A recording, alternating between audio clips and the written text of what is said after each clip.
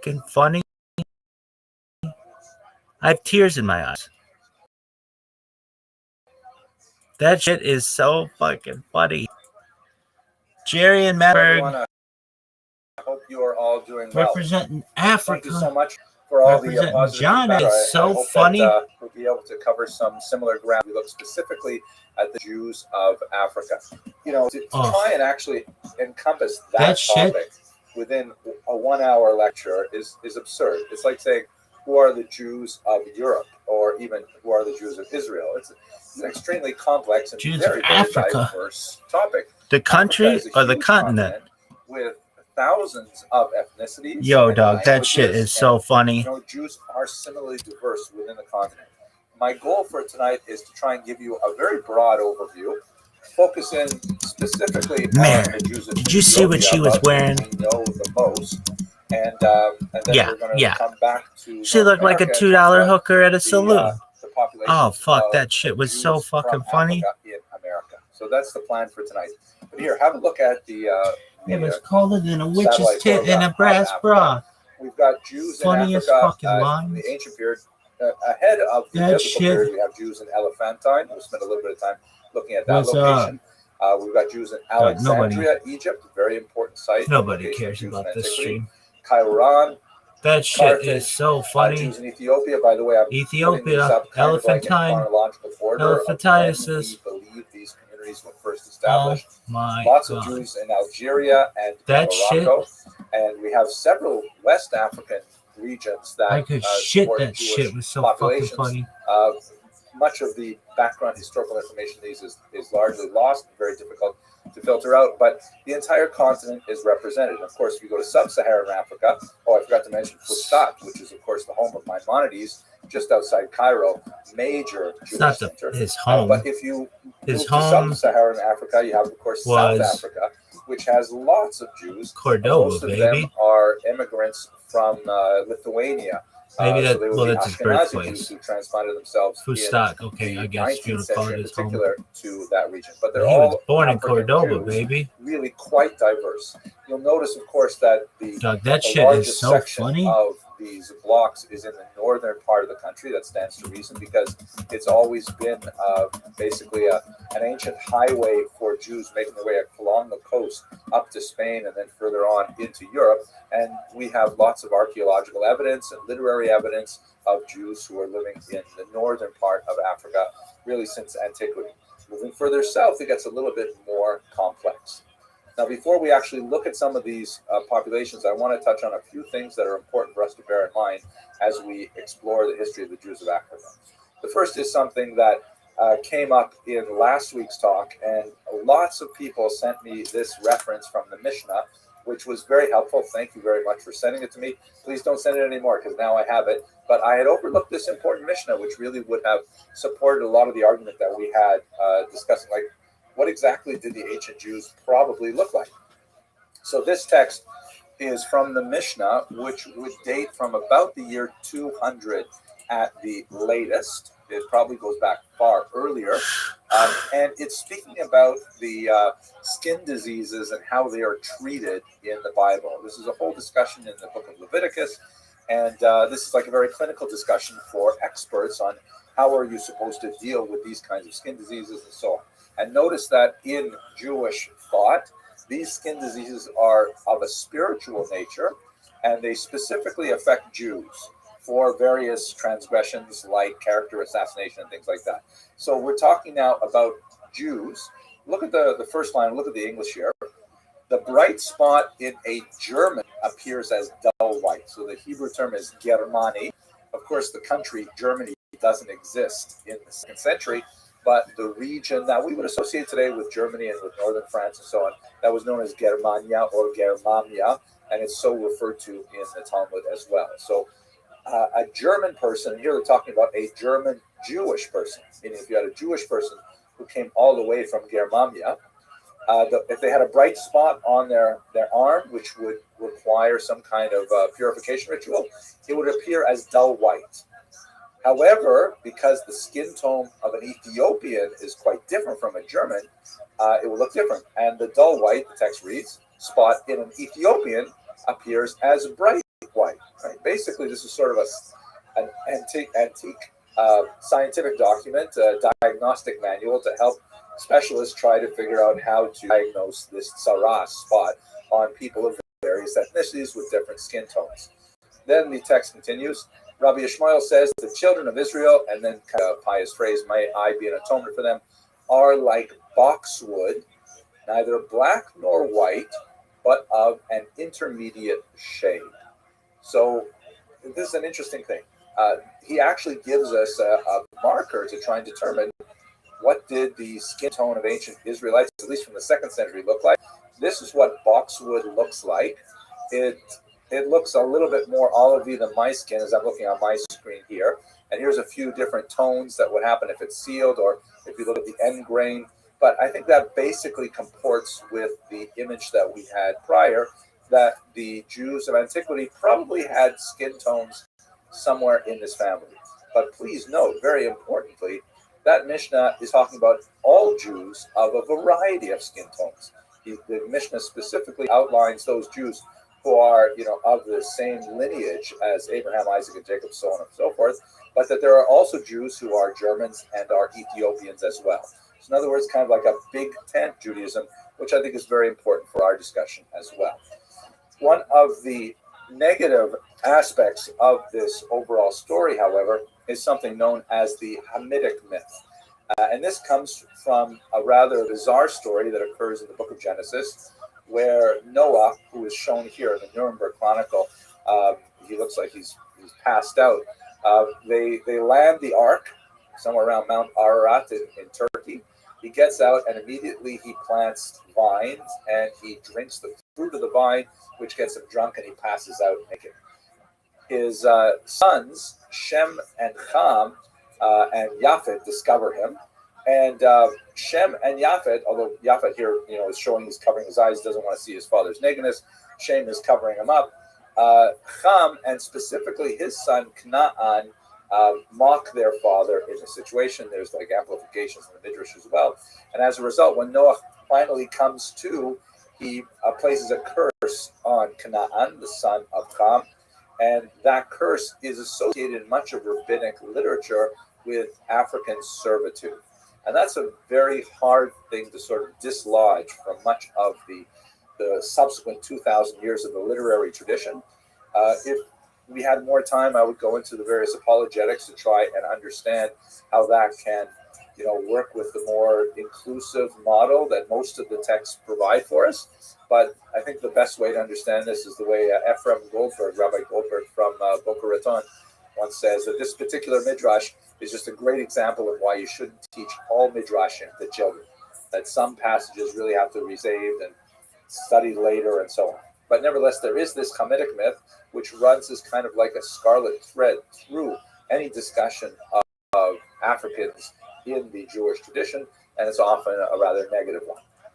Now, Maimonides, though, is more to the mainstream of Jewish ideology with this, and perhaps most powerful example of his defense of Jews who come to Judaism later on in their lives is this remarkable letter that he wrote to Obadiah the convert. Maimonides, like all the great rabbis of history, would receive all kinds of letters, she'elot, questions, that would be sent to them asking them, what is the halakha in this case, what does Jewish law require in this case, and so on. And this one Obadiah wrote to Maimonides and told him that this is just an excerpt of part of his Maimonides' response. He said to him, where I live, there are people who tell me that because I converted to Judaism, I cannot read the same prayers as all the other Jews. I have to change the language so that it doesn't, when the verse says our God, I have to say essentially their God, because I'm not part of our. And especially phrases like God of our fathers, which is an extremely important phrase that occurs frequently in the text. The God of our fathers. What do I do about this? I feel badly because my fathers were not Jewish, and yet, I want to pray with everyone else. And Maimonides says very clearly in the second paragraph, yes, you may say all this in the prescribed order and not change it in the least. In the same way as every Jew by birth has his blessing and prayer, you too shall bless and pray alike, whether you are alone or pray in the congregation. And the letter goes on. I highly recommend you read the entire thing. It's quite a remarkable smackdown of those who would suggest that these converts to Judaism are any less Jewish than anyone else. Maimonides says they are firmly within the tradition. So now that we have established a little bit of the parameters of the question, is Judaism colorblind? I would like to argue that for the most part, it is, but there are some disturbing passages to the contrary. We should answer the very big question, what exactly is a Jew when we're talking about it? And Rabbi, don't worry, I'm not going to go into this deeply because this is one of the most complicated discussions in Jewish history and thought ever. As I mentioned briefly earlier, there are basically two ways to become a Jew. One is to be born of a Jewish mother, kind of like a tribal affiliation, although it's not really tribal because normally tribal status would be conferred through the father. But for the vast majority of the last 2,000 years, that has been the standard of admission to the Jewish people. If your mother is Jewish, regardless of who your father is. Now, true, when you read the Bible, there are lots of passages where it seems that Judaism is rather patrilineal, following after the father. And so there's a lot of discussion in the rabbinic literature and the Talmud and so on. How do we derive the idea of matrilineal descent exclusively? In another lecture, I discussed in more detail, but I'm not going to go into it today. But until you get to the 20th century, specifically the 1980s, when the Reform movement instituted a decision on patrilineal status, which provokes a certain amount of consternation to this very day, the standard traditional way of becoming a Jew was through birth through one's mother. Now, the conversion, on the other hand, is open to everyone, and it requires basically three things. Here they are. The first is circumcision, obviously from men only. If a man is already circumcised, as we shall see was relevant with Ethiopian Jews because they had been practicing circumcision, then there is sometimes a symbolic taking of a drop of blood to symbolize the circumcision without actually removing the flesh. So that usually set a fairly high bar that kept most non-ethnic Jews from converting to Judaism in the ancient period as of today as well.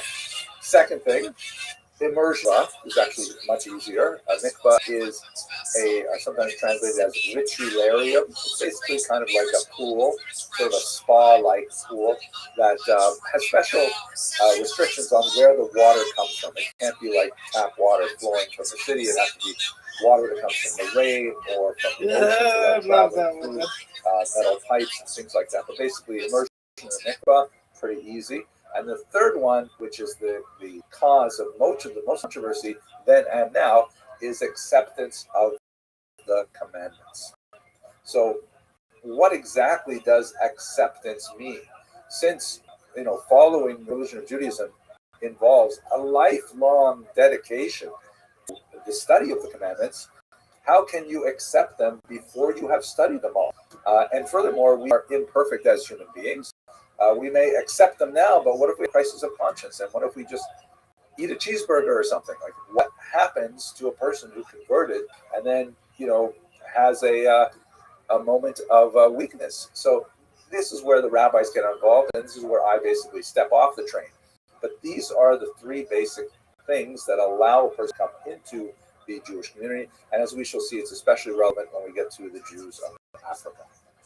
Okay, so much for the kind of introductory material. African Jews in antiquity. We actually have quite a few communities in antiquity. What we can say with some confidence is that they are not based on the so-called lost tribes, which is in itself sort of a misnomer. The Bible describes the population transfer policy of both the Assyrians and later the Babylonians that wreaked havoc on ancient Israel. The Assyrians in particular in the 8th century removed huge swaths of Jews from the northern part of Israel and shipped them off to regions within their large empire, largely as a way of trying to control popular dissent. It was like essentially a divide and rule strategy, where if you take away especially the young males and you remove them from their homeland and you send them very, very far away, then there won't be anyone to rebel in this territory, and it will act as a break as well on uprisings far away, because they won't necessarily be able to have the same connection with the population where they moved to. The Assyrians also moved other peoples into the land of Israel. That's a whole discussion of where the Samaritans come from, for example. So where, and by the way, the 10 tribes that were living primarily to the north, it's a misnomer to think that the north was completely denuded of Jews. There were still Jews who remained in the area. Many of them fled south to bolster the populations there. But it's not like a modern operation where you can actually conceive of something like a Judenrein environment. This was a heavy population loss, and it was so much so that it deserved in the Bible, but it certainly does not mean a complete evacuation of all the Jews of the north. We know where those Jews went from the biblical description, specifically in the region of Hamath, Gozan, and the Empire. And they're shown here with these three circles, these three red circles. If we put that into a modern map, most of those 10 tribes, or the people that were displaced, were sent to what would be the borderlands of Lebanon and Syria today, or northern Syria, perhaps the Kurdish areas, and then further east from Mesopotamia, northeast of Baghdad. And it's quite possible. We do have archaeological evidence of Jews in those areas, which is really quite fascinating. There is a long period where they do try to retain their Israelite identity and so on, but ultimately they just merge with the population as a whole. But that's where the 10 lost tribes end up, as best as we can tell. We don't have any indication of them making their way south to Egypt, but we do have lots of other Jewish populations in Egypt. One of the most fascinating ones, I think, is the Jewish population in Elephantine. You can see here on this map, it's in the upper Nile. I know when you look at this map, the upper is in the lower part of the picture. That's because the Nile flows from south to north. So the higher elevation of the Nile is in the south. And there's this settlement there that was discovered in the 20th century that actually has a Jewish temple there. Amazingly, it was kind of like a rival temple, the temple in Jerusalem. And it's just tantalizing clues as to what the Jews were thinking in Elephantine to have a separate temple besides them. But we also have, the ruins of the temple have been excavated. We knew they had a lot of conflict with local Egyptians. The temple was ultimately destroyed by the followers of Khnum, another Egyptian religion. We also have a significant number of documents, many of them stored right here in the holy city of Brooklyn, that are Aramaic documents of communication between the ancient city of Elephantine and Jerusalem. And it's fascinating to see how they communicate with each other. Where did this community come from? Most scholars believe that this was originally a military colony of Jews that was set up during the period when the Persians dominated the region in the 6th century before the Common Era. We're talking about a very, very long time ago, a very significant Jewish population in the Upper Nile region. And we don't know what happened to them after their temple was destroyed. Not impossible to imagine them to have some lasting effects on the local population. It's not that far from Ethiopia, which will be a major part of our story. If we go to the lower Nile Delta in Africa, you see there's a very important city here called Alexandria. Alexandria, established by Alexander the Great, 4th century before the Common Era, also very, very ancient, had a huge Jewish population that is actually recorded in the writings of Philo, also pronounced Philo, and others. We know that they had a very large population in a specific Jewish quarter that occupied quite a good fraction of the city. We know that they had significant conflict with their neighbors as well, and there was actually a series of attacks on them in the context of larger political forces at play. But there's no question that we've got these very, very ancient Jewish communities living in the Egyptian region of Africa, totally separate from the entire Exodus story, which would have been 1,200 years prior to the settlement that I'm describing in Alexandria today. Okay, so this just gives you a sense of how Israel had a tremendous amount of interaction with its neighbor to the southwest, just on the African continent, and it's not surprising that they would leave some lasting mark. Now, I mentioned many different Jewish groups, or many groups of people who identify Jewish in Africa. Some of them have some interesting support from DNA studies, but for the most part, they're completely bereft of any literature that describes what their presence in the African continent. A major exception to that rule is the famous Jewry of Ethiopia. We know for centuries that there was a Jewish community in Ethiopia, a living Jewish community in Ethiopia, not long gone like Elephantine or Alexandria. But the real question is, because these Jews were largely illiterate, even the Torah that they have is different from ours. It's not written in Hebrew, written in Ge'ez, which is a local holy language, and today they speak primarily Amharic. So they don't have a strong literary tradition. What we know about, in terms of, I'll describe kind of like the legends that we have, some of which may have basis in reality, but we're unable as historians to determine that historicity. The Ethiopians themselves, both, by the way, the Jewish Ethiopians and the Christian Ethiopians, tie their presence in Africa to the marriage of King Solomon and the Queen of Sheba. That is the dominant thinking among Ethiopians. It's recorded in their holy book, the Kebra Nagast, which was written in the 14th century. And in fact, the Lion of Judah is something that the United Jewish Appeal shares with Ethiopia as their prime symbol. So that would go way back. If we're talking about King Solomon, that would be like 1,000 years before the Common Era, which would place Ethiopian Jewry very, very far back in time. And by the way, there are some really tantalizing things about the way that Ethiopians practice Judaism that would suggest that level of antiquity or something nearby. For example, the Ethiopians had the holiday of Purim, which commemorates events that took place in Persia in the 5th century before the Common Era, right? So the whole story of Esther and Ahasuerus is set in Persia at that time, but they lack the holiday of Hanukkah, which would have taken place in the 2nd century before the Common Era.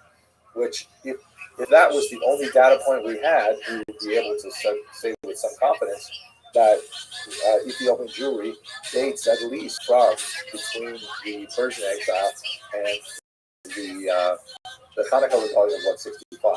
Unfortunately, it's not quite so clear, but nevertheless, there are these tantalizing associations. We also have a strange individual named Eldad Hadani, Eldad of the tribe of Dan, one of the 10 lost tribes, who travels through the region in the 9th century and tells a rather amazing tale of an independent Jewish kingdom in Ethiopia. His account is widely disputed by historians, and it's not clear exactly why he's telling this story and if he can be trusted, but nevertheless, it is a fairly early that in the 9th century they had an independent kingdom run by a Jewish ruler. There are also legends of a Jewish queen named Judith or Gudit, although historians largely do not ascribe to the historicity of that particular story, especially in connection with the Ethiopians. What we do have more solid ground to stand on is regarding the country of Himyar, which is here in the south of the Arabian Peninsula. That would be today Yemen, where there was a king named Yusuf Nuwas, who reigned in the early 6th century of the Common Era. Kind of a figure who was Jewish, and also he was a very powerful ruler, and he actually waged war on Aksum, which you can see here on the left. Aksum is what the Jews would call Kush, or Ethiopia. Aksum is the city, the capital city of Ethiopia. And he waged war on Aksum, and there are many historians who would argue that it was at least in the 6th century that Judaism was introduced through Nuwas and his armies into the region. Still, all of these things are largely, apocryphal, We don't know how to evaluate these statements. The Ethiopians themselves left very little written record to help us figure these things out. So it's very difficult to actually verify these of a medieval Jewish state. But we can say with great confidence is that there was a medieval Jewish people in Ethiopia. They call themselves the Beta Israel. They used to be called in Western literature the Falasha, but that is a derogatory term which they prefer not to use. But that's the people we're talking about. Beta Israel means the house of Israel. That's what they would have called themselves. The rest of the Jewish world knows about them largely through various travelers who make their way around the Mediterranean basin and further south into Africa.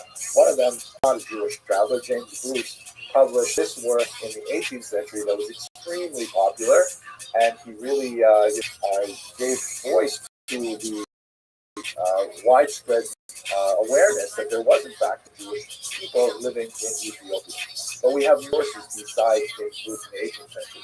We have, we mentioned him last week, Benjamin Tudela. We have the great scholar Rabbi Ovadia Alper. That's a major commentator on the Mishnah, known simply as the Rav, and he encounters and interviews Ethiopian Jews. And so there's lots and lots of examples, Pataki of Regensburg, many others, who attest to the fact that, yeah, there's a Jewish community living in Ethiopia. They're different from us in a lot of ways, but they are, in fact, there. So, but with James Bruce's popularization of their account, this sort of brought unwanted attention to the Ethiopian Jews because it was primarily Christian proselytizing efforts that was directed at them, because there's something special about finding an ancient Jewish community and turning them over to Christianity that must have appealed to a lot of early, convert seekers. And so there was a renewed attention from Europeans on the Beta Israel from the 18th century on. In the 19th century, the organized Jewry gets much more involved, and they begin to have delegations to the Ethiopian Jews, working with them and working to reintegrate them into the larger Jewish population. But this attention from outsiders did not improve their local situation in Ethiopia. It's believed that at this time, that's when they acquired the name Falasha, which means outsider or wanderer, and they began to find themselves the ironic, it's not really ironic, it's a Jewish condition, but they began to find themselves the targets of anti-Semitism. So that's one of the, the downsides of being Jewish, I guess. But at the same time, in halakhic literature, if a person insists on his Jewish identity despite persecution, it's another argument to validate his claims of Jewish identity, because why would anyone want to go through that? The Ethiopian Jews make a huge change for themselves in the 20th century in particular.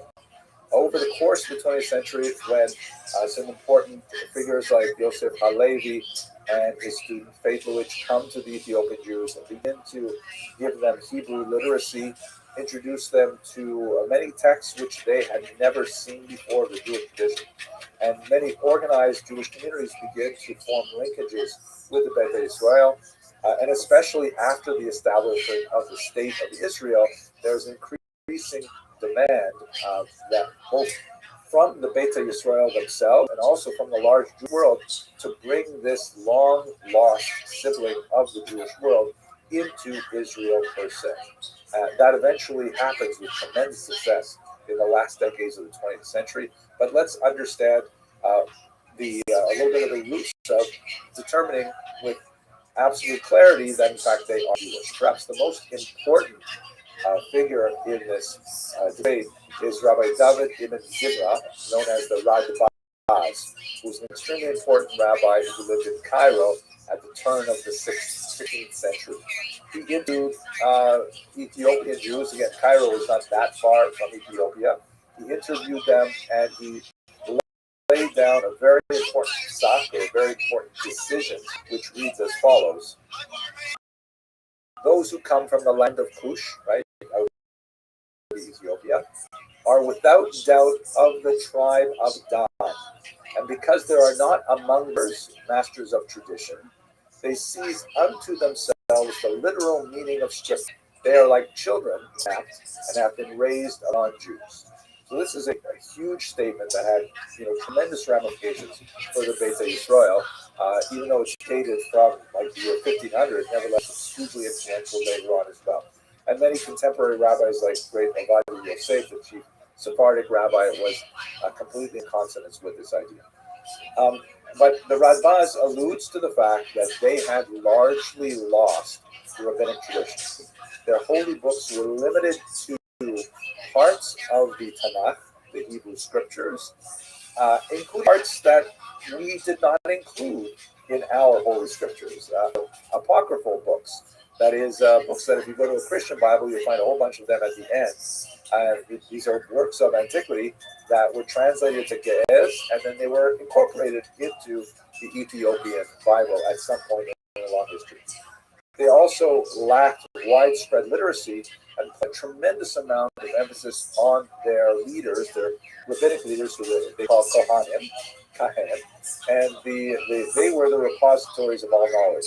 But since they were operating without the basic tools of Jewish literacy, many of the customs and practices of the Ethiopian Jews were quite foreign to modern Jews. So when the Radbaz was undoubtedly aware of these things, and that's why he adds this last part, that they are like children who were kidnapped. This is a technical term in the Talmud, tinokos shenishbu. Kidnapped children mean, they are fully Jewish, but since they lacked the upbringing that would accrue to a normal Jewish childhood and were able to absorb Jewish law normally, on an osmosis kind of basis, they can be held culpable for the things they do in contravention of Jewish law. So a tremendous amount of extra tolerance has to be paid to them in order to integrate them back into the rest of Jewish society.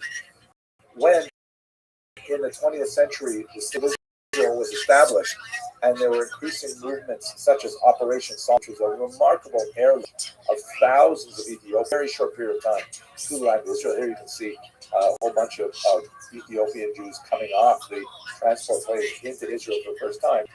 There were many calls for at least some kind of symbolic conversion, because even if we were to affirm the notion that they are all descended from original Jews, since they had lost many of the laws of marriage and the laws of inheritance and the laws of divorce, very important, then they could have all kinds of other statuses that would be untoward and make it difficult for them to marry other Jews. So the compromise that was effected, with a certain amount of controversy, this is after all the state of Israel, everything happens with controversy. They created something called a Chidush HaYahadut ceremony, which means a renewal of Judaism ceremony, commitment to Judaism, which was more or less like a formal declaration of immersion in mikvah to, without a tremendous amount of effort, but nevertheless a token amount that the Ethiopian Jews accepted at first. Later on, there was some argument about it. It was some people felt it was somewhat insulting, that after they had suffered for so many hundreds of years, they should be asked to renew their Judaism. But nevertheless, on the whole, the process worked. I was able to accommodate them without too many challenges. There were, in fact, challenges. Ethiopian Jews do a degree of discrimination in Israel, as one might expect, perhaps, for such a foreign new community coming into the land of Israel. But on the whole, their absorption has been successful. Today, there are about 160,000 Beit Yisrael that live in the land of Israel, about 2% of the overall population. And so that's kind of like a great story. Now, let us move to America, as I suggested we were going to bring this one to this country. Well, the American experience with Africa, of course, is heavily tainted by the experience of the disastrous, horrific transatlantic slave trade, which brought millions of Africans against their will to these shores and those of South America, and put them into servitude for the rest of their lives. It's impossible, especially in the space of a short lecture like this, to encompass the degree of human suffering that accompanied this kind of massive displacement. But I'd like to focus on one specific aspect of that, is that we should recall, as we mentioned at the beginning, Africa is a hugely diverse society, multiple languages, multiple peoples and ethnicities, and the slave traders couldn't care less. They simply shunted them all into these overcrowded boats, and those that managed to survive the transatlantic passage were brought into communities that had, no commonalities of language or place and so on. And they're left essentially to fend for themselves without the tremendous support of a cultural community.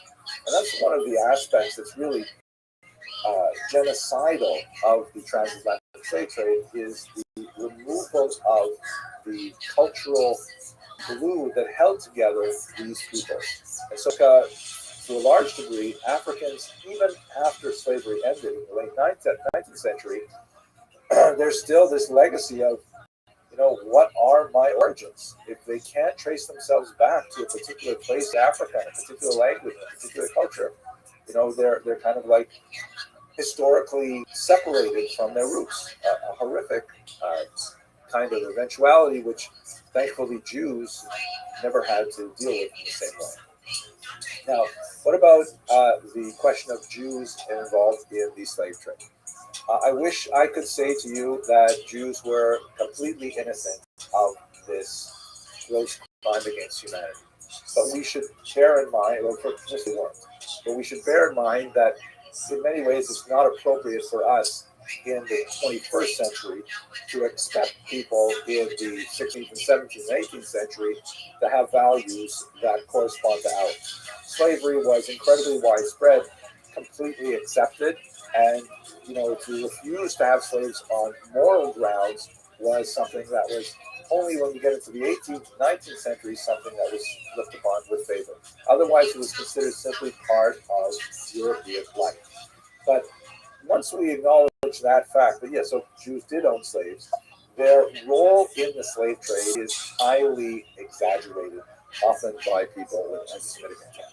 It was minuscule. Let's look at just one number, for example. In 1830, the American South had about 45,000 people who were slaveholders that held 20 or more slaves, right? 45,000 people in America and the South had 20 or more slaves. Of that population, 120 of them were Jewish, which is less than 1%, 0.3% precisely. So yes, there were Jewish slave owners, but you have to put it in proportion and within the cultural moment. If we look at larger slave owners, you see that 12,000 people in the American South owned 50 or more slaves, and in the Jewish population, the number was 20, or 0.2%. So this is the real story about Jewish involvement in the slave trade. The real, I think, natural space for Jews historically with regards to Africans, and especially Jewish Africans, begins to be apparent after 1903. That's when there was a horrible pogrom in the city of Kishinev, and it received widespread attention in the Western press. Many Jews were completely enraged that a pogrom of this nature. Pogrom, by the way, is like it's a somewhat spontaneous, say semi-spontaneous attack on a Jewish civilian population by a combination of sometimes people in arms, sometimes gangs of hoodlums, sometimes the local population rising up. It's sort of a generic Russian term used to represent that kind of an attack on a civilian defenseless population.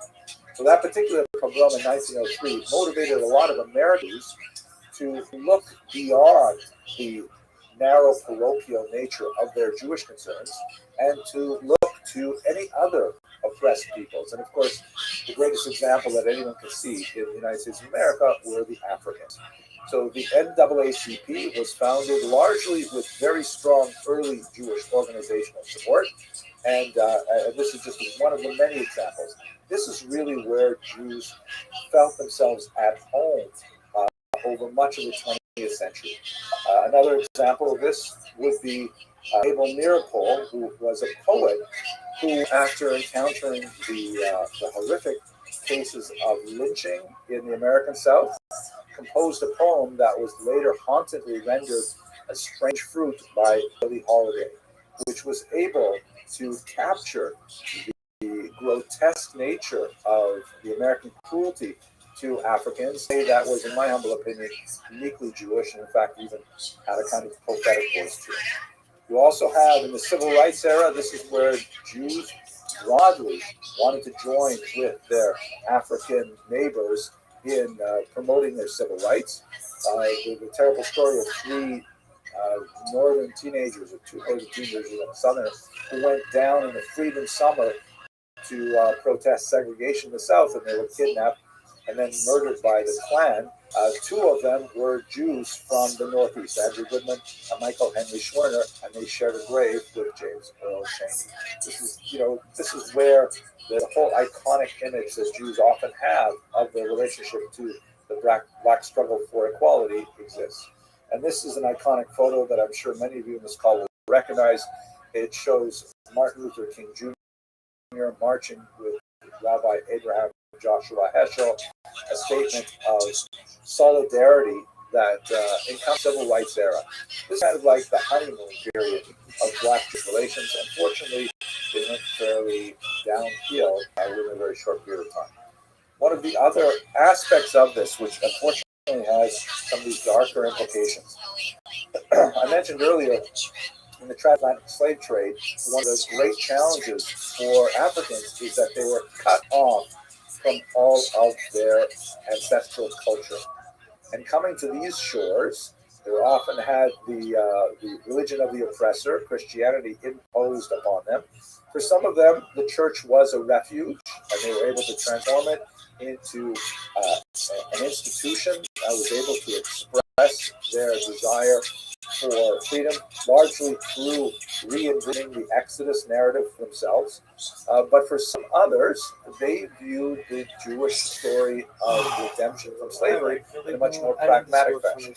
There are groups like the so-called Commandment Keepers, led by Rabbi Wentworth Arthur Matthew, who began to adopt a thesis that the Africans were in fact the descendants of the ancient Israelites. As I mentioned last week, they tend to prefer the term Israelite, which was associated with an earlier period in Jewish history, as opposed to the word Jew, which is more closely associated with the Persian period and especially the Roman period.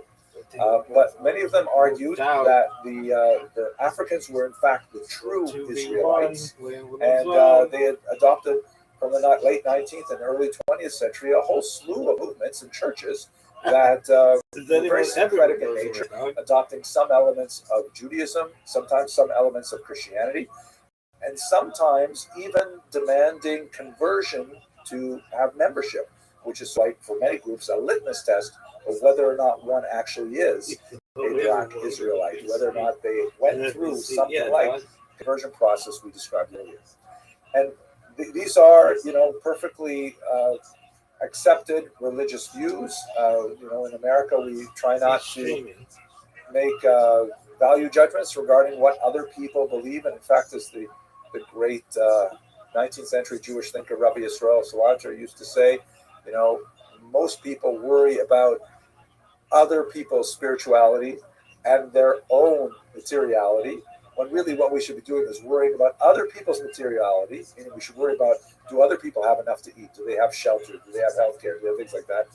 And worrying about our own spirituality, like not worrying about what they think in terms of their religious values at their table instead. So we have lots of these groups that are perfectly benign, and they go back over 100 years in American history. However, there is a much darker version that especially gains traction in the 1960s and after the Crown Heights riot of 1991. This is a period when, the goals and ideals that were articulated in the civil rights movements of the 60s began to show some weakness as the slow pace of societal change began to exacerbate a lot of racist beliefs, both from African communities and from Jewish communities. And this exploded in a major riot in Crown Heights, Brooklyn, that was emblematic of kind of like the last break between, I shouldn't say the last break, but a very important break between two communities that lived then and now side by side in relative peace and harmony. But ever since then, there would be more tension. And one of the groups or a series of groups that contributes to that tension are groups that the Southern Poverty Law Center identifies as radical Hebrew Israelites. This is not a specific church, but the name of a movement. As you can see in the text here, they're distinguished from other Black Israelite churches who do not espouse the dangerous beliefs. But radical Hebrew Israelites take you that, okay, the Africans are actually the real Jews. So who are those other people who are claiming to be Jews? Those must be imposters who are usurping our identity, who have stolen our patrimony, stolen our heritage, and so on. And this movement has given cause to a certain amount of consternation and concern among many people because it can sometimes become violent, and that's beyond the pale of what's really acceptable for a religious movement. If you spend any time at all on social media, you'll see people taking advantage of the current moment with certain celebrities saying outrageous things, to then go out and also say outrageous things and be captured on TikTok and things like that. And if any of those people are watching right now, and I want to say, I know that a lot of you watch my YouTube lectures because I get plenty of hate mail from you. But just ask yourself before you say something like Hitler should have killed all of you. What would your mother say about that? I've heard so many amazing things about the African American community and the power of its motherhood, how mothers have such a strong role in shaping the identity of their children. What would your mother say if you were to tell people Hitler should have killed all of you? Anyways, that's where we are in 2021. I just want to conclude by looking a little bit at the statistics for African Jews in the United States of America, and they are surprisingly, perhaps, numerous.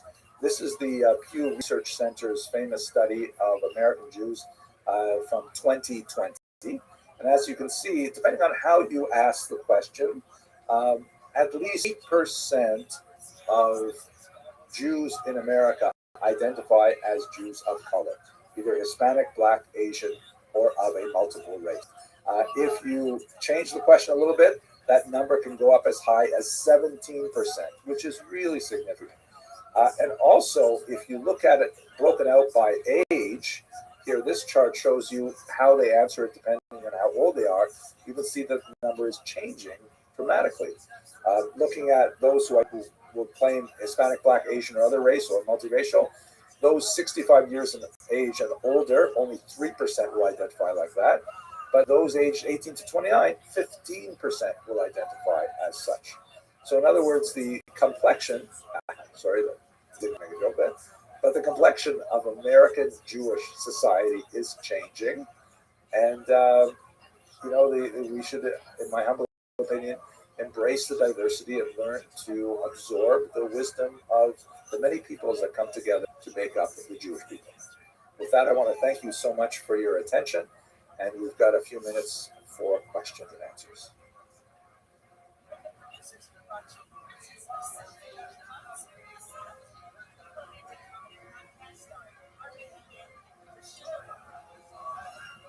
Yo, what's up?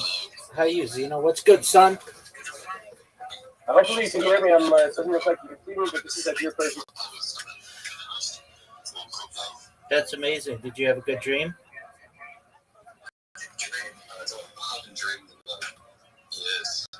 Why is that? All right. Did you just living my life? I stream my life 24/7, 365.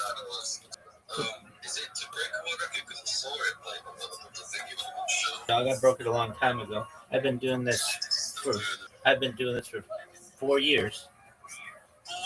Word, dog. Word, dog. I'm live on 22 different YouTube streams right now. Oh, yeah, for sure. Well, I hope you wouldn't. Yeah, and I'm live in a bunch of other Discords too, including Socialize and Aiden Ross's Discord and just a bunch of them. And of course, Igor World. And I don't normally talk in them because I don't want to come off as self promotion, but that's what I do. That's really cool, bro. Thanks, big man. Let me know. Absolutely. If you ever need me or you want to talk with me, I have a server that I'm always in, my own server. Feel free to. Yo, I'm not gonna leave you. Just you're the only person with the camera. Let me get a shirt on. Like, you're good, pimp. What up, Hakeem? How you living, Hakeem? are you playing Fortnite? Do I play Fortnite? No. Oh wait, yeah, I do. Yeah, I do. I do play Fortnite. You FIFA? FIFA? Yeah, dog. No, not FIFA. Play Fire. Oh, I don't know what that is. It's a good game. You know, see. Watch. I can. One second, bro. One second.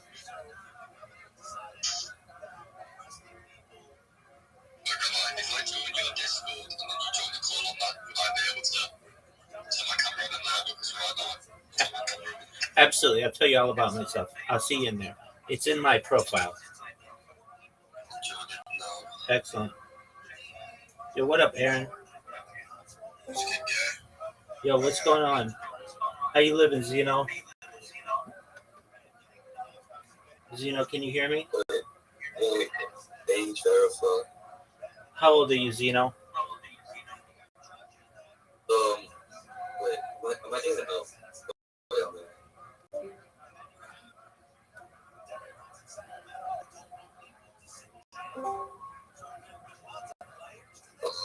Yo, Zeno, how old are you? I'm 17, but like, I'm not gonna do nothing crazy, bro. No, I understand. All right, I'll keep it PG. I stream my life 24/7 for world peace. I've been doing so for more than 3.5 years. I have more data archived on the internet than any person ever. My streams go back to the pandemic. We've seen the death of a queen, the birth of AI, the coronation of a king, everything in between. The Economist magazine stated in 2018 that data was its number one resource, more valuable than food, water, gold, air.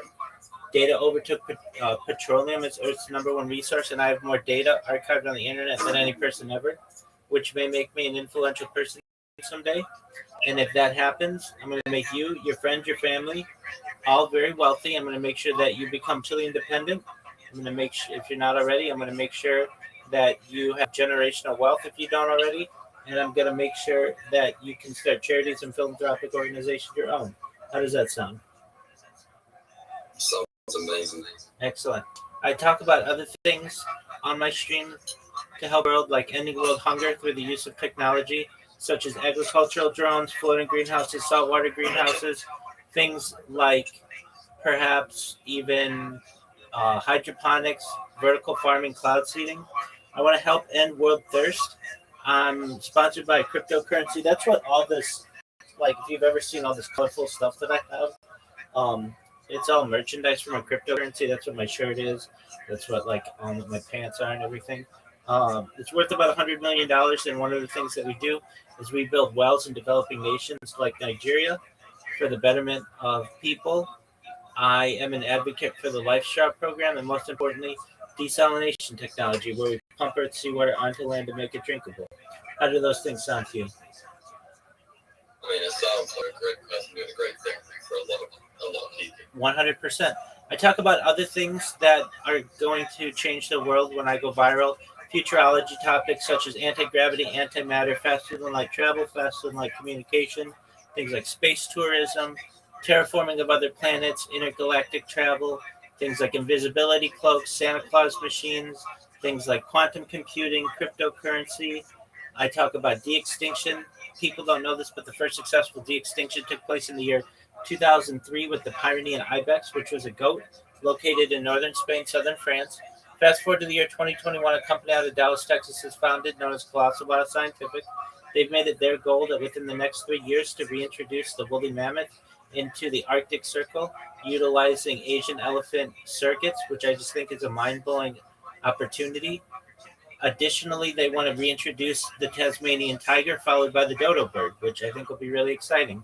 They recently made headlines with their introduction of the dire wolf. The dire wolves there are three of them. They're about a year old.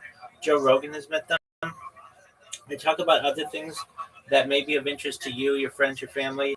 When you were born, Zeno, the average life expectancy for someone like you is probably about age 80 years old. I want to increase that to age 100, 120 through the use of technology like peptides, oxygen therapy, human growth hormone, stem cells, nootropics, things like cryonics, cryogenics, cold shock therapy, red light therapy, ambrosia therapy. But eventually you may get to be 120 years old. You may say, Rabbi, it's been a really great run, but my body's starting to break down. What's the next plan? If you want, this is all with your consent. You may be able to utilize a type of technology in the future known as mind uploading technology, where we scan your brain with your consent into a computer like a CAT scan or an MRI, knowing where every atom is in your central nervous system and your peripheral nervous system, for later download as an android, an avatar, a cyborg, a cybernetic being, a clone of yourself, a robot, an ethereal being, whatever you want to be. But essentially what I'm saying to you, Zeno, is that you may have a future at a digital immortality. What are your thoughts? I mean, I think immortality to me is scary. Like, obviously, everybody wants to live a long life. Everyone wants to live a long life, but after a while, it just seems scary because I don't know, what would you end up doing after 100 years of being on a computer? Yeah. Would it not get infinitely boring? Well, no, not necessarily, because you could have any kind of body that you want. You could essentially be a shapeshifter. So, like I said, you could be an android, an avatar, a cyborg, a cybernetic being, a clone of yourself, a robot, an ethereal being. You could be an animal if you wanted to be. You could be an extraterrestrial being if you wanted. You'd be able to travel the stars and be able to perhaps live on another planet or live in a different dimension. You'd also be able to perhaps utilize different types of opportunities to make life more enjoyable, more stimulation, just overall live a more enjoyable life. But I am in agreement with you. At a certain point, you may get bored and you want it to all end. And so you should have the right to be able to just say, I'm done, and basically start all over if you want. But there are those of us who are known as transhumanists who want to live longer than the average life expectancy. And that's the future. And just to give you a heads up, that is probably what's going to happen with the human race. And no longer will we be Homo sapiens anymore. We'll be some uh, new kind of species, one that doesn't die. Well, what would the ethic be on actually like uploading people, like soul, basically, onto a computer? Like, what would be the ethic of like terminating that? Let's say you put, well, if you're able to do anything, if you put that on there, what if, let's say, a serial killer killed 200 people and then their punishment was 1,000 years in prison? Would you not be able to achieve their entire prison sentence on that technology? Yeah, so ideally, those types of punishments will no longer exist. You'll be able to, quote unquote, punish someone within minutes, but have it feel like an experience of much longer, and essentially be able to rewire their brain so that they don't do those types of actions anymore. Additionally, with types of technology known as memory erasure, they'd be able to remove any kind of pain that came from those incidents. And then the people, let's just say the 20 people that died, we'd be able to get them back utilizing mind uploading technology, essentially cloning them and then artificially mature clones to be at a state wherever they were when they died. Wasn't there like a Black Mirror episode about something similar to where you put someone into something and then their mind thinks it's been 200 years when it's actually like 20 minutes. That's correct. Let me check. It's got Netflix up on my TV. Sure. I think it's like the 5th episode or something. I could be wrong, though. It's been a long time since I've seen it. I remember watching this being like completely mind blown by it. Word dog.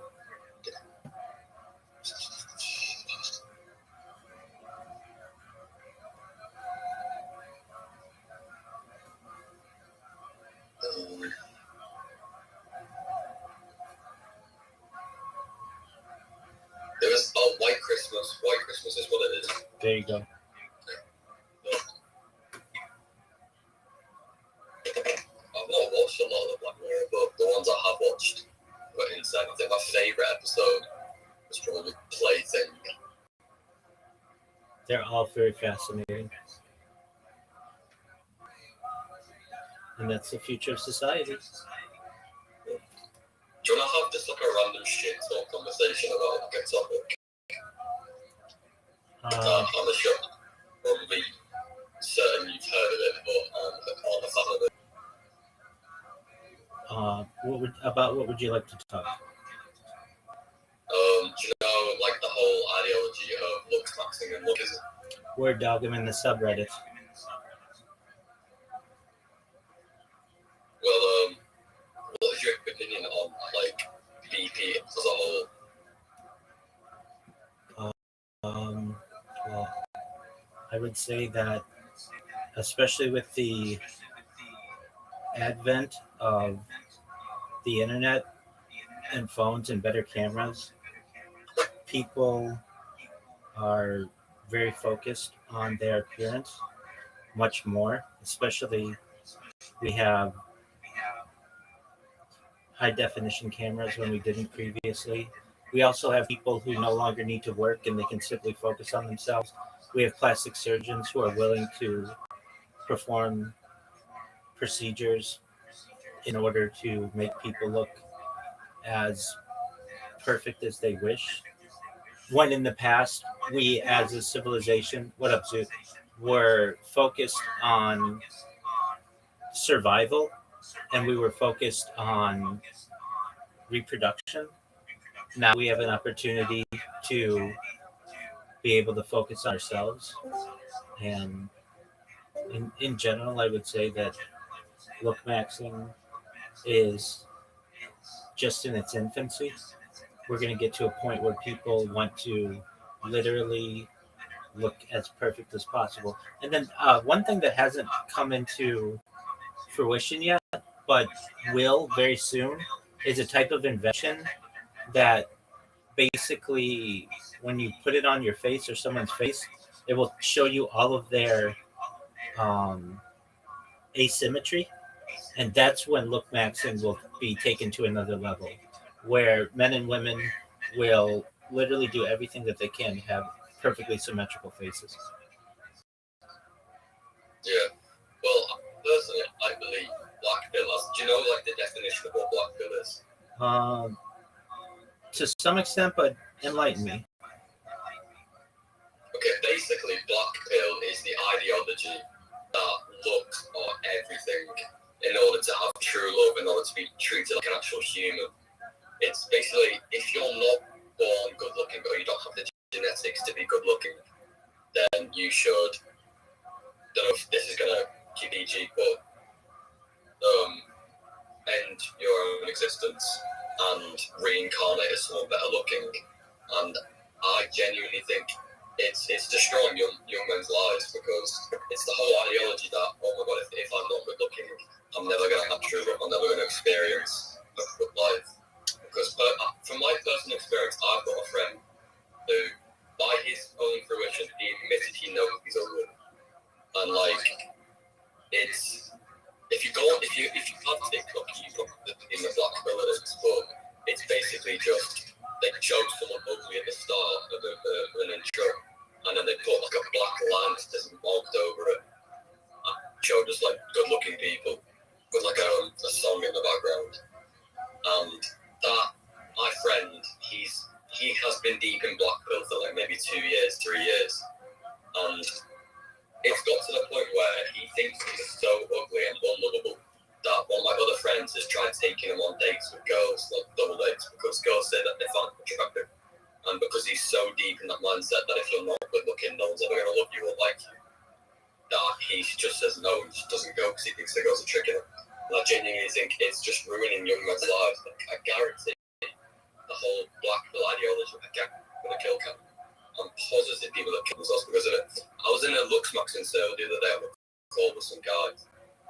Wasn't even unattractive. He was just a little bit fat. Like I said to him, if he would look so much better because I do it. Well, I don't do it personally, but people know about it. And he said that me saying that helped him not want to kill himself because a few days before he was going to kill himself, he didn't have the things to do it. So I feel like it's not worth it. None of it's worth it. But it's like there's a portion of the community that's amazing. Where it's lovely people, nice, kind people. Where like they'll help you like look better physically if you do want it. But it's just the black pill community. It's not good. It's bad. It's infinitely bad. Absolutely, and I understand that, and you're 100% right. It's going to cause a lot of sadness in people's lives. However, what will happen is eventually people who are not perfect looking then be seen as very attractive in the future.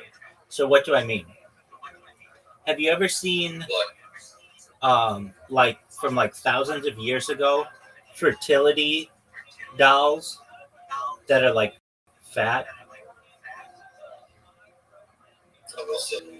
Okay, so if you look up like Assyrian fertility dolls, what was seen as extremely good looking like 10,000 years ago was basically like an overweight person. And if you look at what was seen as attractive even 400 years ago, it was like an overweight person. The idea of beauty ebbs and flows, and it changes. And we're in a certain point where people will be able to get on Ozempic and Wegovy, and everybody will be really thin, and they'll be able to get plastic surgery to be able to look very symmetrical. But then what happens is those people who are outliers, who don't get those surgeries and such, will be seen as more attractive because they're different. And there's something to that. Do you know who Marilyn Monroe is? Okay. Marilyn Monroe and some other famous people. Do you know who Cindy Crawford is? I think so. Okay. Look up Cindy Crawford right now. And tell me what stands out about her face. She was the biggest supermodel of the 1990s.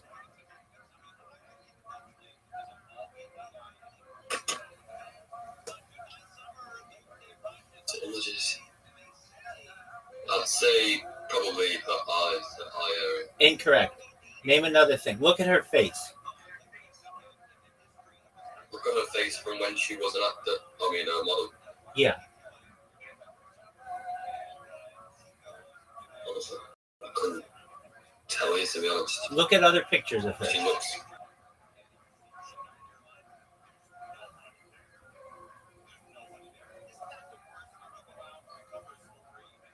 All I'm really seeing is a mole on her top lip. Exactly. Wait, exactly. That mole is a sign of, well, it depends on what the society views it as. It's known as a beauty mark. But you have to understand that made her different than all of the supermodels out there. Basically, all the models had like perfect faces and perfect bodies and everything. But she was a little different because she had a mole. And that makes her asymmetrical. Basically, when you get a bunch of perfect people together, it's that which makes them look different, which makes them more attractive. Does that make sense? Yeah, it's being called uncanny. Do you know who Jordan Barrett is? I don't know who Jordan Barrett is. He's a suit model, but he's very well known by the looks maxing community because he's good looking, but he got you know what buccal fat is, like fat in your cheeks. Yeah, it's being removed a lot. Yeah. Yeah, he got buccal fat removal, and the thing is, before the surgery he got, because obviously he's had the surgery before the buccal fat surgery, he looked really good, but then after the buccal fat surgery, he just looks uncanny, like he looks kind of creepy because of the surgery, and it's that way when you start to look so perfect or so good that you start to look uncanny.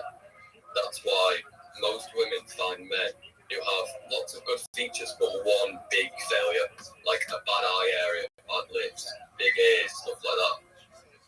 That's why women say in comment sections, I like my man a little bit ugly, because they like a really good face but then one feature that's not right. That's shameless. That's exactly right.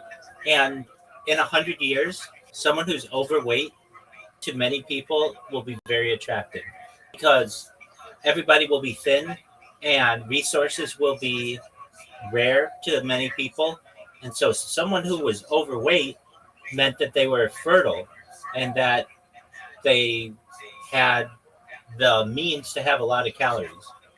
So if you look at art of 400 years ago, that's how people viewed really attractive women as like chubby girls, chubby women, because they weren't out in the fields having to sow wheat or harvest a crop. They could be inside enjoying food and not having to do anything, and that was seen as very attractive.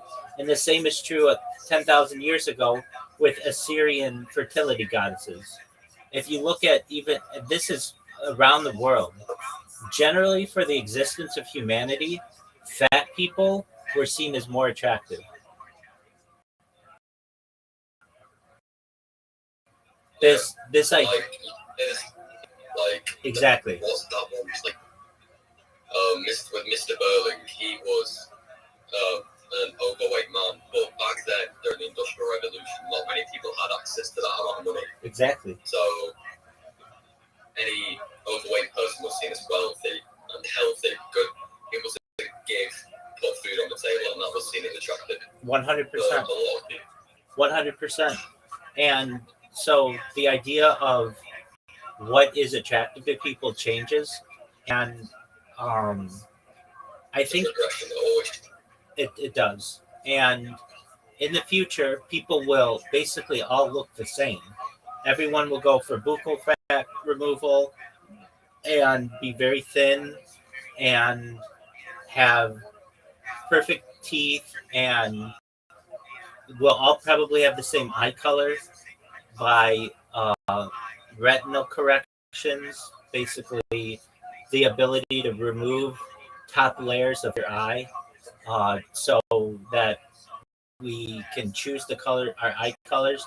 Will all look very similar, and thus anyone who looks slightly off will be seen as very unique and attractive to the mass of society. Yeah, I was thinking about that, like, even just without surgery, I feel like humans as a race would all start to look pretty similar, because if the black pill actually does take over the world and only good-looking people are, like, getting relationships and having children, I think it would be like a trickle-down effect where over hundreds of years, the genetics and genes and features to be good-looking will be passed down, and the general population will become today's standard is better looking. And then I think because everyone would look, everyone's going to want to be like same as everyone else. So that is true. Where unattractive people are attractive, and it would that is true. We will all eventually evolve into naturally straight teeth and naturally one tone, one color. Basically, it's only because of the distance that we've been on Earth that we've had any type of change from a species standpoint. Exactly. And given enough time, just like with any population, we will all look the same. If you take any type of animal, be it polar bears or grizzly bears or giraffes, if you keep them in an area long enough, they will eventually inbreed, so to speak, and then all look the same. That's how we get individual species here on Earth. Except we would just do it on this planet. That's all true. You're very wise. You're wise beyond your years. Thank you very much. I Absolutely. think it's just a crazy level because it's just to think about like so far into the future, all this different technologies that I can't fathom yet. Everyone will be able to fathom it. But it's very interesting to think about and talk about. Absolutely. That's what I do. And with that, my friend, I usually do my best to limit any interaction with anyone who's not 18. You're going to be there soon enough. So, my friend, when you're 18, come back. We'll talk about buccal fat and all the other acts of humanity. In the meantime, spread love, do well. Don't let the black pill get you. You're going to be absolutely fine.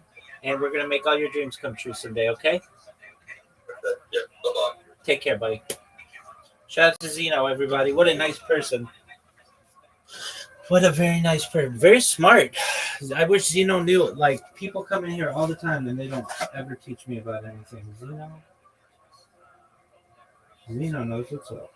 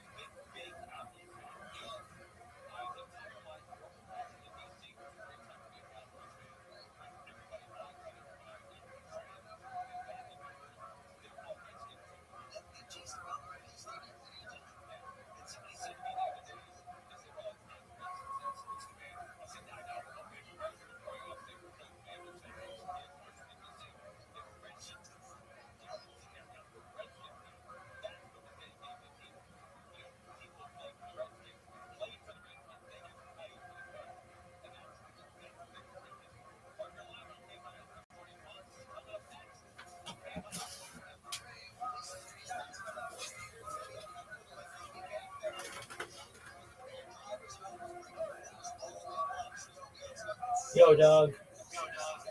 What up, Amma? I'm Musa. How are you? Hope you're doing well. I'm just adjusting my devices. Jacob, I want to thank everyone Feel once free to again talk so if you much want. for joining and supporting our phenomenal series that comes to a close this evening. Three-part series with Dr. Henry Abramson, which, again, from the feedback that's come to us, has been universally praised as really so comprehensive, clear, and a really important window into Jewish history and really We want to thank also our sponsors from Beth Jacob, Jerry and Madeline Eisenberg, who are commemorating the 10th Yortzeit, Evelyn Sachs Goldstein, Esther Merrill, Badri Buda, Chaya Gittel, and the upcoming honoring the upcoming bar mitzvah of his grandson, Aaron Yeshaya Cohen Eisenberg, which will be on Shabbat Hanukkah. We want to also thank all the Beth Jacob members and the community members who have come take part in this session and have been offering such insight. And of course, last but not least, thank Dr. Abramson for this is our chazaka of 3 times of really top-notch programming. And we appreciate it so much. I look forward to having our 3rd installment this evening. And for those of you on our mailing list, you will be able to receive the YouTube recording of all of the lectures. 2 have been sent out so far. We'll have one more coming after this lecture. So we'll be able to continue to learn going forward with that. With that, we again thank everyone for joining, and I'll hand it over to Dr. Thank you so much, Rabbi. It really is a wonderful privilege to be able to speak to you for amazing Megillah, and I'm really grateful for the feedback. Not quite as grateful for the feedback I've gotten in the public sphere with YouTube, because there's lots of nasty people, or I should say nasty people. Yo, what up, Pam? How are you? From people who felt either I was too liberal or too conservative. What about you? A lot of ice here. What'd you say? What about you? Oh, I'm doing well. Are you at least 18 years old? Yeah, Okay, how's your day going? it's good. Can I play piano for you? Absolutely. How'd you find out about me? How did I find out about you? Yeah. YouTube. Oh, you found out about me from YouTube. Okay, excellent. I'd love to hear you play piano. Which song would you like? Do you know any rock and roll songs? Do you know Piano Man by Billy Joel? Yeah. Yeah, I do. Let's hear it.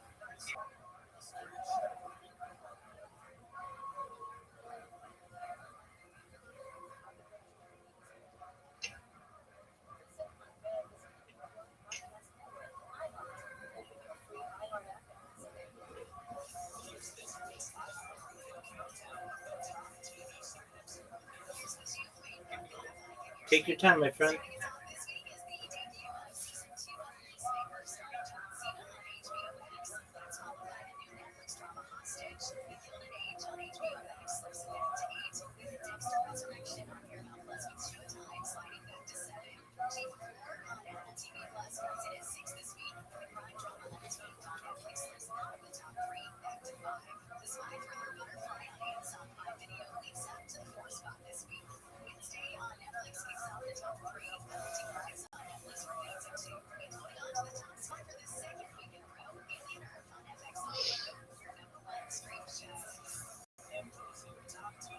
Okay. All right, I'm ready.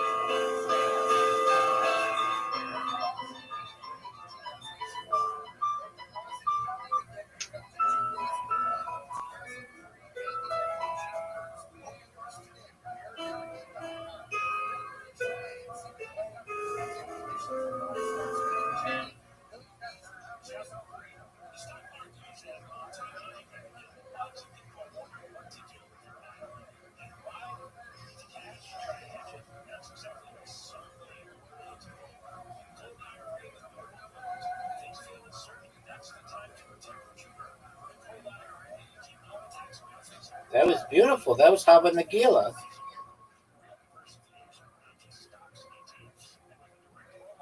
Yeah. Beautiful. And you said you know Piano Man? No, I don't think she knows. Oh, that's okay. Leon either. That's okay. All right. Do you know any rock and roll songs? No, not really. Okay. Can you read music? Excuse me? Can you read music? Read? Yeah. I think notes. All right. We'll look up Piano Man. It's like the most famous piano song of like the last 100 years. At least the last 50 years. I do know his project. The start of it. You know the start of what? His project. Oh, let's hear that. I love that song.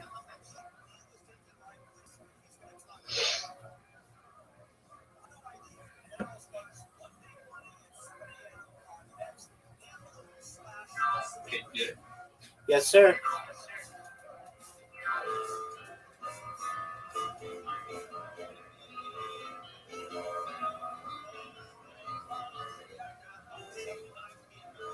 I forgot.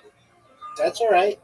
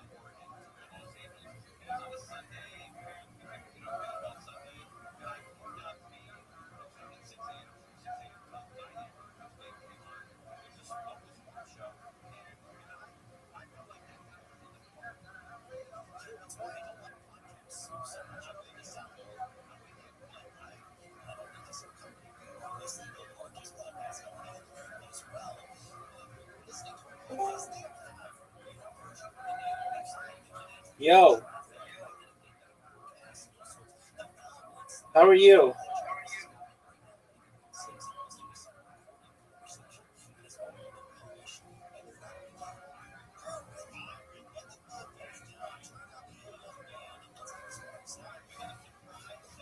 Yo, what's good? Danger.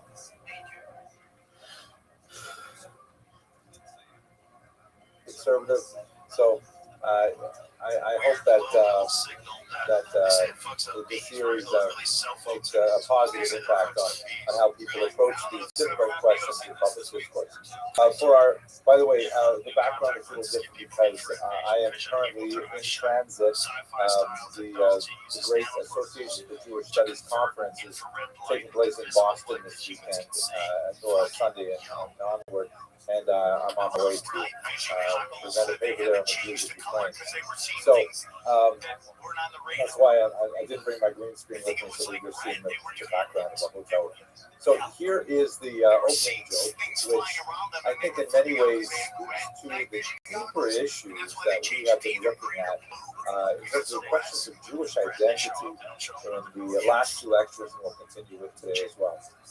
It's one of my favorite jokes because it has really a tremendous amount of depth to it that's expressed in a classically Jewish manner. So the joke goes like this. There's this Jewish out of work actor, young man wants to make it big in Hollywood.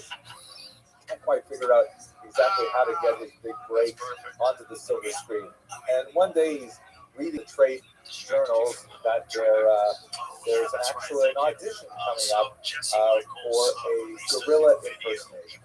And he's tired of waiting tables. And although it's not the kind of great role that he's always hoping for, he thought, maybe this would be something anyway. It's better than working in a restaurant. So he goes to science to try out for this role. He actually gets the part. And it appears that the Los Angeles Zoo had recently lost one of its beloved gorillas. And while they were waiting for another one to arrive from Africa, they need an impersonator to, take his place inside the gorilla enclosure so the zoo can keep attracting and pleasing his patrons.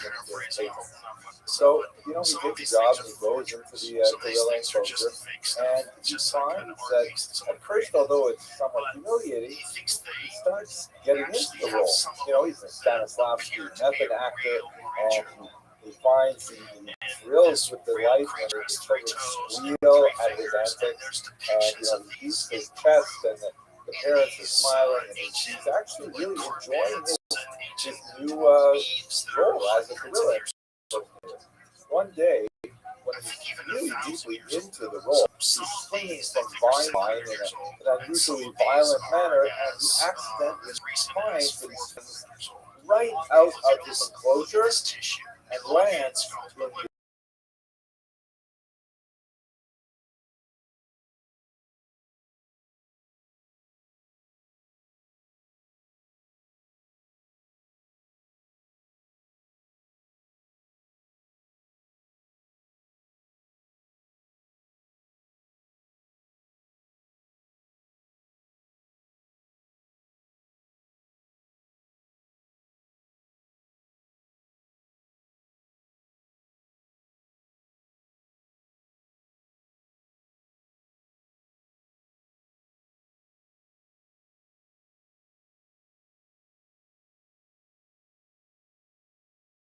hands off his eyes, and the lion says, Baruch Shem Kavod Malchusod Va'er.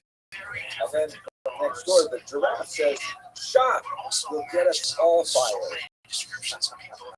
I hope you enjoy that joke. Hard to tell that I'm speaking in a hotel room through a laptop right now. I realize I've never told this joke through a blank screen, so I'm hoping you're laughing on the other end.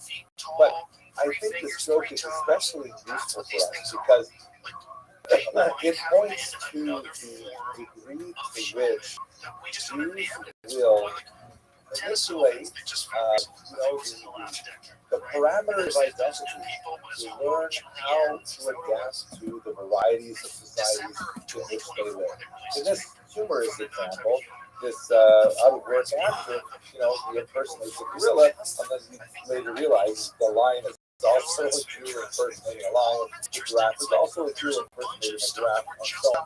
And this is something about the Jewish condition. You should recall that, we are a minority people, with the exception of the land of Israel, and only in recent decades, since the beginning of the 20th century, the middle of the 20th century, really, we've never been a majority in any land that we live in, with the exception, of course, of the ancient period. And, as a minority, you're always vulnerable. You're always at the whim of larger societal forces. And one of the things that Jews have to do is to figure out how to negotiate between the extremes of assimilating into the body politic of the outside society, and on the other hand, hewing closely to the tradition, which exposes them to being so different, foreign, and sometimes threatening to the societies in which they live. And so many of the stories that we looked at over the last 2 weeks and we look at today are negotiations versus the opposite dangers of assimilation and isolation. It's also important to note, perhaps before we get to the material itself, is that at this time of year, the December dilemma, where we have the holiday of Hanukkah, which, although seems to be a holiday of religious freedom, and Yehuda Maccabi stands up for for defending the Jewish tradition. In reality, it represents a huge complicated cultural struggle between the forces of assimilation, the Hellenistic Greeks who wanted to adopt the outside mores of Syrian Greek society, and the ultra-traditionalists who wanted to go back to the pre-Greek era of life in the land of Israel. And so it's just a perennial dilemma that Jews experience even to this very day. But let's not get too far away from where we're supposed to be addressing our comments. Let's look specifically at the identity of the Jews of Asia. So I hope you can all see my screen all right. I'm going to focus really on two major populations of Asian Jews. We're going to look, again, this is just a 60-odd minute lecture, so it tends to be somewhat superficial, but we're going to just survey the birth and experience of the Jews of Southeast Asia, specifically India, and then we're going to look at the Jews of Eastern Asia, specifically China.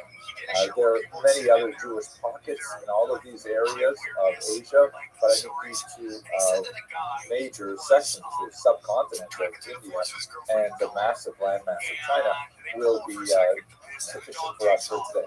So let us try to understand, how do these Jewish communities come to be? Most important element is the root of Silk Road. There's not really one route, but actually multiple routes that essentially carried valuable goods from east to west and vice versa.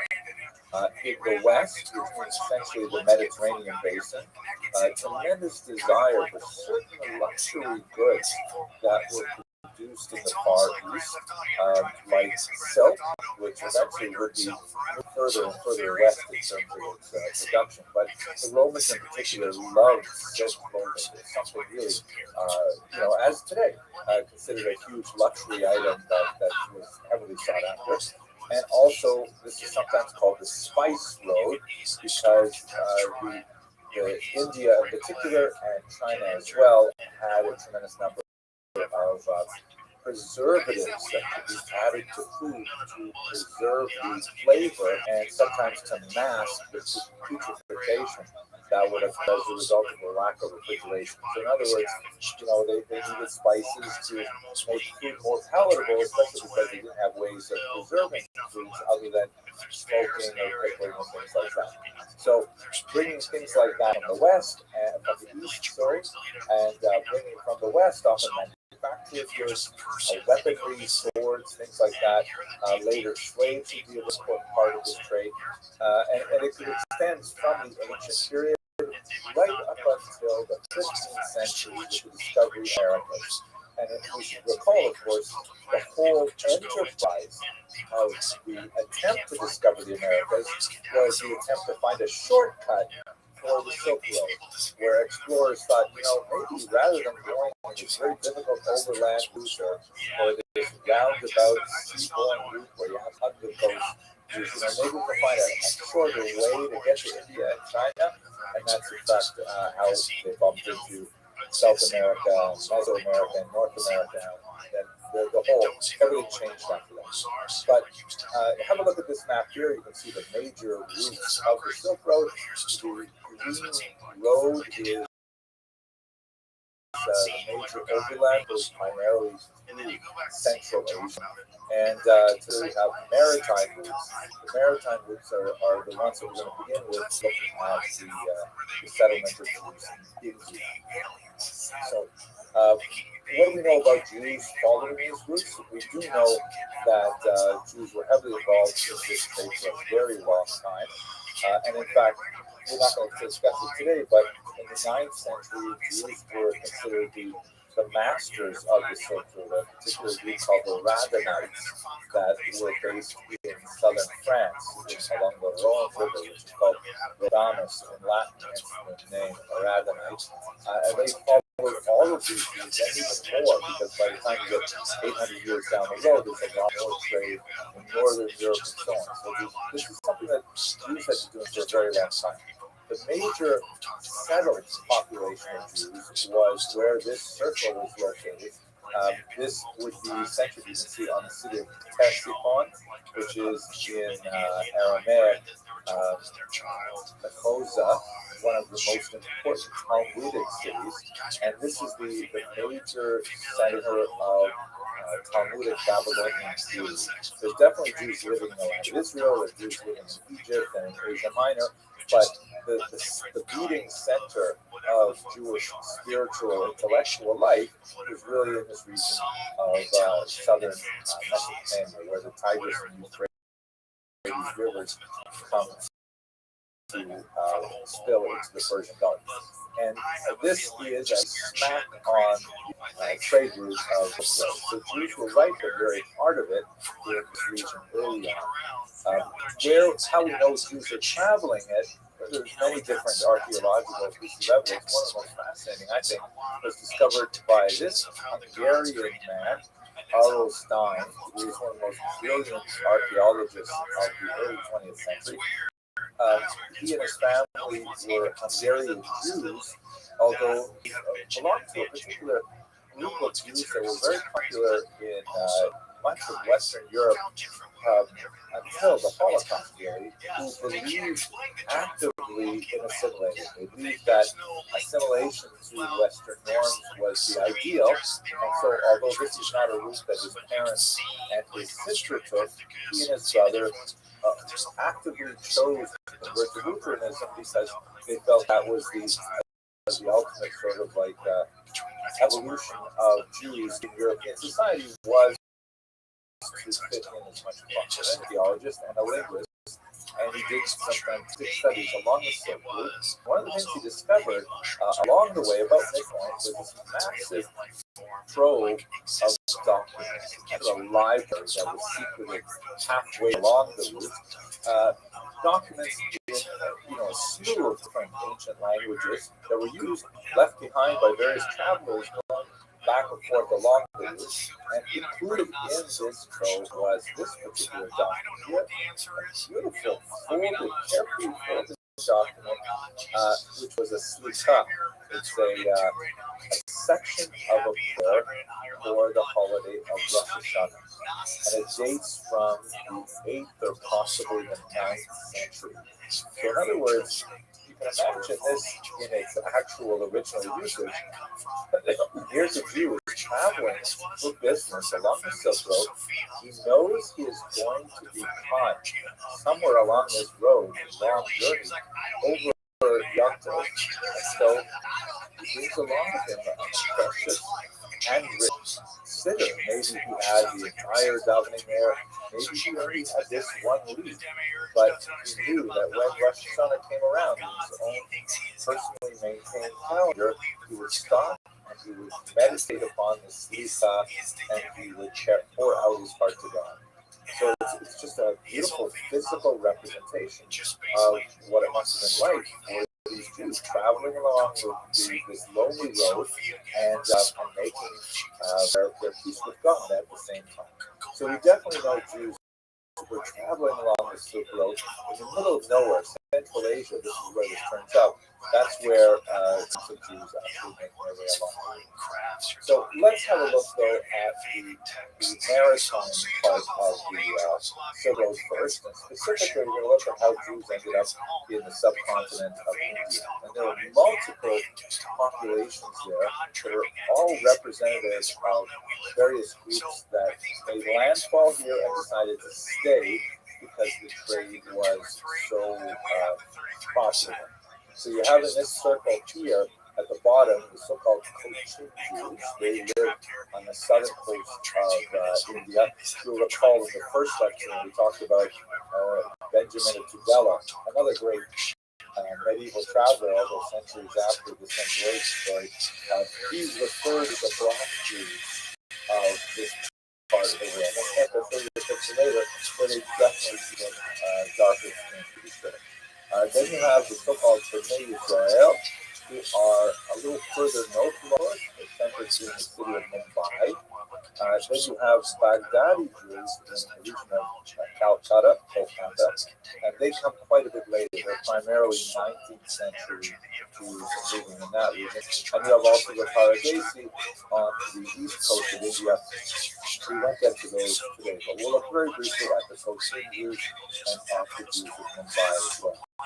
So we don't have a really good sense of exactly when the Jews first appeared in Cochin. Legends, of course, place it back in the very distant past. Legends of Jews making it there after the destruction of the temple, the first Roman Jewish war, and so on.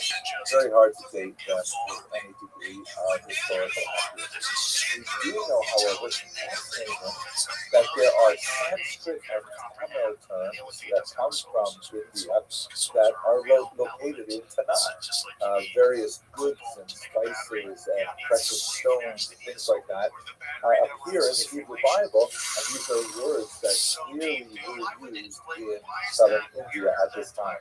So definitely there is a long-standing trade between the region and the ancient land of Israel. Examples like Solomon's gold from Ophir. One opinion, and scholarly opinion, holds that perhaps this mysterious location was in fact a place at the mouth of the Indus River, which would have been in the northwestern part of India, maybe northwest, beyond Alexandria. And as I mentioned earlier, the Radhanites, it's not surprising because Jews would likely have been making landfall here with many other international traders, as they had historically, and they would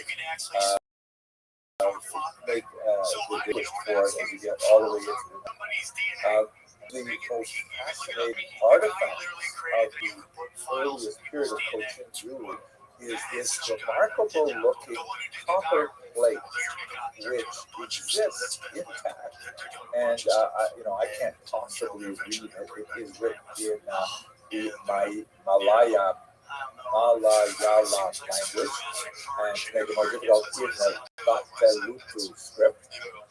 Personally, I could never read anything in the Batalutu script. I can only read it in the old, Times Roman script, because otherwise, I don't know if you're laughing. I'm enjoying this, but at any rate, what is this strange copper document? Which is made on a sheet of copper. It purports to be a charter to the Cochin Jews from a local king. It's not dated, but it most likely comes from the 11th century. It's amazing, the year 1000. That goes so far back.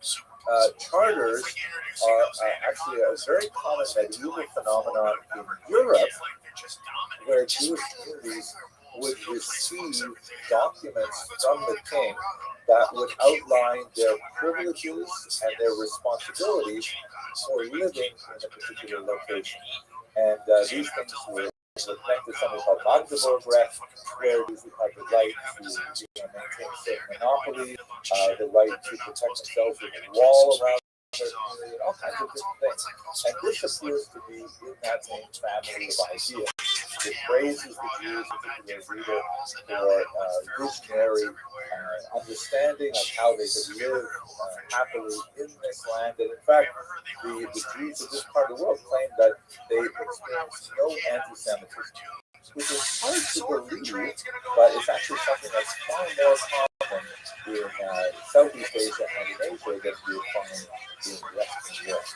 The many fascinating customs that we have in India include, for example, this beautiful custom that a bride's skirt would later be incorporated into the parocha. So the special ceremonial dress of a bride would then be actually used as a kind of a covering for the Torah in the synagogue. There's a beautiful kind of connection of the elevation of the dignity of women and its connection to the protection of the Torah.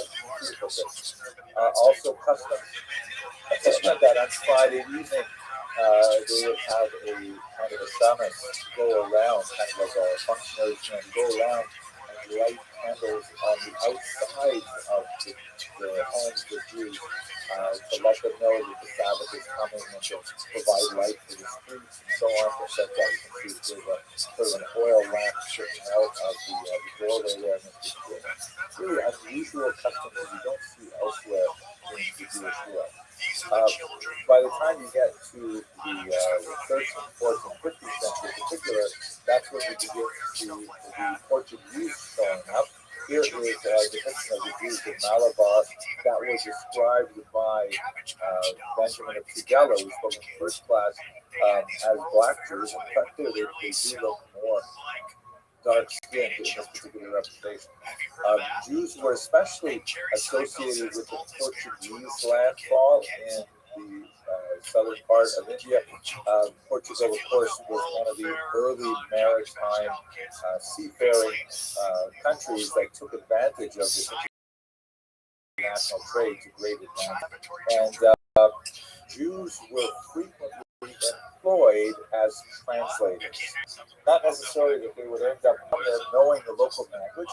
This is true not only in the Far East, but also in the Americas. Some of the very first people to get off Columbus's boats were Jewish translators or Jewish translators who had been converted to Christianity, and they would walk out there and speak to the local population and try every single language they could think of until they finally were able to create some sort of common vocabulary. So one of these great Portuguese Jewish translators was someone who later took the name Gaspar da Gama after his patron Vasco da Gama. He was actually a Jewish guy who spent a lot of time in southern India as the primary go-between between the Portuguese colonialists and the indigenous population. And certainly helped to promote the Jewish community. They have some fascinating things there, like these conical synagogues, really unusual synagogue architecture you don't see elsewhere in the world. And they have this famous synagogue in Cochin that actually has a Hebrew clock that includes Hebrew, Roman, and Indian numbers on it. And this is the Hebrew side. So that's just a very quick look at the Cochin views in particular. Move up the coast a little bit, you have in the region of Mumbai, the Bnei Israel. Totally different groups of Jews. They do not regard themselves as being ethnically connected to the southern Indian Jews in Cochin. This is a beautiful 19th century representation of the baking of matzah by the Bnei Israel. I believe the language used here, besides the obvious Hebrew parts of it, I believe this is Marathi. And it's interesting to me that they're doing these things either on the floor or very close to the floor, but nevertheless they're good processes. And on the very bottom right, after they finish it, there's a woman on the right there. She's just marking up the prices way beyond what you really should be paying for matzah. And that's, of course, a very time-honored tradition. That's also a trope. We don't know exactly when the Bnei Israel began, just like we don't know when the Cochin Jews began. The Bnei Israel don't have a similar document like the copper plates, but there are definitely lots and lots of evidence of their presence by the time they can use it earlier. So these are very ancient Jewish communities that go back, at least 800, 1200 possibly years. And unlike the Cochin Jews, they developed their own traditions of rabbinic leadership, sometimes quite distinct from the customs and manners of what we would consider mainstream rabbinic rulers as well. And to a certain degree, you wonder how much connection both of these populations have with the Talmudic tradition, because in many cases, it seems rather tenuous. But when you get to the 19th century, this renaissance that occurred, particularly among the Bnei Israel, also known as the Jews, that once they encounter Christian missionaries, that seems to spur a whole new renaissance interest in Jewish identity, Jewish history, Hebrew, and so on. It's as if these people are like kindling, just waiting for someone to set them on fire, and then all of a sudden become incredibly enthusiastic. To a certain degree, it's sort of must be disappointing for the Christian missionaries who come and figure that perhaps they're going to win lots of converts to Christianity, and they certainly do with some. But all of a sudden, the community gets so energized and says, wait a second, we should think about this. If we're Jewish, we don't know that much about our Judaism. So let's find out and start learning Hebrew and start reading Tanakh and start developing more of our skills in rabbinic literature and so on and so forth. We saw this happening in Africa as well. It's kind of an unusual phenomenon that I think bears greater meditation. So there's a huge resurgence of interest in Judaism among the Bnei Israel in late 19th century. Ultimately, a huge number of them would make Aliyah and constitute a distinct population in Israel. They also have fascinating customs such as the hanging on the doorposts of like rice leaves and things like that, right next to the mezuzah, which is intended as kind of an auspicious sort of physical prayer for fecundity. But as you see here in this image, there's definitely it's a very dynamic and changing society. As they're discovering more and about their Judaism, they're also discovering more and more of their secular identities too. In this picture, which is obviously multi-generational, you can see some rather very different styles of Judaism represented between the older generation and the younger generation, with the young man in the center really looking essentially like a dapper European individual, where his father clearly looks and he comes from a distinct Asian culture. So this is a society that was undergoing remarkable change as they began to explore their Jewish identity. So that's just a quick look at two of the most significant and quite old communities of Jews in Asia. Let's have a look at the Jews of China now, who I find particularly fascinating. So there's no question that the Jews reached the Far East along the Silk Road. We know that Benjamin of Tudela, although he probably didn't get this far himself, described Jews making their way all the way out to East Asia. And we have the Radhanites who also traded all the way out here. And we can track specific communities in many locations. If you look at the numbers next to or underneath the names of these locations, that refers to the century in which we know the community was established. On the far left in China, we have Khotan. That's where we discovered, Oral Stein discovered the Sfila, if I remember correctly. That's already in the 9th century. And then further to the east, you've got on the coast places like Canton, also from the 9th century. But you also have to go all the way to the north, Harbin. That's actually a very important population of Jews that was established in the very early 20th century. Primarily, as in fact, it's only by this much that I missed personally growing up in Harbin.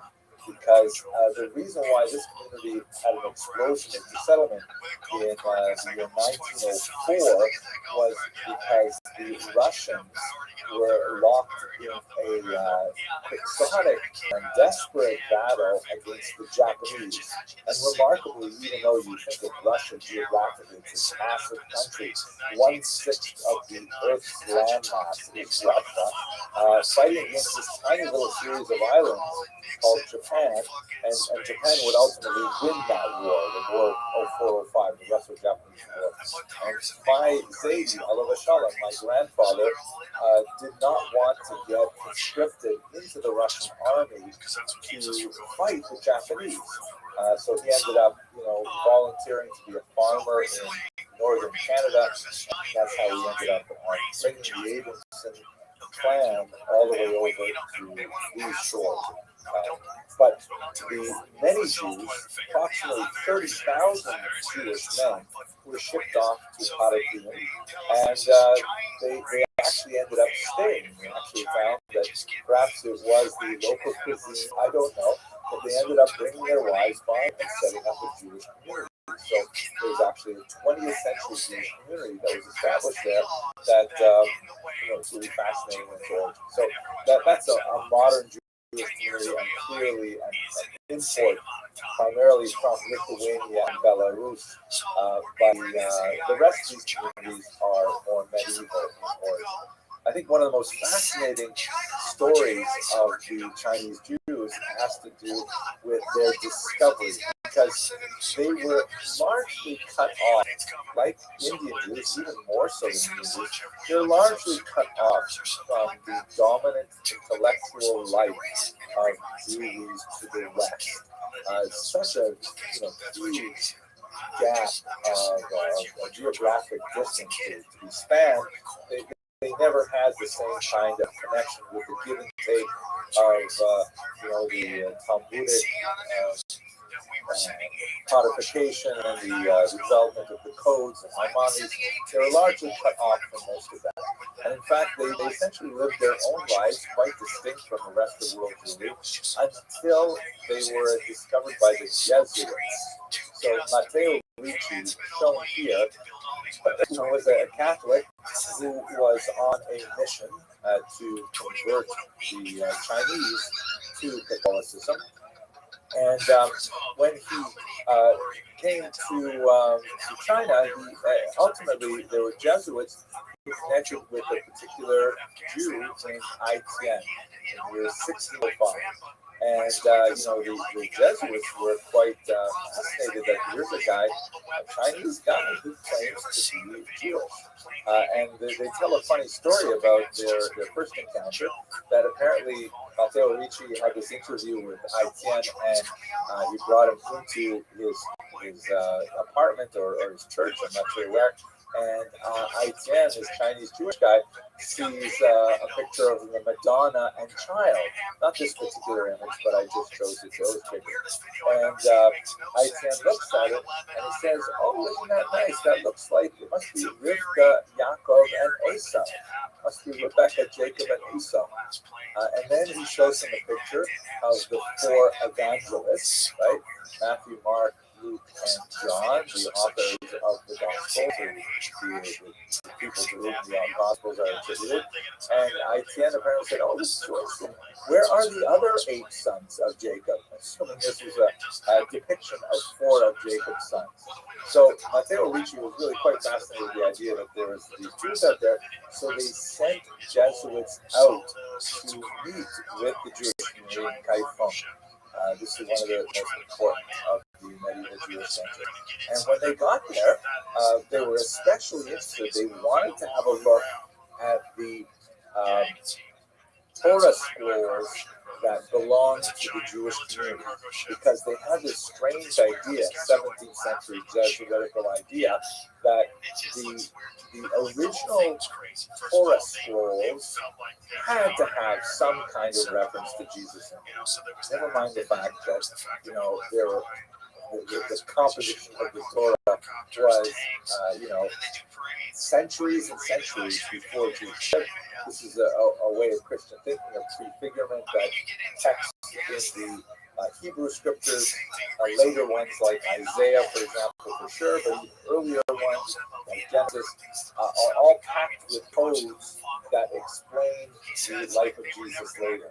And so they were certain that there must be even more explicit references to Jesus in the Torah, but that the texts had been corrupted by Jews who wanted to hide them. But if they went to China and they thought that perhaps the Chinese Jews were actually pre-exilic, meaning maybe they got to China with the Babylonian exile, or maybe the Assyrian exile, from either 600 or 700 years before the Common Era, they were positive that they could look at these Chinese Torah scrolls, they would discover that Jesus was in there.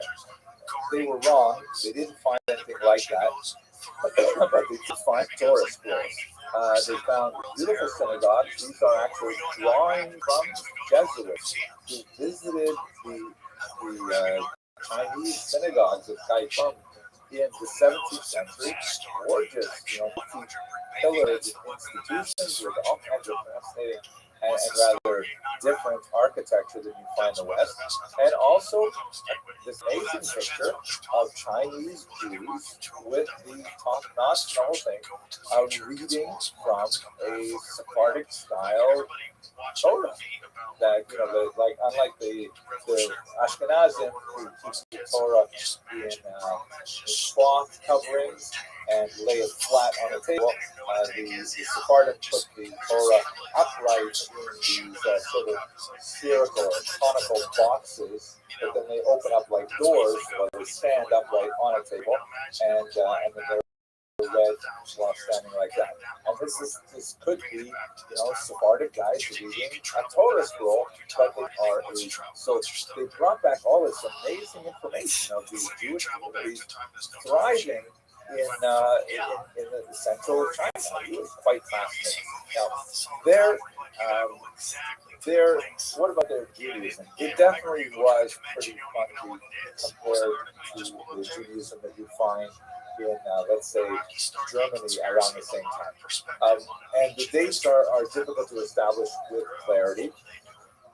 One of the oldest artifacts of the Chinese Jewish community in Kaifeng in particular dates to 1489, and these are stelae, meaning like big obelisks that have writing on them that talk about the nature of the community.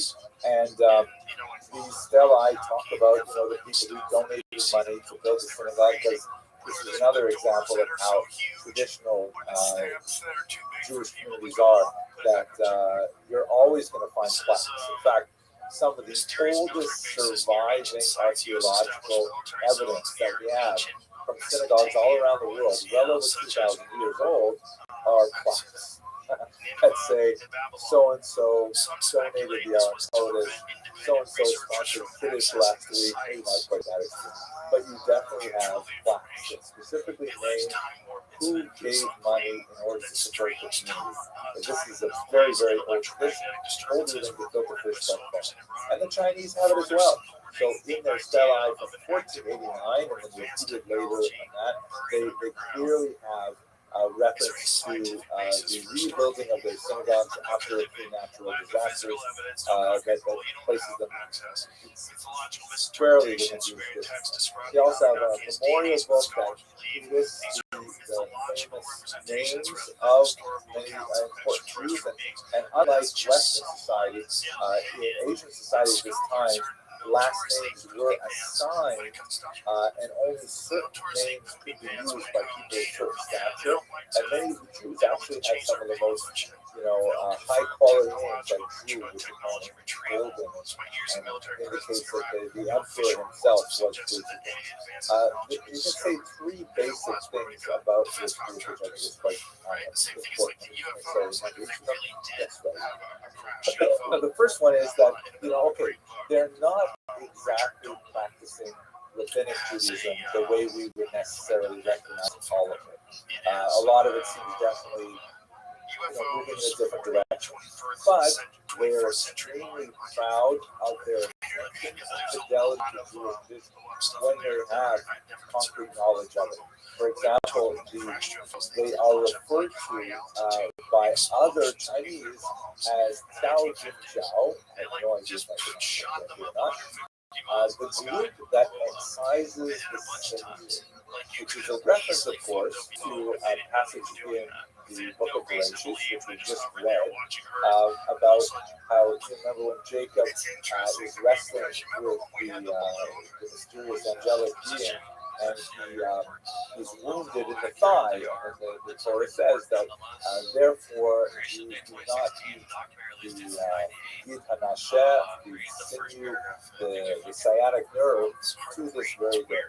And that's, in fact, what the Chinese Jews were doing when they would, slaughter a cow. They would practice Ikur, they would remove that particular symbol. Or like Ashkenazim, they would simply sell that part of the animal away, and they would not even try to. So even though a lot of the Jewish things were doing don't seem to be, according with mainstream Judaism, they nevertheless were very, very proud of their tradition. Secondly, like the joke that we began our discussion with today, they attempted to adapt to Chinese society and its idiosyncrasies in some fascinating ways. For example, Chinese society has a tremendous amount of importance placed on external demonstrations of respect. And one of those is the famous kowtow, where you would literally lie down, fully prostrate yourself on the ground multiple times, knocking your forehead on the ground as a sign of obeisance before the emperor.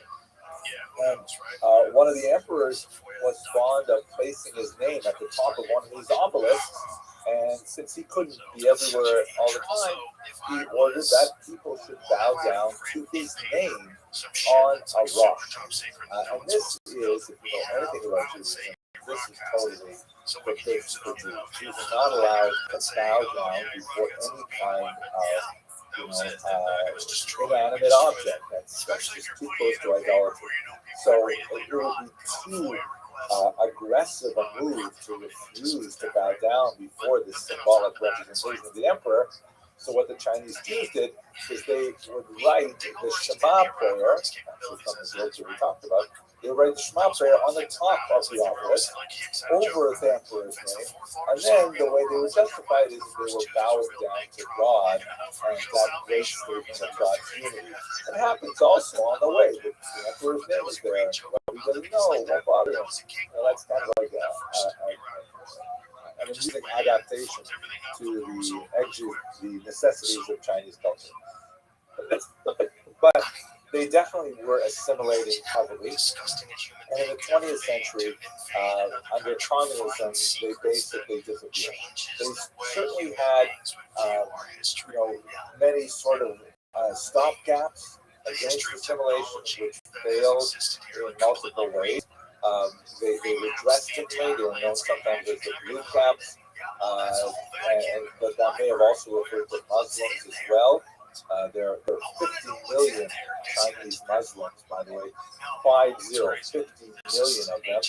Remember that there are about 15 million Jews, 15, right? So I've never ever met a Chinese Muslim, although of course we read about them. They're famous. They're known for the degree to which they are currently Jews in China, but it just gives you a sense of how few Jews there are in the world. Also, they frowned upon intermarriage with non-Jewish women. In particular, they would call them daughters of Adam, meaning they were like regular women as opposed to daughters of Israel, Jewish women. But nevertheless, it was considered it became inevitable, and they did assimilate very heavily through intermarriage in the 20th century. Their Torah scrolls were among the last thing to go.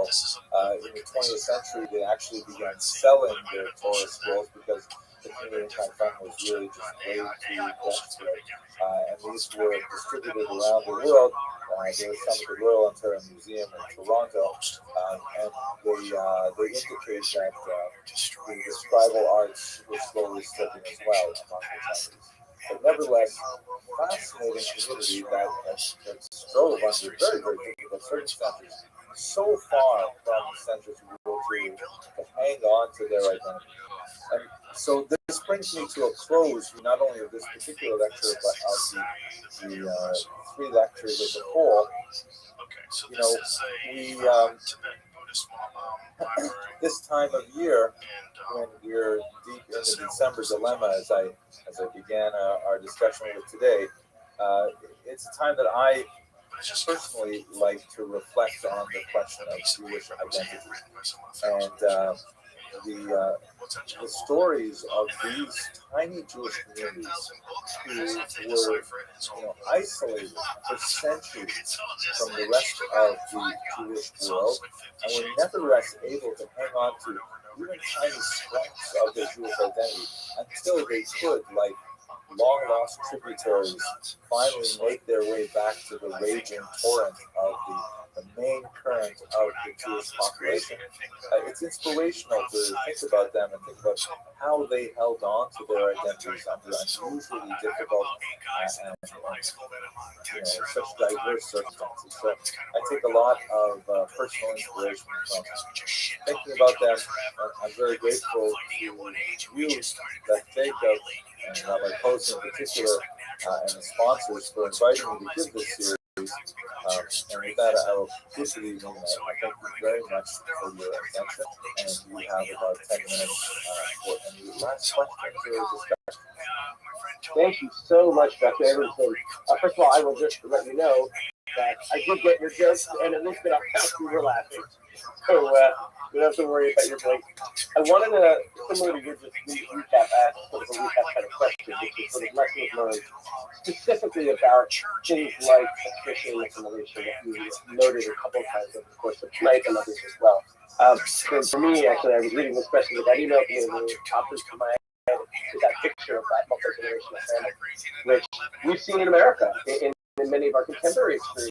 We see generations, having right for the church. Are there these trends that you're seeing from your perspective, looking at so many different countries, including the ones that we discussed here, and lessons that we can think about of places that may have been able to have stronger keys to strengthening tradition over different generations?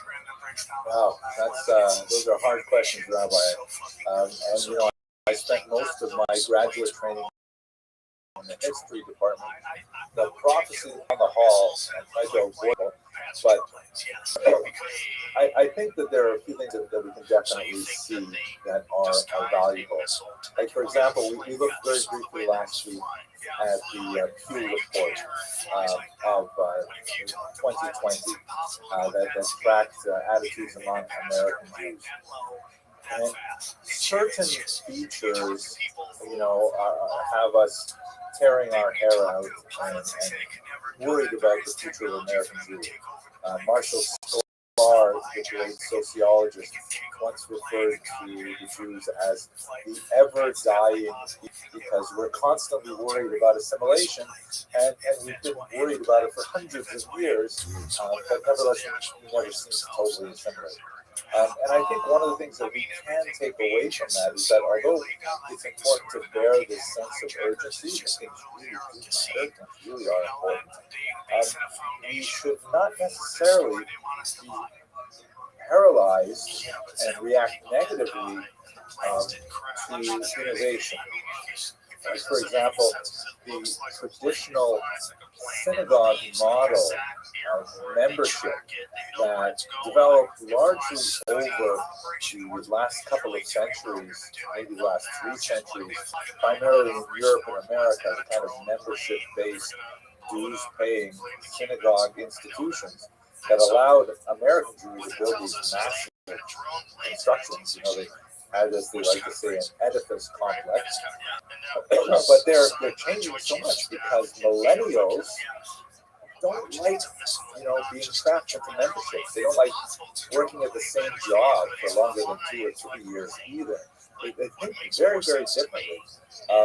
But that doesn't necessarily mean that we can't adapt and construct new ways of connecting that still keep the Jewish community more vibrant by bringing in people from geographically further away with the use of modern technology, like we're doing right now.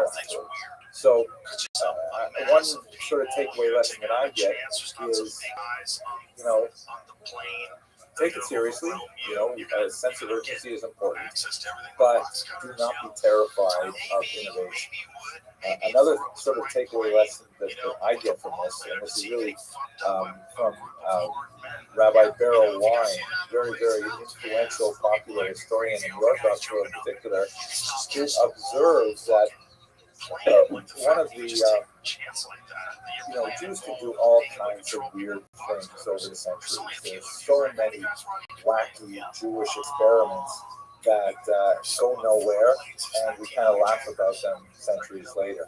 But there's only really one thing that is so far gone that when Jews start doing this, they eventually disappear from the rest of the Jewish story. And that is when we mess around too much with the question of is a Jew.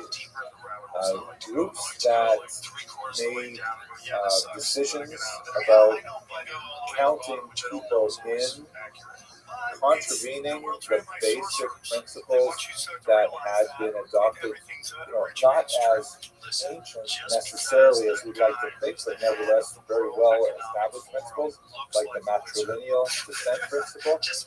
Once we start messing around with that kind of germ cell idea of Judaism, that's a huge danger sign. And I worry about that in America because that is something that is happening in this country as well. We can disagree with ourselves in kind of like a big, crazy, dysfunctional family, but once we start saying that, no, I can disagree with you, but you're not really Jewish, that changes things in a very, very dangerous way for survival. I think we've got to figure out a way to come back to center on that issue. Very quick observation. Thank you so much. But one of the questions is, what kind of consequences of language?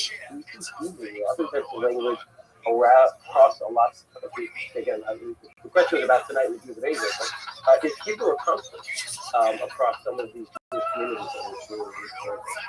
So actually, as part of my preparation for tonight, I was very fortunate. I watched a video by Rabbi who was a rabbi in New York City. And he gave a lecture yesterday, which is on YouTube. You can easily watch it now at the Parkey Synagogue on the Jews of China. I said, great.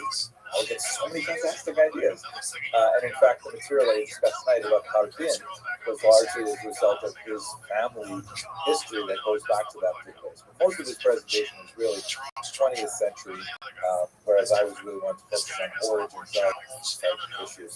At any rate, one of the things that he offered in his lecture was that in order for a Jewish community to survive, it doesn't have to be widespread Jewish Hebrew literacy. It doesn't have to be widespread, but you need to have at least one person who can read Hebrew. And when you lose the rabbi, when you lose someone who is kind of like the keeper of the flame, knowing, okay, this is what it says in the Torah, and I can read it to you, and I can understand it, and I can explain it. You have to have at least one person like that. What he derived from his analysis of the Chinese situation in the 20th century is that once they lost anyone who could read Hebrew, the community completely disintegrated. And I think there's a lot of value in that particular point. I forgot to mention one kind of amusing thing, by the way. When the Chinese community was in decline for centuries, and even when Matteo Ricci's Jesuits went to Kaifeng and they met with the rabbi there, the rabbis there, they never met anyone Christian. Christian was something totally new to them. There were no Christians in China until the Jesuits arrived. So they're having a truce with this Jesuit, and they're impressed, saying, wow, this guy really knows Tanakh. He knows all these stories, David Amelech and stuff like that. And at a certain point, the elderly rabbi says to him, maybe you would like to be our rabbi after I retire. He suggests to the Jesuit, he says, I think you would make a great rabbi. The only thing is, you definitely have to be circumcised and you have to stop eating pork. Those two things, and you'd be fantastic, take my Stella. Turned him down. But nevertheless, the value of Hebrew, it may not be something that everyone has to have, but someone has to have it. That's the way Rabbi Cook's analysis analyzes it, and I think there's a lot of value. That's fascinating. Really interesting. With that, I think we'll close. Once again, thank you to the IPC for sponsoring and over and over getting. I look forward to connecting closer to Hashem. and learning together. And again, I know it's late for you, so very, very good night. And your end, and thank you so much. Thank you all very much. I appreciate the opportunity. I bet it'd be a great podcast. He's going, that guy should be in the U.S. government. That's what I've been saying. Big deal. What's that? Oh, yeah. That's what I'm looking around the power. Hello, fellow students of Jewish history. Today I'd like to ask a fascinating question, at least fascinating to me. Are the Lemba, who are a tribe of Africans living primarily in South Africa and Zimbabwe, are they genetically Jewish? They have a long oral tradition claiming descent from Judean migrants way, way back in the biblical period. And with modern genetic studies, there's some interesting evidence to suggest that what they're saying has a certain level of historic value. Now, before we get too deep in the subject, we have to, first of all, lay down the ground rules that genetics are not identity, right? The criteria to determine Jewish identity are far more complex and really depend on who you go to as your authorities. The mainstream rabbinic view, which is embraced by Orthodox Jews to be sure, and for most of Jewish history over the last couple of millennia, has been that Jews receive their identity in two ways, either through matrilineal descent, meaning they are born of a Jewish mother, or through conversion. And there's a whole bunch of discussion about what exactly that conversion is. In the late 20th century, the Reform movement adopted patrilineal descent, claiming biblical precedent. And in fact, when you look at biblical texts, there are some really interesting things that suggest that it may have been patrilineal in the biblical period. But, this is not a discussion for this point. You can see I have another video on it. It did definitely switch sometime in antiquity where Jews began to turn to the matrilineal model. For Orthodox Jews, it is the moment of Matan Torah. For others, historians look at different points. But anyway, most Jews today regard it as matrilineal. I should say certainly Orthodox Jews. Jews from other denominations may have other definitions. What we don't have is the notion of bloodlines or of conformity to specific prophecies to say that a person is Jewish. I'm mentioning this because I got a lot of hate when I gave a couple of lectures on the history of the Jews of Africa. Boy, there's so many people who are upset about, you're not a real Jew, you're actually a Khazarian convert. We're not going to go into those things, but I will say that when we look at the Lemba and we look at genetic information, you can say that at least based on that kind of material, there's strong evidence to suggest that there is a Jewish connection to these people. This is something that has only been available in the late 20th century with the sequencing of the human genome. Let's go through some of this material. So first of all, who are the Lemba? They are Bantu-speaking Africans. There are 70,000 of them. They're primarily living in South Africa and Zimbabwe. They have an oral tradition that they're descended from white men who came from a place called Senna by boat. And the Senna might somehow be, they don't know exactly where it is. It might be Judea. It might be Sana'a, which is a place in Yemen. Then they came onto the African continent and they built Senna again, possibly in Tanzania or Kenya. And then again, migrated and built it a third time, possibly in Mozambique, before they were engaged in the massive project of building Great Zimbabwe, which is this huge archaeological ruin that really indicates a massive civilization in southern Africa. At some point in what we would call the medieval period, they broke Jewish law by eating mice, not kosher, and then they were exiled throughout South Africa. So, if it was me and this was my one opportunity to break the laws of country, I don't think mice would be my first choice, but at any rate, that's how it went. Now, what's Jewish about them? Well, they claim this Jewish descent, and in fact, they have lots of Jewish beliefs and practices. For example, they are monotheistic. They practice circumcision. Now, these two things are common also for Muslims in the region. But the Lemba also practice animal sacrifice, which seems to be more connected to a biblical past. They do not eat pork, again, must do, but they also don't eat milk and meat.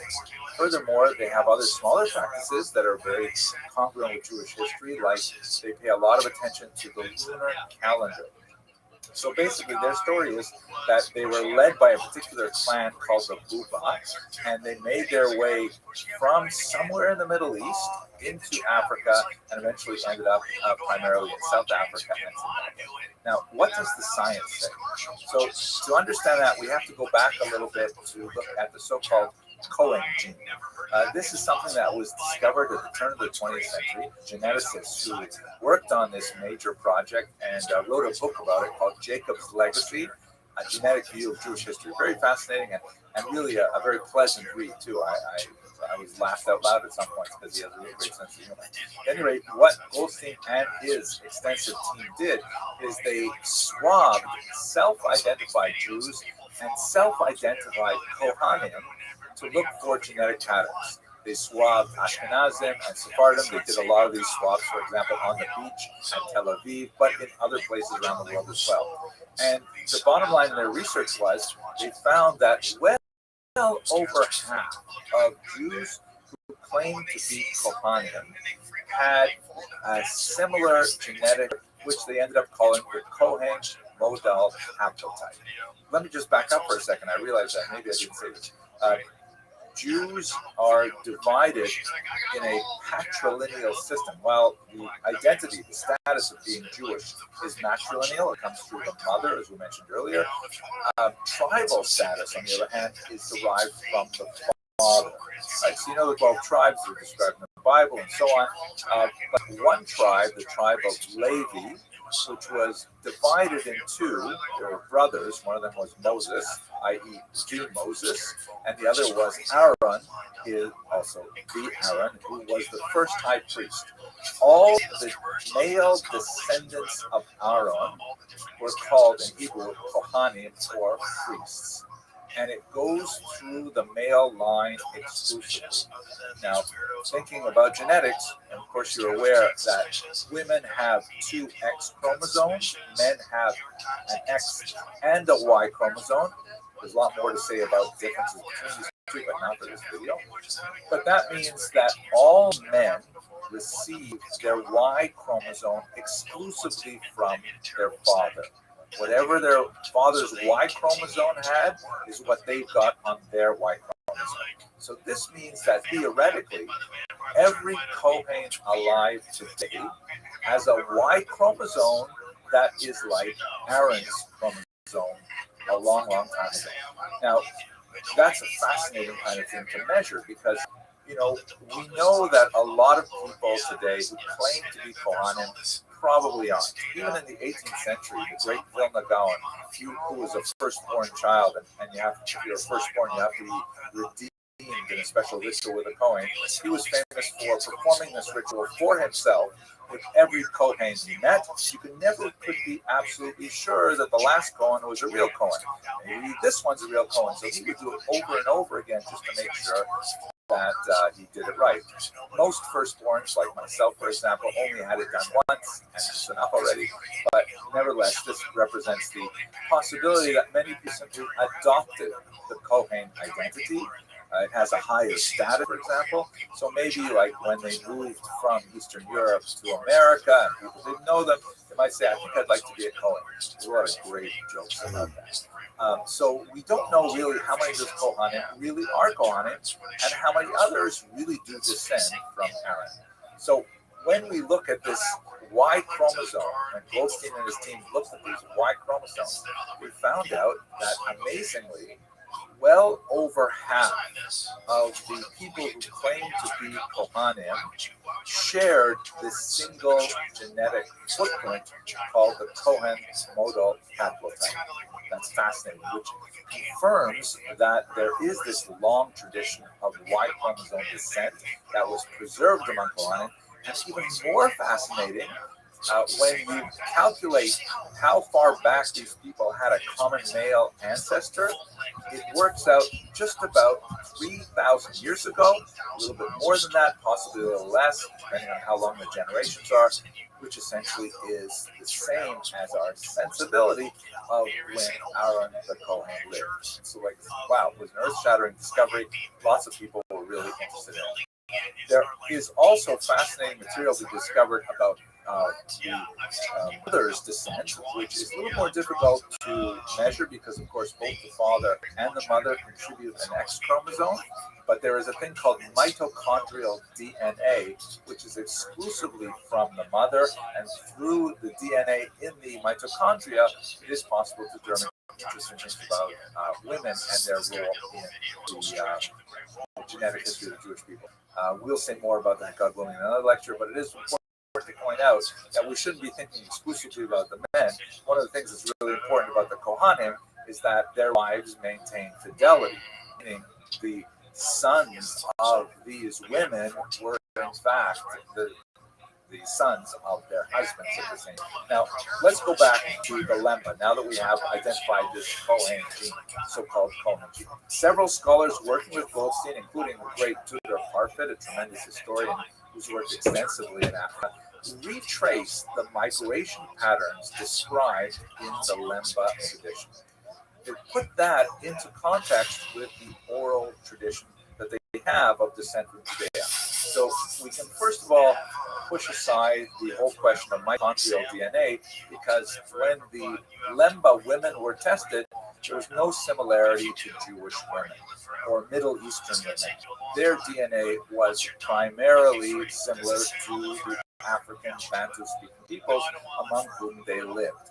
It's useful to know that the lemba are very, very strict about their patrilineal descent, but not their matrilineal descent.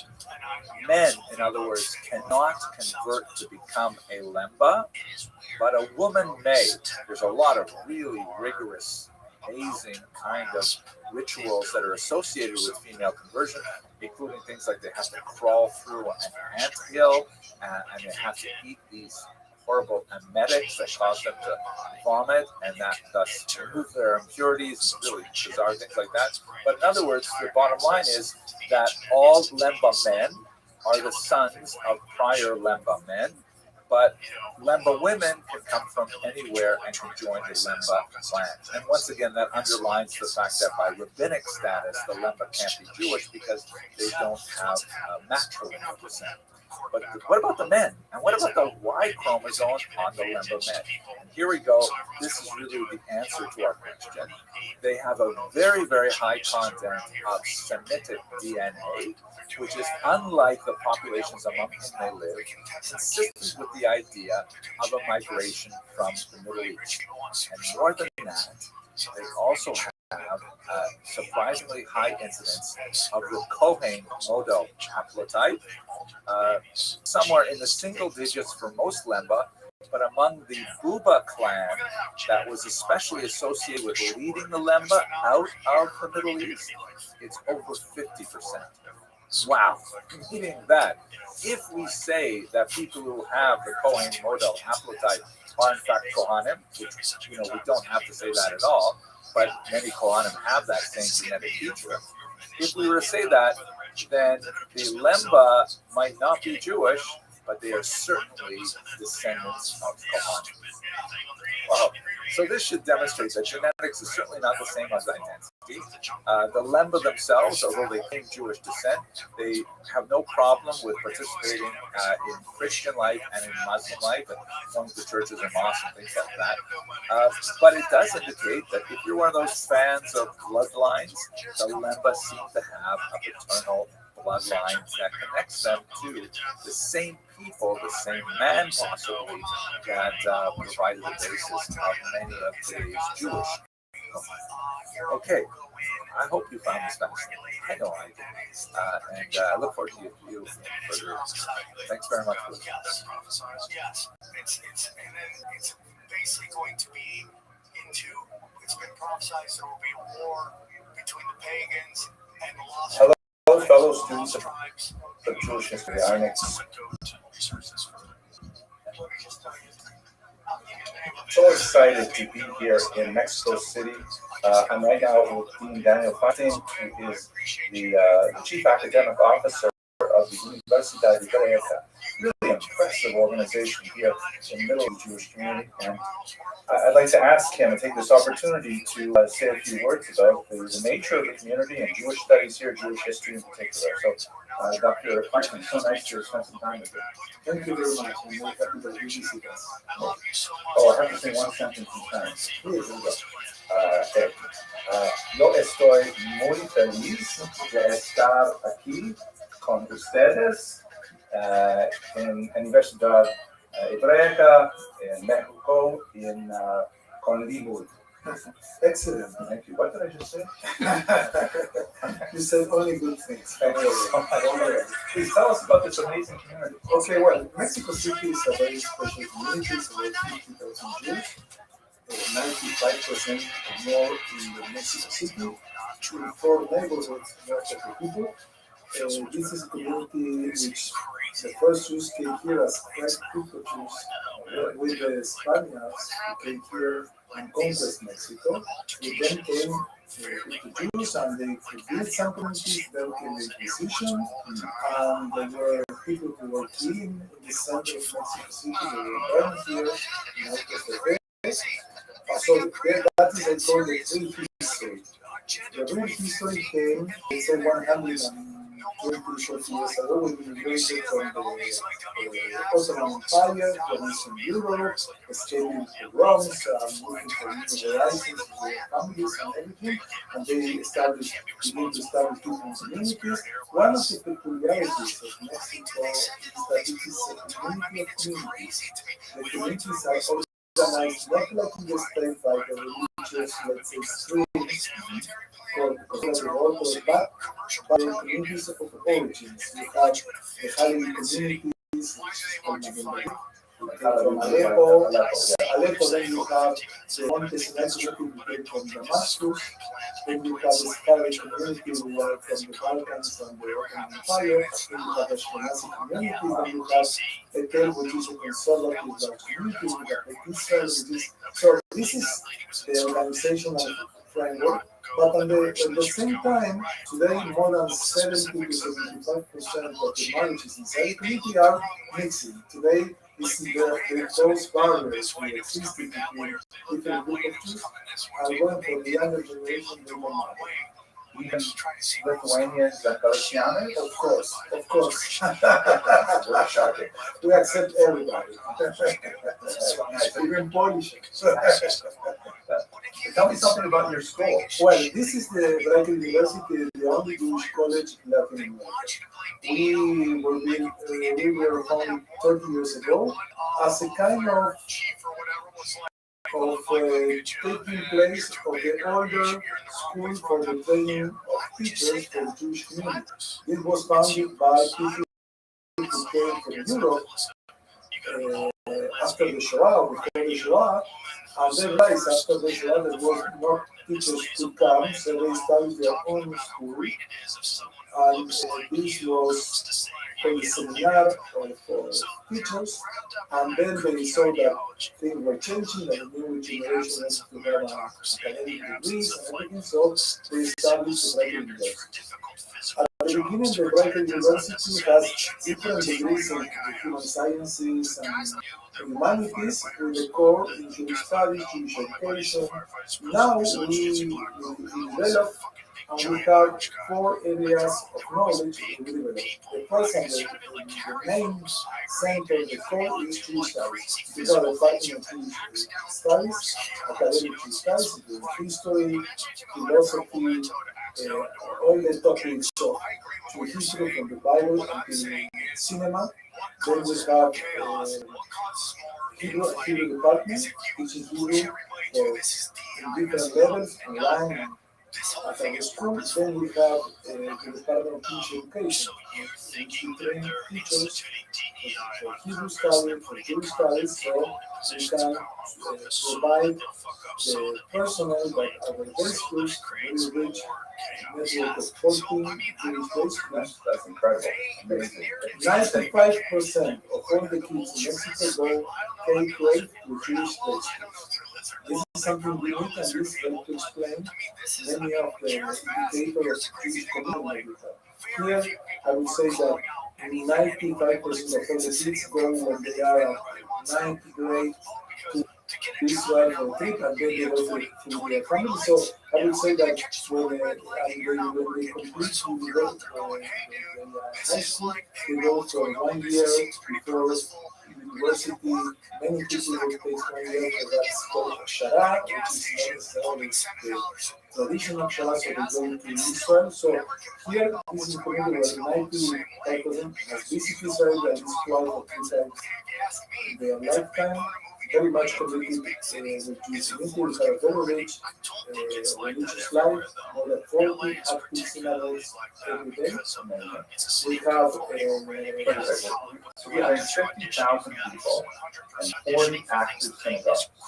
That's roughly one synagogue for every, like 1,100, 1,200 people. Yeah, that is amazing. And they are full.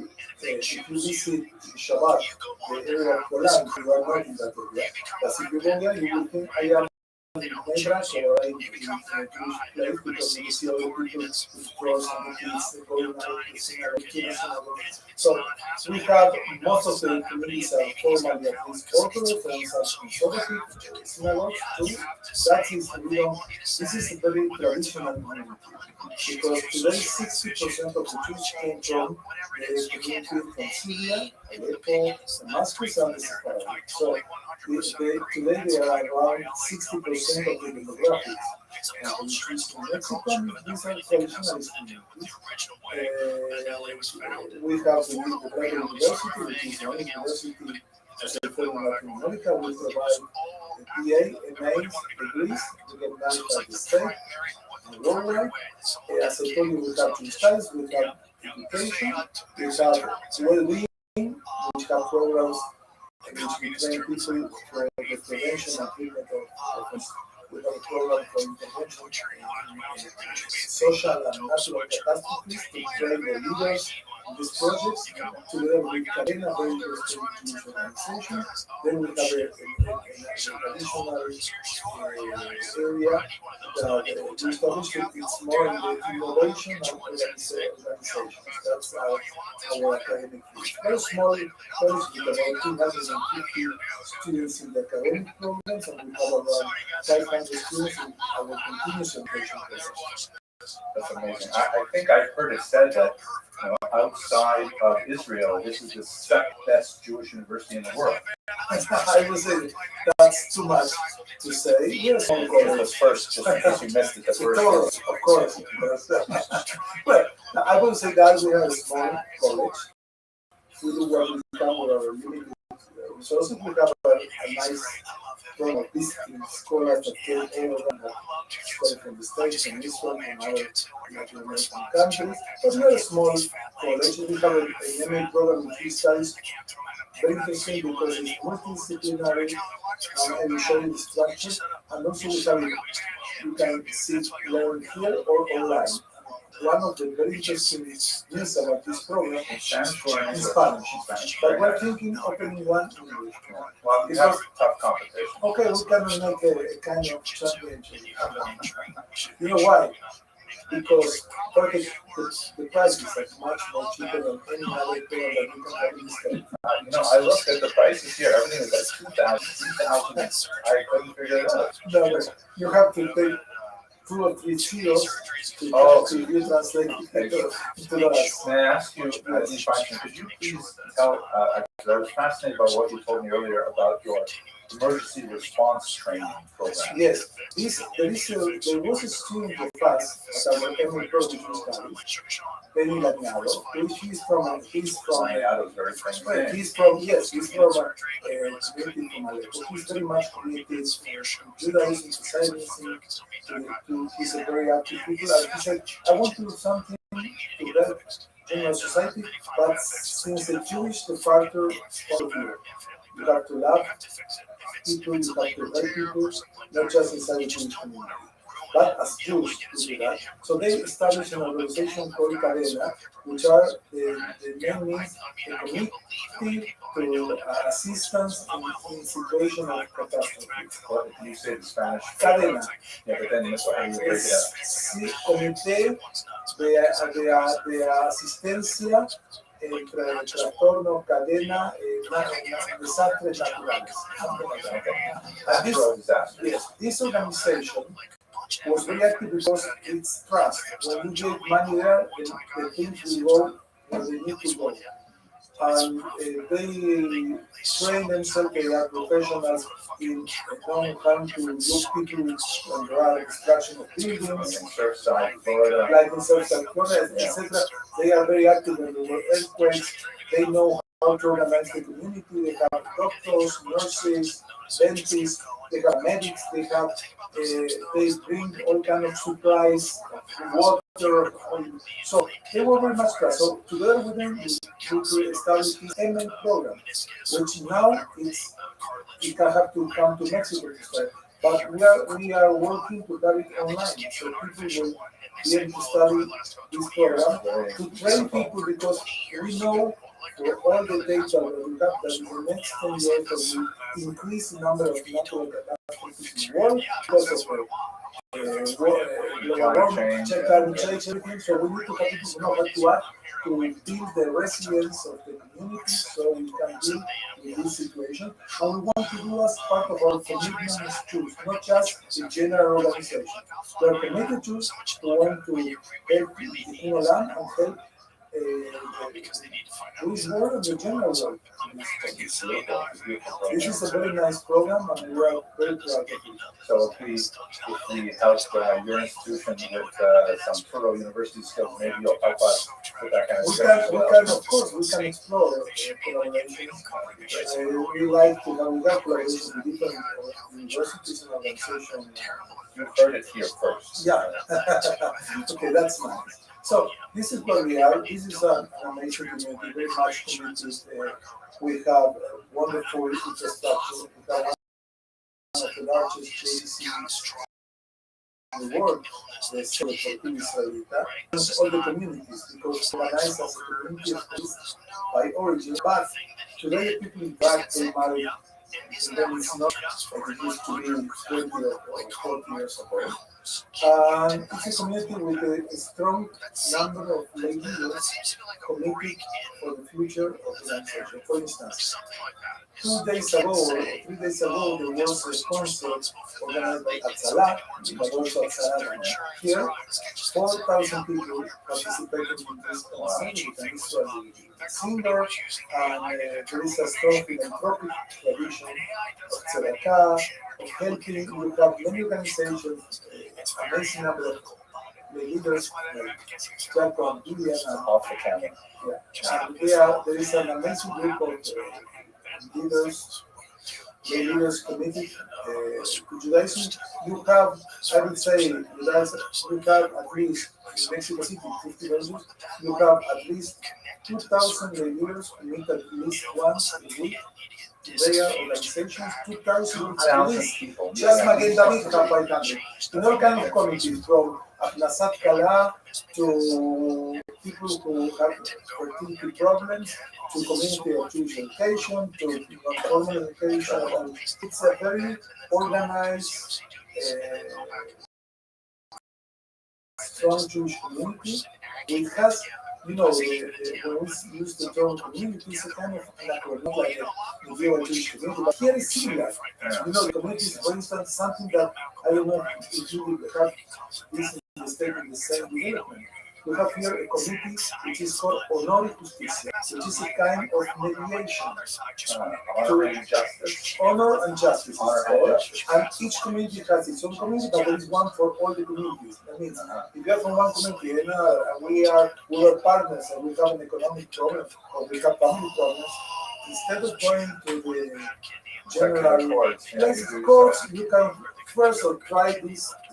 And they are very strong, and they are very well evaluated by the population because they have a very nice spirit to help people to resolve their problems. But the people who go there, they have a training. They are leaders. Some of them are lawyers, some of them are architects, doctors, psychologists, but they have a special training. also in Jewish law, also in psychology. And it's very interesting, it's a very nice organization. We have also a very strong Kadisha here in Kadisha, we get the training, and they perform everything. The whole society is completely Jewish. Completely Jewish. In other communities, many parts, some of the parts are done by non-Jews. Here, completely by volunteers that have a strong sense of that's mine and commitment. I've served many years on a federal beach as well. You know what? I know what it's typically where I've served. It's always been all Jews involved from start to finish, but we often have these non-Jewish funeral homes. Here, no. This is, as I said, for instance, how many people in the States, not just in the Orthodox or keep a strict 1 week Shiva as it must be? How many people outside? A small percentage, maybe less than 10%. Here, even in the most secular families, 95% of people are Shiva, and Rabbi from different synagogues, they appeal and they help, and many people. It's a kind of institution. This is a very strong traditional Beautiful. If I knew more than one sentence in Spanish, I probably would. Okay, you can learn. You're a very wise person. You know, so you will be able to adapt here.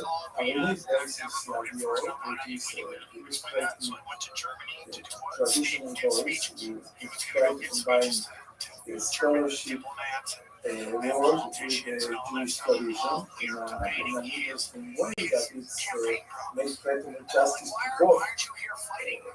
It's very kind of you. I'm glad that there are people here who enjoy the I see them sometimes.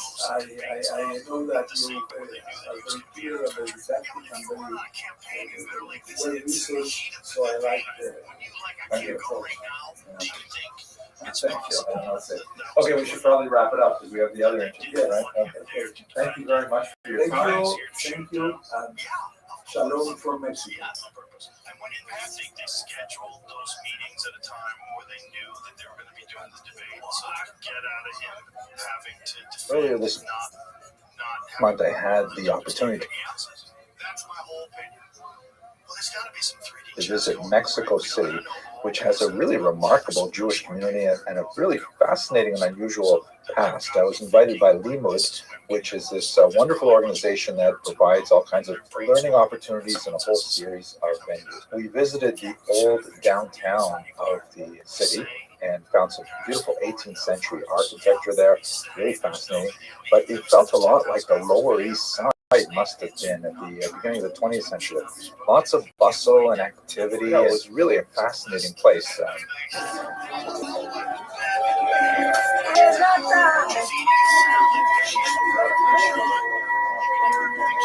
It was just a few days past the Day of the Dead when we visited it, so there was some strange kind of like shrines still around, especially on the old Jewish street, Calle de Jesus Maria, the Jesus Mary Street, which was unusual for the central core of the old Jewish neighborhood. In fact, there was a synagogue of Jesus Maria on this street, which is kind of ironic.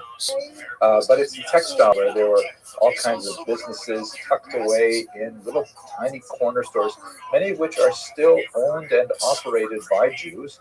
You can see mezuzahs in the doorposts of a lot of them. So, and why does Casa Mary decide to keep a mezuzah? It's really still quite an active place for Jews to visit and to work. And it has never stopped working because there are Jewish businesses in the area. So they live somewhere else, 1 hour from here, but when they come here, they work. At 2 o'clock they come, they eat a kosher meal, and they go back to work. One of the downtown synagogues was renovated at the early part of the 21st century. And my favorite part of the renovation is that the upstairs women's gallery is perfectly fine and functional on one side, but in order to balance it out, they put an identical structure on the other side of the room but there's no access to it, so it's purely for show. The second synagogue, just a few doors down, of course you have to have two synagogues on the same street, right? One that you daven in, one you don't get caught dead in. But the second synagogue has like a sleeve-like structure. But they have this interior, this like patio, because every synagogue is also a social meeting place. And there are two buildings. The one that you saw, the office, and also there was a kosher restaurant. All the businessmen of the immigrants used to come here.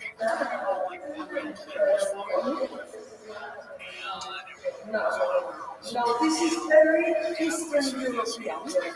And it was a copy of a synagogue community. I really thought these menorahs that flanked the Aron Kodesh had a distinctly Mexican feel to them. And afterwards, we spent some time looking at the modern synagogues in Mexico City, which are really quite gorgeous.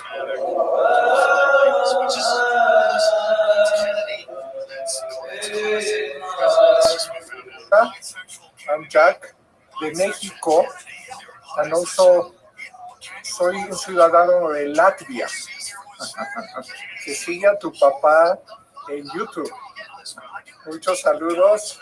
Bienvenida a México cuando gustes con tu esposo. Well, this is the Shara Shamayim synagogue from the Sephardic community of Mexico.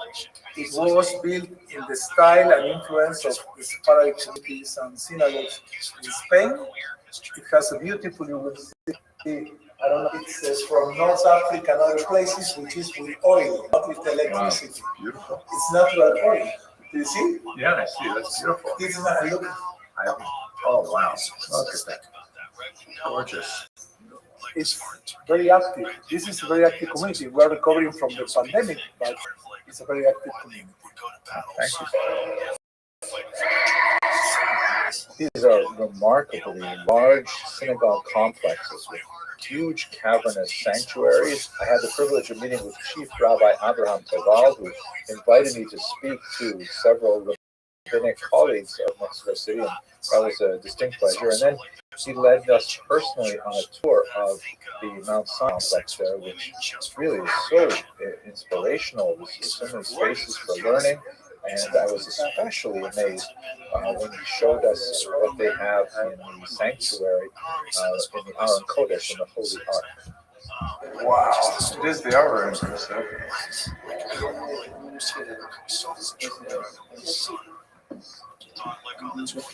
Windows, you know. These are Chagall windows. Yeah. Wow.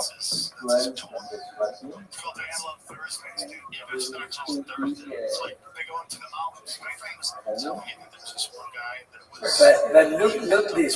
Okay, I'm coming. Oh my gosh. So big. This I've never seen. Wow. To see how many people there are. Oh my gosh, this is Look. Come here. beautiful. Look how many. These are all in one. This is gorgeous. Look. Don't have place. It was really interesting to see a Mexican flag where normally we'd see an American. And these synagogues have like these beautiful restaurants inside them that are really more like community centers, but they're gorgeous and they're all over the city. We rounded out our visit by going to the archives, which is housed in a beautiful facility right next to a renovated synagogue. And the director of the archives gave us a personal tour, which was really amazing. And they had actually curated a few objects for us to see. First book of the Central Committee of the Jewish Community, as I told you. Remember the day that some of the last Jews that could escape from Germany.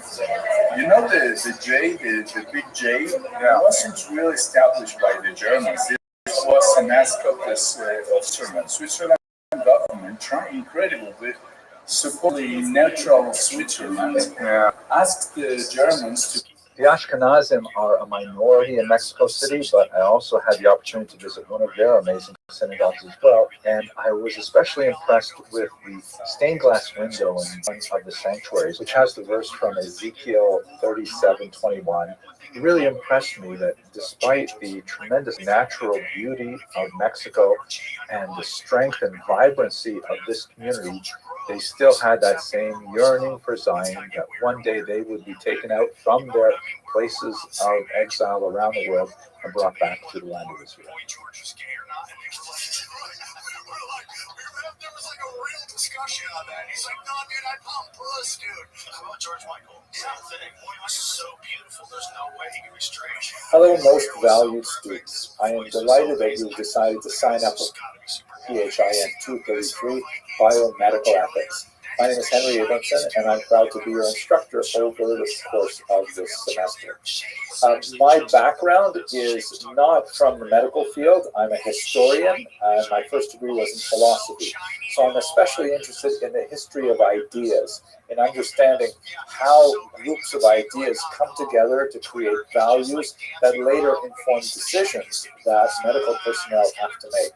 And the approach that I'm going to take to this course is primarily one of issue spotting, meaning we're going to look at the major issues that you will most likely confront as a medical professional and try to understand what the intellectual and philosophical background to those situations might be, and hopefully that will help you understand how to approach your professional duties with responsibility and with integrity. The emphasis of the course is therefore mainly to just sensitize you to these important issues rather than to provide definitive and final rulings on exactly how you're supposed to behave. Quite often, the technology changes so rapidly and societal rules change as well. So the specifics of how you're supposed to behave in your particular professional environment will really depend heavily on what the ethics guidelines you need will consist of. But for our purposes, there are several broad areas of inquiry that will certainly give you the intellectual grounding to be able to make informed decisions together with the ethics board of your institution. Let's take a few minutes to go over the syllabus. The main textbook is this one here, Legal and Ethical Issues for Health Professionals, and it takes a decidedly secular approach, understanding the various backgrounds that come to bear on any given question that you may face. But we're also going to look at it specifically from the Jewish tradition. That is a required text, and I rely on it very heavily. We also have a couple of recommended texts. Edward Reichman's The Anatomy of Jewish Law, which just appeared this year, actually. Very brilliant, really a history of medicine, again, from a Jewish medical ethics perspective. And then this classic 3-volume encyclopedia of Jewish medical ethics, which is absolutely fantastic, but it's long out of print. So we'll be reading it from the library copy and things like that. Now, the units, there's 6 of them. We're going to start with foundational principles like what are biomedical ethics and how do we decide which ethical system we're going to use when we make decisions, things like that. Unit 2 is going to be on issues of health and illness, which relate to things like, the ethics of smoking, the ethics of organ transplant, and how exactly do people have priorities, things like that. Unit 3 is going to be a complex and very relevant section on reproductive issues. We'll look, for example, at the debate over abortion, and I think you may be surprised when you hear what the Jewish perspective historically on abortion is. Unit 4, of course, is going to be on end-of-life issues. So these follow kind of a trajectory from birth to death, and we'll look at things like euthanasia or assisted suicide and so on. And finally, Unit 5 is going to look at emerging technologies, things like pre-implantation, gestational screening, a lot of genetics information, and so on. And I hope to look also at some of the issues surrounding vaccinations, public mandates, things like that. Finally, in Unit 6, we'll have a summary issue where we'll talk about ethics for health professionals today in a rapidly changing technological environment. Now, how do you get an A in this course? So it's basically two big things. The first is attendance. And what that means is coming to our sessions prepared to discuss the material.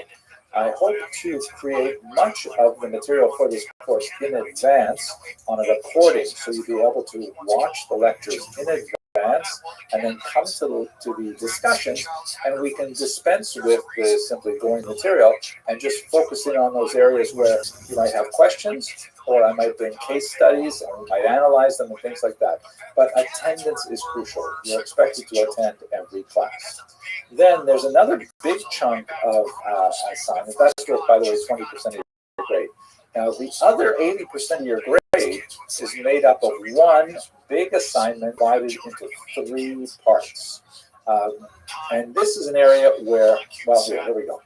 The first part is a paper proposal in which you are going to write to me in 250 words about a topic that you would like to research for the rest of the semester. A list of suggested topics will be posted on Canvas, as will all kinds of other things about this course, but you will also have the opportunity to suggest something totally new as well. And that is due on December 8th, and I'll give you back some feedback on, oh yes, this is a great topic, don't forget to look at this issues, you might want to look at this book or this article and that kind of thing. And then you're going to start working on that, and then at the end of January, you're going to present your research in progress to the class in an oral presentation. It's going to be accompanied with a PowerPoint or a Prezi. Let's say you want to write, for example, about public health issues, such as the controversies that erupted over vaccination mandates. And so you'll do a lot of your research. You'll write to me in the paper proposal saying you want to tell us about this. In your research, you're going to do all kinds of materials and looking at how they responded, how doctors responded, and how public responded. And then you'll put together a PowerPoint, and then you're going to present a 15-minute presentation to the class of where you are at in your research. It's not a final product. It's not a finished product. It's just designed to let the class know what you're writing about and get their feedback. And in our discussion, you'll get some ideas about, hey, maybe you should consider this, or here's another question, hey, maybe you should consider that question. And you'll get all kinds of ideas from your peers. And then finally, with the last 30% of your grade, you will submit a final research paper, which is 1,500 words, and essentially puts your research and proposal presentation into prose, incorporating the kind of ideas you received from your peers, and that's the whole course. So there's no exam in this course. It's just those 4 elements: the attendance, the paper proposal, the research in progress presentation, and finally the research paper. I think it's a really great course, and I think you will enjoy it.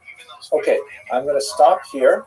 And in the next video, we'll talk about some of the philosophical underpinnings of medical ethics as a whole. Thank you very much for watching, and thank you very much for joining this course. Right? I mean, if you're at a kid's park and the kid's in trouble, it doesn't need to be your kid. You run over to make sure the kid's okay. I've done it 1,000 times. But now you have people like, especially like if you look at like what's going on in Gaza. Hello, most valued students. In this first video, we should take a few moments to think about what exactly are ethics, where do they come from, and how do we determine, and most importantly, how do we use them in making our decisions when it really counts. Now, this is not something we're going to get to the bottom of in a very short lecture like this, but nevertheless, let's just explore some of the philosophical underpinnings of the very concept of ethics before we get into much more detailed specific examples. First of all, what is the term ethics? What does it mean? It comes from 2 related Greek roots. The first is ethikos, which means like character or quality of morality. Speaking to a person's essence. A person is ethical. It says something about who they are. Like, what exactly does that mean? And then perhaps more relevant for our purposes, the term ethos, which means custom or habitude, meaning the way people regularly behave. Not necessarily as a kind of philosophical conscious decision as to why one might choose one course of action over the other, but rather, that's just the way it's done. This is our regular system of behavior. So ethics, in a certain sense, really speaks to Derek Eretz, the way of the world, the way in which people conduct themselves without necessarily having a firm philosophical foundation. The implications of these two related roots are that there's something about ethics that is deeply personal, that every person has to have some kind of system of ethics, hopefully something they've thought about in advance, and that's why you're taking this course, hopefully to get you working through some of the big ideas and to develop your own position on many of these ethical dilemmas. But they are nevertheless constrained by the cultural values of the society in which we live. That ethics is very much colored by the history and the religion and the philosophical orientation of the outside world. Regardless of where you personally may come from, you're affected from the outside, and when you are placed in a situation where you will regularly have to make very serious life or death ethical decisions, it's really important to sort out these things and get a solid foundation for your own peace of mind. This image, by the way, which the original exists in New York City in the Met, it's the Apology of Socrates by Jacques-Louis David, very important realistic painter from the 18th century. Shown there in the center is Socrates, who is the great early Greek philosopher who was condemned to death by the Greek ruling powers because he was corrupting the youth by getting them to ask questions, essentially. That's the Socratic method. And the method in which the death was to be carried out, the sentence, was he was to drink a cup of poison of hemlock. So here he is having one of his students handing a cup, and clearly the student on the left and the right is very depressed.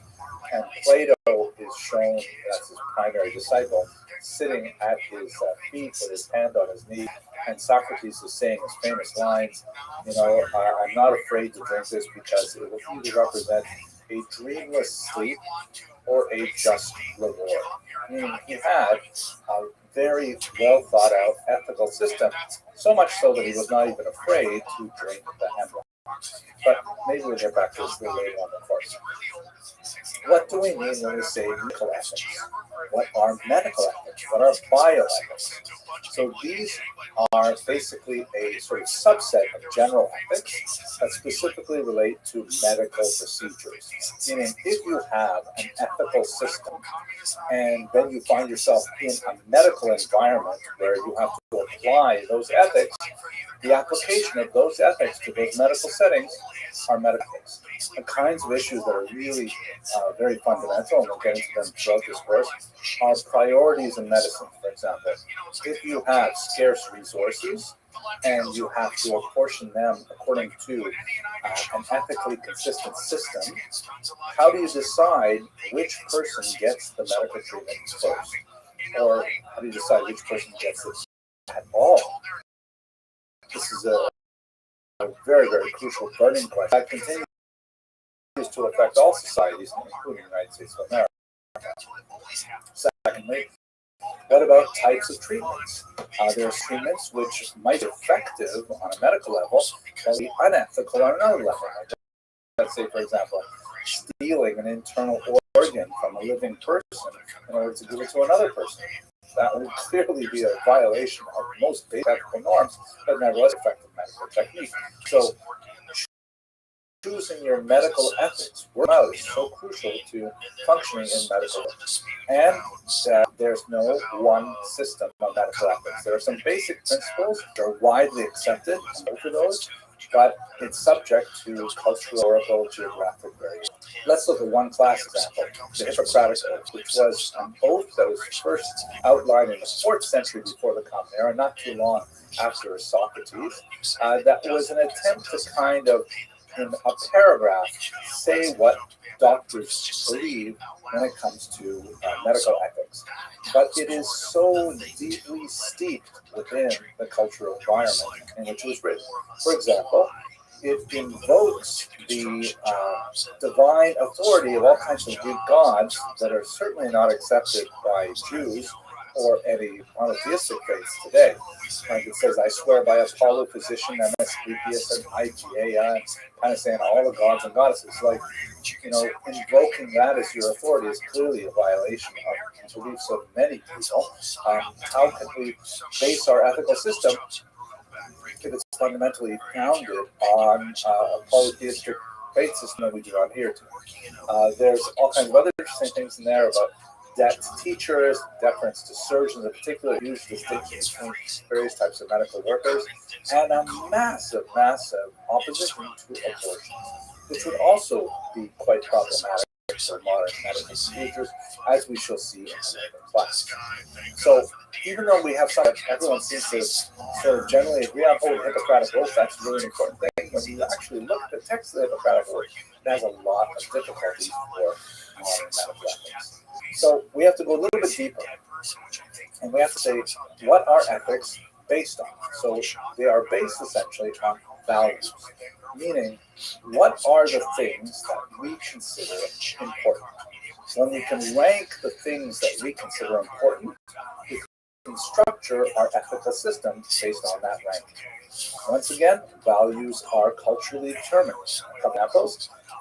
Not too long ago, it was considered absolutely appropriate to pay women less for identical work, especially in the Industrial Revolution. Men were considered the ones who were responsible to be the prime breadwinner, and therefore salaries given to men had to be larger because they were expected to support their wife and children. Women, on the other hand, were basically just getting money on the side, that sort of thing. It was a side hustle, as they say. So therefore, they didn't have to be paid as much. Obviously, this would be highly problematic and illegal in contemporary values, and especially in the Western world. Other things, for example, Jews would consider very valuable, meaning very full of value, would be the need to preserve the dietary laws of kashrut, to observe the Shabbat, to preserve youth, right, with the laws of modesty, all these kinds of things extremely important to Jews, but not necessarily shared by the broader society. What you value is something that is clearly shaped by the society in which you live, and you live in a multicultural society in which you may be dealing with patients who have a very different set of values, which you have to deal with, and hopefully respect them whenever possible or in a medically appropriate way. Now, these values frequently clash. One person may have one set of values, another person might have a very sincere belief in a different set of values, and those two things will come to clash with each other, and you have to make a decision. The Gemara, the Talmud in Bava Metzia, says a fascinating discussion that we will come to again later when we talk about the allocation of scarce resources. Two people are traveling in a desert, scenario set up, it's kind of a lifeboat morality situation. And they have one flask of water. Two people, one flask of water. The distance between where they are and the next point of civilization is sufficient far that if they try to share that flask of water, they will both die of thirst. There's not enough for both of them to make it to the next town.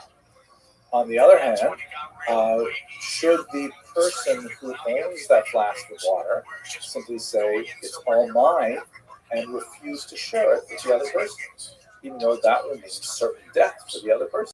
So the Talmud goes into a tremendous discussion over what does it mean and what are the values. Is it more important to share and risk your life with others, or is it more important to say, hey, my life comes first? And these are the kinds of examples where there's no clear-cut answer. Ultimately, you do have to make a decision, but there's no clear-cut answer right away. And structuring a valuable system or a values-based system is so crucial to the issues we face. There are several different systems. I'm going to look at two of them in particular for this brief lecture. The first is systems which are based on the concept of intrinsic good. Intrinsic means something which is good in itself, for itself, just because it exists. Such as, for example, art, one might say, is intrinsically good. It's true that it may have some extrinsic value, like, for example, if you have a big stain on your wall, you might get a piece of art to cover that stain, so it's good for something else. But in reality, we appreciate art simply because it is good in itself. It makes us happy to look at it. Puppies are also intrinsically good. Life is intrinsically good. They're all kinds of love. These are all the kinds of things that people say they are good in themselves. But even there's a large of debate over what is an intrinsic good. It may be religiously determined value. Who gets to decide what is intrinsically good? Does it have to be intrinsically good for everybody? What if I like Rembrandt and you like Michelangelo? What will happen? I mean, I consider Rembrandt intrinsically good, and you say Fest, right? How do we decide that? So Immanuel Kant, who's shown here in this illustration, came up with a brilliant idea called the categorical imperative that really worked out a formula to determine when something was intrinsically good. According to the categorical imperative, if you can act in such a way that your action is logically consistent with the way in which all rational beings should similarly act, that's considered an intrinsic good, and it is something which is consistent with duty, which is a very important value for Immanuel Kant. And it actually was an extremely useful way of looking at things. I would love to go into more detail, but I think I would burden you if I actually walked you through. Maybe when we meet on Zoom, we'll speak about the categorical imperative and test it out in 2 different ways. But it conflicted with other rival systems. We see, for example, Immanuel Kant has no interest in protecting the observance of Shabbat. There is no intrinsic good in Shabbat, which means I feel very sorry for Immanuel Kant because Shabbat is just so amazingly, obviously intrinsically good, but you only know that when you actually spot it out. Catholicism on abortion, the idea for Catholics to oppose abortion on pretty extreme grounds, that would be considered, because it's based on an assertion of intrinsic value to the developing fetus, not necessarily shared by all other faith groups or secular groups. So intrinsic good has its own limitations as systems of ethics go. The other one, which is going to be extremely important for us, as we will return to this time and time again, is systems of ethics which are based on various types of extrinsic goods. Extrinsic, right? Intrinsic means something good in itself. Extrinsic means good for something else. Like, for example, the piece of art that you put on the wall in order to cover up a hole or a stain on the wall. The most important exponent of values based on extrinsic good is John Stuart Mill, shown here, who developed something he called utilitarianism. This term basically means usefulness. We will create, since we can't all agree on basic values, because we come from different faith groups and different, types of philosophical orientation like that, we can all agree on, what's going to be the greatest good for the greatest number of people.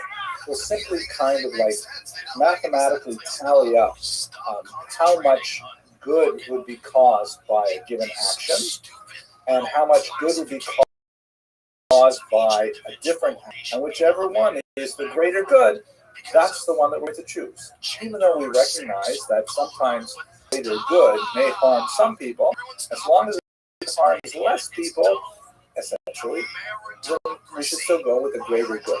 Right? That's the basic idea of utilitarianism.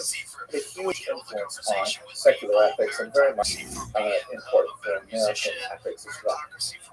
To give you one example, let's say we have 3 friends, Reuven, Shimon, and Levi, and they all want to go out to eat dinner together.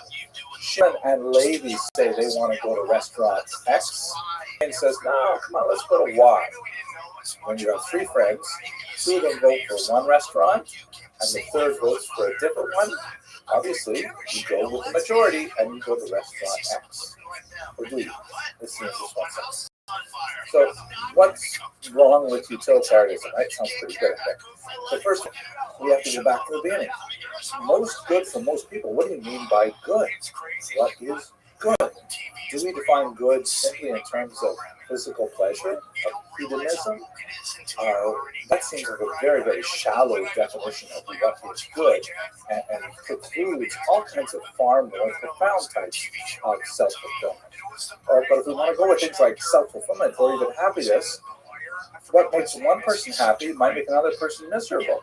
How do we find common denominators that everyone agrees with is a value? This is unfortunately impossible. So, and one good example of it, if we go back to our restaurant situation, let's say Shimon and Levi are hugely There is huge fans of a given restaurant X, but Ruvain is allergic to peanuts. And that restaurant X is a Thai restaurant, which is famous for using peanuts. So therefore, Ruvain can choose to go along with the majority and go to the Thai restaurant, but then he will die. And so the huge amount of not good that Ruvain would inherit by going to the Thai restaurant is like overwhelms the small amount of good that Shimon and Levi would have by enjoying their favorite dish of pad Thai or whatever. So with utilitarianism, there's no universally applicable standards. We're just trying to figure out in very rough terms what makes something useful and what makes something less useful. So where we are today, 21st century America, essentially a postmodern society, we may come back to discuss what's termed postmodernism a little later, what that means. But we basically have a kind of relativistic ethics or situational ethics where, for the most part, we decide these things as we're going along, kind of flailing about, just making decisions on the fly, and it's very, very difficult to have firm ground under us when we hit those really, really difficult situations. That's why studying biomedical ethics is so important, because when you actually get into the field, you won't have time to carefully contemplate all the options. You'll have to rehearse many of these scenarios in advance and to engage them so that you'll be able to be ready to make the right decision. Most people tend to say, well, it's all about just basically being a good person. What exactly does that mean? Even a cursory examination of the questions involved suggests that we really don't know what's behind it. Now, I don't want to paint too dire a picture. There are some areas in which there is broad agreement about the direction of modern medical ethics. And one of those issues, for example, is the concept of autonomy, meaning the patient's right to choose what they want for their treatment. This is balanced by an older emphasis on paternalism. The term autonomy comes from the words auto, which means like self, and nomos, law. Meaning you make your own self-law, your own self-rule. You can choose what's going to happen to your own body. And paternalism comes from the term pater, meaning father. The father knows best. The father doesn't have to tell you what's happening. The father will make all the decisions for you. So while there's still elements of paternalism that are evident from time to time in modern medical ethics, we'll see some of them over this course, but in general, there's a lot more emphasis on patient autonomy. Sometimes that gets pretty weird. Like, for example, here in the United States, it's de rigueur to have advertisements for medicines on television, for example. When I grew up in Canada, and in most states, most industrialized nations, it's actually illegal. You can't advertise medicines on television. The reason is because what do I, as a historian, not as a medical doctor, know about this medicine versus that medicine versus the third medicine, right? I trust my doctor to figure out which medicine is right for me. But in the American corporate world, they can make really catchy ads with the right kind of mood and things like that. And I'll look at that and I'll say, wow, if I took that medicine, my life would be much better. And then I will go back to my doctor and I'll pressure my doctor in order to have him or her prescribe to me that particular medicine. And it's great for commerce, but not necessarily so great for medicine. Nevertheless, that's the nature of the society in which we live in. And like I said, our ethics are colored by the society in which we live. Another basic idea, and that's very, very common in contemporary modern medical advice, is the idea of non-maleficence. That means don't hurt people. It comes from a passage in the Hippocratic Oath. First of all, do no harm. Right? There is a strongly held common belief that doctors should strive at least not to make things worse. It sounds like a pretty low threshold, but nevertheless, it's a foundation. At least don't make things worse. And we try to make things better, of course, but at least don't make things worse. Don't go around like a bull in a china shop. Let's see what happens if we do this. Let's see what happens if we do that, right? no, at least don't make it worse.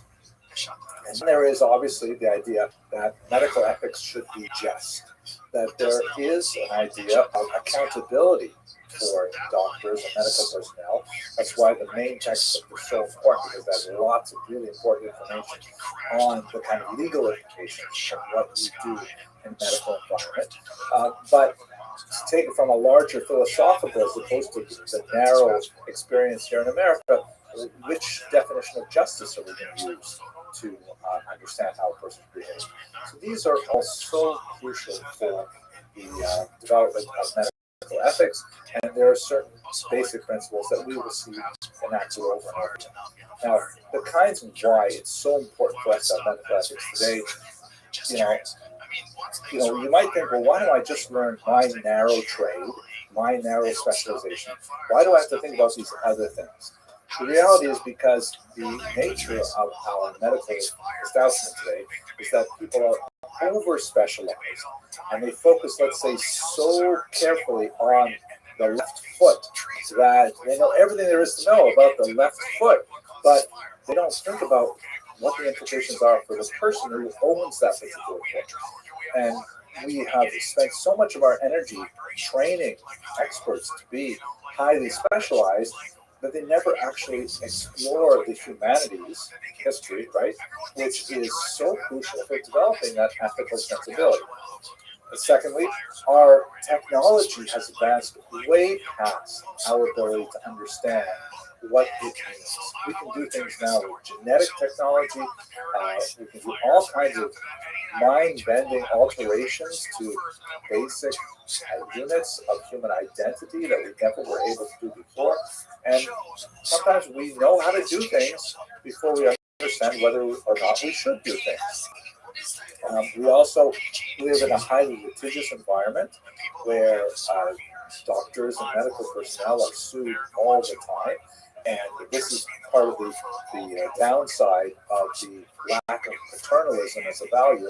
Autonomy means that when people are dissatisfied with their treatment, they have the right to sue their caregivers. And so you have to be protected against that and make sure that your behavior is, of course, corresponding to best practices, ethically and otherwise.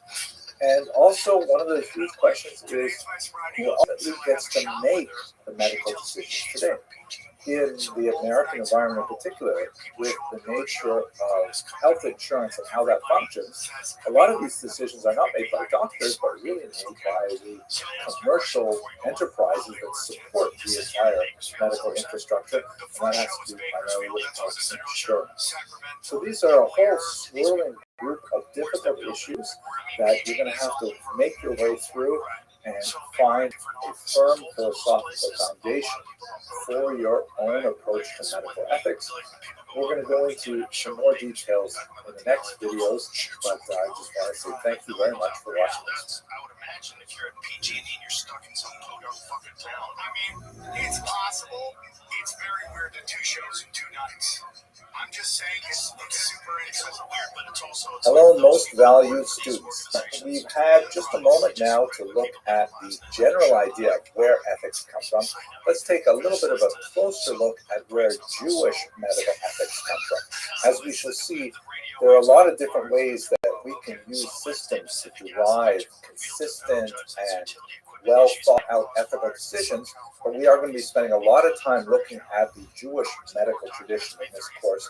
So let's understand the basics. Now, if you are totally new to this, this can be quite confusing, but I assure you that as we go through the specific issues later on in this course, we will place all of the relevant pieces of information into their historical boxes, which are quite crucial. But if you are not new to this will be a very quick review, and I'm sure it will be at least moderately helpful. So, first of all, one of the most important differences between Jewish medical ethics and other systems, particularly modern systems based on utilitarianism, are that Jewish medical ethics are based on a fixed system of values that are derived from a revealed source. In other words, the Torah. That is, Jews rely, and when I say Jews, I'm talking about the Jewish tradition. Obviously, in modern age, Jews can make individual decisions that may not conform to Torah priorities, but historically, Jews have relied on the Torah as their basis for definition of what has value. And on those values, Jews have been involved in creating their medical ethical system. This is quite different from, let's say, utilitarianism, where there is no fixed given set of values, hence revealed, right? Meaning, guys, don't worry about figuring this out. I'm going to tell you in writing, these are the things that are most important, and these are the priorities, and so on. So not only do Jews start with a fixed, revealed source of already defined values, Jews also rely on a narrative tradition of how to interpret those values, specific rules, hermeneutic rules, to determine when an apparent contradiction exists, how it can be resolved. The books, the texts that have ultimately defined these things and record these things for later generations are what we're going to focus on today. They include things like the Mishnah and the Talmud, the codes, the responsa, and so on. But we should also bear in mind that while Jewish medical ethics is fundamentally rooted in that revealed fixed tradition, there's this also very important concept of the Roba Shamayim. It is not in heaven. In other words, God, as Jews understand the system, gave us the basic principles, but human beings, Jews, are supposed to engage in those principles and derive medical ethics from, along with secular ethics of a whole variety of concerns, everything from civil law to criminal law and so on. It's all to be derived from those God-given principles in a fixed series of narrative steps that we will go through. So it's sort of like an interesting mix of divine authority and human intervention, human interpretation that makes up Jewish medical ethics. Okay, let's look at it. We should also bear in mind that in this system, there is no difference between what we would call interpersonal,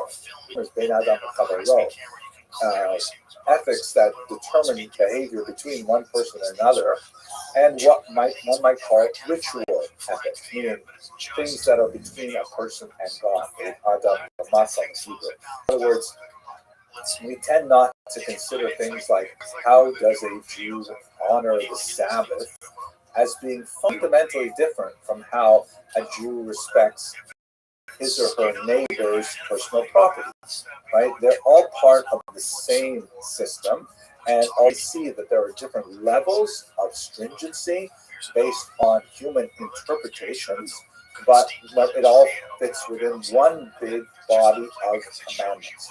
And this would be extremely important because when it comes to medical ethics, where multiple values, multiple priorities often clash, decisions have to be made, and sometimes certain ethics have to be sacrificed for other ethics. We'll get lots of examples of that throughout this course. But let's go through the text now and try to understand, how are these values codified? First of all, let us begin with something that may be surprising to those of you who are new to this material, the concept that there are actually two Torahs, right? That's really important. The first is the written Torah, known in Hebrew as Torah Shebetzav, and that refers to the 5 books of Moses. The first 5 books of the Bible, which according to Jewish tradition, are given by God in the form that we have them today.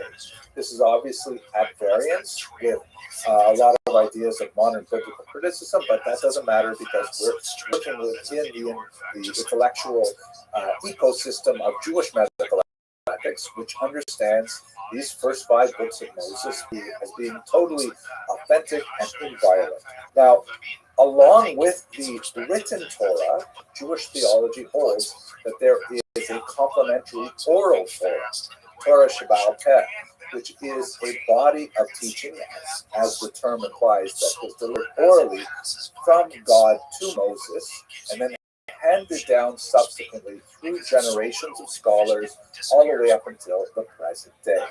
That oral tradition, which we're going to explore in a little more detail in just a second, is then somehow divided into various areas of teachings. The Mishnah is going to be extremely important. That's essentially a body of law. But there's also the Midrash, which is a kind of a poetic appreciation of ideas in the Torah that do not necessarily have to do specifically with ethics, but may say something about, the universe, the nature of life, philosophical ideas, things like that. And then finally, there is the esoteric or mystical tradition known as the Kabbalah. All of these three types of information, which are codified in different types of books, as we shall see, are forms or expressions of the oral Torah. And the oral Torah, crucially, is something which is still engaged in today. It is still something which requires the active engagement of students in order to find out what does the written Torah really mean. It's only found out through this oral exchange of ideas. So let's look, what is the nature of the written Torah? The traditional understanding that Jews have held dear for centuries is that those first 5 books of Moses are of divine origin. They are infallible. It appears that there are spelling inconsistencies or grammatical infelicities. All of those things are intentional, including things like, for example, letters which must be written upside down in the scribal form of the written Torah, all kinds of things like that. And that it is fundamentally inscrutable, meaning we can't plumb it to its very depths. We can understand it on a certain level, but we will always come up against things which are fundamentally secrets of the Torah, and those are accessible only by the greatest scholars who have delved and plumbed the depths of the mystical tradition itself. But that's basically the level of awe and respect that Jews come to the Torah, the written Torah in particular. It is understood as the blueprint of the universe.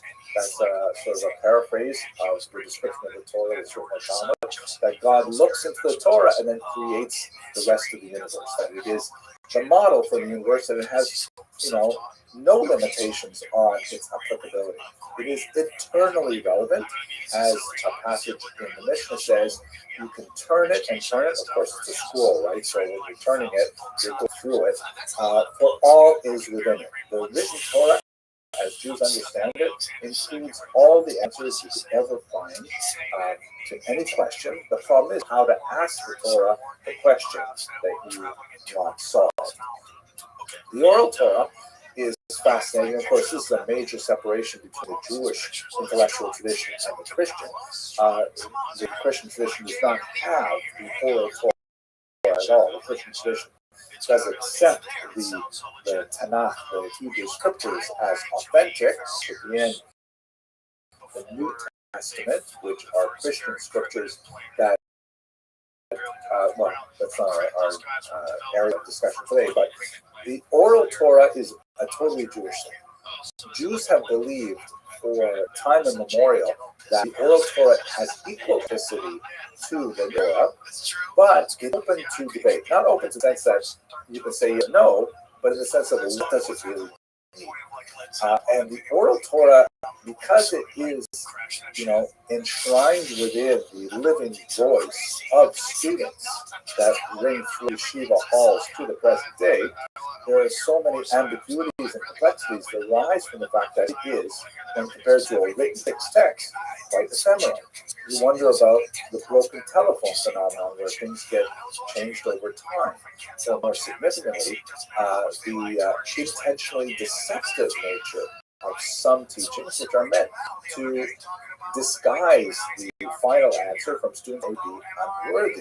There's a lot of questions about how to get to the bottom line when you're working with oral Torah ideas. I can give you a few examples. But one of the most important ideas in oral Torah is the notion that every student is capable of defining something new, a chidush, something new.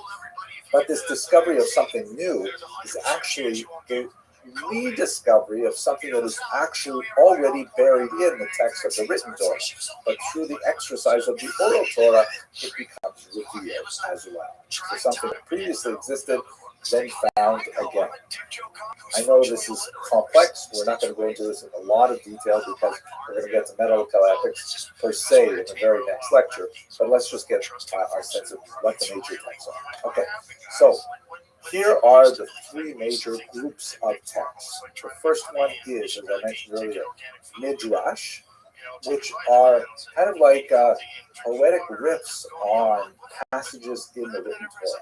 Sometimes the Midrash has a legal implication. The word for law in Hebrew is halakha, which means the way. And sometimes they are homiletic.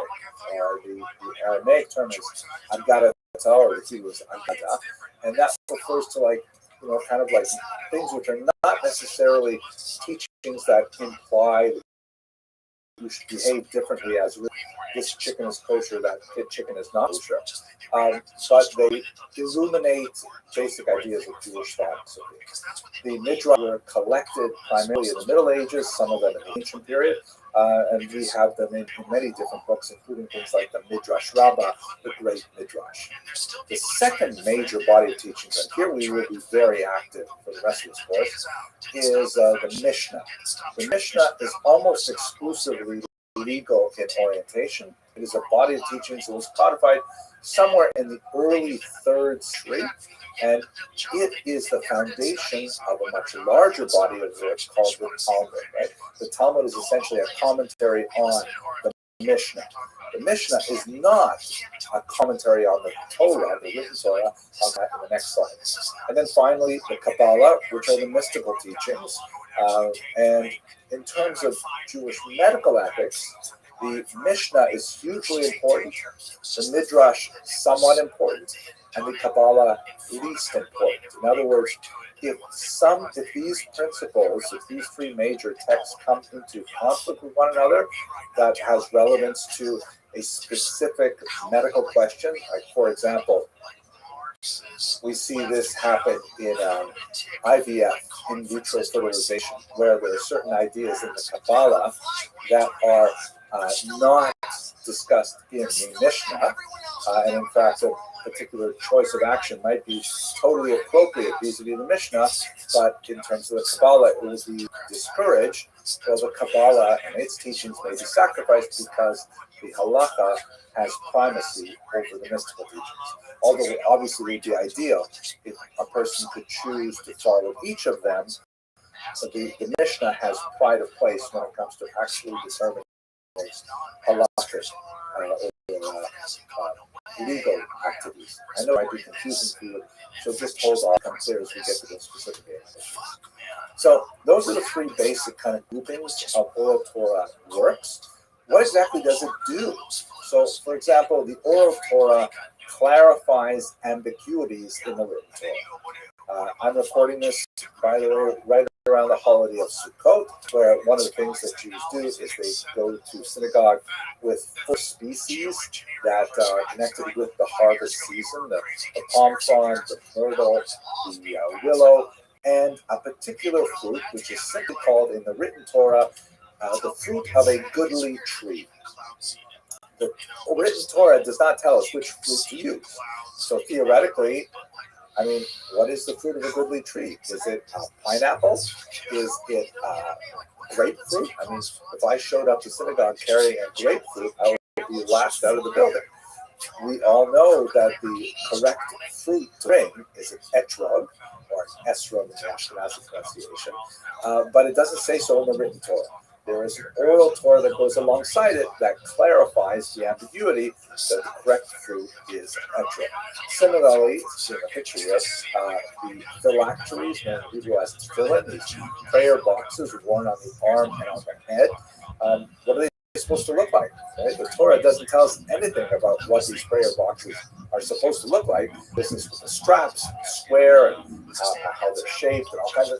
These are all things which are discussed in the oral Torah. Secondly, the oral Torah supplies what are apparent omissions, right? Like all the laws of how animals are slaughtered to be kosher. is not discussed in the written Torah.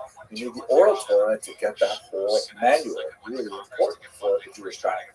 And finally, the oral Torah sometimes even contradicts simple readings of the text. Like, for example, the written Torah says an eye for an eye, a tooth for a tooth, which sounds very Hammurabian, meaning if Reuven knocks out Shimon's tooth, then Shimon should be able to go back and knock out Reuven's tooth, which serves him right for forcing him to come to that Thai restaurant.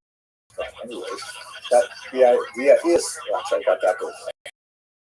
This Reuven was a very Thai restaurant, right? Lecture, so that's okay. But the oral Torah says, no. It doesn't mean literally an eye. You take out an eye for another eye. What it means is you calculate the monetary value of one, and the person who was harmed by having his eye poked out, God forbid, has to receive from the person who harmed him the value of that eye in some kind of cash payment, along with other things, lost wages and medical bills and all things like that. So the simple reading of the written text often gives us a very blunt description of what has to be done. The oral Torah refines it and sometimes even appears to contradict it.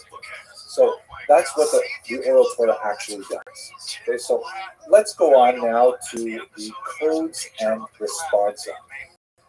Recall that all of these works are evolving historically as well.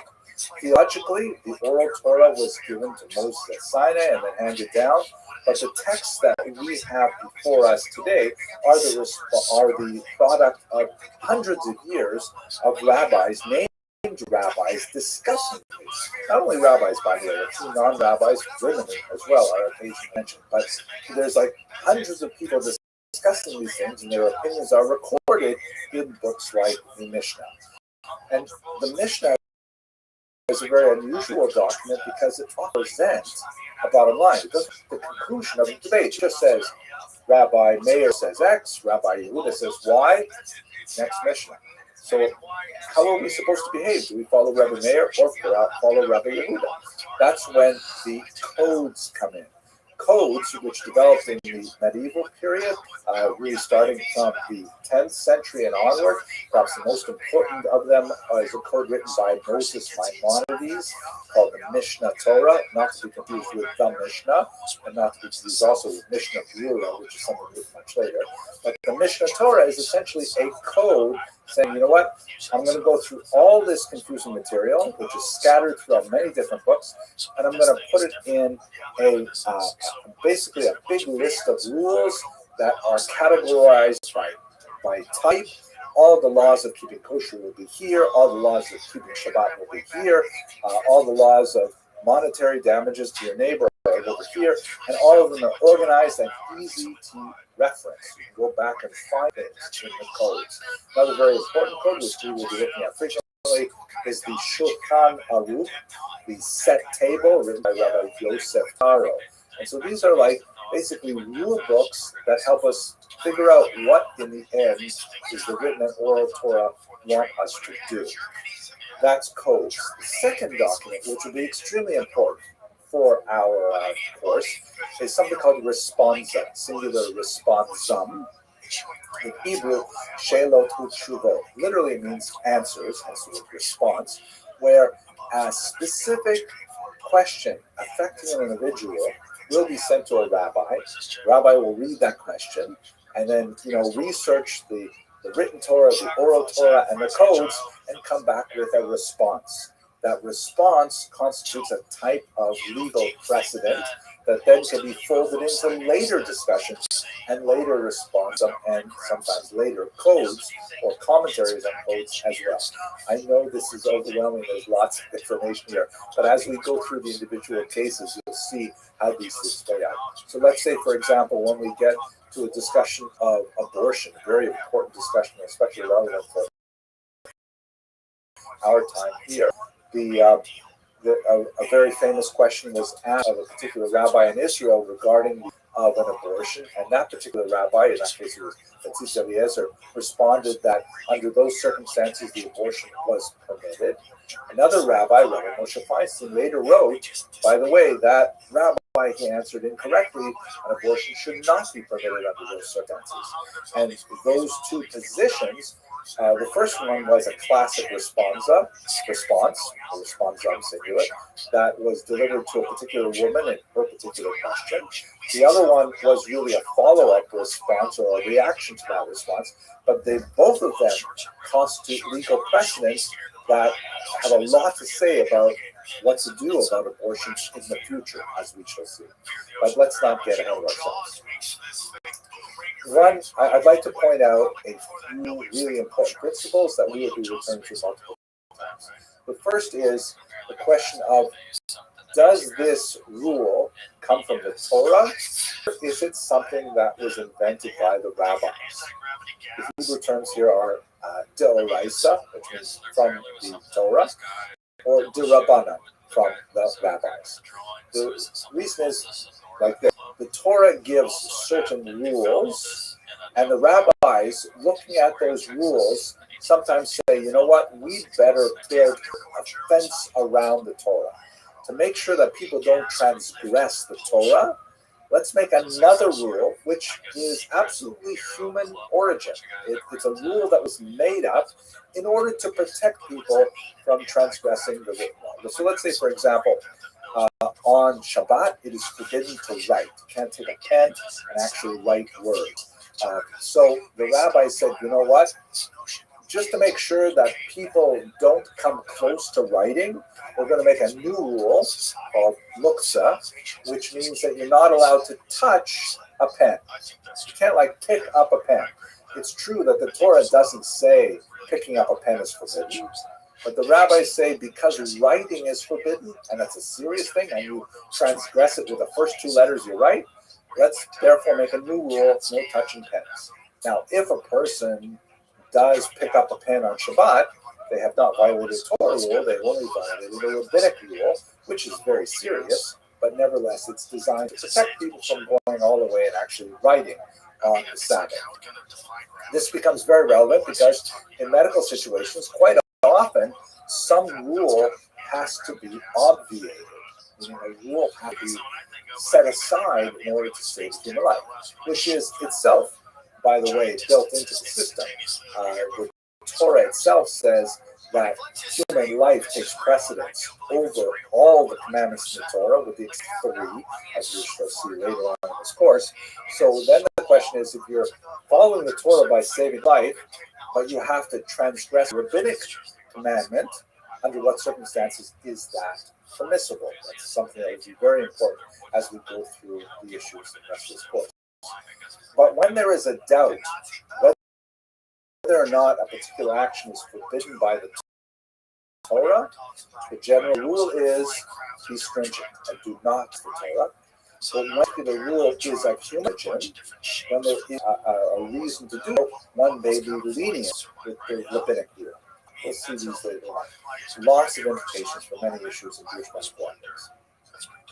I would like to point out one other really important principle that is very well elucidated by Rabbi Abraham Steinberg, and this is this idea that, if the Torah and the rabbis do not forbid something, meaning a new technology that has never been defined before, the presumption is it is permissible.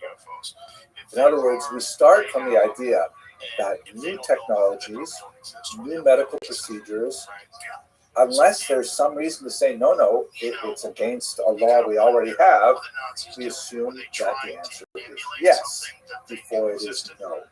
That would become extremely important as we explore the emerging technologies and their implications to the Jewish medical ethics. So here's a map just to give you one sort of graphic overview of all of these things, specifically the oral Torah and its relationship to law, to halakha. You can see on the top there we've got the box oral Torah, which can be divided into 3 basic sort of boxes, Midrash, Mishnah, and Kabbalah. And most of our discussions are going to be deriving from Mishnah, because that's the box that deals primarily with halakha. The Mishnah is later expanded upon in the Talmud Yerushalmi, that is the first edition of the Talmud, which comments on the Mishnah. And then a little bit later, you have the Talmud, the Babylonian Talmud, which also read the Yerushalmi Talmud, so therefore it's kind of considered more authoritative because it was enveloped also the Talmud Yerushalmi. This is not to go into discussion of why they are different, why we have both of them, and so on. But for the time being, the Bavli generally has more authority than the Yerushalmi in most areas. And then you have codes and responsa that come from that. The codes are because the Talmud, by dint of the nature of its structure, is like diffuse. There's very few areas where all the information on a given topic is concentrated. And in order to really understand anything important, you have to study the entire Talmud in order to know that you're not missing anything. So the codes go back and organize it in new books like the Mishnah Torah or the Shulchan Aruch. And then we have responsa, which really date from the period of Talmud Bavli shortly afterwards, and come right up to the present day, 21st century. There are definitely lots of responses still being written today, where individuals will ask rabbis specific questions. Those questions will then be answered in writing, and they constitute case law precedent for future halakha. Okay, that's a quick overview of the big areas of text that will inform our discussions. Let's get into the actual examples of Jewish medical ethics, beginning with very, very difficult issues like the allocation of scarce resources. Thank you very much for listening. And I'm like, oh, fuck. And I just keep looking up there going, oh, fuck. And he's going, I know we're in trouble because Sam's always positive about it. Hello, fellow students of Jewish history. I'd like to begin. We get off stage. The sound guy comes up to me and goes, whoever sent you here sent you up to In a brief series of lectures on the Jewish encounter with Rome. Today we're going to focus on the reign of King Herod, but I'd like to begin with the very first encounter with Rome, which actually takes us back to the days of the Maccabees. Here you can see a beautiful representation of Judas Maccabeus, or Yehuda Maccabee, one of the great military heroes of the revolt that occurred about the year 167 before the Common Era. Let's place his role in the encounter with Rome within its historical context. First, we've got to jump back just a little bit further to the reign of Alexander the Great, who, as you can see in this map, extended the empire he created from Macedonia, which is in the green on the left, all the way out through the Greek territories, Asia Minor, all the way through the Eastern Mediterranean, including Egypt, and then all the way out to northern India, Afghanistan. And after he died, this area was divided among four of his generals. You can see that the yellow color is the Seleucid Empire, and the sort of bluish purplish that is dominant in Egypt, that would be the Ptolemaic Empire. And of course, Israel finds itself right in the middle of those territories. And one of the reasons why you can see in this particular map that the land of Israel is sort of colored yellow and purple is because it went back and forth between those two rival empires over the next century or so. We've spoken about the Maccabean rebellion, and I'm not going to go into it in great detail here, but let us just recall that there were many Jews living in the land of Israel who actively supported the Seleucid Greeks in their program to Hellenize the population. That is, to get the Jewish population in the land of Israel to absorb more and more Greek values, including everything from philosophy and science to athletics and aesthetics.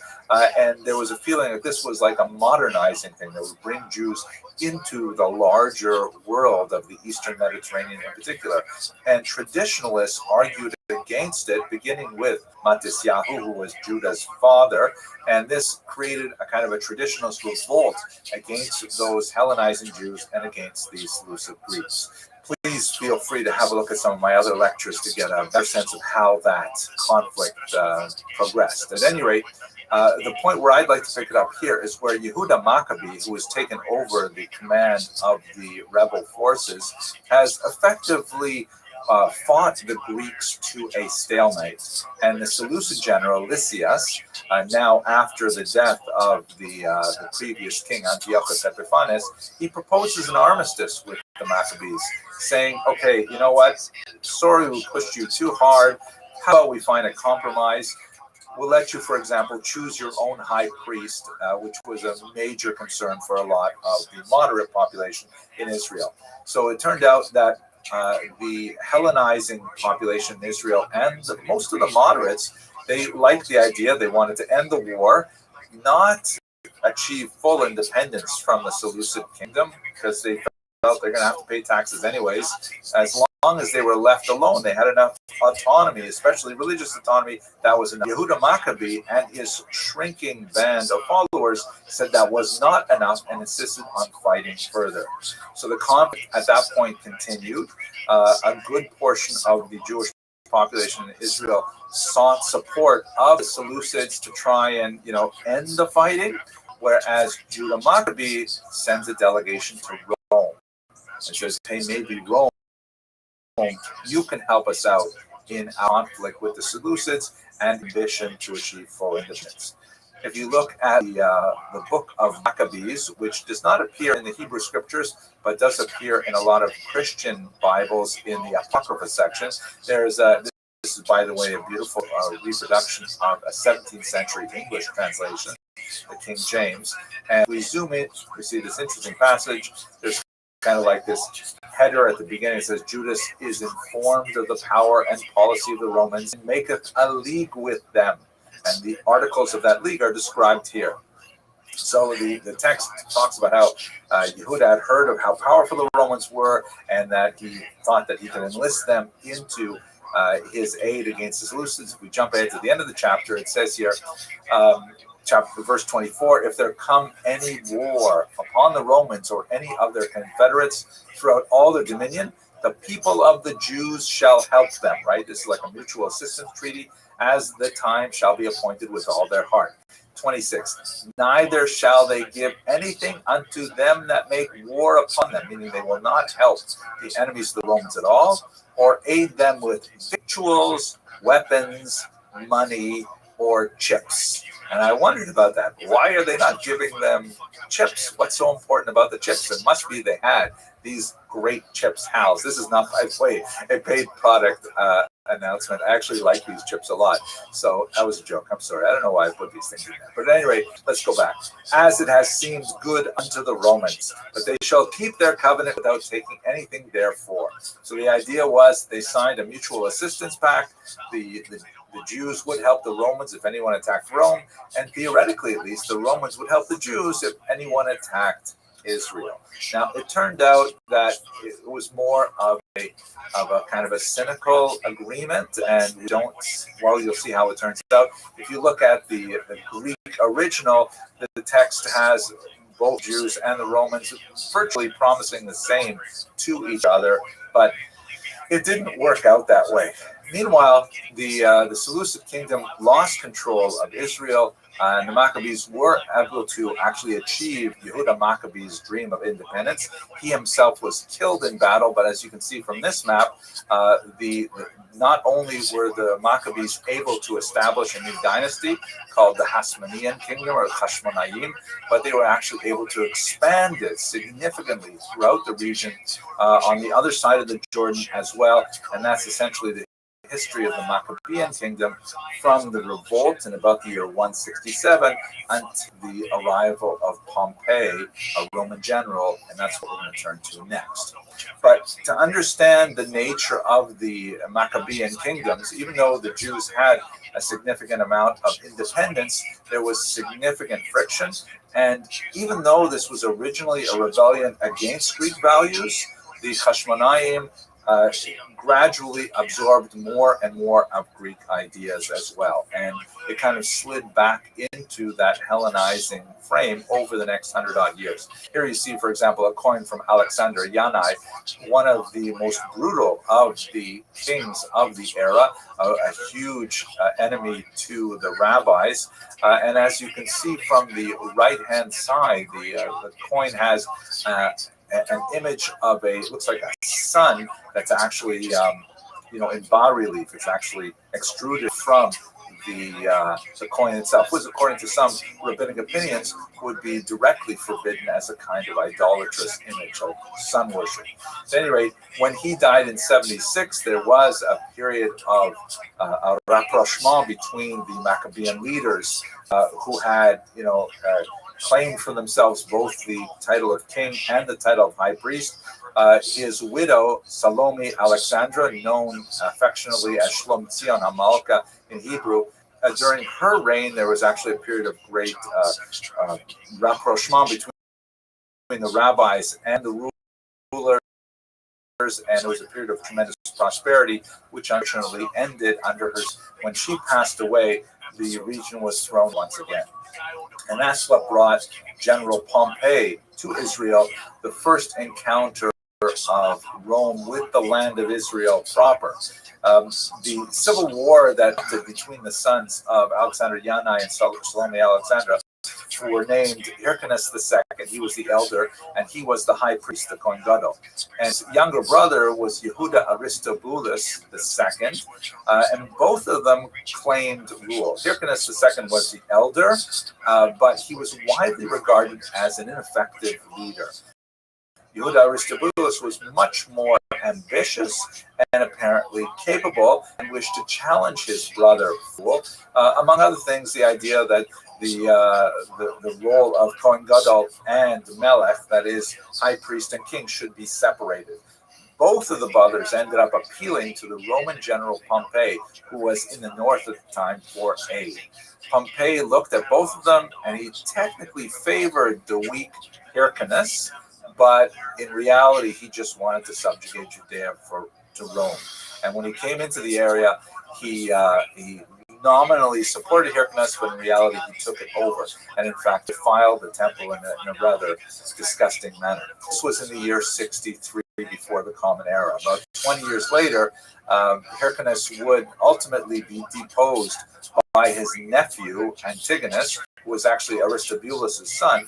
According to Josephus, Antigonus actually bit off his uncle's ears, which mutilated him in such a way that he was no longer fit to serve as the Kohen Gadol, because there are certain laws about how the high priest has to appear. Rather nasty kind of event. But this means that from 63 before the Common Era, Rome is officially in charge of the land of Israel. Let us now turn a little bit later in time to the rise of one of the greatest kings of Israel in this era, King Herod.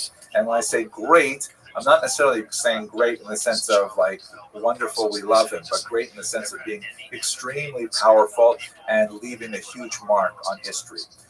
Perhaps he's best known in the Western tradition as being the author of the so-called Massacre of the Saints, which is a passage that occurs in Christian scriptures in which he decrees the murder of all of these young children in an attempt to stave off the eventual birth of the figure that would be recognized by Christians as the Messiah. There's a lot of historical discussion about what that event might have been.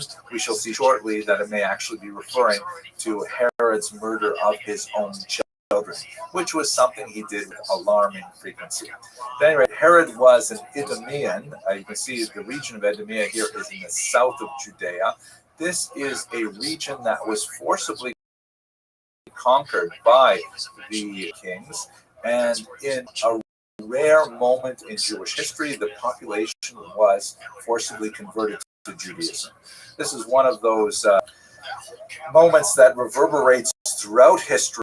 Of course, Judaism has forsworn that particular practice, partially as a result of the experience that they had under King Herod following this forced conversion. But at any rate, the Idumeans were a population that ultimately identified with the Jewish people, but they also felt somewhat separate and occasionally resentful of that. When we get a little further in the series, I'd like to discuss the role of the Idumeans in the First Roman-Jewish War, which was quite significant.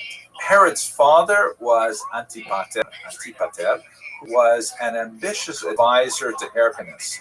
Herod was one of his multiple sons. He was born in the year 73, and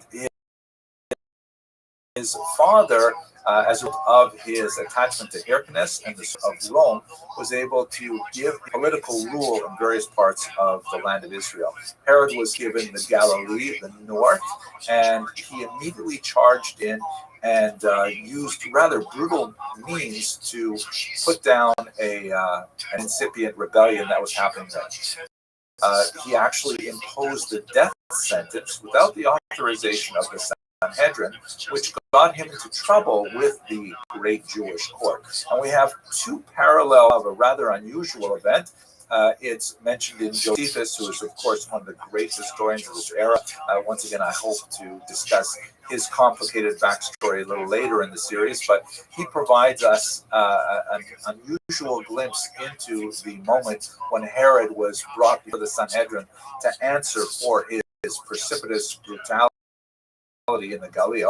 And we all same story with some significant differences in the Talmud as well.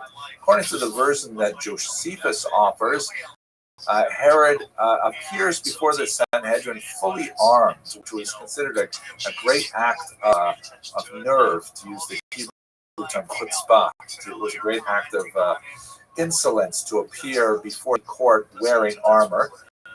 And he effectively cowed all of the judges into submission, and essentially they let him go with reprimand. In the Talmudic version, which you can see here, appears on page 19b of Tractate Sanhedrin. In the Talmudic version, it is Shimon ben Shetach, who is the great rabbi who stands up against Alexander Yanai the king and challenges his colleagues. But in the Josephine version, it is none other than the great Shammai, the interlocutor to Hillel, who was the only rabbi who has the courage to stand up to Herod. But unfortunately, he is not supported by the rest of the Sanhedrin, and Herod walks. Why these two versions, Josephus and the Talmud, differ in the important details of which figures are speaking is the scope of this discussion. Herod brought particular skills to his rule in the land of Israel, and we'll see them play out over his long career. The first is that he was capable of bold, brutal repression, that he had very little qualms about using violence to support his rule. Secondly, and ironically, this was combined with a remarkable level of public generosity, that he was certainly capable of recognizing the needs of the larger population and to provide for their tax relief and grain whenever possible, as we shall see shortly, in a massive series of public building works that were designed quite often for public benefit. So this combination of being very brutal and bold, and at the same time very generous, is rather unusual, and certainly helped to promote his rule. And the third skill that he possessed was he was an extremely shrewd cultivator of relationships and alliances, particularly in his life. He was very, very cool and able to needle between various Rome factions and to find leaders and patrons, and to genuflect and when to. He was able to secure his realm primarily because these three skills: bold, brutal repression, remarkable public generosity, and his cultivation of relationships and alliances. Thank you very much for watching. Some people are dumb. They'll be like, I don't even know I'm here. Like the checks and get the sandwich. Yeah, give away secrets. So it's gonna be like, don't want people that grew up in a house with gas leak, and there's just no saving them. Yeah, I mean, just common sense, isn't that common? Hello, fellow students of Jewish history. In the previous lecture in the series, we looked at the first encounter of the Jews with the Romans in the period of the Maccabees, and then brought it up to look a little more closely at the beginnings of the reign of King Herod. I'd like to continue with the discussion of King Herod, specifically looking at his remarkable achievements in public works and in great, fantastic displays of architectural skill. So perhaps the most significant and certainly the longest lasting of Herod's great architectural contributions to the land of Israel and the Jewish people is a huge renovation of the temple. The rabbis are in the Talmud are somewhat ambivalent about it because Herod himself, even though he did a fantastic job beautifying the temple and expanding it, he was a really brutal ruler, as we shall see in the next lecture in this series. But if you look at this very beautiful diagram, which I purchased from Rittmeyer, he has a great site that has all kinds of amazing architectural drawings. You can see the Temple Mount as it existed under King Hezekiah. You can see the Temple Mount under King Chizkiyahu at the top. Of course, the temple is attributed to Shlomo HaMelech, but we're looking at the mount as a whole here, and then during the Maccabean era, and then the picture from the top is how it was vastly expanded by King Herod. You can see the green area represents a dramatic expansion of the Temple Mount area. There's also beautification, actual structures. Josephus tells us that only Kohanim, only priests, were allowed to work on the construction, and that it never rained in the daytime, only at night, of course, during the rainy season and so on. And then on the bottom, see that obviously it's changed because the temple structures were all destroyed during the first Roman-Jewish War in the year 70. The Muslims later built the Dome on the Rock and the Al-Aqsa Mosque, you can see on the right. But nevertheless, the Temple Mount as a whole is still preserved. There we have the Western Wall. The Wailing Wall is the wall that's facing us is the Western Wall, so it looks something like this. And you can see the in the background, the later Muslim addition to the Temple Mount. Of course, Jews gathering to pray at the site of the last wall of the temple. Note that it is a retaining wall at the end of the temple mount itself. And if we also look to the southeast, you can see that there is actually remnants of the Herodian construction. This is an area that's often called the seam because in more clear than in other places shows where the actual wall under the Hasmonean kingdom ended, and then you can see how Herod extensively to the south in this particular map. Anyway, that was one of his greatest public contributions because, of course, the temple was the central ritual site for all Jews of the world, beautifying it and expanding it, made it much more accessible to the larger population as a whole. And I should also mention, by the way, that his public generosity in terms of temples extended throughout the Eastern Mediterranean. He was not shy about offering sacrifices at non-Jewish temples as well, something which the rabbis would not approve of, to be sure, but he often generously gave donations to other temples elsewhere in the Eastern Mediterranean, and he was known as kind of very, philanthropic king from a significant territory in the land of Israel. Caesarea is one of my favorite places. This is one of the most beautiful locations in the land of Israel, and Herod had designated it as the primary location of the Roman-Jewish nexus in Israel. That is, unlike Jerusalem, to be sure, and unlike much of Judea and the Galilee, Caesarea, Caesarea was to be essentially a Roman city.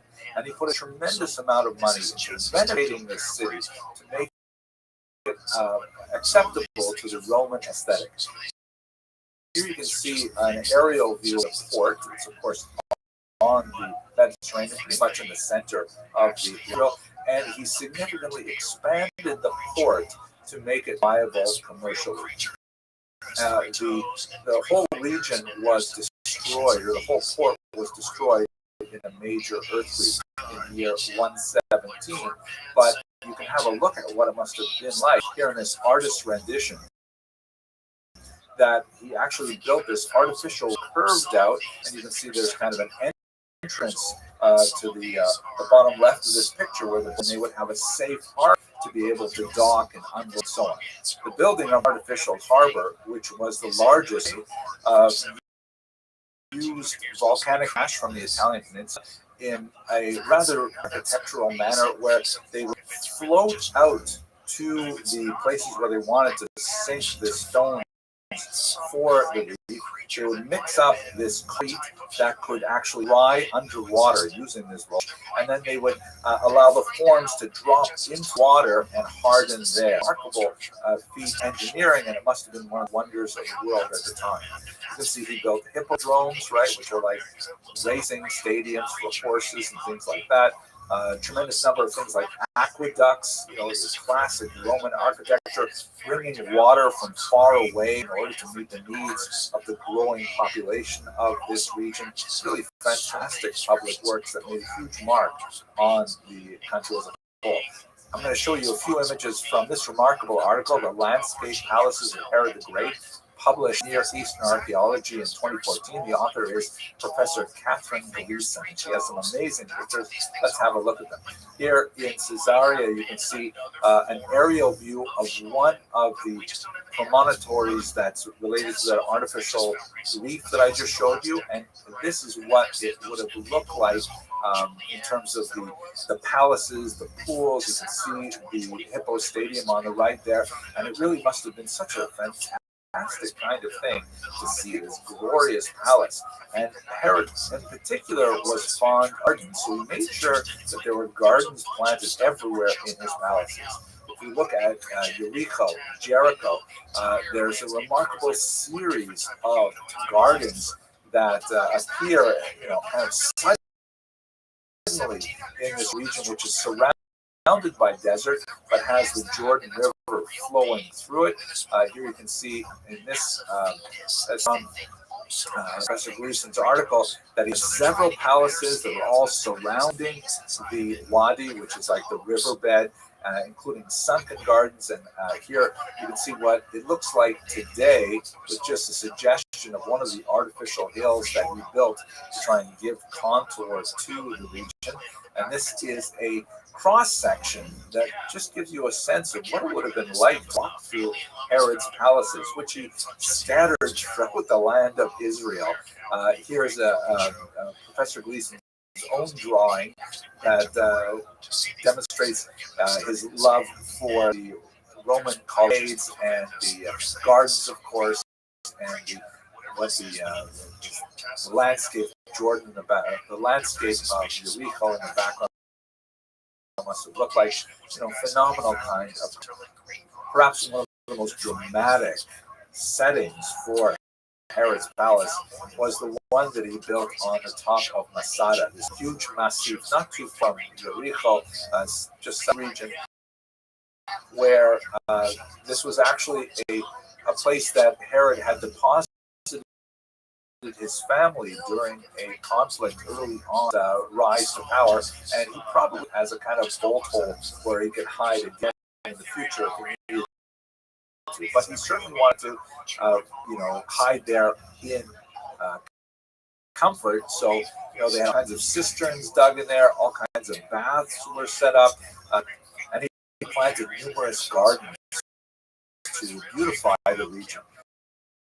If you can look at this map here, you can see some of the various structures that were placed at the top there in this very defensible area, and it is a model that gives you a sense of the growth of his architectural vision that has down the rock face itself.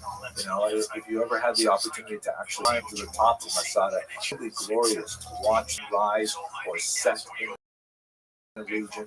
And of course, all the material was of great help to the rebels later, who had their last stand, according to the historian Josephus, against the Romans in the year 70. It just gives you a broad sense of his phenomenal architectural activity, much of which was for public benefit, as we saw with the temple as well, and is one of the much more positive elements of his reign.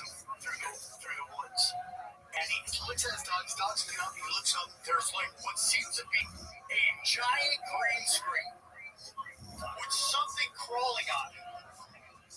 And they're just staring at it. And then the thing stops, notices them there, camouflage self. He looks down his dog. In the last lecture, we spoke about Herod's remarkable architectural achievements, but that is not the feature of his rule for which he is remembered. He is most likely remembered for his incredible brutality, directed not only at the general population, but specifically to members of his own family. And that's what I'd like to turn to. In the image here from John William Waters' house, you see a beautiful depiction of Marianne, or also known as Mariamne. That was one of Herod's 9 wives. She was the one who gave him the most status because she herself was of Maccabean descent.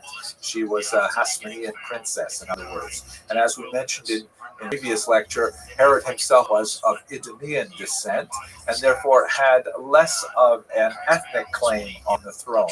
By marrying a Hasmonean princess, he was able to attach himself to the bloodline of Jewish. However, that was not to last. As in a fit of rage, he had her executed in the year 20 before the Common Era. According to the Talmud, he immediately felt tremendous regret over this, and so he had her body not interred, but rather submerged in a vat of honey so that he could preserve her body and look upon her when he so desired. It's another bizarre story.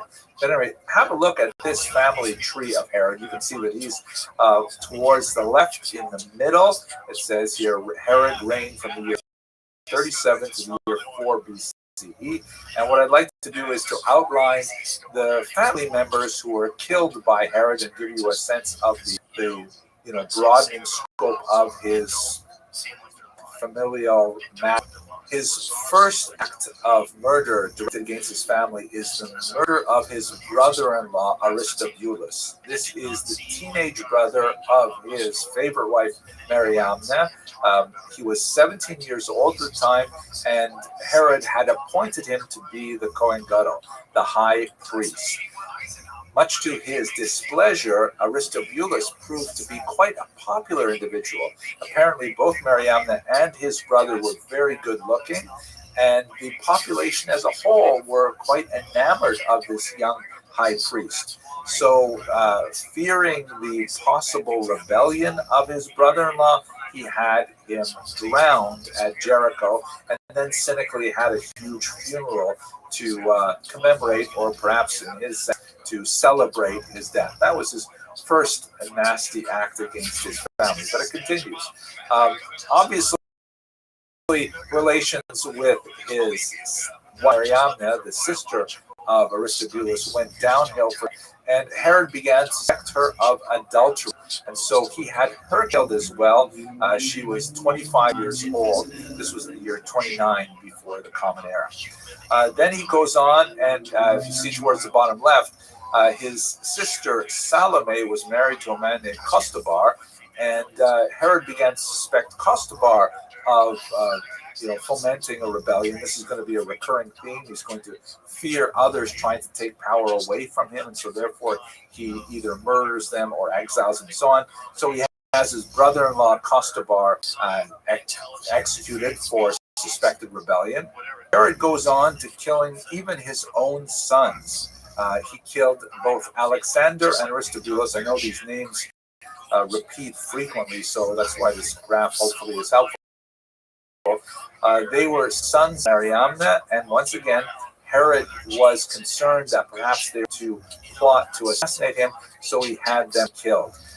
The murder of Alexander and Aristobulus may actually be the event which triggered the story of the massacre of the innocents, features in Christian scriptures, but for which historians have not found a tremendous amount of record.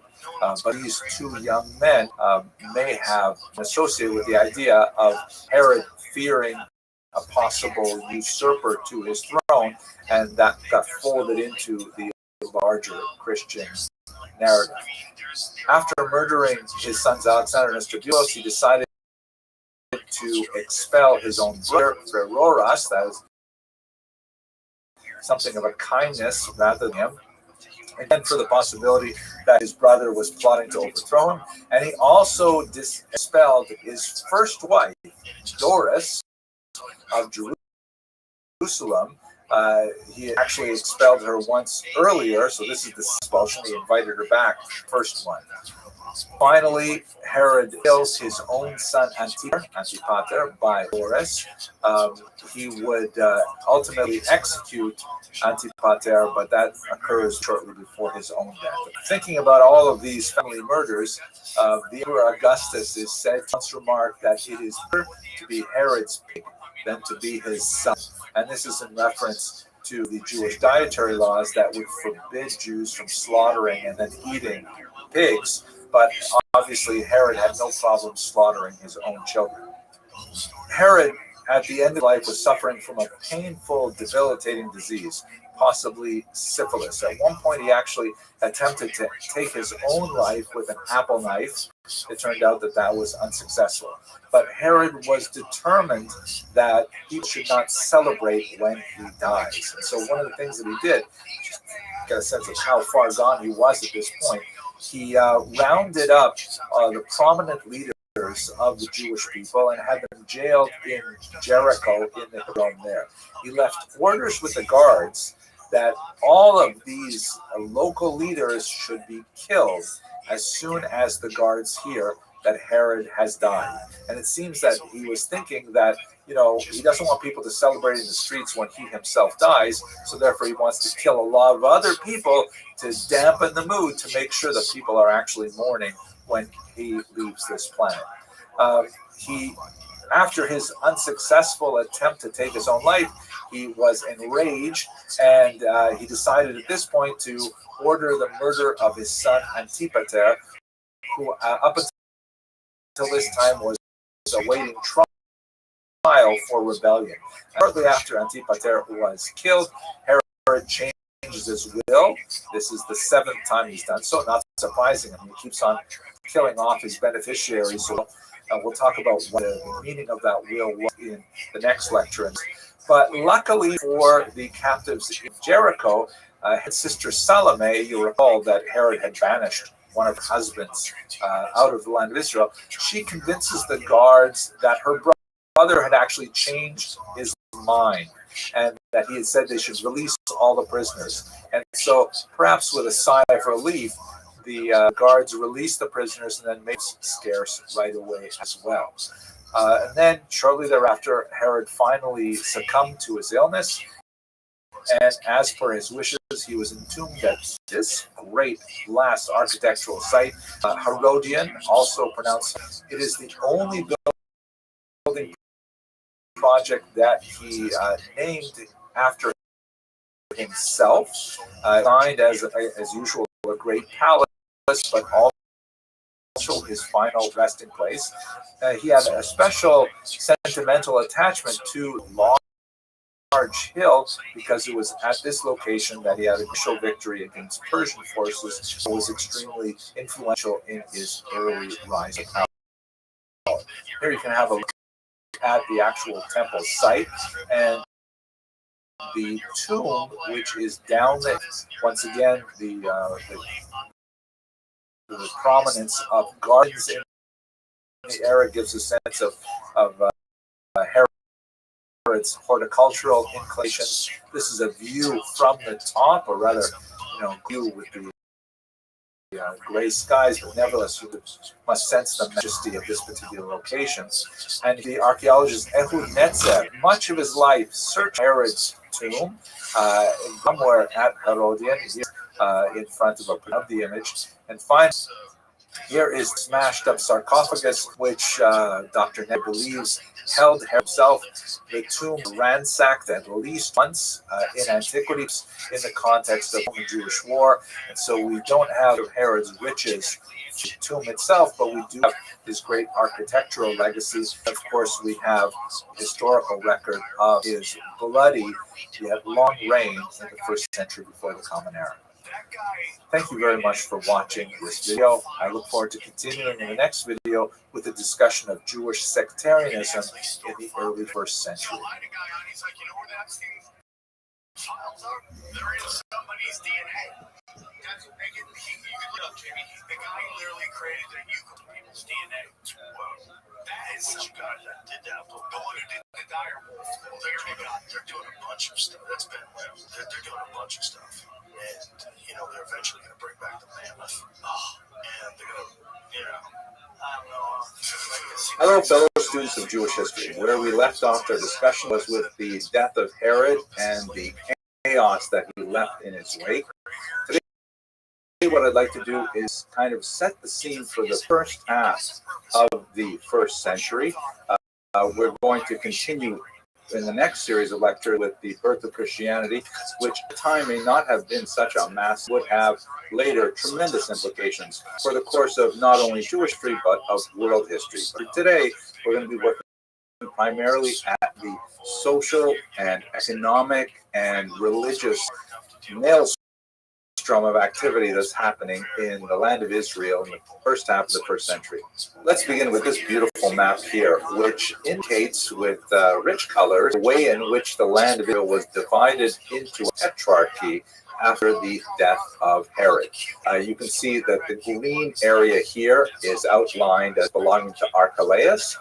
The sort of corally color is given to Antipas, and the yellow area is given to Philip. By the way, all of these sons of Herod had the first name Herod, but they are, it's hard to keep them all straight. So Herod Archelaus, Herod Antipas, and so on.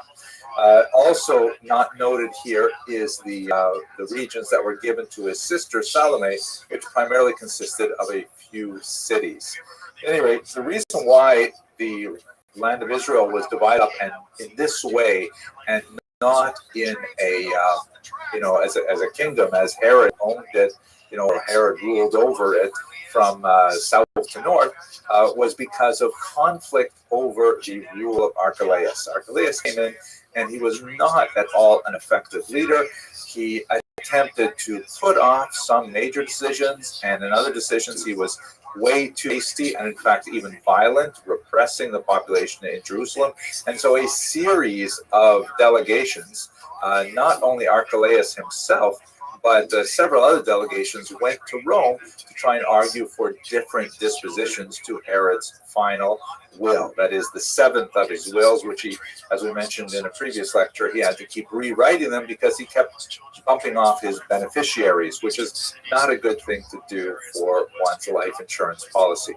At any rate, that's the way they decided in Rome to divide up the land of Israel as a type of tetrarchy. This also represented a significant diminishment in the status of the land of Israel. It was essentially subsumed within the larger governorship of Syria, which will become extremely important as we consider the unrest that would follow. There was especially unrest in the era of the first decade after Herod's death. The Jewish authorities under Roman pressure tried to enact a census. This was in the year 6, and this census was primarily to help with tax assessment, which of course nobody really likes, but nevertheless it is inevitable. But we should understand that Jews have a particular allergy to a census. There are whole discussion in Hebrew scriptures about counting people as being a forbidden activity unless it is specifically permitted by God. So this means in practice that the Jews have developed customs to not specifically count individuals, but to count tons of individuals. Like, for example, giving the half shekel tax for the temple. If everyone gives a half shekel, then we can count up the shekels and we know exactly how many people there are and so on. And even in contemporary period, when you need to count the number of people for a prayer quorum, a minyan, the custom is not to count them saying 1, 2, 3, 4 and actually assign numbers to people, but rather to say a blessing that has 10 words in it, such as for example, the blessing over bread, obviously without pronouncing the name, as you said, when you're actually citing the blessing over bread, or there's a particular verse in the book of Psalms, Hoshea Asamecha, and that's used sometimes to count people. At any rate, sorry for that little tangent. Let's get back to the material here. There was a tremendous unrest in the beginning of this period, especially in association with that poorly received census. And there was a lot of actually brigandry going around the land of Israel, something which was actually in many ways sort of a foreshadowing of the major rebellion that would erupt in the year 66, which we'll get to, God willing, in a couple of weeks. The unrest was significant, and it was especially terrible because the local official in charge was a man named Sabinus, who was placed in charge by Governor Varus of Syria. As I mentioned, Governor Varus had responsibility for the entire area, and he left this man Sabinus in charge to try and collect the census. Sabinus essentially did his own thing. He even raided the temple treasury. And so Governor Varus had to come down and actually quell an incipient rebellion against Sabinus. Sabinus, meanwhile, hightailed it out of the land of Israel. But Archelaus was called to account in Rome for his failure to effectively control the population. In the end, the Roman authorities decided that Archelaus was not suited for rule over this valuable piece of real estate, and they exiled him to a place called Vienne, which is on the Rhone River in the south of France. It's true, being exiled to the south of France is not so bad, but we should understand that in the year 6, there was absolutely no Asian rest anywhere in the south of France, and so it must have been very hard on him. I'm sorry, I shouldn't make light of that. I mean, just the concept of being exiled to a place where there's no Asian restaurant. I don't know how Jews could live like that. At any rate, in place of the kings that we had earlier, and kind of like overruling the tetrarchs themselves, these 4 individual rulers, the Romans put in first prefects, and then later called them procurators, the types of governors that would rule over the land. Hopefully, one of them, perhaps the most famous, certainly the famous of them, is none other than Pontius Pilate, who we will again return to when we talk about the birth of Christianity in the next series of lectures. Here's actually a stone that was discovered, of course, in Caesarea and Caesarea, which is the region of Israel that is so closely identified with Roman rule, and it actually mentions Pontius Pilate's name. You see in the second line there, you just see the U.S. and then Pilatus, which is, of course, Pilate in Latin. So the procurators were really in charge. Things would change in the 40s when, as a result of change in Rome itself, a new king would be appointed in Israel, Agrippa I, and then following him, Agrippa II would be the last king of Judea, but we'll leave that for another chapter. I would also like to point out that in the context of this massive political and administrative change that is imposed on a restive population that has demonstrated its willingness to actually rise up and open revolt, and only with external forces brought in from Syria could the revolt be quelled and the Jewish leaders actually be punished through exile. There are a couple other elements of the internal turmoil that we have to understand. One that's hugely important, and we're just going to touch on it, is issues of class and urbanization in Israel. We should recall that the land of Israel really had, then and to a certain degree even now, 2 really big different types of populations. You had the aristocracy, the tended to be more learned elite living in the big cities, in particular in Jerusalem. And there are, of course, very different Jews living in Jerusalem as opposed to, let's say, Caesarea. But in Jerusalem, you have the gravitational center of the Jewish people because the temple is there. And so the aristocracy, the high priesthood is going to be invested in Jerusalem per se, and that will attract the wealthier classes, the wealth tends to correspond to a pro-Hellenistic viewpoint. The wealthier classes tend to be much more concerned with preserving preserving their wealth, and that meant alliances with the Roman authorities, and that also meant alliances with Roman and larger Hellenistic culture. So you have kind of an unusual situation in cities, and in particular in Jerusalem, where you have an aristocratic elite that may be less traditional, ironically, in their observance, same time very dedicated and close to the temple. The city of Jerusalem, of course, is the center not only spiritually of the Jewish people, but also demographic, and it would attract masses, tens of thousands, hundreds of thousands of pilgrims to its boundaries during the 3 pilgrimage holidays. As we shall see over the next few weeks, these tend to be flashpoints for uprisings and violence, especially around Passover. As we shall see. The second major element that I really want to touch on before we go any deeper is the fact that we are relying quite heavily, on Josephus, and we have to always be aware of that reliance.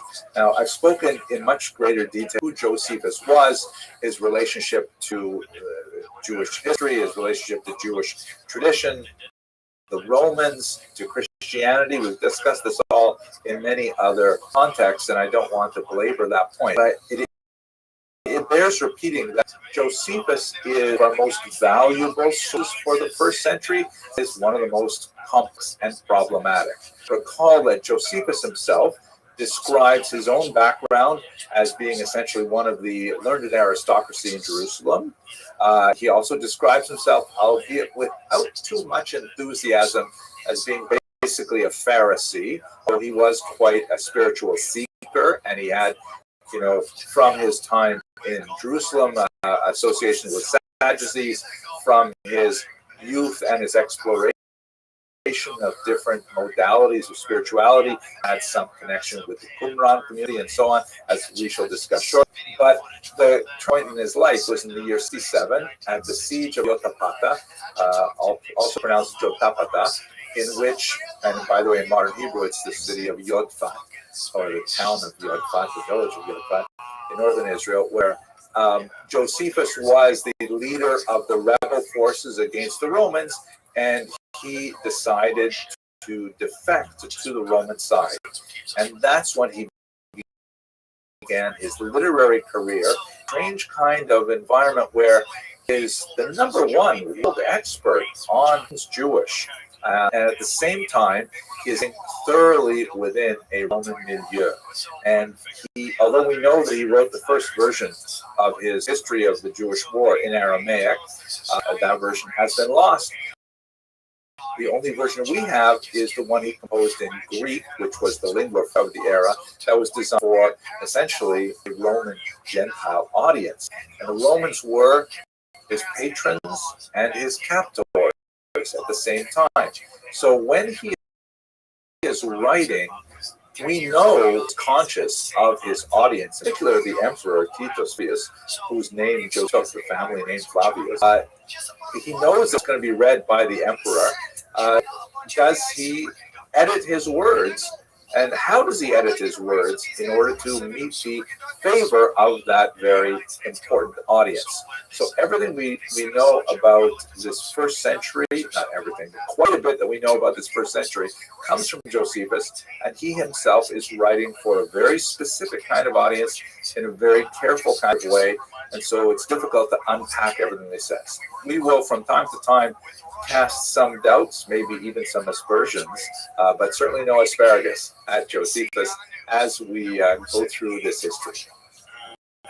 Okay, let us continue then with the discussion of the main ideological groups, at least as Josephus describes them, specifically the Sadducees, the Pharisees. We spent some time on the fourth philosophy,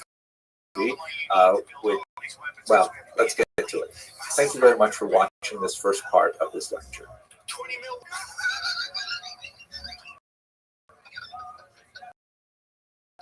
First of all, how many people are how many more are they recruiting because they're making $20 million a week? It's like, oh, dude, great, he ended, and I wasn't a Biden fan, but when somebody does something you like, you got to kind of give them their props today. It's like, yeah, we're leaving all the weapons there. Have you ever seen the video of the plane leaving? You want to look at something that's Hello, fellow students of Jewish history. Let's continue with our discussion of Judaism and Jewish sectarianism in the early first century. So perhaps the most important of the groups, at least important in terms of their temporal power, their association with the Romans, and their control of the temple cult, are the Sadducees. The Sadducees, or as they are known in Hebrew as the Tzedukim, the word derives most likely from the followers of Tzadok, and let's explore that in just a minute. They were the group that was especially known for its production of the various high priests of the era. And as we shall see, this became a revolving door where high priests were appointed and then deposed, and all kinds of things happened to them as they went through very, very high rate of churn from one to the other.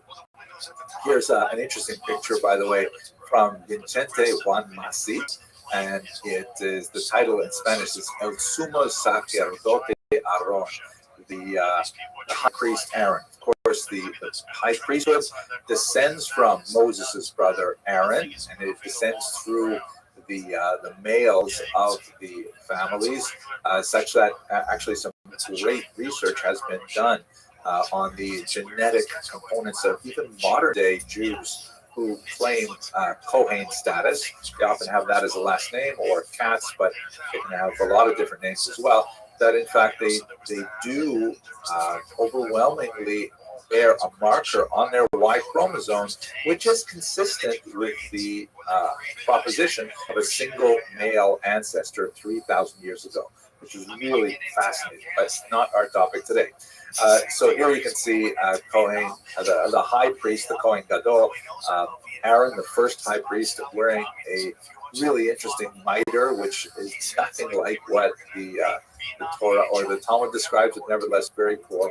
And he seems to be rushing to carry this Greek-style vase of, looks like some kind of, maybe he is doing Trumat HaDeshen, the removal of the ashes. But he looks very serious about it, and I really like this image. At any rate, so the name Tzedukim is one that appears in the Talmud in particular to describe the Sadducees. And there are two possible tzaddoks from whom they could derive this. One tzadok, of course, is a biblical figure who comes from the era of King David, a high priest named Tzadok. The rabbis of the Talmud, however, derive the term Tzeduki from one of the two prime students of Antigonus Ish Sopho. Antigonus, the man of Sopho, who's quoted in the great collection of Jewish ethical teachings, Pirkei Avot. He was a rabbi who lived in the early 2nd century before the Common Era, and he had two students, Tzadok and Boetus. Now, Antigonus Ish Sopho is famous for a particular passage that's quite fascinating, in which he urged his students to serve the master not for the sake of receiving a reward, right? In other words, serve God without any, anticipation or demand for a payment in return. Payment is in fact even a better term for the word pras than reward. But like, okay, God, I'm going to do you a favor, and now you pay me back, right? So Antigonus Isocho said, no, that's not the right attitude. You should do it just because it's God. God asks you to do it, and you should do it simply because God is the one asking you. According to the rabbinic tradition, his two students, Tzadok and Boetus, misunderstood him and said, well, must mean that there is no reward for performing the will of God. And should do it, following teacher, we should, without thought of receiving a reward. Why? Because there is no reward. And so the Tzedukim were especially associated with the notion of denying the world to come, denying the notion that there was, a heaven and things like that.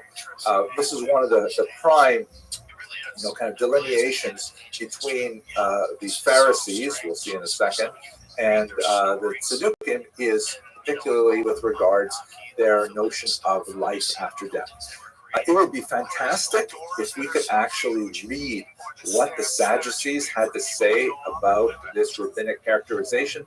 Unfortunately, the Sadducees left behind no clearly self-identified written records that tell us about their attitudes to the world to come, or really about anything else that happened to them historically. The Sadducees, of course, being so closely identified with the temple rituals, once the temple rituals were done away with the destruction of the temple in the year 70, there was no more physical anchor for them, no more kind of like center of gravity to organize their power, and they simply disappeared as a group. Some of these ideologies, of course, would resurface in several other groups over the minute. We will have, God willing, opportunity to explore those in the future. But for the time being, we only know what others say about the Sadducees. Not only the rabbinic tradition, but also, for example, the Christian tradition has a fair amount to say about them as well. Now, I mentioned that there were two students, Tzadok and Boethus, and in the rabbinic tradition, for sure, they are distinguished. You see them referred to in different contexts, but it's really hard to parse out, well, what exactly is the difference between Tzadduke and one of the Boethians? What exactly, how do you parse out the difference between these Tzaddukim and these Boetusim? Now, by the way, I should mention that it's also difficult to try and figure out what the Sadducees stood for, because with the era of heavy church censorship of the Talmud from the 13th century on, and especially with printing evolving in the 16th century, there's a lot of changes to the Talmudic text to try to avoid, not only burning of the Talmud, but even, prohibiting its printing. This is something that Jewish printers often did of their own accord in order to avoid getting into trouble. And one of the techniques was that if there was a criticism of a figure, or let's say there's a dialogue in the Talmud that presents a rabbi versus let's say an early Christian, and they know that if they submit this text to the church censor, it will immediately be excised, and maybe they'll have to, scrap the entire print run. So sometimes the printers would change things, and they would say, rather than having the rabbi arguing with an early Christian, they'll say a rabbi arguing with a Sadducee. And the oral tradition would continue in the sense that the rabbis teaching the Talmud hopefully would know, this is actually a replacement. It should read early Christian, but it actually reads Sadducee. But quite often we don't know what that means anymore. And so it's really hard to rely on the Talmud for good descriptions of what the Sadducees held for. But one reasonable argument that may appear in a deeper analysis of, for example, Josephus, is that the Sadducees were the older aristocracy that relied on their connections with the Hashmonayim, with the earlier Jewish kings, going back to the period of the Maccabean revolt. And the Boethians may have been a sect of, again, aristocracy, priesthood, and so on, that began to gain power under Herod specifically. Herod had a long reign of many decades that you could easily have rivalries develop among the aristocracy, vying for the position of Kohen Gadol, and so that may be an actual kind of, not ideological, but kind of organizational difference between the Tzaddukim and the Boetusim. We otherwise don't know ideologically how they differ. Okay, so those are the Sadducees in a very brief treatment. Let us now turn to look at the Pharisees. And say, oh yeah, Iraq had some beam weapon. Yeah, that was it, and it was destroyed. We destroyed it. Especially if you're putting it in a paper where people could read it later on because of the FOIA request. Well, I probably didn't anticipate that, right? But then on top of that, it's like, they overestimated the Iraq Army's capabilities as is, right? That was one of the things about Hello, it. fellow students of Jewish history. So in this mini set of lectures, we look at the political environment of the early first century in Judea. Then we looked at the Sadducees, followed by the Pharisees.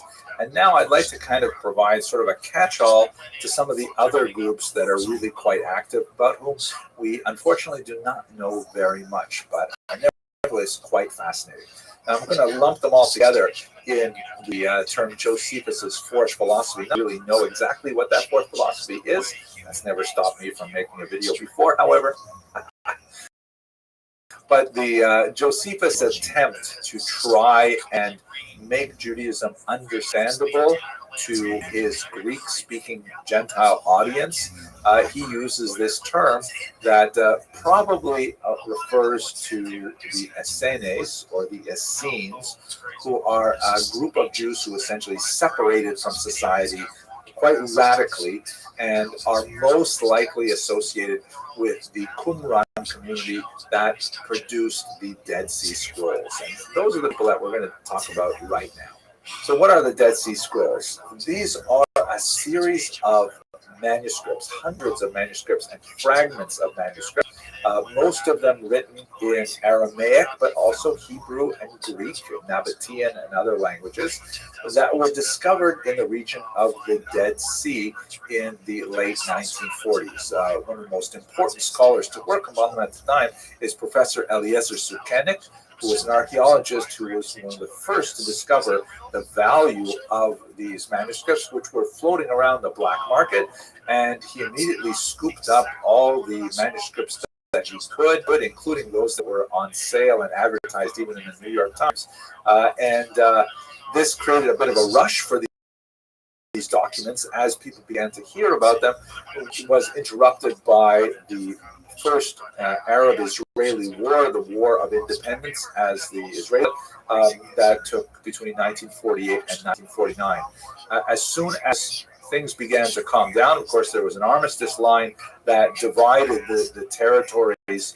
Some were not accessible to Israeli researchers anymore, but a frenzy of archaeological studies began as people began to comb all of the cliffs in the really remote and forbidding region of the Dead Sea, looking for these documents. And they found hundreds of them. Some of them collected in what appear to be scriptoriums, where they would be used as kind of reading rooms with like tables and chairs, or benches, and others that appear to be storage rooms where they were probably hastily abandoned, most likely in the context of the First Roman-Jewish War, and they sat there for the next 2,000 years until they could be discovered.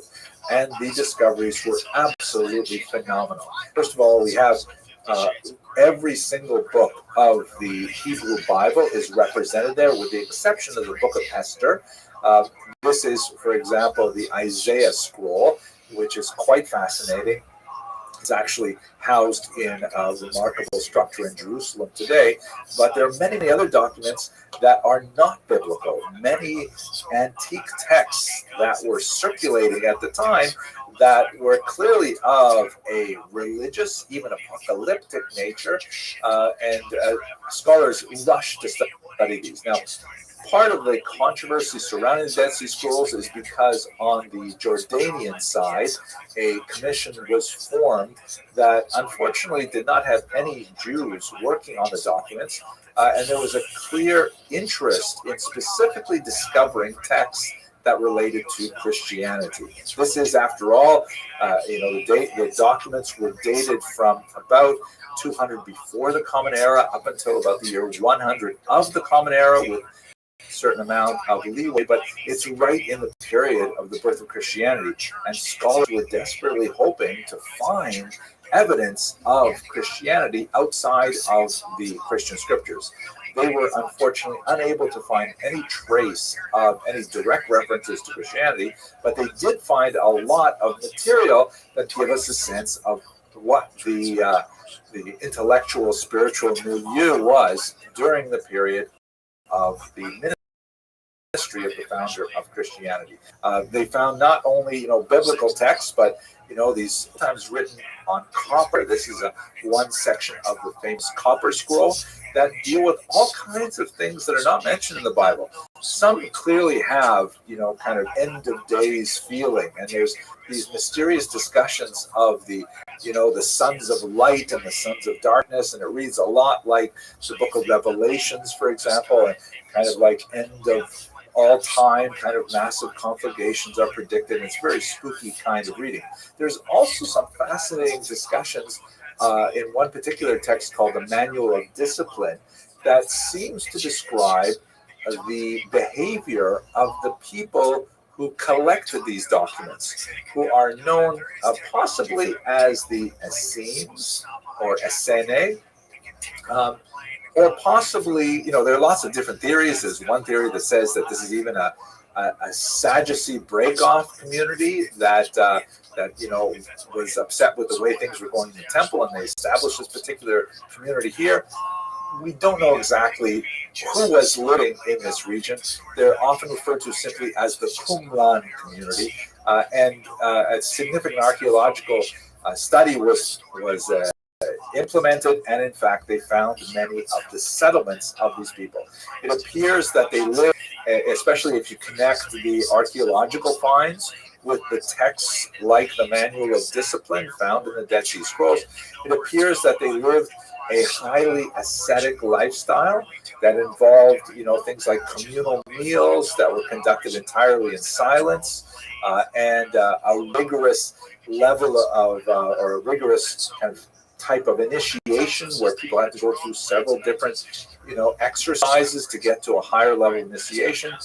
Some rather bizarre things that Josephus writes about these people, like they had a lot of concern about ritual impurity, which definitely makes them sound closer to the Sadducees. Of course, the high priests and priests in general have to maintain a very high level of ritual purity in order to serve in the temple. These rules, of course, are mainly, interpreted by the Pharisees, so that was part of the relationship between Sadducees and Pharisees.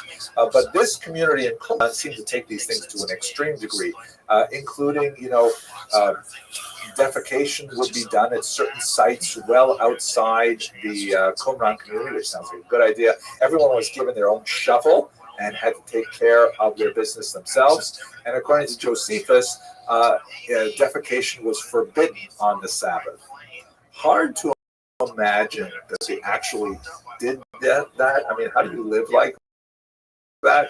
But that adds the kind of confusion we have about how much trust Josephus anyway. I mean, he does describe how he himself went into a period of several years of living in a kind of monastic kind of environment like this, maybe with the Qumran community itself, but we really don't know. We have to rely on Josephus's writings and take them with a grain of salt, but we do have some of these archaeological digs that do support the idea, for example, of lots of mikvaot for ritual immersions, for ritual purification. Mikvaot are like ritual baths. And communal dining areas that correspond with the Manual of Discipline and things like that. So it appears that this community, which seems to have been hastily abandoned in the first century, possibly in the context of the Great Roman Jewish War of 66 to 74, or perhaps a little bit later with the Bar Kokhba revolt of 132 to 135, but they, we lose track of who these people were, and all we have are basically the Dead Sea Scrolls to rely on. I have not had much time in this quick overview of many of the ideological groups to discuss two major groups, one which will have a huge impact in the late first century, and those are the Zealots. And I'm going to reserve those when we start talking about the uprising against Rome. A major group, of course, are the Christians. Christians are very small at this time, but they would be huge and influential in the future, so we will return to that later. But for now, I want to thank you very much for watching.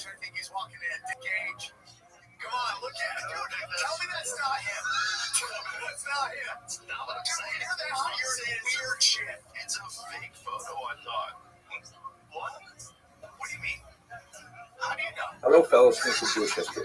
So So in the first of this series of mini lectures, we discussed the reconfiguration of the land of Israel after the death of Herod and the growing communal upset with the way in which Rome was handling affairs in the land of Israel that would provide grounds for incipient revolt. And then we looked at the Sadducees, who were a group that was much more closely connected to both Rome and the temple ritual.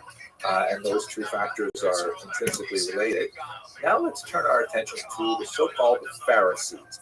The Pharisees is a term that we see in Josephus and we also see in the Christian scriptures. It is not, however, a term that we have in rabbinic literature. And so that's like a kind of a confusing amount of scholarship on, well, who exactly are the Pharisees? It seems very reasonable that the Pharisees are essentially what we would call today the rabbis or the sages, and they are sort of like the foundation for Judaism as we understand it for the next 2,000 years. They are inheritors of the oral tradition, the defenders of the oral tradition. Ultimately, the text known as the Mishnah and the Talmud would be produced by their intellectual descendants.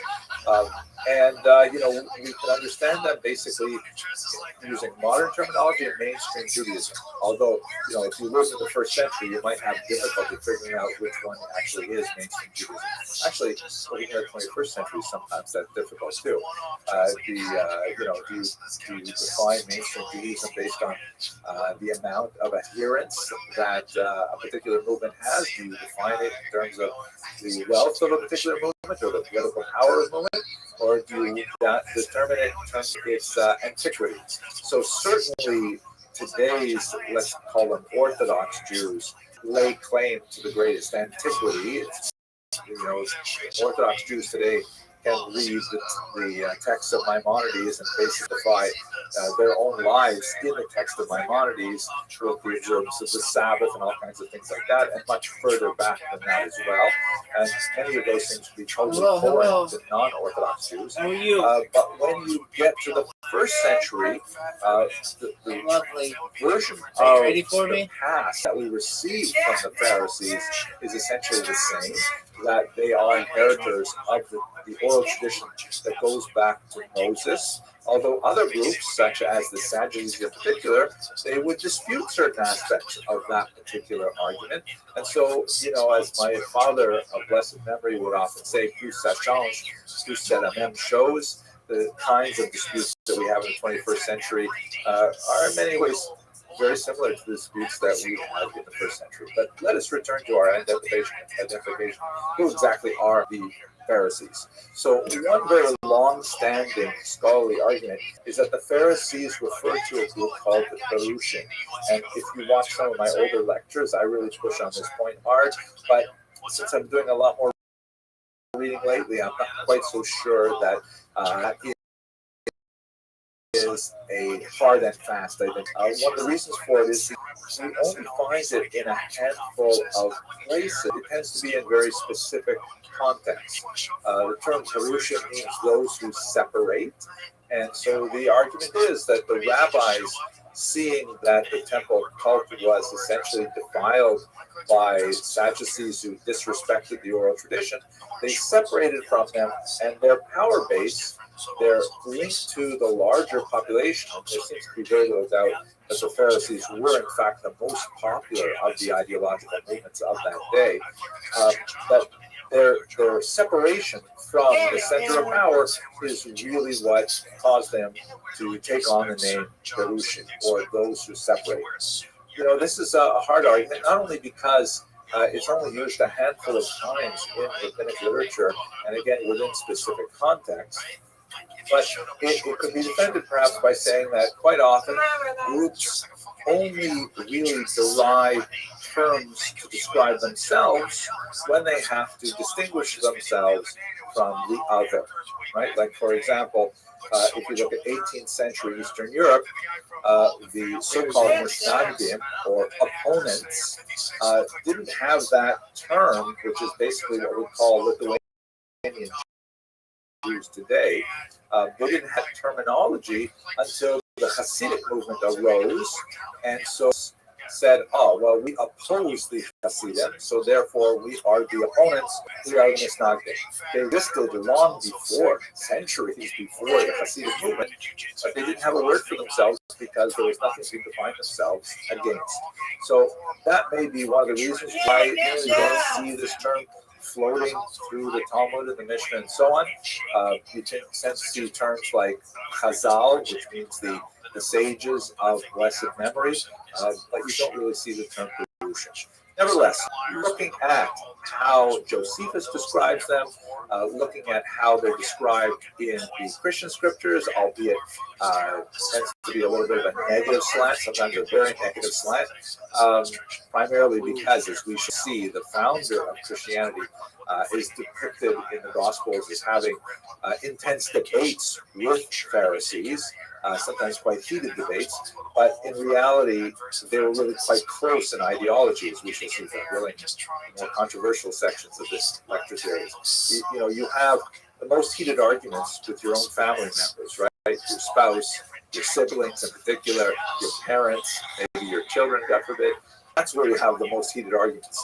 The arguments on the street, you don't have that intense because you don't really care about them nearly as much. But let's leave that to the side. The way Josephus describes these people, the way the Christian scriptures describe these people, seem to comport with the idea that the Pharisees are, in fact, the early rabbis. So what did these rabbis believe in? They definitely cared very much about the temple ritual. And we see that the Sadducees from time to time are forced to consider the opinions of the Pharisees with regards the conduct in the temple itself. The Pharisees are widely regarded as being the most competent bearers of the rules, the halacha, of how the temple rituals should be conducted, and Sadducees would contravene those rules at their peril, in fact. Not only from, as we read in the Talmud, supernatural retribution, but also from popular disagreement, because it's very clear from Josephus in particular that the Pharisees had a very significance in the larger population.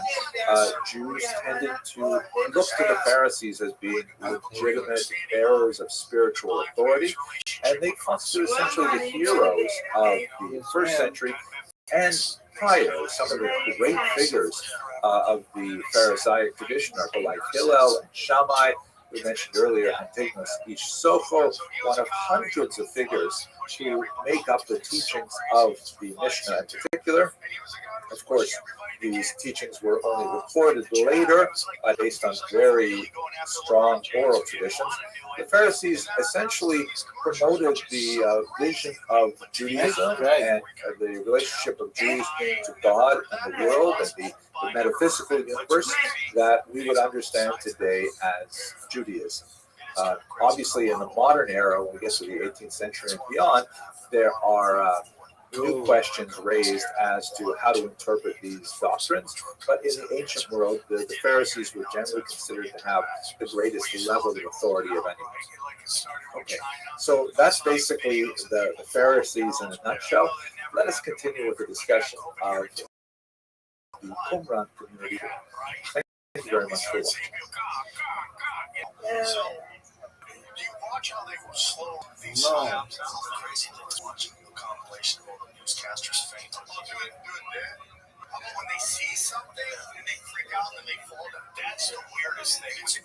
Hello, fellow students of Jewish history. I'd like to continue with our discussion of the Jewish encounter with Rome by looking at the diaspora in Italy itself. So when we look at the pre-war period, that is the period before the Great Roman Jewish War of 66 through 74, you've got Jewish communities already beginning to set out themselves in Italy. You've got Jews circulating around Rome, Jews circulating in the Greek area of the Italian peninsula, and in the football area in Sicily.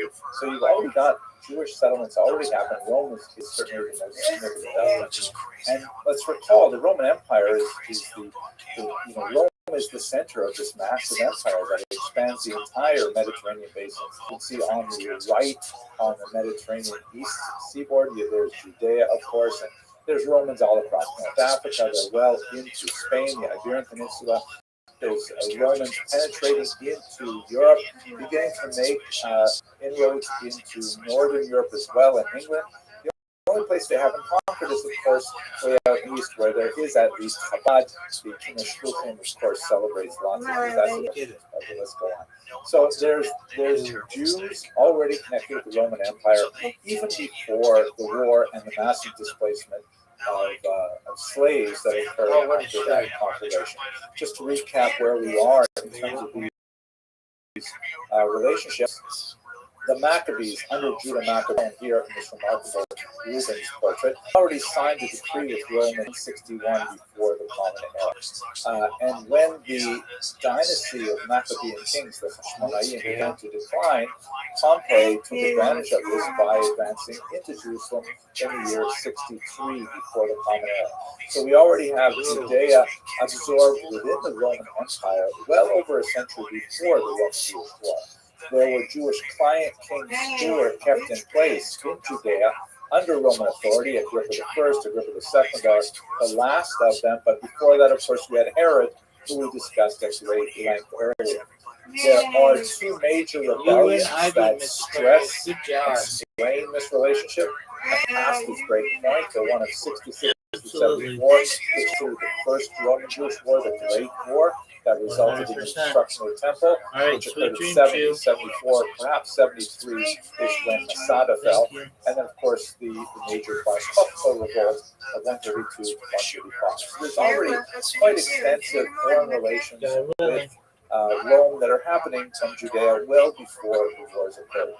Now, what about those Jews living actually in Rome? There's a certain degree of Roman xenophobia that is occurring at this time. Xenophobia is a type of antipathy which is related to the fear of the strange. That's really what it means. Xenos in Greek means stranger or foreigner, and phobia, of course, means fear. So the Jews were behaving in ways that the Romans really did not fully understand.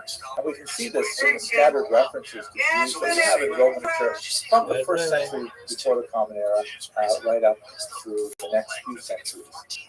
Many of them were brought as slaves by Pompey, and they're looked down upon because of their lower social status. Of course, the majority of the population of Rome were slaves at this time, but the Jews were especially strange slaves in this regard. Cicero has a fascinating passage in something that was recorded in the year 70 before the Common Era, where he's involved in a trial of a freedman named Verres, who was apparently Jewish influence. Judaism was really quite a competitive ideology at the time, and actually attracted a lot of Roman converts as well. There's some estimates to say that among citizens, Jews constitute as much as 10% of the Roman population, which is pretty significant. But at any rate, what does Cicero say in the context of this trial? He makes a pun that says, "What has a Jew to do with a Verres?" Verres, of course, being one of the plaintiffs or defendants in this case, and Verres in Latin slang means pig. So the fact that Cicero could make a pun about how this Verres, who is influenced by Jews, perhaps has adopted some Jewish practices or Jewish leanings, he would stay far away from a pig. And yet his name itself means pig. And that's a kind of a convoluted pun. But the fact that Cicero could make this pun, and that the pun would be well received theoretically by his audience, or else he wouldn't have said it, just indicates some sense of the consciousness of Jews that Romans had at the time. There was some awareness of Jewish practices, and they were regarded with some suspicion. For example, the fact that Jews took off an unheard of one day in 7 to rest, the Sabbath. This is greater frequency than Rome would normally, and so Jews were slothful. The fact that Jews, had certain initiation rites, especially for men, circumcision, made them seem somewhat misanthropic or clannish to Romans who were not necessarily willing to go through this process in order to, be part of Jewish society. And the dietary rules and things like that are all seen as kind of clannish behavior. So there's certainly a degree of mistrust, standing that goes with the Roman environment. But comparatively speaking, it's not especially strenuous or difficult to speak more about that when we look at the early Christian period. There are, however, some very significant figures who actually showed significant favor to the Jews, including Julius Caesar himself, who was regarded very favorably by the Jews, and they mourned his death quite conspicuously as well. So this is the kind of environment that Jews are living in Italy. They're coming originally. There's a diaspora community, then they're coming in and there are quite a few slaves, and eventually those slaves are manumitted and become freedmen as well. There's even evidence of a very old synagogue in Ostia as early as the 1st century, before the war erupted, with some rather remarkable and very strong evidence of Jewish settlement.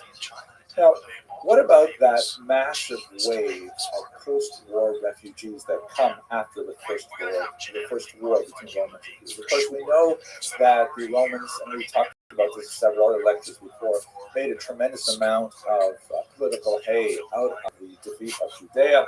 That's partially for the reasons of supporting the new Flavian dynasty that was formed by Vespasian and his sons Titus and Domitian after him. The Flavians, unlike previous emperors, did not come from high nobility.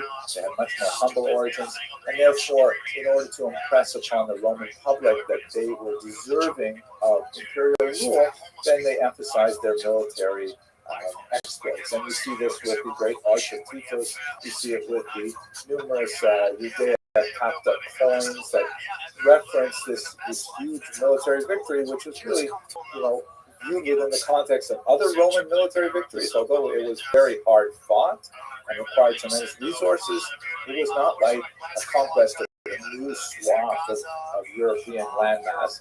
It was just the putting down of eventual revolt. But nevertheless, the Romans, especially under the Flavians, invested a huge amount of energy in promoting this victory because it had political purposes. Of course, that doesn't happen anymore today in modern society. I'm just joking. I'm sorry, I can't help it. It's very intense. But we see some really fascinating things about these Jews coming in. Have a look at this remarkable gravestone, which dates from the 1st century. And when we decipher the Latin, it reads as follows: Claudia Astor Herosimitana Captiva. Claudia Astor, a prisoner from Jerusalem. So this is a grave marker of a young woman. Astor is probably Latinization of the term Esther, who was a captive from Jerusalem. And then she married Tiberius Claudius Proculus. I wonder if the Claudius are somehow intentional. Who was an imperial freedman. And when she died, he, as the stone says, took care of the epitaph. He put up this epitaph for his wife. I ask you, make sure through the law that you take there that no one cast down my inscription. She lived 25 years. This is a fascinating document, a fascinating artifact. It's a gravestone. If she was a prisoner from Jerusalem in the First War, that she would have been taken off to Rome no earlier than, let's say, 70. And if she lived 25 years, maybe this is 15 years beyond that. So this would be roughly the year 85. And I'm assuming she's taken, let's say, as a 10-year-old girl. So they've been older. There's no real way to know. So it's very clear that her husband, who apparently was a Roman, who married her, not a Jewish man, that he was deeply in love with her because he produced this expensive stone to mark her grave. It's especially poignant that, he asks that this stone remain, and in fact it has remained. In fact, it has been preserved to the present day so that we can actually see this stone itself. But it gives you just a little bit of a hint as to the kind of process of acculturation and assimilation that must have been taking place in the immediate post-war era as these slaves began to make their way in society. Apparently they were not socially relegated always to the slave class, at least the ones that began to reach their status as freedmen. I really got to learn more about actually how that process worked. But we definitely have lots and lots of German Jews who are flourishing at this time. Another indication of the strength of the Jewish community in the following century or so is the creation of several catacombs for secondary burial. This is something that was very typical of Jewish practice at the time.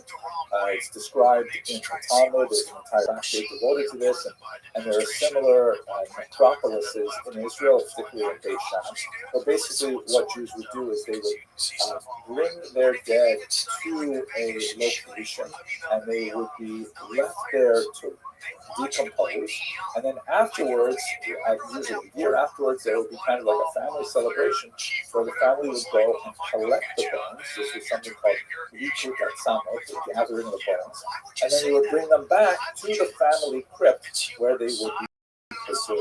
And so there are several of these family crypts and public all across the city. You can see a map where they're located. Crosses of Christian catacombs, and the ones with menorahs. You can see there's some in the north of Via Colonia, and then in the left, Monteverde, and in the south, there's quite a few of them, Vigna Ranzanini, and so on, where there's clear evidence of Jewish burials. All kinds of Jewish things. The menorah is perhaps the most significant of them. Surprisingly, very little Hebrew is used, sometimes a word or two, like shalom, but lots of Jewish symbols, like the menorah, the lulav, the etrog, all kinds of things like that. And some of them are really quite lavishly decorated. As you can see this one here with the peacocks in the background and the painted ceiling. So these are upwardly mobile people who are spending money on graves. I find here's a beautiful wall painting on a balsam pine, a date pine, that is obviously very well associated with the land of Israel. And I find things like this especially remarkable. This is a sarcophagus lid showing what must have been a very expensive sculpture of a young child patting his pet puppy. And this must have been something that would be dedicated by very devoted parents, obviously very heartbroken to have suffered this loss, to remember their child with this gorgeous piece of art to cover his tomb, his final resting place. It is also interesting to note, of course, that this particular representation would have presented many problems in the period for the prevailing customs with regards to three-dimensional sculptures, representations of people, which typically Jews did not do very much. They had a kind of a cultural allergy to these kinds of representations. So perhaps that is a lesson as to the lower level of education, of Jewish education of these people. Hard to say exactly. We also have evidence of another Jewish community growing in Rome. This, of course, is the Christian community, which is still a very strong Jewish movement. And as we'll talk in another lecture, they're still trying to actually work out what is the appropriate posture of the Christian vis-a-vis the mother religion of Judaism.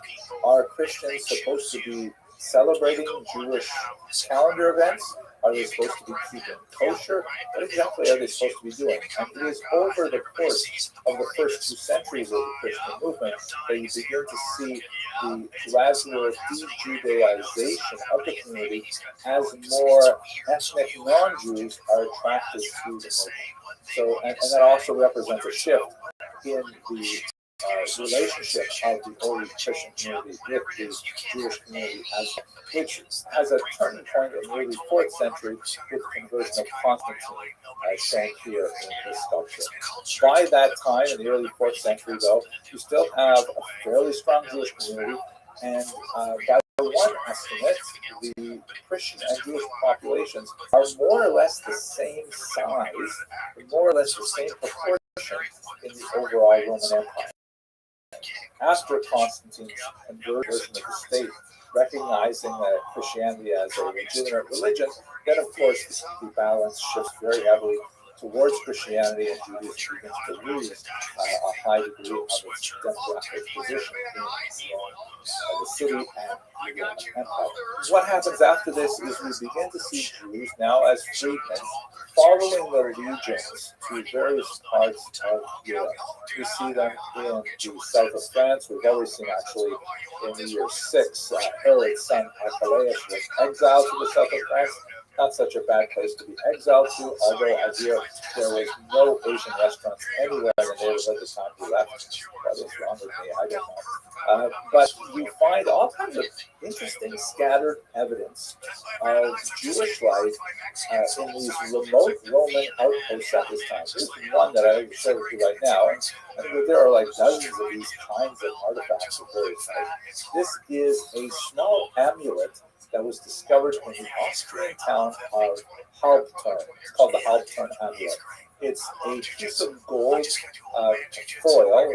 It's a flat piece of gold, about 2.5 by 1.5 centimeters in size, and it has some Greek letters written on it. It was originally folded into a tiny silver box, and it looked like it was worn on a leather thong, probably around the neck or something like that, as a type of amulet to ward away any untoward kind of development. Now, what exactly does this amulet say?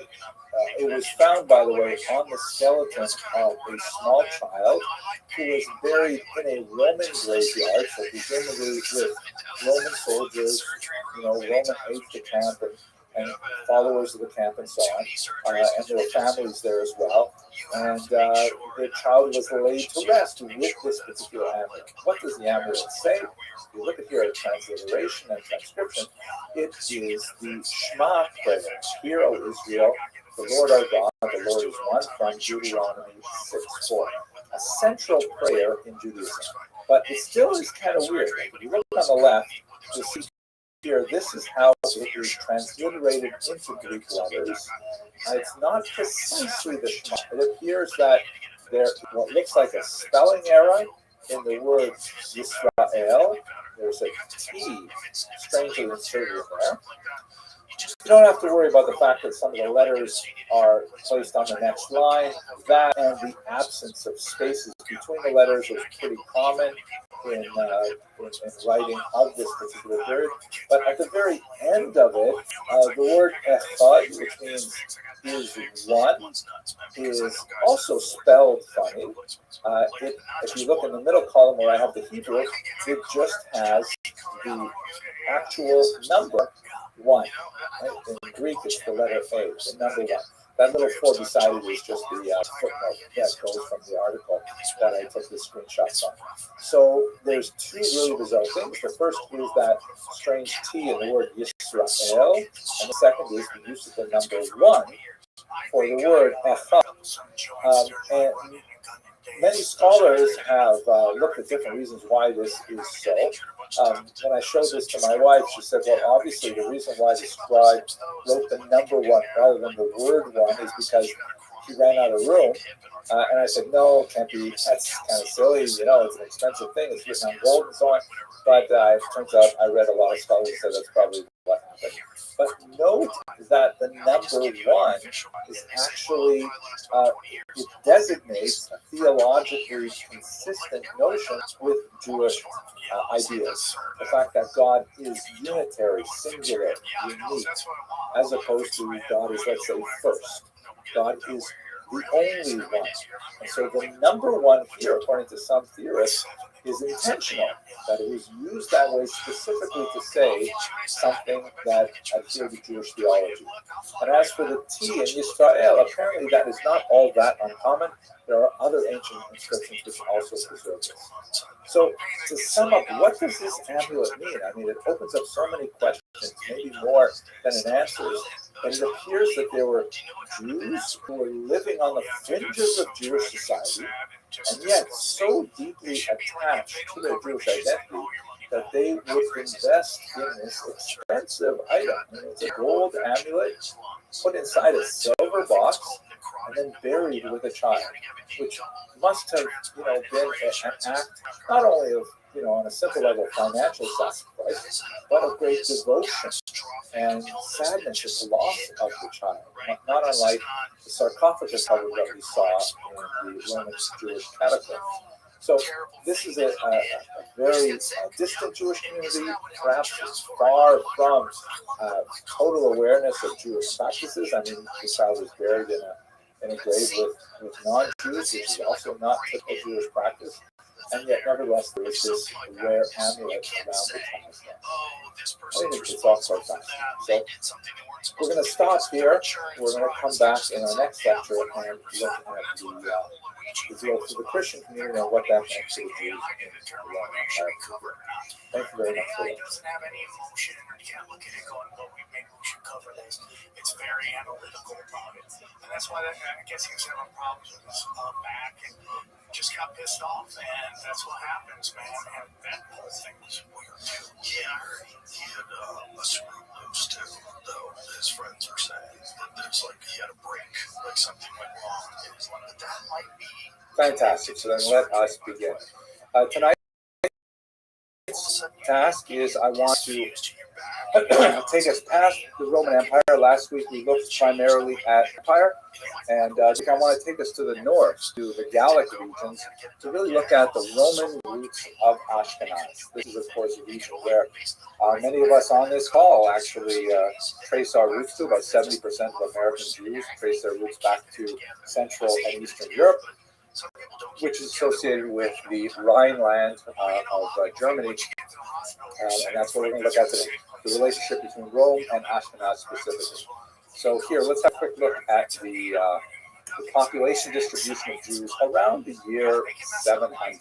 And this is going to be a little bit rough. I don't have the right kind of map-making skills to give you a really nice map, but so don't pay too much attention to the relative size of the circles. But clearly the largest and most important site for Jews in the late 7th and early 8th century was in the region of Mesopotamia. That is the great Talmudic centers, and specifically moving a little bit further upriver to the region of Baghdad, which would become a major center by the time you get to the 9th century. So that's where Jews are concentrated. That's where the geographic, intellectual center, the gravitational center of the Jewish world really located.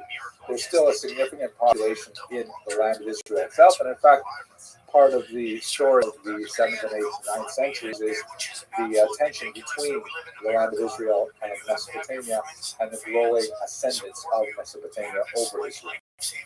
You have also, as we discussed last week, a significant population of Jews in the Italian peninsula. A lot of them are there as a result of the disastrous Roman Jewish wars of the 1st and the 2nd century.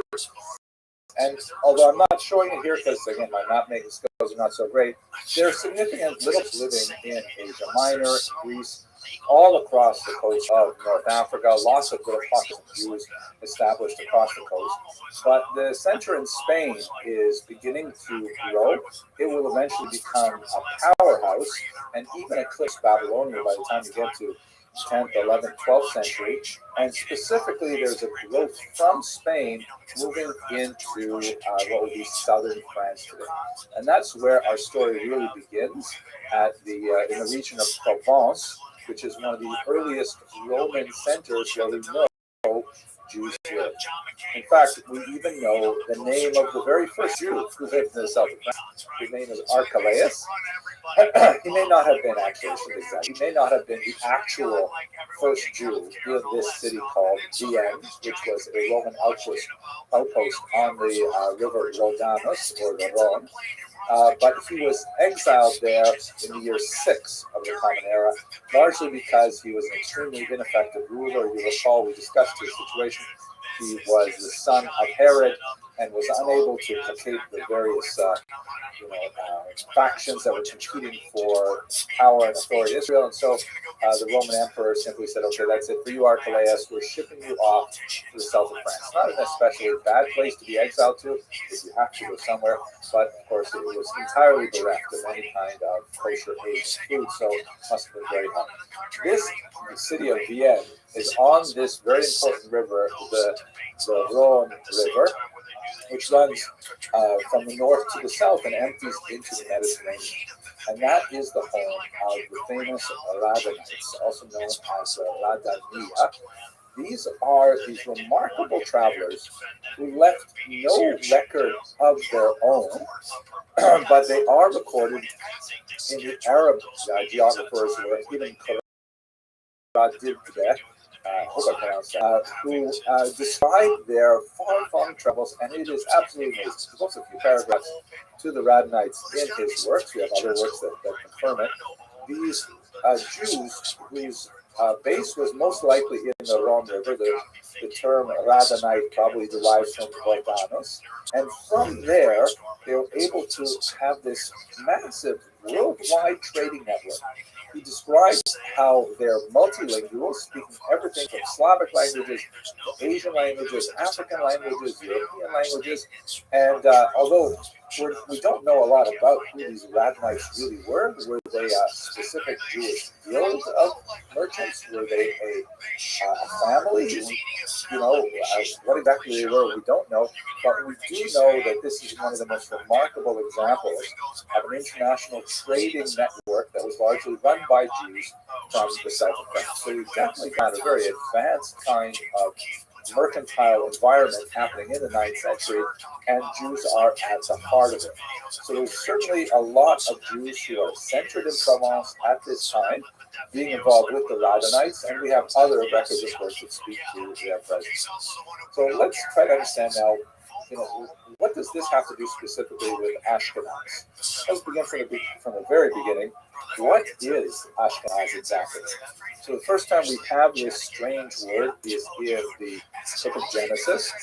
Chapter 10, verse 3 says, B'nai Gomer, Ashkenaz, Rifas, Besor Gamna. And there's three descendants of sons of Gomer. Ashkenaz is the first, and Rifas and Togarma. When you put it into the larger context, Ashkenaz is the great grandson of Noah, through the line of Japheth, who is normally associated with the Greek Russian culture.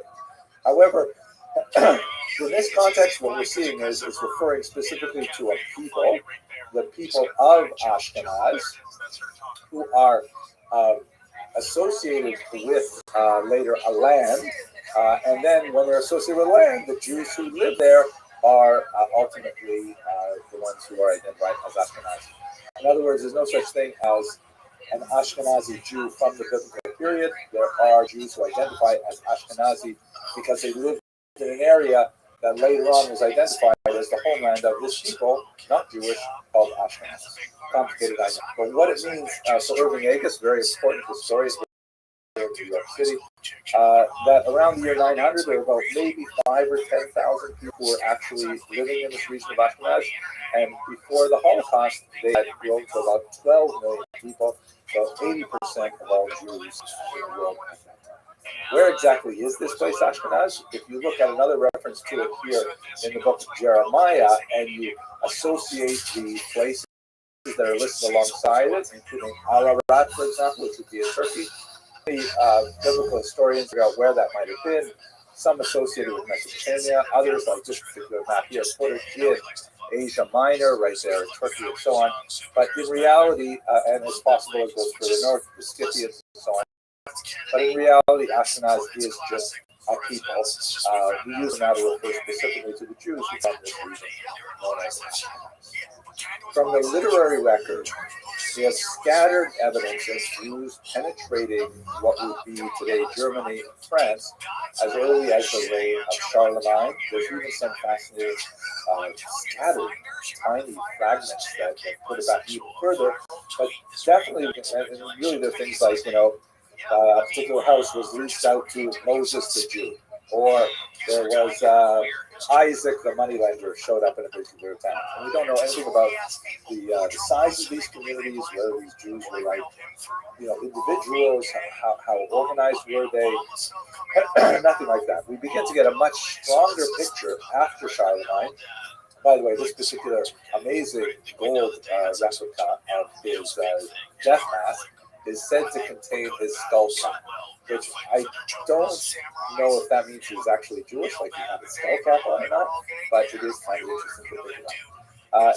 We have more details when we look at the reign of his son Louis the Pious, and especially his later successor, Charles the Bald, shown here. He was not especially bald, but this guy over here definitely has a little bit of baldness going on. So we definitely have, from 9th century onward, you see more and more Jews appear in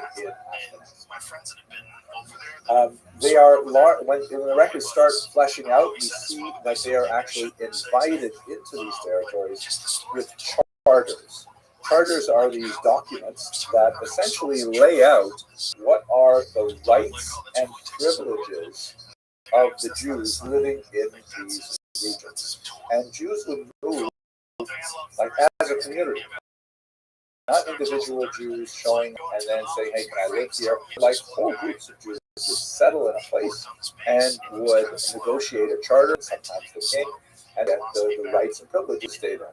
Some of these charters are of doubtful provenance, meaning they may have been written long after the Jews were already well established in the city, and they were written backdated to try and demonstrate their antiquity there.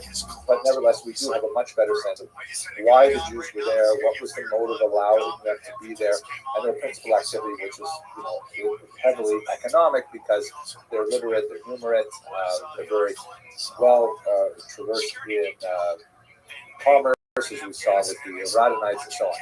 We even have specific names of some families, like the Colonimus family that comes from southern Italy in the late 9th century. And they produced generations of leaders of many Jewish communities, including founding a movement called the Hasidei Ashkenaz, or the highest ones of Ashkenaz in the 12th century. Some of the fascinating things that are going on there, which I'm not going to go into detail tonight, but the Ashkenazi communities were pioneers in creating specific sets of rules themselves that govern how they would establish and develop their frontier societies in these places far from Jewish centers. They're really quite fascinating, and they tell us a lot about how Jews sort of like thought, in a forward-looking manner about how are we going to definitely establish ourselves and remain, keep our integral strength as a minority in this kind of situation. Included among the takanot were things like the Cherem Hayisu, or the ban on settlement, which would actually restrict who could live in a particular territory based on the needs of the community. And we also have other takanot which are very social in nature, such as we discussed last week, not in this class, but in the Monday night class, the ban on polygamy that was issued under Gershon ben Yehuda, known as Meor Hagola of Mine. So lots of really creative, interesting things happened by the time you get to the 10th century. Now, moving from here to trying to understand where these Jews come from and how we connect them specifically with Rome, one of the most fascinating frontier areas of history is the use of DNA evidence, which I did not study at all when I was a graduate student. We spent so much time, because I was studying Eastern European and Russian history, we spent so much time reading various, Marxist ideologues and their different takes on Marxism, Leninism, and so on. I spent a lot of time with that, I got to tell you. I wish I had learned more about genetics, which is really fascinating that we'll be able to use. I'm going to share with you two recent studies that just came out that say something at a genetic level about how the Ashkenazim came to this part of Europe and what they say about Ashkenazim today as well. The first is this remarkable article, which has only 1, 2, 3, 4, 5, 6, 7, 8, 9, 10 authors. Many of these articles have like 30 authors on them. And the headline basically says, one of the things that they found was that the DNA analysis of Ashkenazic remains from the 12th century clearly indicate that a lot of the genetically inherited diseases that plague Ashkenazi Jews, like breast cancer, fibrosis, Tay-Sachs, and so on, really predate the 12th century. And that's kind of like an interesting headline in itself, but I think from a historical point of view, we can learn a lot more interesting things. What this study is based on is something that was discovered in the city of Norwich. You can see here in southeastern England. And when they were digging up the area for a construct a shopping center. Here's a look at that. The Castle Point Shopping Center built on the site, now known as Chantry Place, apparently. They came across this well. They were like digging sideways through the ground, and they hit this medieval well that had been abandoned. So they stopped, and when they excavated the well, they found that there were some 17 odd bodies thrown in the well. Really kind of spooky. Adults, children, men, women, and children. And they began to study the DNA of these bones. And they discovered, by looking at the DNA, that they were clearly Ashkenazi, that they had strong correlations with Ashkenazi roots and Ashkenazi Jews today. And in fact, with computer technology, they're even able to model what some of them actually look like, even down to the color of their eyes and the color of their hair. Some of the kids had red hair and blue eyes, which is also a stereotypical image of Jews in medieval days. So this radiocarbon data placed these remains back in the 12th century, and using historical records that we have from the period, it seems clear that these Jews were the victim of a riot associated probably with the Second Crusade. We know of a civil disturbance that occurred at that time, and obviously these Jews were thrown in, first the adults and the children, and left it to wait there for another 800 years until they could be discovered. Once they were discovered to be Jewish, their remains were turned over to the Jewish community and proper burial in the local Jewish cemetery.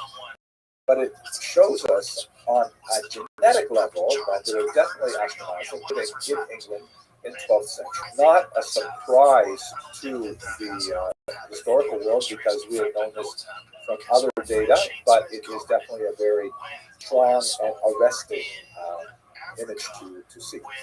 I want to go to another genetic study which talks about the origins of the Jews in Ashkenaz, connects them specifically to Rome, and this is something that appeared very recently. It's in the journal, very prestigious journal called Cell, and last November 5th, the New York Times actually had a write-up on this as well. Another discovery was made in the city of Erfurt, Germany, and this is basically, this is actually taken from the article by S. Waldman and others. Genome-wide data from medieval German Jews show that the Ashkenazi founder event predated the 14th century. So this is a grave from the middle of the 14th century. There are some 33 individuals there that were discovered when they were digging up this region. You can see the top picture on the right is the city wall, and this was a Jewish cemetery. With initial DNA results indicating that yes, these were definitely Ashkenazi Jews.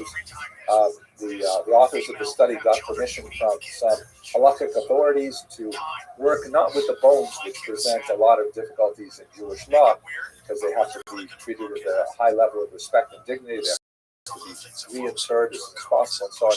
But they were allowed to work with the teeth that had been dislodged from the skulls, which are no longer halakhically bones or part of the person, so to speak, last remains. So we did some studies of the teeth. They were able to not only identify the genetic makeup of these people from the teeth, but also by looking at the nature of the enamel, they can actually get some, a sense of the different types of water supplies that they drank, because there are two different communities of Jews that have come together in this particular grave. Only one of the bones indicated that death was a result of violence, with blunt head trauma. The others appear to have died normal deaths, as far as we can tell from the remains. Now, and by the way, my son-in-law pointed out to me when we were talking about this a while ago that I really have to make a joke here about how the tooth enamels showed that they were clearly very heavily reliant on Asian cuisine. But let's go back to the material. So what was really striking about this particular study, and especially leads us to our central question of the relationship between Roman Jews and Ashkenazi, is what it had to say about the founder event and something called the genetic bottleneck. The founder event refers to basically when did Jews first come to this area? Who were those first pioneering Jews? And secondly, the genetic bottleneck refers to when all of a sudden the population stops receiving genetic data from outside the community. And when did that happen? So here, have a look at this this map, and I'll walk you through it as I understand it. First of all, at the bottom of this map, of this diagram, you have the ancient period. You have Jews in ancient Israel, right? Primarily Middle Eastern genetic stock. Hard to say to what degree they really differed from other Southwest Asian, Syrians, Iraqis, Egyptians, and so on. And at the top of this map, you have modern Ashkenazi Jews in the 21st century. So in the ancient period, you have lots of people who are marrying into the Jewish people. The Bible speaks about Ruth, of course. She was a Moabite, a neighboring people, that, and eventually she will, of course, be the great-grandmother of King David. You have Antipater from Idumea to the south of Israel. You have Helena of Adiabene, which would be up in Syria. And these are just a few famous names that I've chosen that we know about from history. The vast majority. Who knows how many thousands, hundreds of thousands of people this encompasses? There's no way to really tell. They're just lost in the midst of history. But there's no question that there's lots of people marrying each other, and we have lots of records of them. Then, in the 1st and 2nd century, you have a disruptive event of major proportion. That's the Roman-Jewish Wars, the first one ending in the year 70 primarily, and then Masada fell in 73 or 74, and then later the Bar Kokhba revolt that ended in 135, and a massive number of Jews from the Middle East are taken off into Roman servitude. There's already a Roman Jewish community living there already from antiquity, as we've discussed in this series. But this suddenly brings a massive number of Jews with Middle Eastern DNA into the Italian peninsula. From the 1st and 2nd century, over the next few hundred years, you have Jews marrying South Italians. You have Jews marrying North Italians. There's some genetic differences between them that is detected by the study. And then somewhere around the year 800, you have this founder event. We don't have the specific names of the small group of Jews that migrated from northern Italy to make their way up to the region of Erfurt, Germany, but we definitely can trace through the DNA profile of the remains just how many generations back that went, and it places us right within the same period of time that historians have been assuming all along. Meaning, this lecture that I'm giving you right now, I could easily have given this 20 years ago, and we have the same conclusions. But now DNA evidence really drives it home as being, that's the correct way to understand how Jews got there. So the Erfurt remains are something like 700 years later.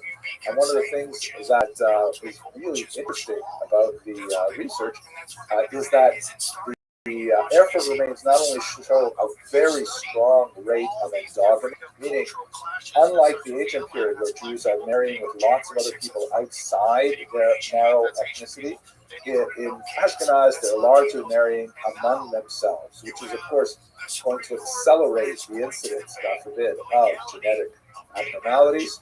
But it also indicates a strong group cohesion. And the study also indicated that, in fact, when you look at modern Ashkenazi Jews today, they are remarkably similar to the Erfurt remains. They even are a little bit more narrow in scope than the Jews of Erfurt, which is, I think, absolutely fascinating. But it shows you just how many centuries of endogamy created the Ashkenazi Jews to the Jewish community that we know today.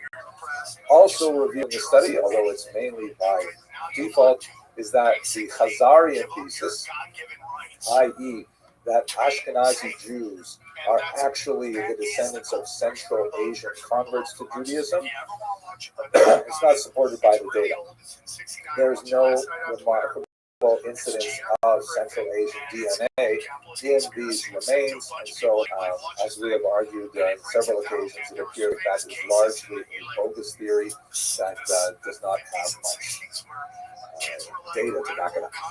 Okay, so what does this all mean? Let's look at this map here, which should give you a better picture of how the Jews got there and maybe what they did once they got there. So here you see the purple line that's diagonally across the middle of the screen. That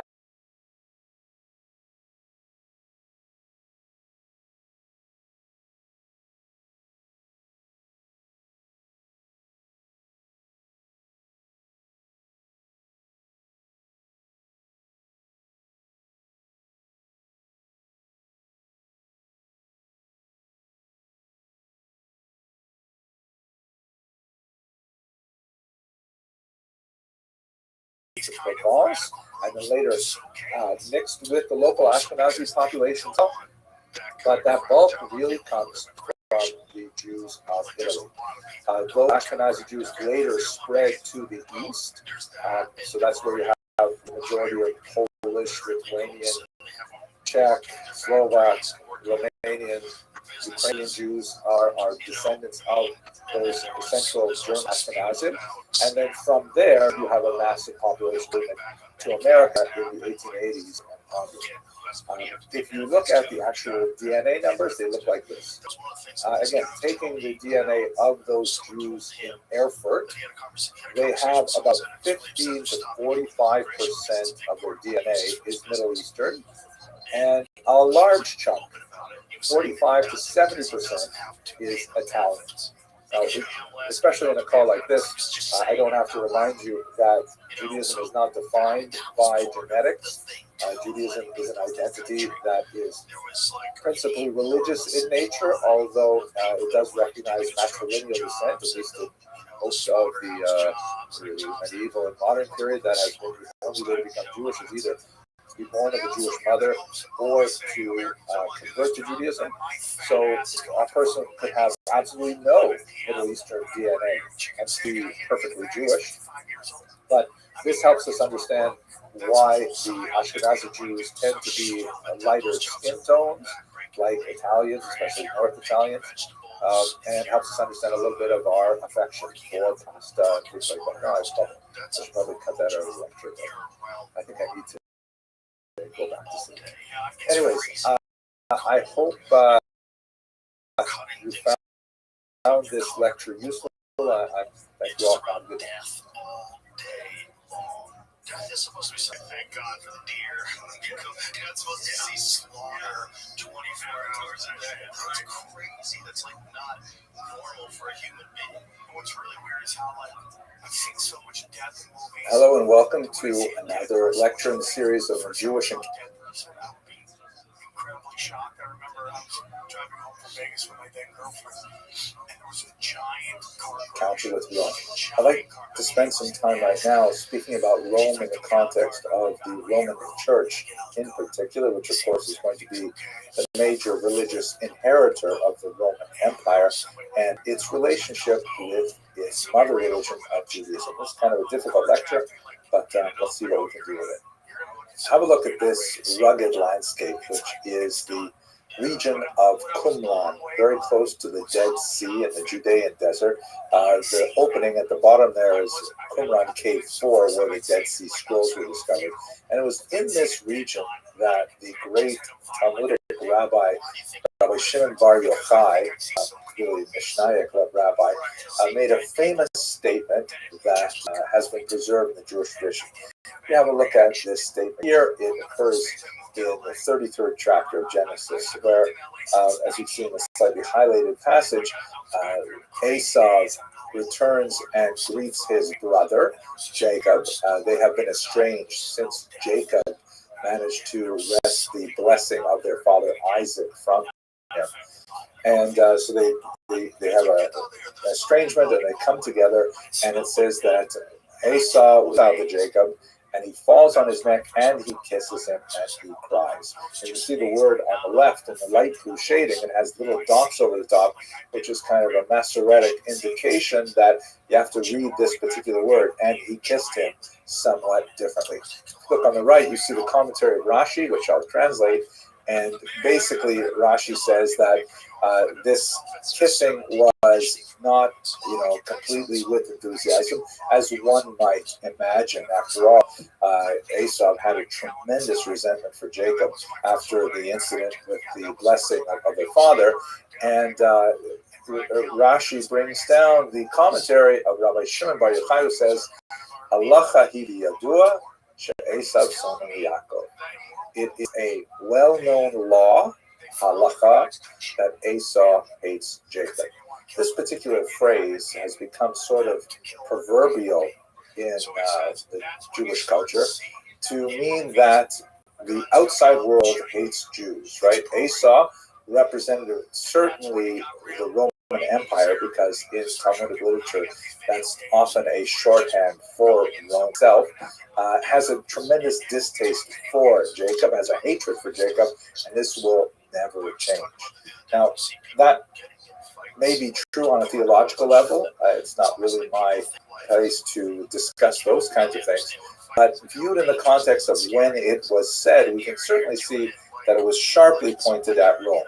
That rugged landscape that I showed you a few minutes ago was according to the tradition, where Rabbi Shimon Bar Yochai had to hide out in a cave for 12 years because he was being pursued by the Roman soldiers after the Bar Kokhba rebellion.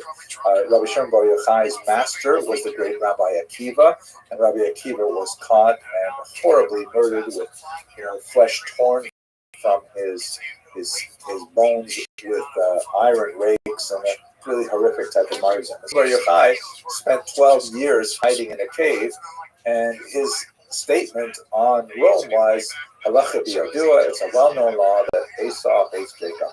We can certainly understand it within the narrow parameters of his specific life experience, and possibly we can expand it much further. But when we come to the history of anti-Semitism, we can certainly see that there are changes in the ideology over the course of time. There are basically, scholars identify 4 specific periods of anti-Jewish ideology. Like when you actually ask anti-Semites, why do you hate Jews? They will give a very different set of reasons depending on when and where they lived.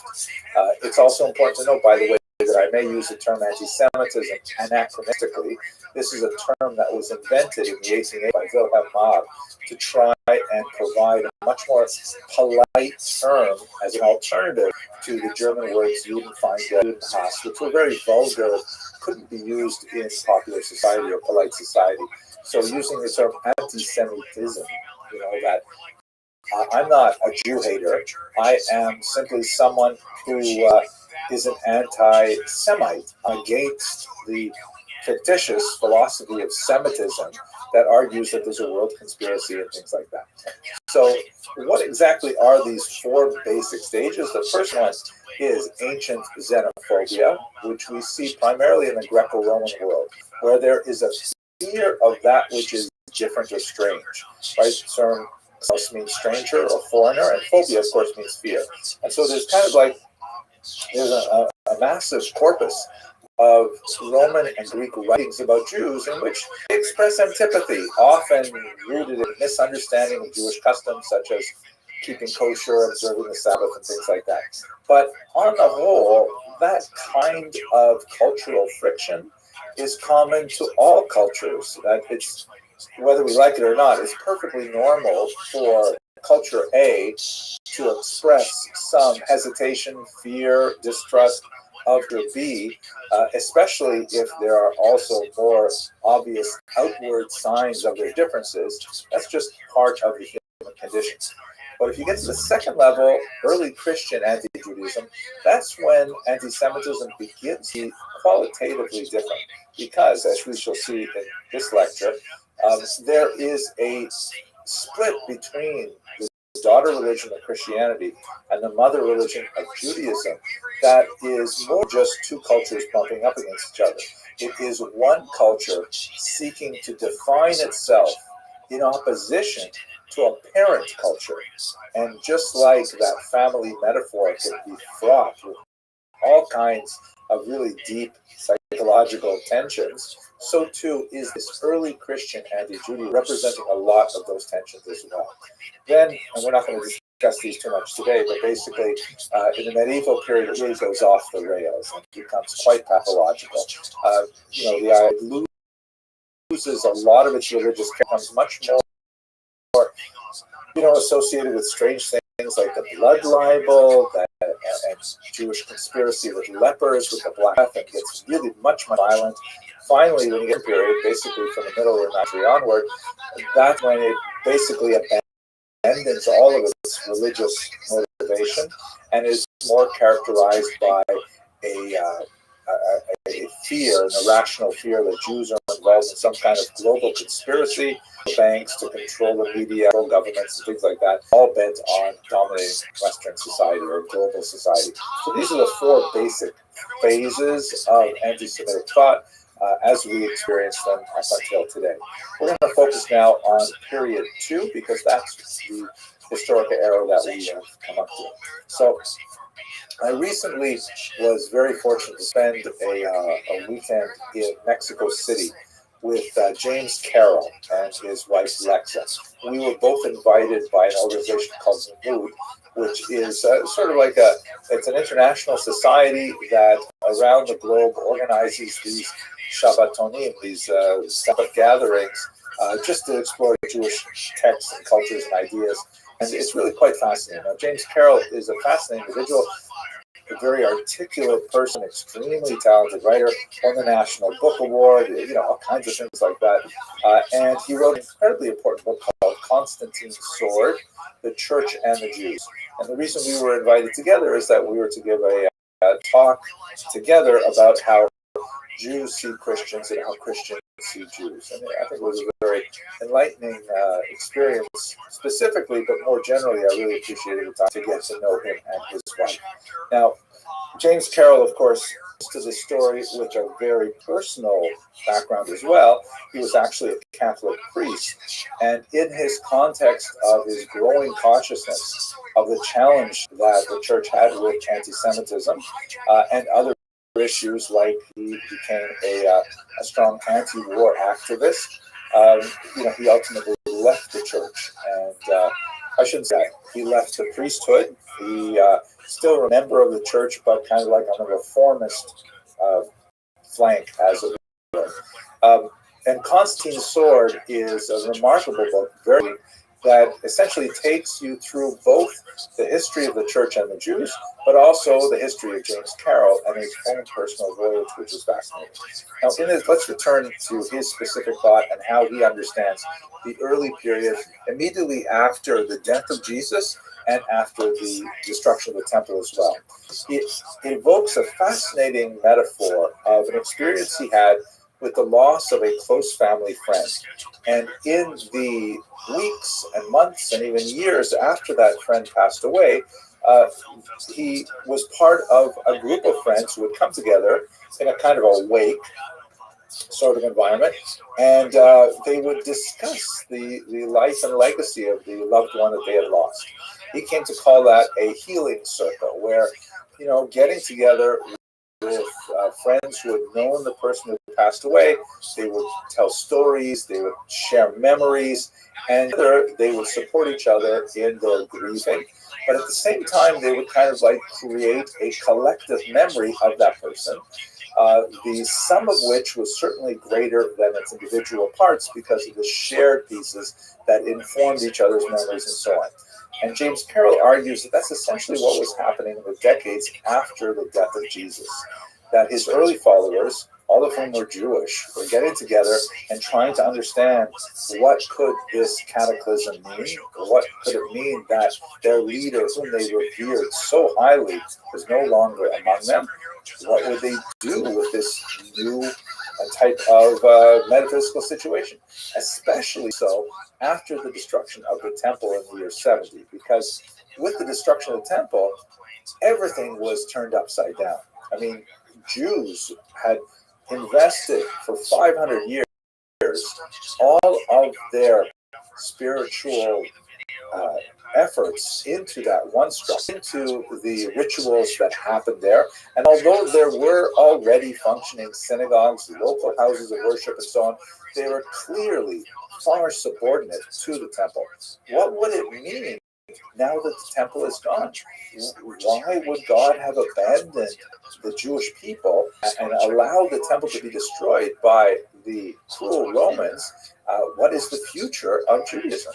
So James Carroll argued that essentially this is when you begin to have an intellectual bifurcation of the Jews who follow Jesus and a much larger group of Jews who were not a part of the Jesus circle.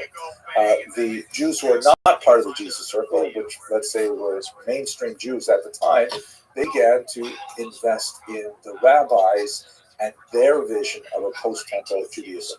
As we will see in a few minutes, the rabbis were very busy at this point, constructing a model of Judaism that would survive the loss of the temple, finding alternate post-temple ways for Jews to express their religious yearnings to God, and ultimately that would become the Judaism that Jews have enjoyed for the last 2,000 years. On the other hand, the followers of Jesus said, no, the destruction of the temple means all of that is over, and we have to create a totally new type of environment that is centered on the figure of Jesus, the teachings of Jesus, and so on. And this was all happening within a Jewish framework, with Jews discussing these ideas with other Jews, and things changed dramatically only after the first three Gospels were written.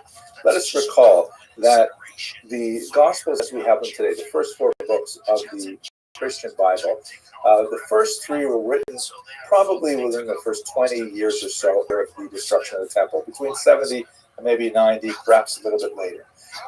Those three books tend to be the most Jewish of all of them, the most close to the origins of Jesus as a Jewish individual. And in those three books, which are called the Synoptic Gospels, because they read kind of like a synopsis of each other, you can more or less lay them out in columns and compare events. There are places where they diverge from each other and so on, but basically you can lay it out that way. The fourth gospel is quite different. In the Synoptic Gospels, Matthew, Mark, and Luke, you have the phrase in Greek, because these are only recorded in Greek, hoi Judeoi, the Jews, occurring 16 times. In all three books together, only 16 references. The fourth book, the fourth gospel, written by St. John, written much later and reflecting a different mindset, has the phrase hoi Judeoi 71 times. And I think it's very clear to see just from this one statistic how things have changed from the gap between the Synoptic Gospels and the Gospel according to John. That the Synoptic Gospels are still representing, a debate within Jewish circles. Hoi Judeoi are, after all, us. They're, after all, the same people who are worshiping Jesus. So by the time you get to John, and the increasing number of non-ethnic Jews joining the Christian movement, that's when the Jews become the other. Hoi Judeoi is so much more useful a term because the non-Jewish Christians are looking at the Jewish mother religion. I was saying, well, that's different than what we're doing here today. And one of the most important figures to advance this is, of course, St. Paul, who never himself actually met Jesus other than in a kind of supernatural vision on the road to Damascus, where he has kind of a conversionist experience, and then he becomes a dedicated follower. He actually turns away from his earlier origins as a self-described Pharisee to become a Christian. And then if you look at this map, I mean, my gosh, he's just all over the Middle East. The Eastern Mediterranean is covered by his travels as he is going from town to town, basically showing up in Jewish communities, speaking at synagogues to Jews about Christianity, but increasingly speaking to lots of hangers-on of the Jewish community, non-Jews who are listening in and saying, wow, a lot of useful stuff here. And in fact, quite a bit of the Christian message was very appealing in that it acquired a lot of the very powerful ideas that were central to Judaism, such as, a caring God, a personal deity to whom one could pray, that one could have a relationship with, that intervened in history, that specifically cared about individuals. The idea of life after death, the idea of responsibility for ethical choices, all of these kinds of ideas are very, very appealing. And the only challenge to traditional Judaism for non-Jewish would-be converts is, of course, the high threshold required for conversion. For men, specifically circumcision, radical changes to the diet. I think the Sabbath would have been observed anyways because it's so much fun. Shabbos, I mean, one day off a week to detox, no electronics and everything. It's great. I don't know why anyone would want to do it. But at any rate, so Christianity represented a more accessible form of the key ideas of Judaism light that, the non-Jewish, non-ethnic Jewish populations could find meaning in. And so that's really one of the reasons why Christianity really rapidly began to increase after Paul, in particular, began to spread the gospel, literally spread the gospel.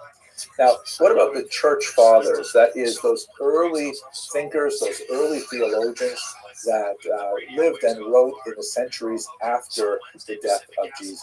Some of them have some very strong views about, what to do about the religion. One of them that's most important is Marcion, also pronounced Marcion. Here he is shown with his face kind of obscured, talking to John, not insignificant that John is portrayed here. And Marcion essentially argued that, okay, how do we relate to our parent religion, to Judaism? He said that basically in terms of the post-temple period, that means that Judaism is over and irrelevant, and that we should abandon everything associated with Judaism, including the Bible, with the exception of the new scriptures which are being written, which eventually were collected and called the New Testament, which distinguishes from the Old Testament, which is the Christian way of describing the Hebrew Bible. And he said that we have to simply move on and forget about all that old stuff. Now, his point of view was ultimately rejected. It was opposed by many other church fathers, including Justin Martyr, who we're going to discuss in a second. But nevertheless, it represents a strong step towards supersessionism, the notion that Christianity supersedes Judaism and makes Judaism irrelevant.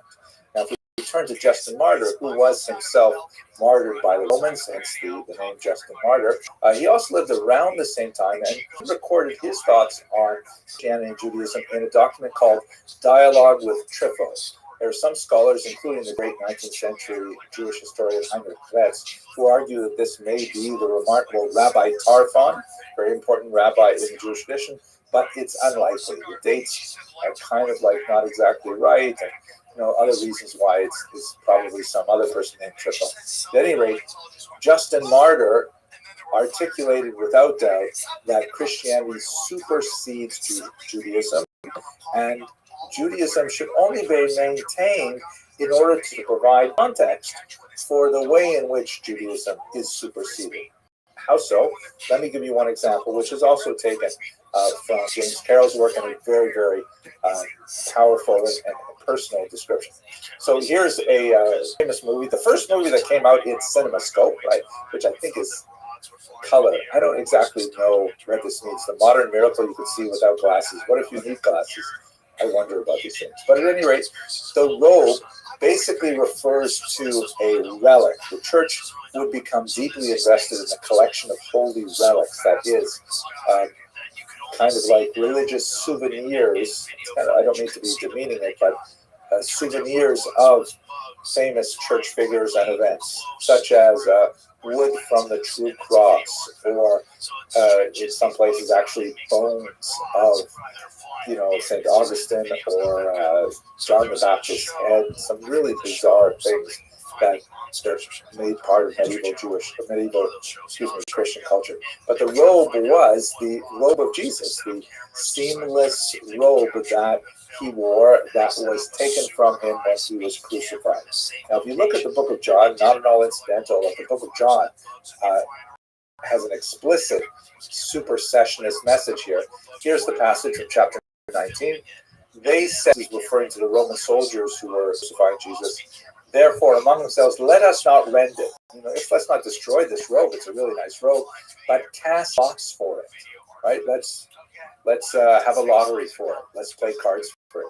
Whose it shall be. And then he adds here that the scripture might be fulfilled, which saith, they parted my raiment among them, for my vesture they did cast lots. In other words, the soldiers, or perhaps more likely, it's actually John writing, that the soldiers are doing this in a way as to fulfill a much earlier statement in the Jewish scriptures that affirms the divinity of Jesus, that affirms that Jesus is the person about whom prior texts in the Hebrew scriptures refer. This is a phenomenon called prefigurement, in which Christians largely read the Hebrew scriptures as ways of seeing patterns that they later apply to Jesus' life. The fact that this gospel was written, decades after Jesus' death, maybe even as long as a century after his death, doesn't change the fact that Christians still look at this as an important theological statement. I should say Christians in general, assumptions. So what is the prefigurement? You look at Psalm 22, which maybe we can make it a little bigger. It says, this is a psalm written by David, right? King David. And the second verse says, and this is actually placed in the mouth of Jesus as well as another prefigurement, famous passage, Keli, Keli, lama azavtani.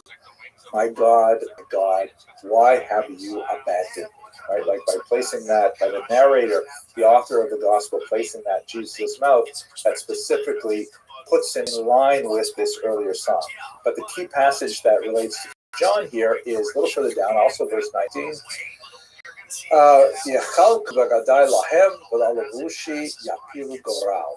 They part my garments among them, and for my vesture do they cast lots. Right, so this is really the reason, according to Justin Martyr, for maintaining the Hebrew scriptures, and by larger extension to some degree the Jews, because their presence and the presence of these texts can be used later to confirm Christian reading of divine history. And that's basically what happened among the church fathers until St. Augustine, which we'll discuss in a later lecture, who offered a very, very important corrective. Now, what are the Jews doing during this time? I mean, this is all happening among Christians who are increasingly becoming more ethnically non-Jewish in origin, and they're kind of like working out their own spiritual history. The Jews are being very busy at this point, putting in place those life preservers that allow Judaism to succeed after the destruction of the temple. The creation of the Mishnah, or I should say the codification of the Mishnah, is an incredibly important device which allowed Jews to essentially take the temple on the road, to be able to have a portable Judaism that could be contained within teachings of the Torah and the rabbis. They also create a liturgical of drawing a line in the sand between Jews who are, mainstream and Jews who are part of this Jesus movement. They insert another text in the central prayer known as the Amidah, the standing prayer, and it's a blessing on the heretics. The term blessing is euphemistic. It's really a curse on heretics. And it was used as a sort of litmus test to determine if a person was harboring these kinds of beliefs. If a person did have, Christian theological views that were deemed inappropriate for Jews, and many of them are, like, for example, the idea of God taking physical human form as anathema to Judaism, and fact, the word anathema is kind of ironic here, but if a Jew had those ideas, then he would be asked to lead the prayers. And coming up to this particular passage, it was represented choice. Does he bring down a curse upon himself for his beliefs, or does he refuse to say it, in which case he could be physically removed from the synagogue?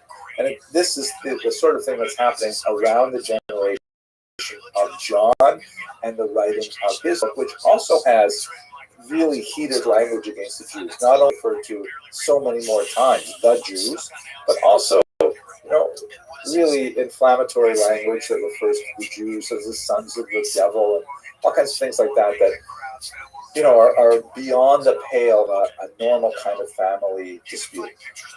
One last thing here that I think is especially fascinating, and this is also an insight that's brought forward by James Carroll, that there's kind of an asymmetric rivalry going on here.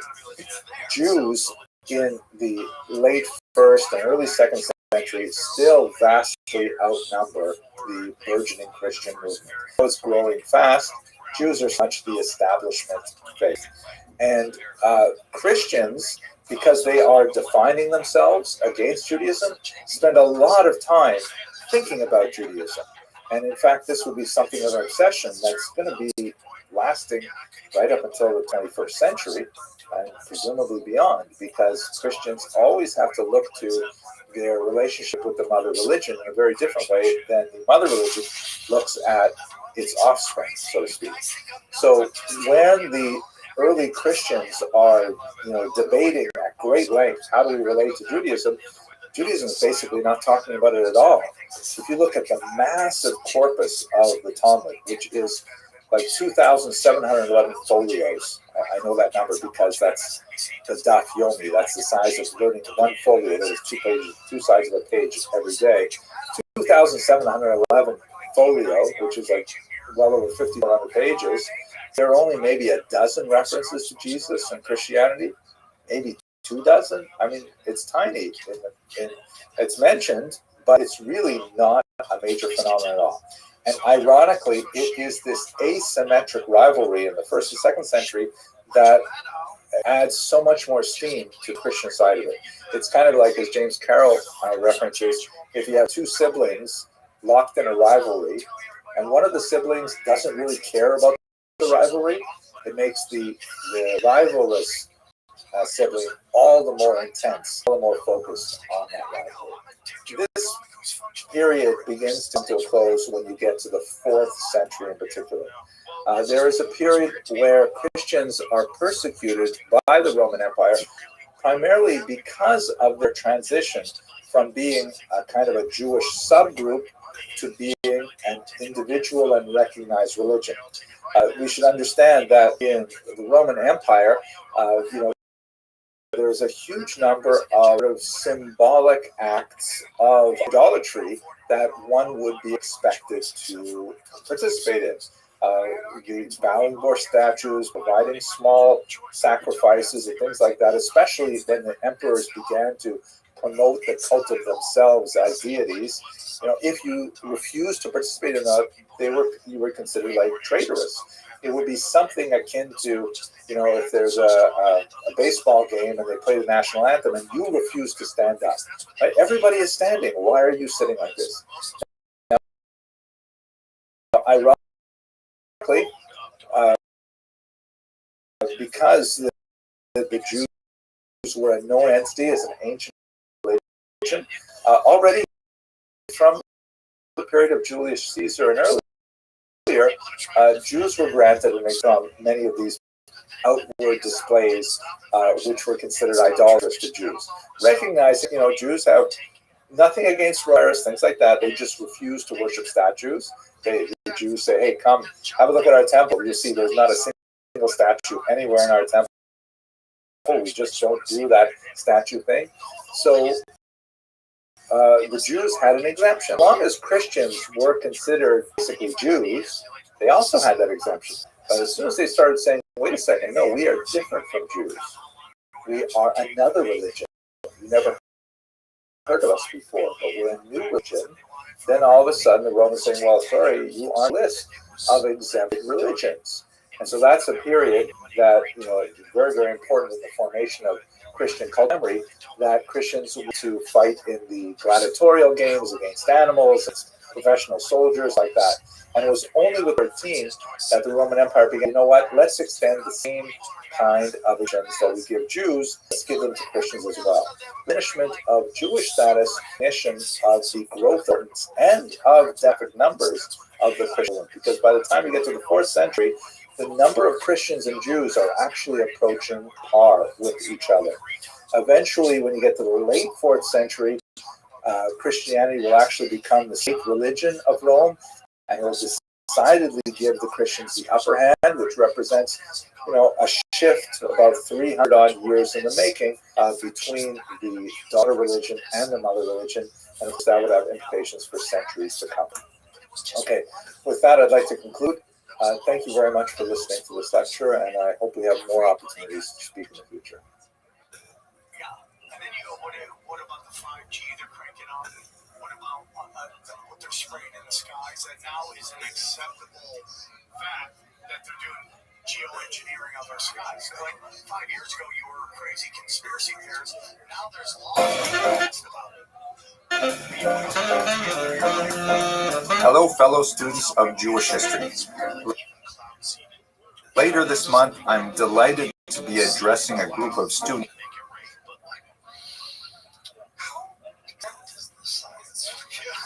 in Budapest associated with the Ashkenazium, a remarkable new institution that is founded by my colleague and friend, Dean Michael Kegel. And thanks to the generosity of Dr. Kegel and the Ashkenazium, we've decided to put the public part of these classes online so that people can participate globally. These 12 lectures will be open to the global community. Please RSVP, totally free. And I look forward to interacting with you as we explore the millennium of Jewish history in the lands of Ashkenaz and beyond.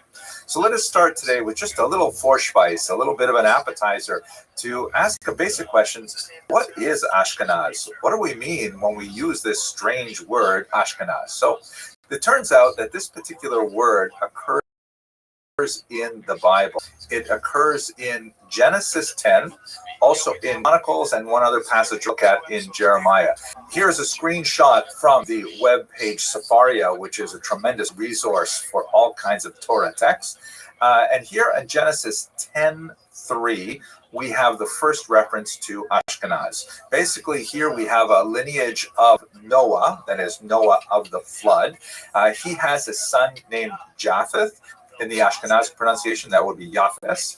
Yafes has a son named Gomer, and then Gomer has a son named Ashkenaz. This is the first citation of the name Ashkenaz, right? So he's basically the great-grandson of Noah through the Greek line. That's the way that we have it described in Genesis.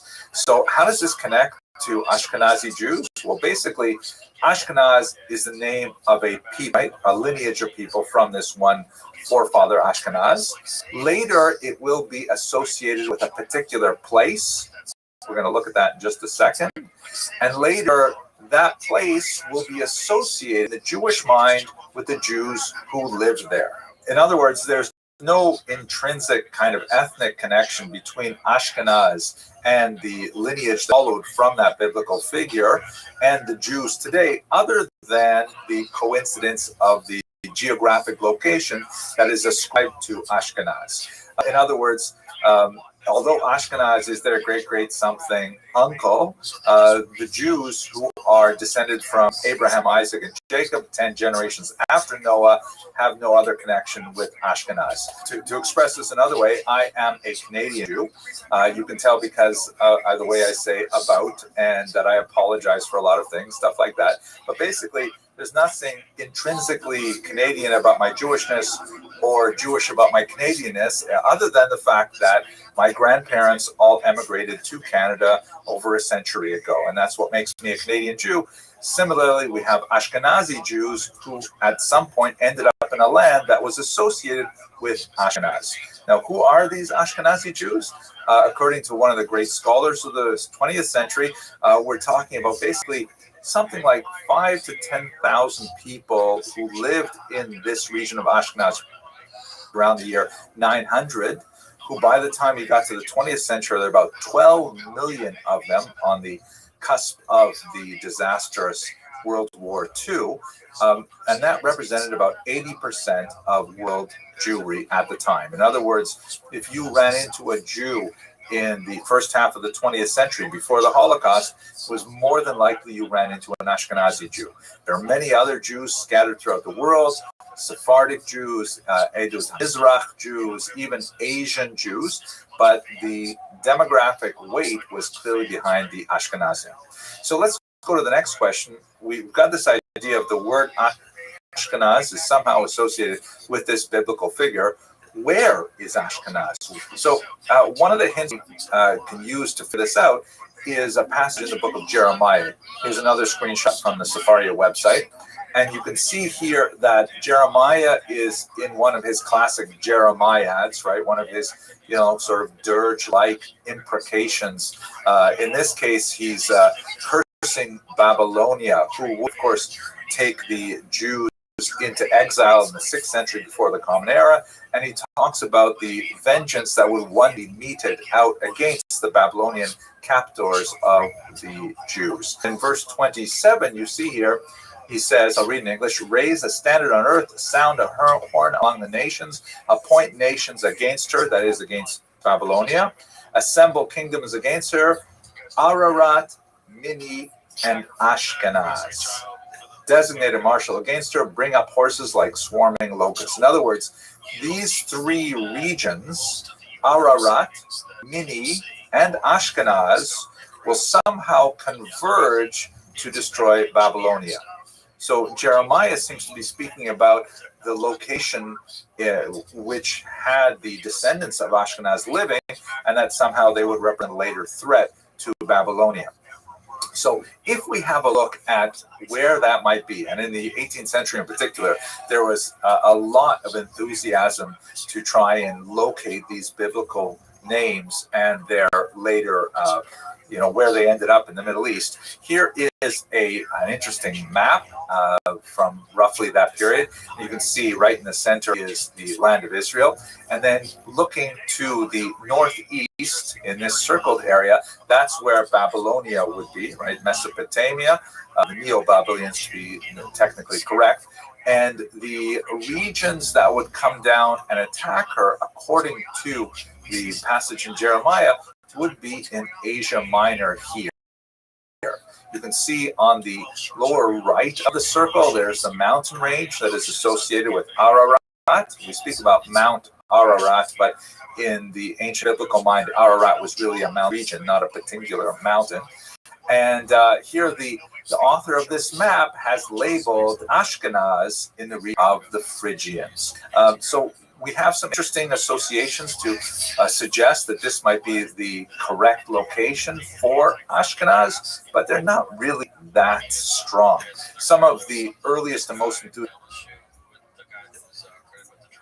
enthusiastic defenders of this Asia Minor connection would include the great Shadal, Rabbi Shmuel David Luzzatto, who wrote in the 19th century. But when you look at the research of another very important scholar, Shmuel Kraus, he suggests that they actually came a little bit to the north, somewhere above the Caspian Sea, somewhere between the Volga and the Elba rivers. Now, this is especially interesting, and Dr. Kraus really followed up on this quite a bit, on the suggestion that perhaps the Ashkenazim should be associated with the remarkable Khazar people. That is a thesis which, for other reasons, totally blew up in the 20th century, and we'll discuss that, God willing, in the first full lecture. But for now, let's just talk a little bit about where is the actual land of Ashkenaz, because none of these associations are specifically connected with the Jews. They are connected rather with the Ashkenazim, the original biblical Ashkenazim, descendants of Ashkenaz, and they exist basically in a realm of supposition and theory. So when we say Ashkenaz and we're referring to Jews, what we're really talking about is Germany, and in particular, the Rhineland. In fact, when we look at the first times that Jews start referring to themselves as being Ashkenazi, which is around the 12th century, they're basically talking about the Rhineland. And in the centuries prior to that, because there are Jews in this region considerably earlier, they speak about themselves as being Rhineland Jews. And later that somehow morphs into Ashkenaz Jews, perhaps borrowing from this idea that the Ashkenaz moved south, and this is somewhere north, but there's no other real connection between the name Ashkenaz in the Bible and this region which Jews later came to call Ashkenaz.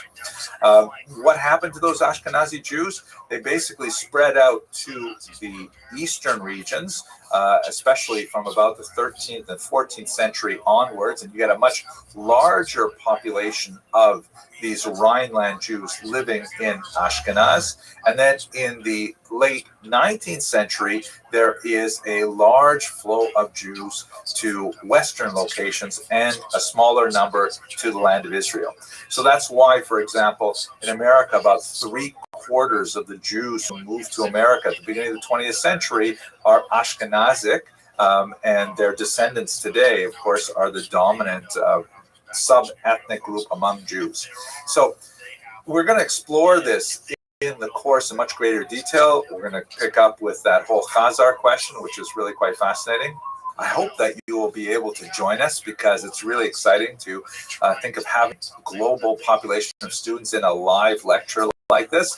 But let us recall that when we're speaking about Ashkenaz, we're really talking about two different things. Most people use the term Ashkenaz to refer to those Jews who have some, albeit distant, roots in the Rhineland region whereas the biblical term Ashkenaz really refers to this great grandson of Noah and has no specifically Jewish connection. Okay, I hope you found this forced by some healing, and I hope you will join us in the Ashkenazi lectures. Please reserve it today. Thanks very much.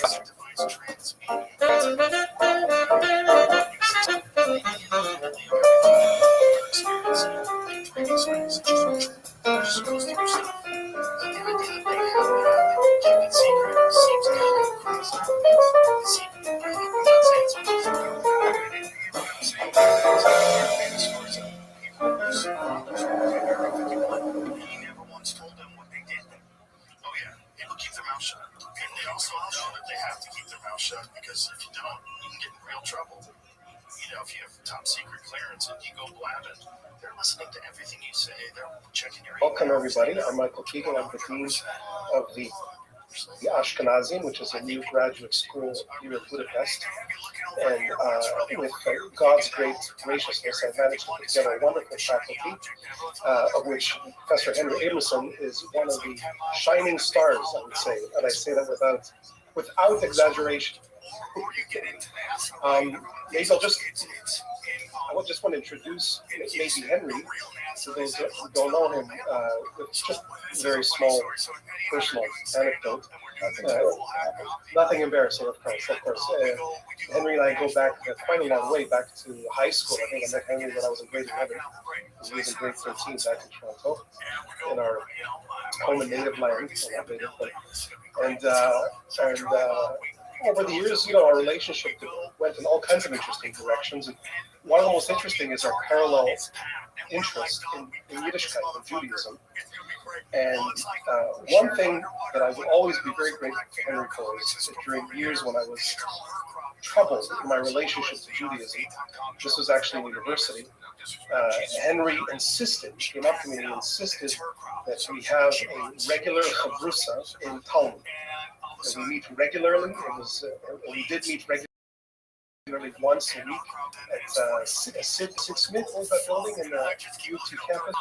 Yes, Sid Smith. We used to meet once a week, and we studied Masechet Megillah, which deals with Purim, the holiday that just came out of.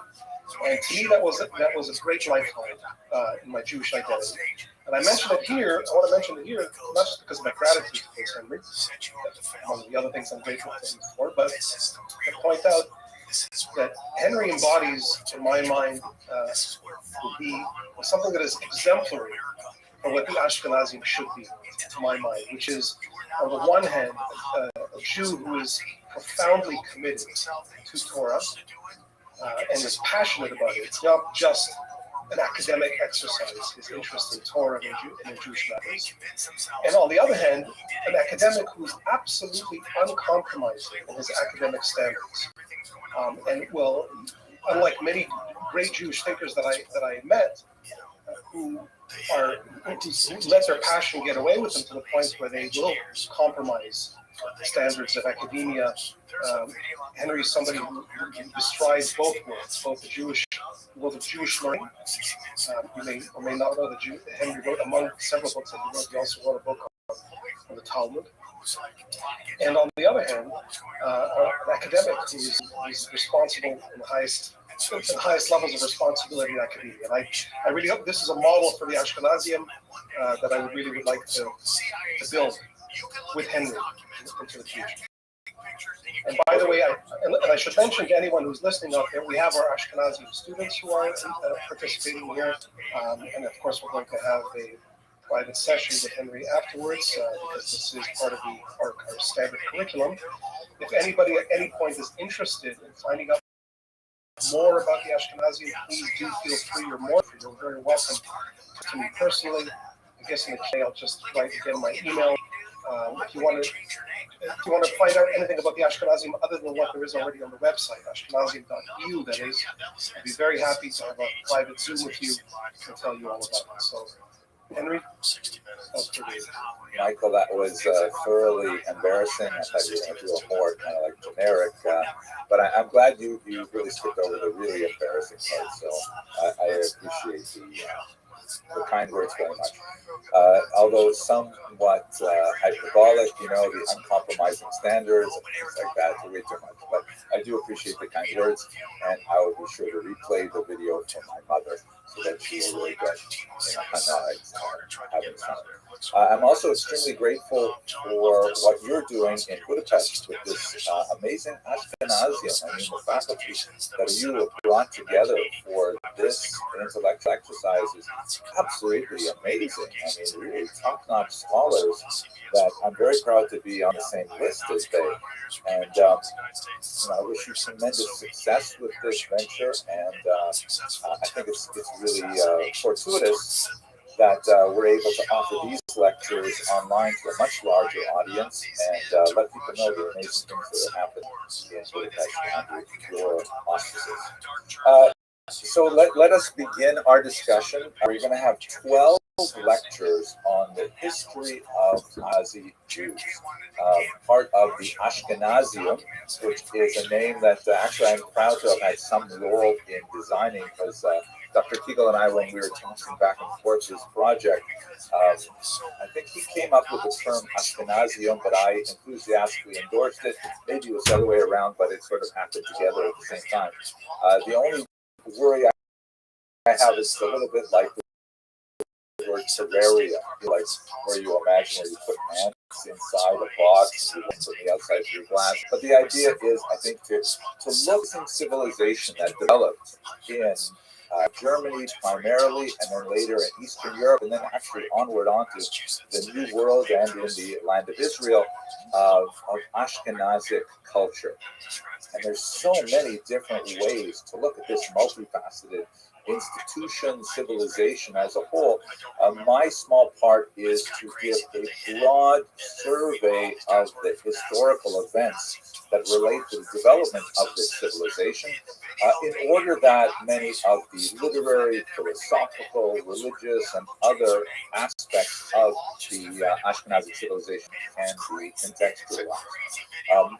This is a graduate level seminar, but only in the sense that it is multidisciplinary. So I'm going to be presenting these lectures at what I hope is a little bit higher level undergraduate level, so that people with intelligent lay people who do not necessarily have a strong background in Eastern European or in Central European Jewish history will fit from these lectures. And I remind lectures more as kind of like the foundation for much more advanced research. We may occasionally get into a little bit more complex, difficult issues, but I imagine that we're going to address those in the follow-up seminars.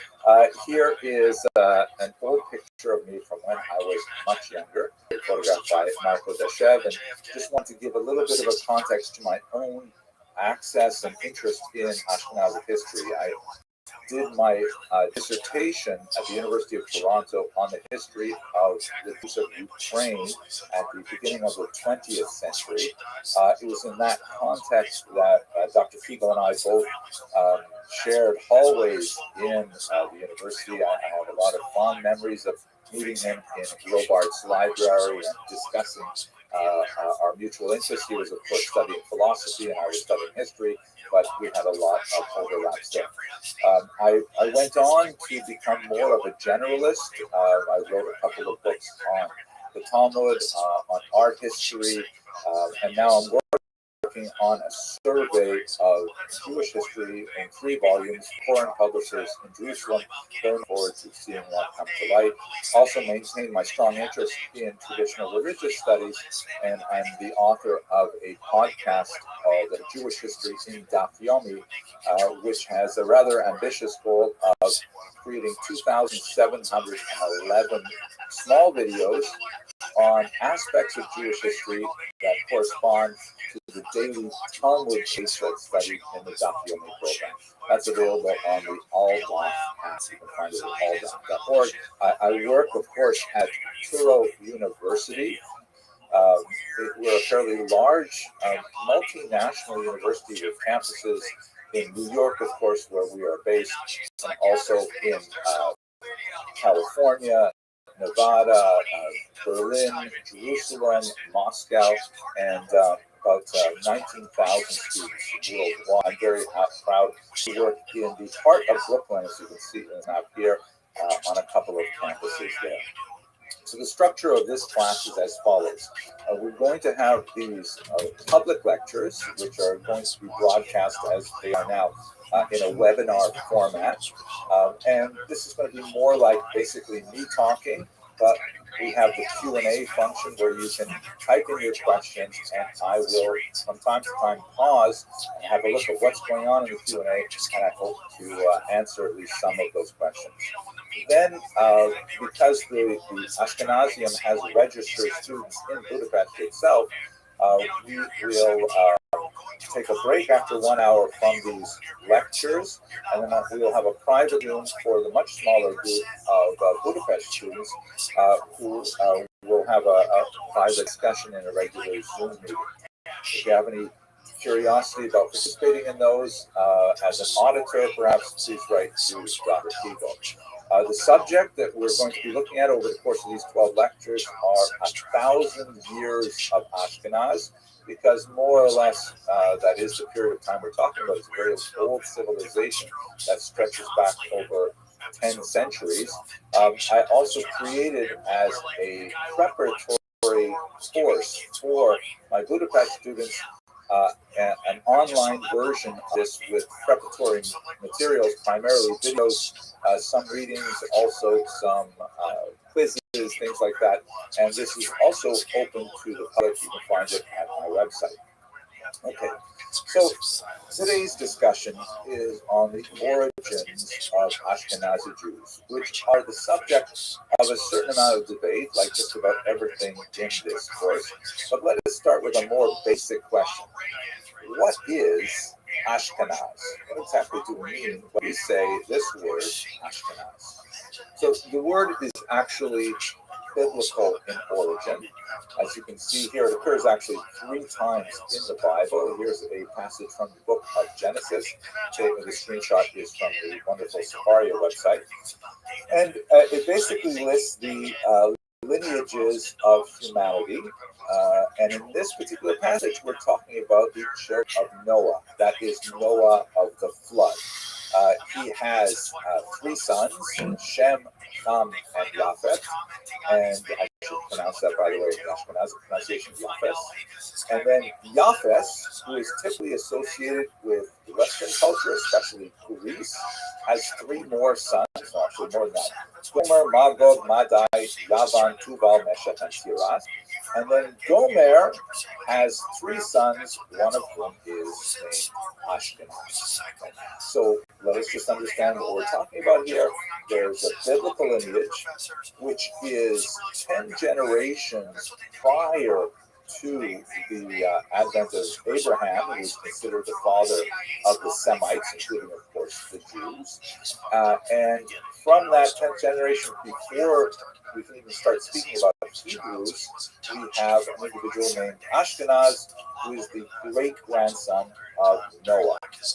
And you may be wondering, correctly, because you're all very intelligent people, what does this have to do with modern Jews? Well, not a lot, because really it goes like this. The name Ashkenaz is associated with a biblical name of a people, right? A lineage, the children of Ashkenaz, descended from Noah. Later, much later, this will be associated with a place, a piece of geography. And then later, that term will be associated with the Jews who lived in that piece of geography, that piece of real estate.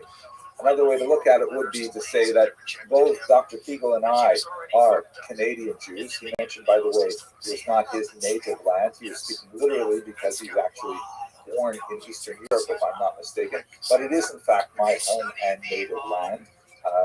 All the things that go along with the Canadian national anthem. And so you could call me a Canadian Jew. And I am a full-fledged Canadian. But you know, that doesn't mean to say that there's anything specifically connecting me with non-Jewish Canadians other than that common area of our home. And so that's the same thing as Ashkenaz. Ashkenazi Jews are simply Jews who lived in the area called Ashkenaz. We're talking about a fairly large chunk of the demographic weight of the Jewish people overall are associated with this land of Ashkenaz. They are distinct from other sub-ethnic groups within the Jewish people, such as Sephardim and Edut HaMizrach, and variously there are Jews, of course, in Africa and in Asia and so on. They all have different terms to describe their cultural orientation, their place of origin, but Ashkenazi Jews constitute a very large proportion of the overall Jewish people. Now let's go a little further in our history. When we say that Ashkenaz is a place, it is, maybe you should say, a state of mind, but in this case it is a piece of geography. Where exactly is Ashkenaz? So again, looking at the third occurrence of the text, actually this will be the second occurrence of the text in the Bible, in the book of Jeremiah, chapter 51. In one of his character implications, is what it has been called after his name, Jeremiah's, describing the downfall of Jerusalem if the Jews do not repent and so on. He also describes the downfall of Babylonia, which would be the region that would ultimately destroy Jerusalem in Jeremiah's time in the 6th century before the Common Era. And as he's describing the many terrible things that will happen to Babylonia, you can see in verse 27 at the bottom, he says, "Raise a standard on earth, sound a horn among the nations, appoint nations against her," that is, against Babylonia, Ararat, Mini, and Ashkenaz. Right? So Ashkenaz is referred to by Jeremiah as one of those nations, one of those peoples that will assemble together with Ararat and Mini to attack Babylonia. So when we look at the map of the region here, and this was actually quite a preoccupation of 18th and 19th century cartographers and biblical scholars trying to map out precisely where each of these biblical peoples ended up living with a certain amount of creative scholarship. We can see that here in where I've shaded the map is the region of Babylonia, called Shinar Aldea later. And the region from the north, which includes, for example, Ararat, a mountain region that's also associated with Noah, would have included this region here, basically in Turkey, to the great 19th century biblical scholar Shmuel David Lusanto, also known as the Shadal. That would have been the home of the Ashkenaz descendants. Again, the descendants, biblical Ashkenaz, who was the great-grandson of Noah. No specific Jewish connection here at all, but nevertheless, that would be the place where it was located. Often associated, as you can see in this particular map, with the Phrygians.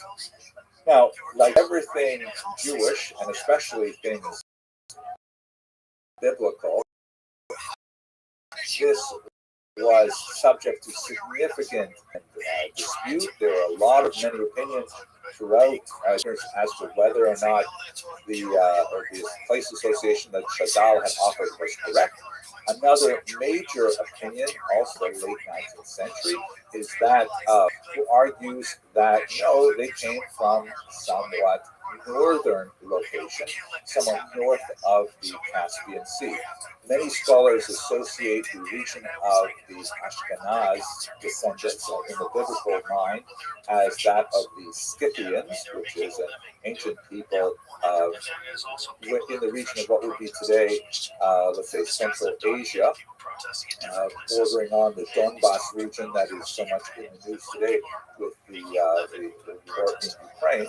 But Shmuel Cross offers another tantalizing suggestion, which would actually involve quite a bit of controversy, and that is that the Khazar people should be associated with the descendants of Ashkenaz. The Khazars are exceptionally important in Jewish history, and that's where we will turn next. But just to remember what we're speaking about here and keep these things separate, the biblical descendants of Ashkenaz have no real intrinsic connection with Jews other than describing a place where Jews would ultimately end up. That's a huge distinction. It's important to remember, as we shall see towards the end of this lecture. Where actually is Ashkenaz in the Jewish mindset, as opposed to scholarly opinions as to where Ashkenaz showed up? In reality, the Jews who call themselves Ashkenaz all come from a region, or at least a culture, in the Rhineland, here in Germany, as you can see in this map. This is the region in which Jews began to colonize from about the 12th century on. Prior to that, Jews living there tended to refer to themselves in one way or another to the region of Rhine itself. There is one interesting passage in which Rashi himself, we'll talk about Rashi a little bit more later in this course, uses the term Ashkenaz to refer to the region, but it was not the most popular designation for the Jews until about the 12th century, a good 100-odd years after Rashi passed away. These Jews came from an area, a civilization that flourished from about the 10th to the 13th century, and then for reasons which we will describe over the course of these lectures, they migrated to the east, to the great Polish-Lithuanian Commonwealth, the regions which would be today Lithuania, parts of Belarus, parts of Poland, and especially the western part of Ukraine. And they had a population expansion, particularly in the 19th century, that resulted in the great homeland of Ashkenazi Jews. So Ashkenaz often referred to as Eastern Europeans, not because of their origins in Germany, but because of the significant population increase that they enjoyed when we get closer to the contemporary period. Then from this region, so this migration is primarily from the 13th and 14th centuries onward, you have another migration of these large Ashkenazi Jews moving to Israel, a smaller number, a certain amount to Western Europe, and a large number to North America. Something like 1.75 million Jews moved from the area of the Russian Empire that was overwhelmingly Ashkenazi at the time to North America, actually the United States of America specifically, in the years 1881 to 1928. And that's really where the great bulk of American Jewry traces its roots to this later Ashkenazic migration. So that's the whole meaning of the word Ashkenaz in a nutshell. It originates from a biblical designation of a people descended from Noah, which was with a certain amount of fanciful logic assigned to various locations, perhaps Turkey, perhaps Central Asia, and then later by the Jews to the Rhineland as a location. And the Jews who ended up in the Rhineland started calling themselves Ashkenazi, just like I would call myself Canadian. But there's no like kind of derivation of lineage from the biblical Ashkenaz to modern Jews. We've talked about, what is Ashkenaz? We've talked about where is Ashkenaz. Now we've got to get to how the Jews got to the Rhineland in the first place. And specifically, I want to start with the Khazar hypothesis, which is a rather highfalutin term for what the current United States president would call malarkey. But nevertheless, it is occupying a large amount of space in the mind of some thinkers and takes a lot of oxygen out of the room when you talk about the roots of Ashkenazi Jews. Who are the Khazars?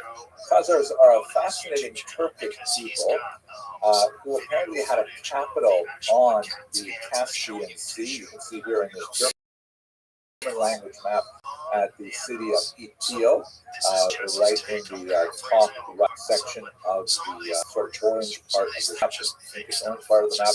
And they actually had a civilization which lasted for several centuries and interacted with many of the other surrounding civilizations, including famously the early state called Cave and the Rus, which formed kind of like the beginnings of the cultural patrimonies that were claimed by Ukraine, Belarus, and Russia alike. Also a significant historical part of the conflict today.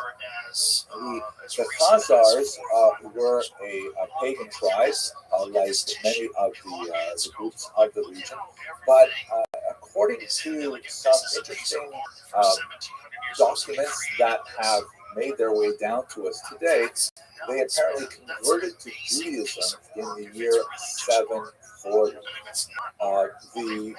The story of their conversion is rather amazing, and it is perhaps most well told in a book that has very little to do with history and a lot to do with philosophy and polemics. It's a famous work by Rabbi Yehuda, who was a scholar who lived in Spain several hundred years after the events described, and he wrote this famous classic work of Jewish philosophy called the Kuzari, which really means the Khazari. In the Kuzari, he describes the legend of the conversion of the Khazar king, King Bulan, who was sort of faced with a difficult choice because at that time Christianity was expanding throughout Europe and Islam was expanding all the way across the coast of North Africa and then moving upward into Europe as well, into Turkey, into the Balkans, and so on. And this King Bulan was troubled by this geopolitical situation and also apparently motivated, at least as the legend has it, by sincere spiritual longing to find the one true religion. So according to the legend, he brought together a sort of a trilateral debate team, a representative of Christianity, a representative of Islam, and a representative of the Jews. And they had this three-way debate. And ultimately, according to the legend, King Bulan converted to Christianity. Now, before we discuss the actual realities of the legend, we should understand how it is portrayed in the Kuzari. Rabbi Yehuda Levi lived at that time in Spain towards the end of its so-called Gora, which was a period of remarkable coexistence between Christians, Jews, and Muslims. Jews in particular enjoyed tremendous freedoms to express themselves politically. Many of them held high office. There's a rather remarkable Shmuel Ibn Nazarella, who was actually the general of a Muslim army for 16 years, an accomplished poet, and a Talmudist to boot. All of these three things brought together in one particular individual. In many ways, a lot like Maimonides, who was also a product of the late Golden Era, although he would ultimately be a victim of the reactionary period when Muslims would come from North Africa and insist that all of this fraternizing with Jews was unacceptable, and the Maimonides family would later flee, make their way over to Cairo, where he would continue on his career. At any rate, Rabbi Yehuda Halevi, seeing the sort of breakdown of this period, composed this philosophical work, which is set in that Khazarian debate between King Bulan and the three representatives of major world faiths. And he used it essentially as a foil to relitigate that case and to make a strong philosophical defense of Judaism, which of course resulted in King Bulan's affirmative decision to accept Judaism, and by extension, Rabbi Yehuda Halevi is intending to make this available to the broader reading public. A rather audacious work to write in the Middle Ages. It would be audacious to write it even today, I think, in which it's a clear polemic against Islam and Christianity in favor of Judaism. So there was a lot of philosophical reason why Rabbi Yehuda Levi would use the story of the Kuzari as a type of conceit to clothe his larger polemic argument. But what about the actual history of the Khazars? So in reality, we know very little about the Khazars as it is. Perhaps the most important piece of the story is some correspondence that was conducted between the Spanish leader named Casta ibn Shaprut, a very important example of the early period of the Golden Age in Spain, who was a foreign minister, essentially, who conducted correspondence and diplomatic relations with many other nations of Europe on behalf of the Spanish kingdom. And he was especially curious and philanthropically inclined towards Jewish populations all over. So he wanted to find out, is it true? Is what they say happened back in the year 740 still true now? Is there actually a Jewish kingdom in this region of Khazaria? And so we sent out emissaries to go to the Far East, to Central Asia, and to communicate with them. Unfortunately, they were not able to get past Constantinople for various political reasons of the day. However, those emissaries of Casta ibn Shaprut did meet people who claimed to have been to Khazaria and who promised to communicate with him and to exchange letters. And so they brought back with them some letters from one King Joseph of Khazaria, which essentially goes through the legend as we have it today. And for some, particularly early modern historians, that was sufficient proof of the existence and reality of Khazaria as we have it today. Other historians, however, have cast a lot of doubt, particularly in the 20th century, saying, wait a second here. This is, not direct contact with King Joseph. This is contact through third parties, and who knows, maybe they made it all up. Maybe they have forgeries and so on. And so there's a lot of questions about the actual validity of the story associated with the conversion of the Khazars. We do know, however, from multiple data points that there were Jews who called themselves Khazarian. They show up in a few places. Medieval Jewish travelers encounter them. They have various things to say about them. They're certainly not in large numbers. A lot of questions about the degree to which they are well associated with the Jewish tradition, as we shall see. One of those examples that I find quite fascinating is this document, which was found in the amazing medieval archive known as the Cairo Geniza. Very quick window here just to explain what that Cairo Geniza was. It's just so fantastic. In Jewish thought, following on the commandment to not take the name of God in vain, there is this concept that if you write down the name of God on a document, that document, by virtue of its association with the name, acquires a level of sanctity.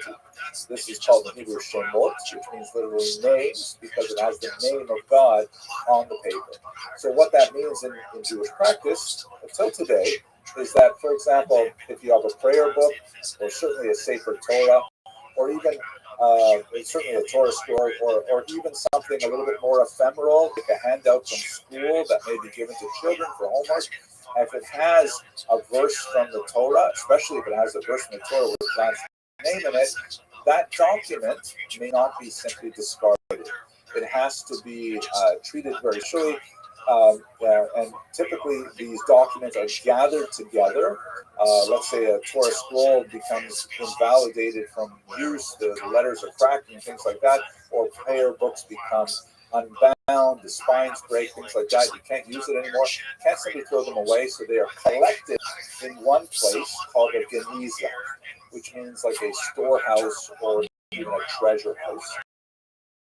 And then at some point, when that geniza, these documents are taken to a Jewish cemetery and they are formally buried. That's considered the appropriate way to deal with these documents called Shemot. It happened that the large Jewish community in Fustat, also known as Old Cairo, somewhat south of modern-day Cairo, had this custom of not only following the laws with regard to Shemot, but anything written in Hebrew characters was considered sacred, and therefore they put it in their geniza. Thankfully, for generations of historians since the 19th century, the geniza was discovered because it was sealed up for a good 700 years, and there's this phenomenal trove of amazing documents of all types. Not only, of course, religious works, including remarkable things like the actual autographed copy of Maimonides' writings and things like that, but also casual things, because they believed that anything written in Hebrew had a level of sanctity. Hebrew characters even, so even if it's written like in Judeo-Arabic, which was essentially an Arabic language written with Hebrew characters, they would save those in the geniza. Everything from business contracts, marriage contracts, personal correspondence, shopping lists, children's doodles, all kinds of things. If it had Hebrew on it, it was put in the geniza. And included is this document that you see on your screen before you here. This is what we would call in modern Hebrew a petek, a small note that was essentially a letter of introduction for a charity collector. And you know, those of you who live in strong Jewish communities today will certainly be familiar with this document, because typically when emissaries from a faraway community come to local community to collect charity, they bring some kind of document which describes their credentials, describes the association that they have with some charitable institution. It's often signed by local rabbis or signed by famous rabbis, let's say in Israel, and they come door to door with this petek. Nowadays it's usually laminated, and they should say, I'm from this particular cause, I represent an orphanage or a hospital or whatever, would you like to donate? And they present a document. That's exactly what this is, but it purports to be from a Khazarian Jew from Kiev. This is so-called Kievan document, which dates from, if I remember correctly, about the 10th century. And among the many interesting features is that the signatures of the local dignitaries, includes this document, which is written in apparently a Turkic style of runes that it indicates that there was one official who actually could not write in Hebrew, had to use Turkic to express himself. So in other words, we have lots of interesting kind of like sideways evidence that something happened in Khazaria that resulted in some Jews living there. And Kiev, by the way, was well populated by Khazarian Jews. Lots of references to a Jewish gate like that in the literature. In fact, the great Ukrainian historian Amelia Kutzak opined that Kiev, as it's pronounced today in the Ukrainian pronunciation, Kiev was actually founded by Khazars, which is kind of interesting stuff. One last piece of evidence that supports the idea of the Khazar conversion, although it doesn't tell us a lot about the depth of that conversion, is an important document in the history of Eastern Europe called the Povest Vremenia Kiev, or the Chronicle of Bygone Years, in which the great Prince Volodymyr of Vladimir, who was the first Christian of this medieval state known as Kievan Rus, based in Kiev, Volodymyr had exactly the same conundrum as King Bulan did in Khazaria, meaning Christianity is expanding, Islam is expanding. I'm so confused. Which religion should I accept? And so Volodymyr essentially repeats the whole Khazarian story with a little bit of a twist, because he has a representative of what would become Orthodox Christianity, especially after the schism of 1054, a representative of what would become Western Catholic Christianity, and so he has two Christian flavors represented, as well as a Jew and a Muslim. After having the debate, the Christian scholars who recorded the Chronicle of Bygone Years have very little to say that's good about Islam. That's sort of like dispensed with rather quickly. Judaism, however, Volodymyr considers very seriously. He says, wow, unlike the Muslims who are not allowed to drink alcohol, that was one of the reasons, by the way, that Islam was disqualified for Volodymyr. The Jews sound pretty good. He came actually pretty close to converting to Judaism. Can you imagine what Eastern Europe would be like if Russia, Belarus, and Ukraine was predominantly Jewish? Hard to imagine. But when he found out that the Jews no longer had their own state in the land of Israel, he said, I'm going to pass. Then turned to the two Christian variations. He ultimately adopted what would be, of course, Orthodox Christianity, the Eastern Rite, and there was a mass baptism in the year 988, which begins the Christian period in Kievan Rus, onward in the Slavic region. So the Chronicle of Bygone Years, which was written a couple hundred years afterwards, also confirms the presence of Khazarian Jews. Now, what's at the heart of this? Is this possible, and are they connected to the Ashkenazi Jews? So the first thing we have to say is that many modern scholars today doubt virtually all of the aspects of the story of the Khazarian conversion. Perhaps the most eloquent advocate of this position is Professor Shaul Stampfer, who refers to it in a seminal article as a splendid story, meaning a great story. It's so fascinating, the trilaterate, the whole thing's like that. But he argues that it is either entirely fabricated by later writers, or it is at least highly exaggerated. I myself tend to lean towards the exaggerated to highly exaggerated, but I don't quite agree with my colleague, senior scholar Dr. Stampfer, that it is entirely fabricated. I just think there's the preponderance of evidence of the connection between Jews and Khazarians is sufficiently strong to argue that things happen, but I agree that there are a lot of questions.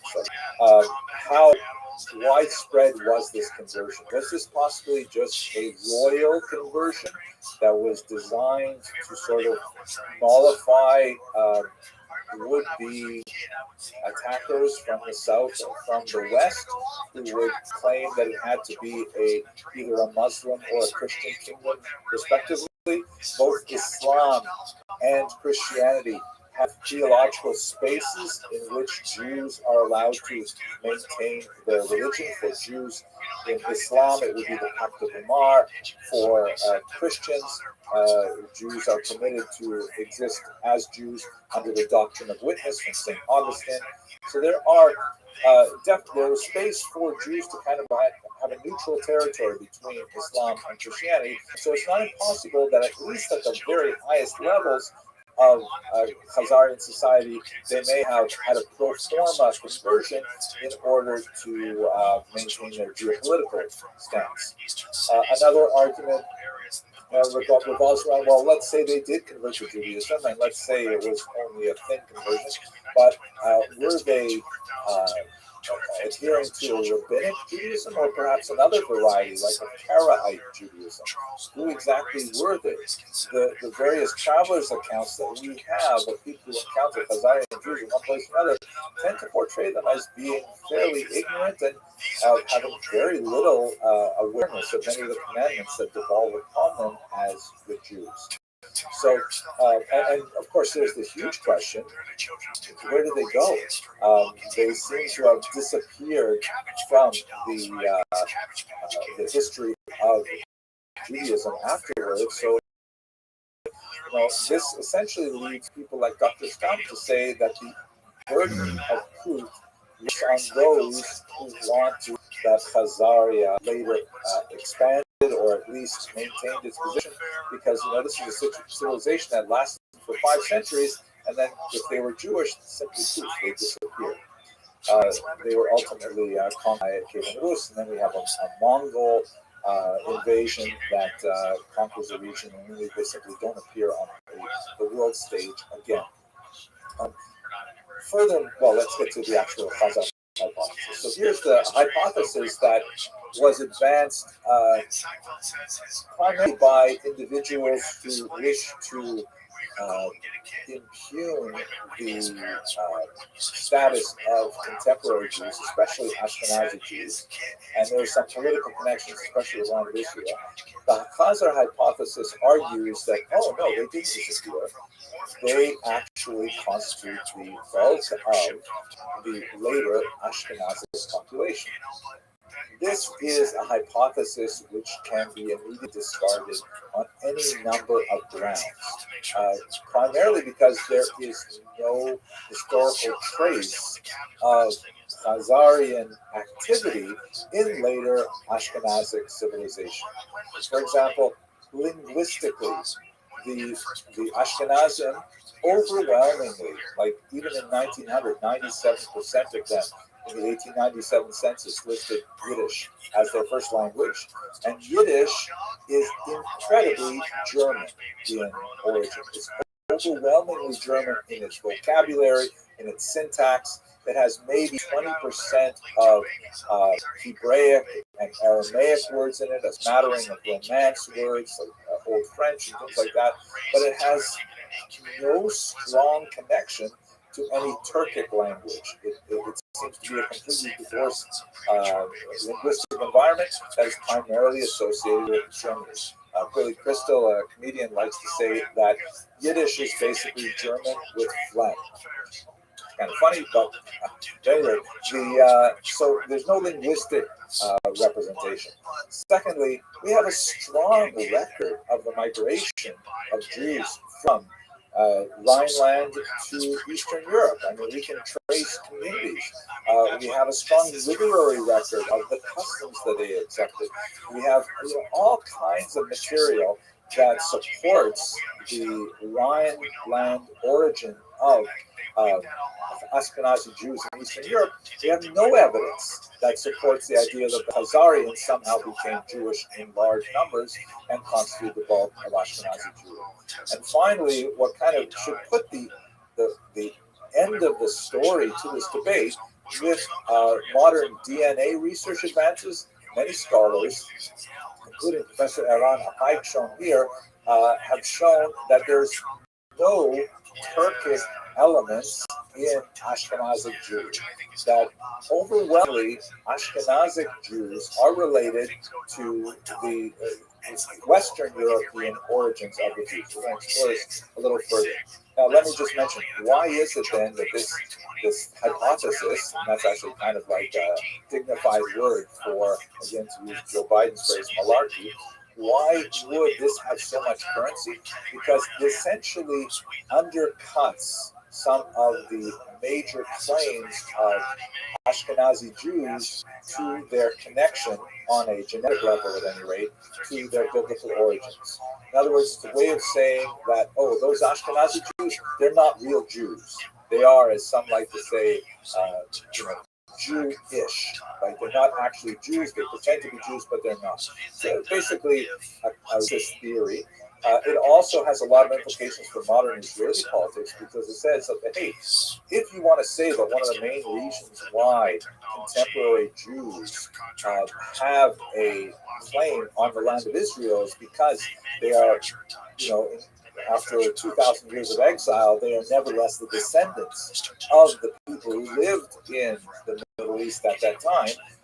If you want to say that, no, they're actually Central Asian peoples who later claim to be Jewish, then they don't have a claim to the land of Israel based on genetics. So there's a political motivation for supporting this kind of ridiculous theory. So where exactly, what can we say about the actual Ashkenazi Jews of Eastern Europe? So as I mentioned, DNA research has helped us out tremendously in this regard.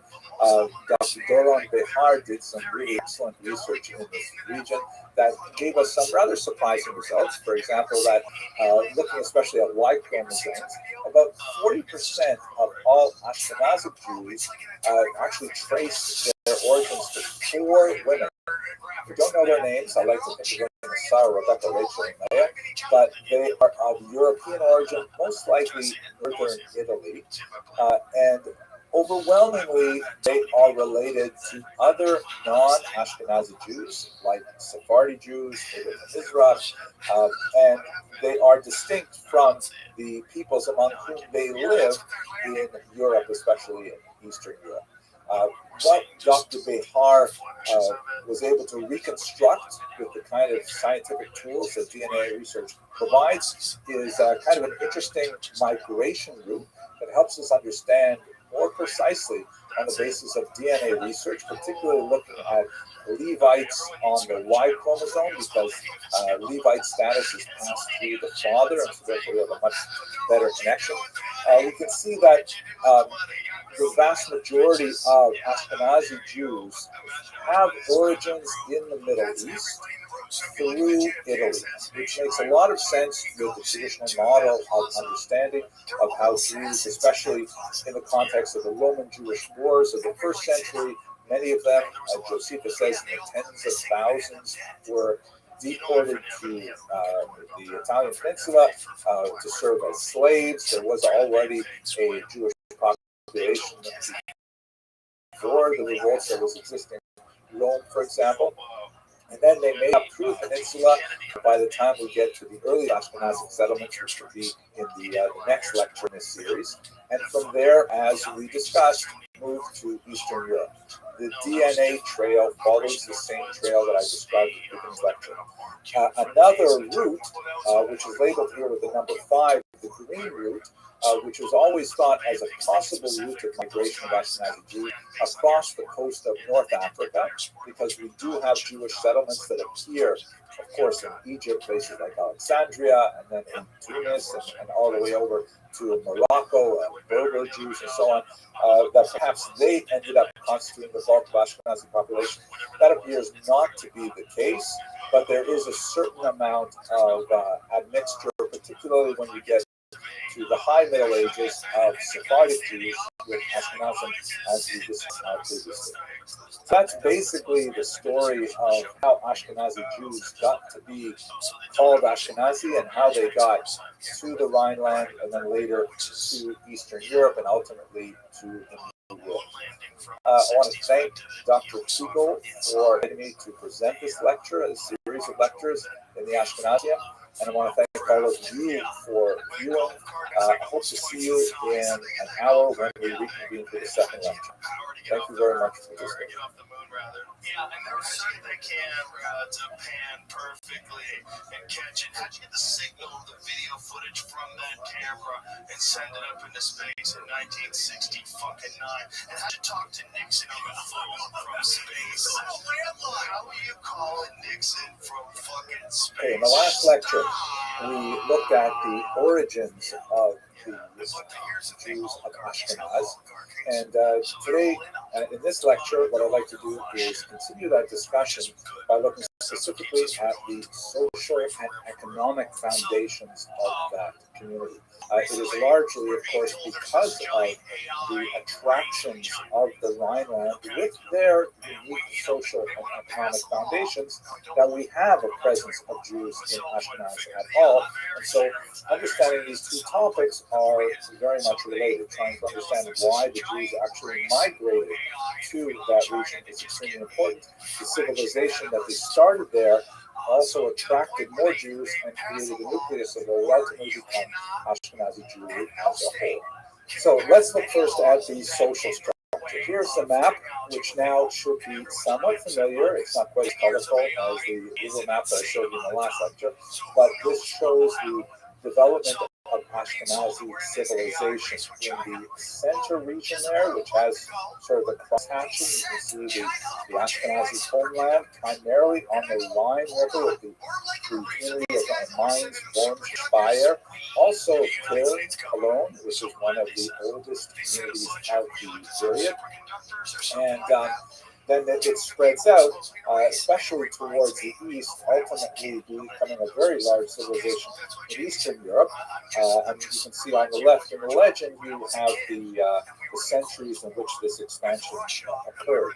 By the way, this is a great map from the Encyclopedia Judaica, which is a remarkable resource for the history of Ashkenazi Jewry and generally everything in Jewish civilization. The arrows that overlay the map also give you an indication of the migration of these Ashkenazi Jews in the 19th and 20th centuries in particular. Not quite as colorful as the one I showed you, but still very colorful. Here is a close-up of the Rhineland region in particular, following the Rhine River, but also several other very significant communities not too far away. Where you have the nucleus of what we're going to describe today. The most important attractions of these cities were the early establishment of cemeteries. It sounds kind of awkward. Why would you want to move to a place because they have a cemetery? But just understand that the internment of remains is extremely important in most faiths. The idea of an eternal resting place, a place where one may have hallowed ground to visit one's ancestors and so on. I can tell you that in my own case, I come from a very remote community in northern Canada, northern Ontario, where one of the reasons why a small community of Jews gathered there was because there was a very unfortunate canoeing accident. Jews would make way up north, possibly some form of trade, and they drowned at a certain point where there were some rapids, and so a Jewish cemetery was hastily created near a town called English Park, and that's where my grandparents, Alei and Shalom, were buried, and a Jewish community was established at that time in that region. So the establishment of cemeteries in a lot of these places was extremely important for the creation of communities as a whole, and it tended to build on each other. Jews, of course, like many religious groups, prefer to be buried among Jews and not in mixed cemeteries, certainly not in mass graves, which is not at all an uncommon thing for parts of the Middle Ages, particularly when you get to Black Death.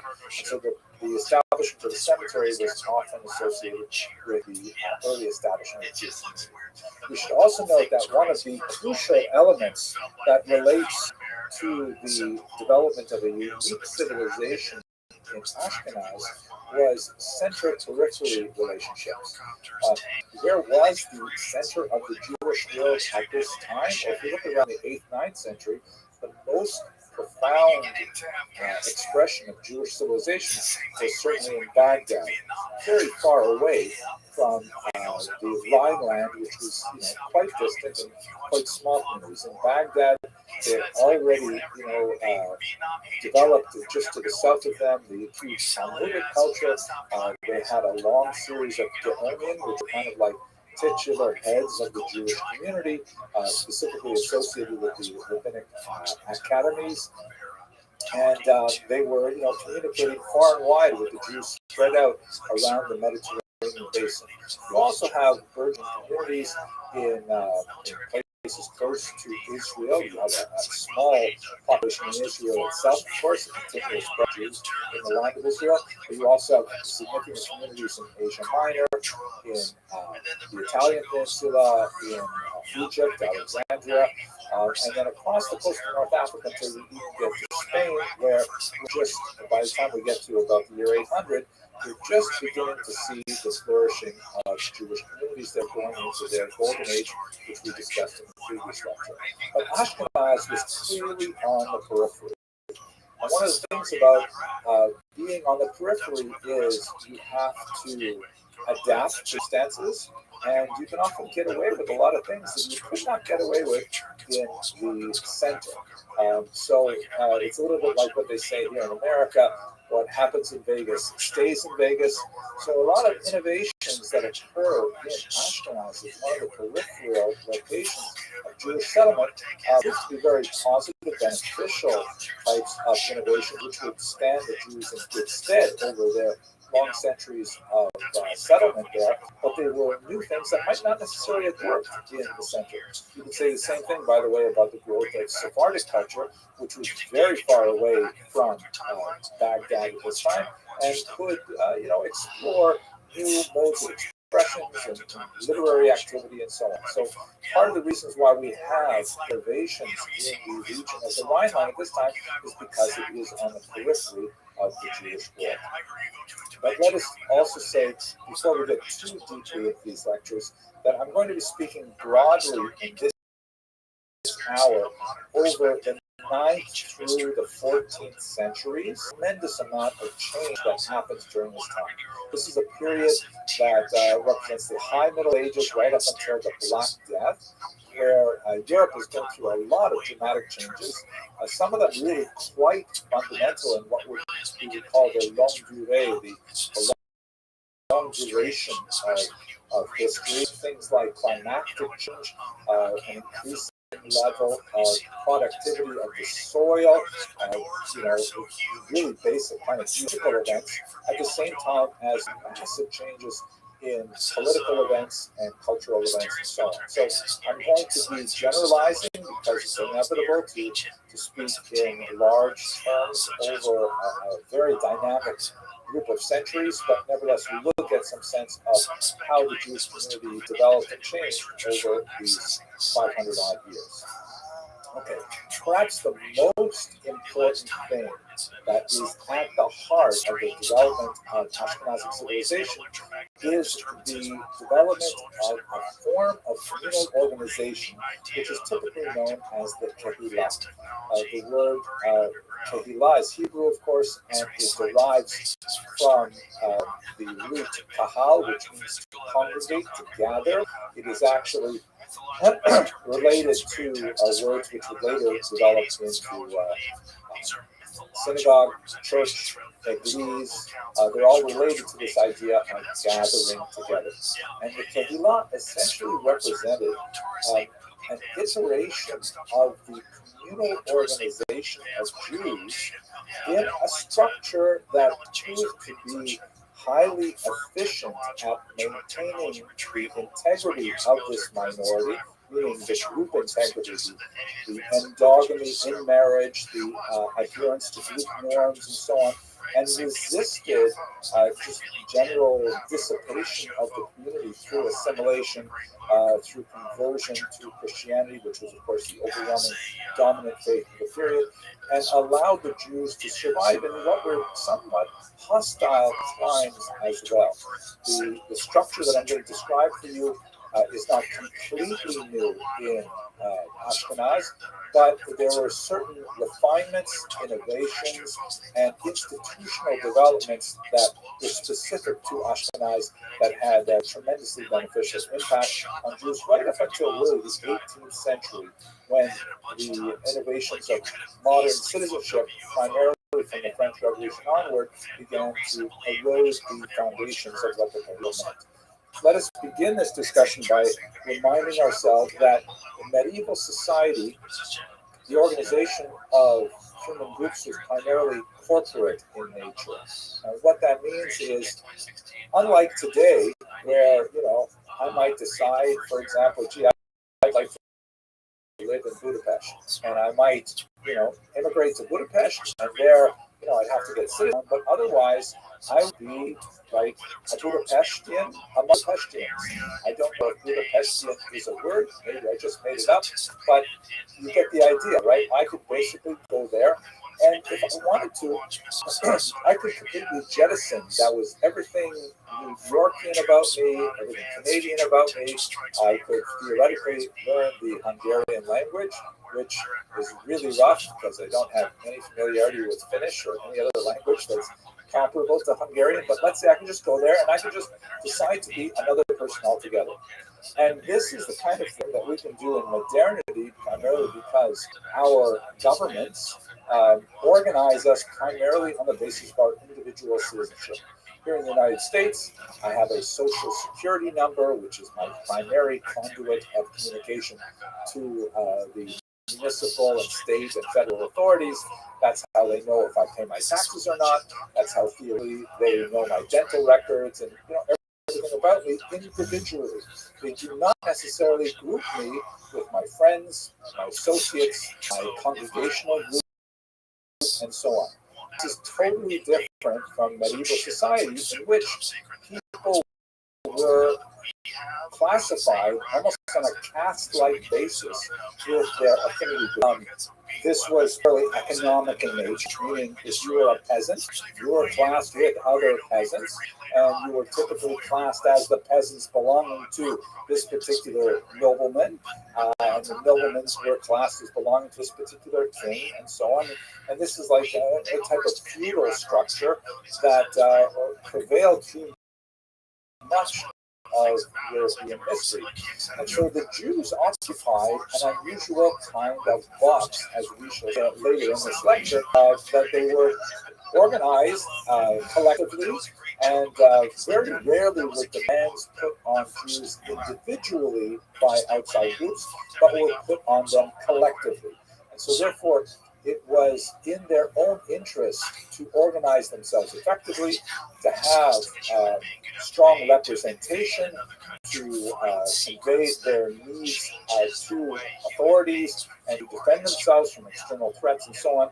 So we're going to see how that plays out over the course of the next 45 minutes or so. One of the ways in which this corporate nature of medieval society was expressed was through things called charters. A charter is essentially a type of document, typically written, often forged later on in medieval periods, that describe the privileges of the Jewish community in a particular locale, that was typically contracted between the local authorities of that particular location and the chief representatives of the Jews. And these charters were frequently invoked in later centuries to protect the rights of the Jews, saying that, hey, wait a second, you can't do that because according to the charter that was signed 300 years ago, these are our rights and privileges and so on. To a certain degree, they often became outmoded as social, economic, and religious developments shifted, and some of the privileges were no longer relevant, or perhaps they were so relevant that they had to be overruled by a new arrangement, and these things would happen over the dynamic course of the next 500 years. But basically, if you think about the Jewish being established in the Rhineland, they typically were organized Jews as groups, like in Imagine big tour buses of Jews coming into a location, meeting with a local ruler, and putting in writing the kind of agreements that would pertain to their settlement in this region, protections and responsibilities as well. Not at all equivalent to other castes in that society, sometimes much more beneficial to the Jews, advantageous to the Jews, sometimes disadvantageous to the Jews, but this was considered normal for the medieval period, primarily because it is a corporate society in which groups are dealt with as part of collective organizations rather than dealt with as individuals, as we would have in modern Western societies today. So this allowed the Jews, essentially, because they had to organize themselves and they had to represent themselves within a charter to the local authorities, to establish this organization called the Kehillah. Let me show you here basically a breakdown of what a Kehillah would look like structurally. Let's start from the top down and understand how this worked. And again, as I mentioned earlier, it's not like the Kehillah structure was brand new. There were definitely antecedents that we found in diaspora communities. Jews had already been living outside of the land of Israel, outside of sovereign territory, for almost 1,000 years, and they had found ways to more or less establish themselves. But the unique confluence of the corporate society of medieval Europe, the center-periphery issues, led them to develop and refine this Kehillah structure in medieval. So you would have at the top the people who are typically called the Tuve Ha'ir. Those literally the good people of the city.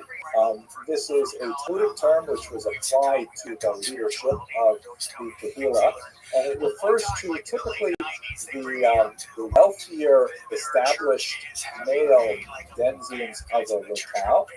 There would typically be a small number of them, like 7. It would be an elected position, but the election was based on gender and on property as well. So it was typically within a small group of people. And the Tuve'ir would have the responsibility of making all the leadership decisions for the Kehillah as a whole. In many ways, by the way, if you're familiar with the structure of most modern synagogues, it's basically exactly the same structure, where this would be the board of directors, or the executive board. This is a group of people who are technically elected, but everybody in Shul knows you really should only vote for certain people. Why is wealth such an important criterion? Gender, of course, is a criterion that's taken for granted, that women would not, by and large, hold leadership roles at this level. We're going to look at gender much more throughout the course of the lecture. Gender will play a role, as we shall see in the Chabot at the bottom of this chart. But at the top level, we're dealing primarily with men. Now, why is property so important? Because there was a kind of noblesse oblige. There was a kind of an understanding that, along with receiving the honor of being named to the board of directors, you're also supposed to write a check.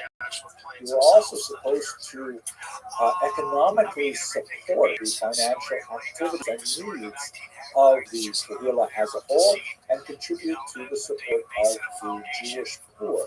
So the Tuve'ir were, the good people of the city, not only because they were wealthier, but also because they would, in exchange, informal exchange, rarely stipulated in writing, but in exchange for participating in this term-limited board, they would also be generating funds for the larger community.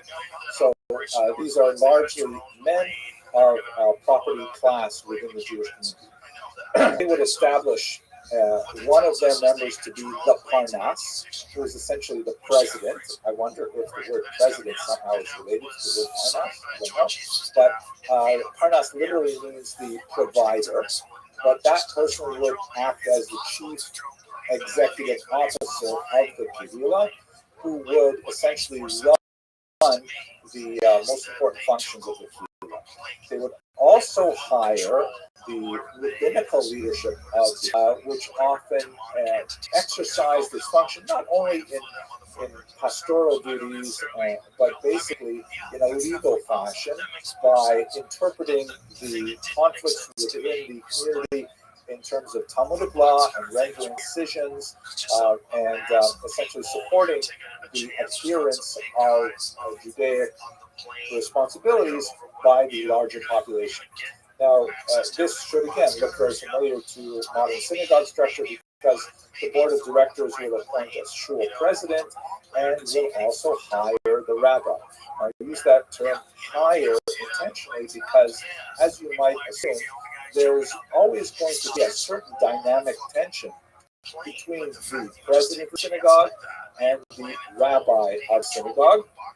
They don't have identical concerns. They have overlapping concerns.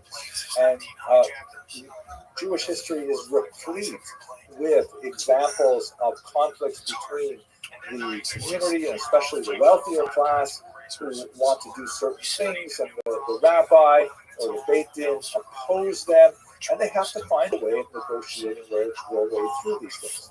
The rabbi has the advantage, theoretically, of popular support because people go to the rabbi for rabbinic guidance and for spiritual sustenance and so on. They don't necessarily go to the president of the community for that. So the rabbi has kind of like popular backing. But if the rabbi pushes too hard against the demands of the Parnas and the Tula year, then the rabbi can get fired because his salary is essentially paid for by the taxes levied on the community. So it's not like it's not a theocracy where the rabbi is in charge.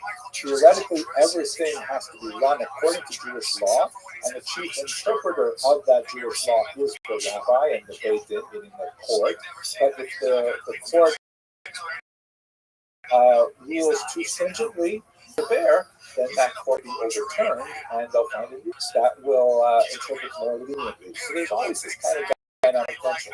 Similarly, if the Parnas and the Tuvei here are inconsiderate of the needs of the larger populations and they make too many demands on the populations, or they refuse to allow certain leniencies, then there'll be a kind of a popular uprising that will be directed sometimes through the rabbi and will require a change in the Tuvei themselves, because after all, they live within this community. It's not a separate community, and we're talking also about relatively small communities that might number in the hundreds, very large ones in the small thousands. So these are basically little shuls, essentially, throughout the limelight. Now, both the Parnas and the rabbi have a staff of so-called gabayim. The literal term gabbai means collector. And in modern synagogues, the gabbai has only kind of like a shadow of their original role. The modern synagogues, gabbais are sometimes called beadles, and they're essentially people who make sure that the synagogue functions properly, that when they hand out synagogue honors, that people receive them in appropriate timing and circulation and things like that. But in the medieval Kehillah, the Gabbayim were essentially like the internal police force. They were ones who would issue summons to the court. They were people who would essentially mete out the tax demands and make sure that those tax demands are met. They were actually very, very powerful people employed by both the Parnas and the Rabbi. So today's Gabbai, respect the Gabbai because he has a tremendous amount of authority, at least historically. Now, I mentioned taxes, which is crucial, of course. The Kehillah was self-sustaining. This entire structure, which had a remarkable number of functions, as we will see shortly, had to be sustained through taxing the local Jewish population. This tax assessment was essentially done by the Tuvei, and they would require on a sliding scale that Jews who were more prosperous had to pay a larger amount of their income to the general welfare fund, and they would send out Gabayim to make sure that taxation was. The person refused to pay taxation rate that was assigned to them by the Tuvei year, then they faced a whole series of consequences. They could, of course, appeal through the rabbi and so on, and they would have appropriate channels to appeal their tax assessment, but really there was no way out other than conversion to Christianity. In other words, leaving the Kehillah. Unlike modern-day society, where a Jew may choose the degree to which he or she wishes to affiliate with the larger Jewish community, this was not at all possible in the Kehillah. In the Kehillah, up until the 18th century, you were a part of it, and you were a Jew, and you were expected to pay the taxes that the Jewish community levied on you, or you left it entirely and essentially became a Christian. There was no real, meaningful, secular Jewish identity in the medieval period, unlike in the modern period. Now, it's true that today, for example, if you get on the mailing list of the United Jewish Appeal or the Federation mailing list, the only way to get off is basically go through the FBI Witness Protection Program. But this was especially true of the medieval period, especially as the local Kehillot would kind of join together and form super municipalities in which the Kehillot would communicate with one another. And so if you had a person who, let's say, paid or refused to pay taxes and decided to leave town, or more commonly refused to give his estranged wife a writ of divorce, a get, and decided to leave town and go start a life in some other Jewish town, well, that other Jewish town would have communicated with the other municipality, say, hey, wait a second, you can't just start up a shoe store here. We know about what you did back in Köln, and you can't do it here in Speyer, and they will be able to have some regional enforcement of law, which is really quite effective. And that's largely done through the Gabayim. So what I've kind of explained to you right now is the quite coercive nature of the Kehillah, which was very effective in maintaining group standards, to a large degree religious norms, and to preserve the integrity of the Jewish community in an overall non-Jewish environment that was sometimes quite hostile. But I should also mention that obviously the Kehillah gave a tremendous amount to the community as a whole, and this was done primarily through these organizations called the Chevrot.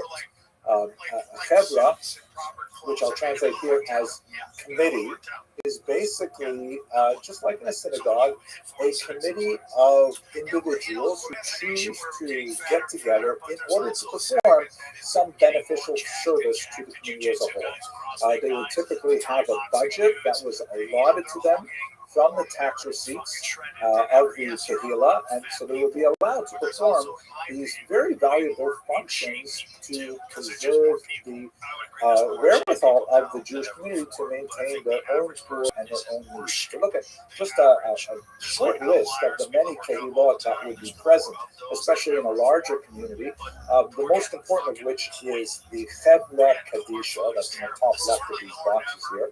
The Chevra Kadisha, or the Holy Association, was the burial society. And this was a very high status society that was typically comprised of individuals who were typically married, often a little bit older, middle age and onward, who would care for the washing and the dressing and the burial of the deceased. One of the reasons why it was so honored, it was such a status symbol to belong to the Chevra Kadisha, was not only because of the huge religious import associated with the last treatment of the deceased, but also because it was one of the weapons that the Chevra Kadisha, that the Kehillah as a whole could use to enforce conformity. This was, there's a whole list of punishments that the Kehillah could impose on someone who refused to comply to group standards, such as paying taxes or giving a get or things like that, or even appearing before the court when summoned. The last of which was typically refusal to bury them when they pass away. And this was considered such a tremendous punishment upon Jews that typically, if the Chevra Kadisha were to say, we have chosen that you will be denied burial rights, Jews would typically comply. They would say, oh my gosh, here I'll pay my taxes, here I'll give my wife a get, whatever it is. So that was one of the most important Chevras that was, basically in every Kahila because people would always die. It was one of the most reliable businesses, I guess, in the medieval period. But you would also have, for example, the Chevra for Ozer Dalim, which would be poor relief of various types. The Talmud and the codes of Jewish law have long discussions of various different poor relief, from temporary poor relief to ongoing poor relief, and calculating exactly how much income was required to qualify with different levels of poor relief and so on. And this had to be distributed in an equitable manner. So the Chevra Ozer Dalim would typically deal with this. Chevra Shas was typically associated with promoting education. Typically, Jews were overwhelmingly literate, particularly in comparison with the larger society, especially with the lower classes. And so literacy was promoted for children very heavily by the Kehillah, supported by the Chevra Shas. Parents would also typically pay for tutors, especially for more advanced education, but every child had some access to education and literacy, especially in the larger Kehillah. Support for poor brides, Hafnasat Kala, support for the ill to Bikur Cholim, support for Jews traveling from place to place, which would be extremely important for the development of international connections among Jews. The food bank, which it continues to this very day. My wife and I are very proud to volunteer in the Chevra for our own food bank here, and we deliver food even in modern day New York. Chevra Tehillim, which largely is more of a religious association, purely designed to bring together people to recite psalms for the benefit of the community and so on. And I've just listed, 8 odd common Chevras, but there obviously could be as many as the community would support, based on the economic wherewithal of the community and based on the interest of the local population. And unlike the higher levels of the Kehillah, which were dominated by men, the Chevra were dominated by women. There were certain gender-specific communities, like, for example, the Chevra Kadisha, only men would be allowed to take care of male deceased members of this community, and only women for women deceased communities. But otherwise, many of these Chevras were staffed then now by women who constitute the backbone of the silent apparatus continued to provide for the needs. It was essentially a well-designed support service network that, through coercive methods like the tax assessment, was nevertheless able to support a wide variety of the economic positions within the Jewish society, and to allow for the development of literacy, numeracy, and of course survival through much of the medieval period. Now, once these Chevras were well established, one of the features that we see, particularly in Ashkenaz, is the development of takanot, or decrees. So let's understand exactly what those things were. Here, by the way, the beautiful image located in Aachen of the bust of Charlemagne, very important early king of this period. One of the things I find fascinating about this is that, according to the scholars who studied this particular gold statue, it contains apparently his skull cap, which sounds especially interesting to me. Is it possible that Charlemagne was Jewish? No, not at all. Sorry for that attempt at humor. It probably actually contains his literal skull cap, not the cloth one. Charlemagne is rumored to have been one of the first kings to extend the charters to Jewish communities who were establishing themselves in this region. It's more likely that many of the most important ones were actually issued by his son, Louis. This is a particular medieval representation. So Charlemagne on the left, essentially crowning his son Louis, quite a bit younger. And notice the person here on the left, that's a skull cap, right? I don't think I could carry off a purple one, although somehow I'm tempted. But black is sort of like the traditional color. And also by his grandson, who definitely issued a lot of the medieval charters. Charles the Bald is how he is named. And as you can see, he does not look especially bald. There's a lot of questions about why he was called Charles the Bald. It could be that it was euphemistic, that he was actually quite hairy, and so it was kind of like a, to use the common term, Lashon Sagi Nahor, it was a euphemism. But there is a bald guy here at the bottom of this picture. Maybe he's actually Charles the Bald. I don't know. I've been lecturing now for an hour and a half. At any rate, that's where we get some of the early charters, definitely proceeding from Charlemagne's son and grandson. And these charters were incentive for Jewish settlement, meaning once a king said, okay, Jews can live here, and as we shall see, there was definite economic and other benefits for the king to protect Jewish settlement. Then you begin to see significant migrations of Jews, as we saw in the last lecture, primarily from northern Italy to the Rhineland.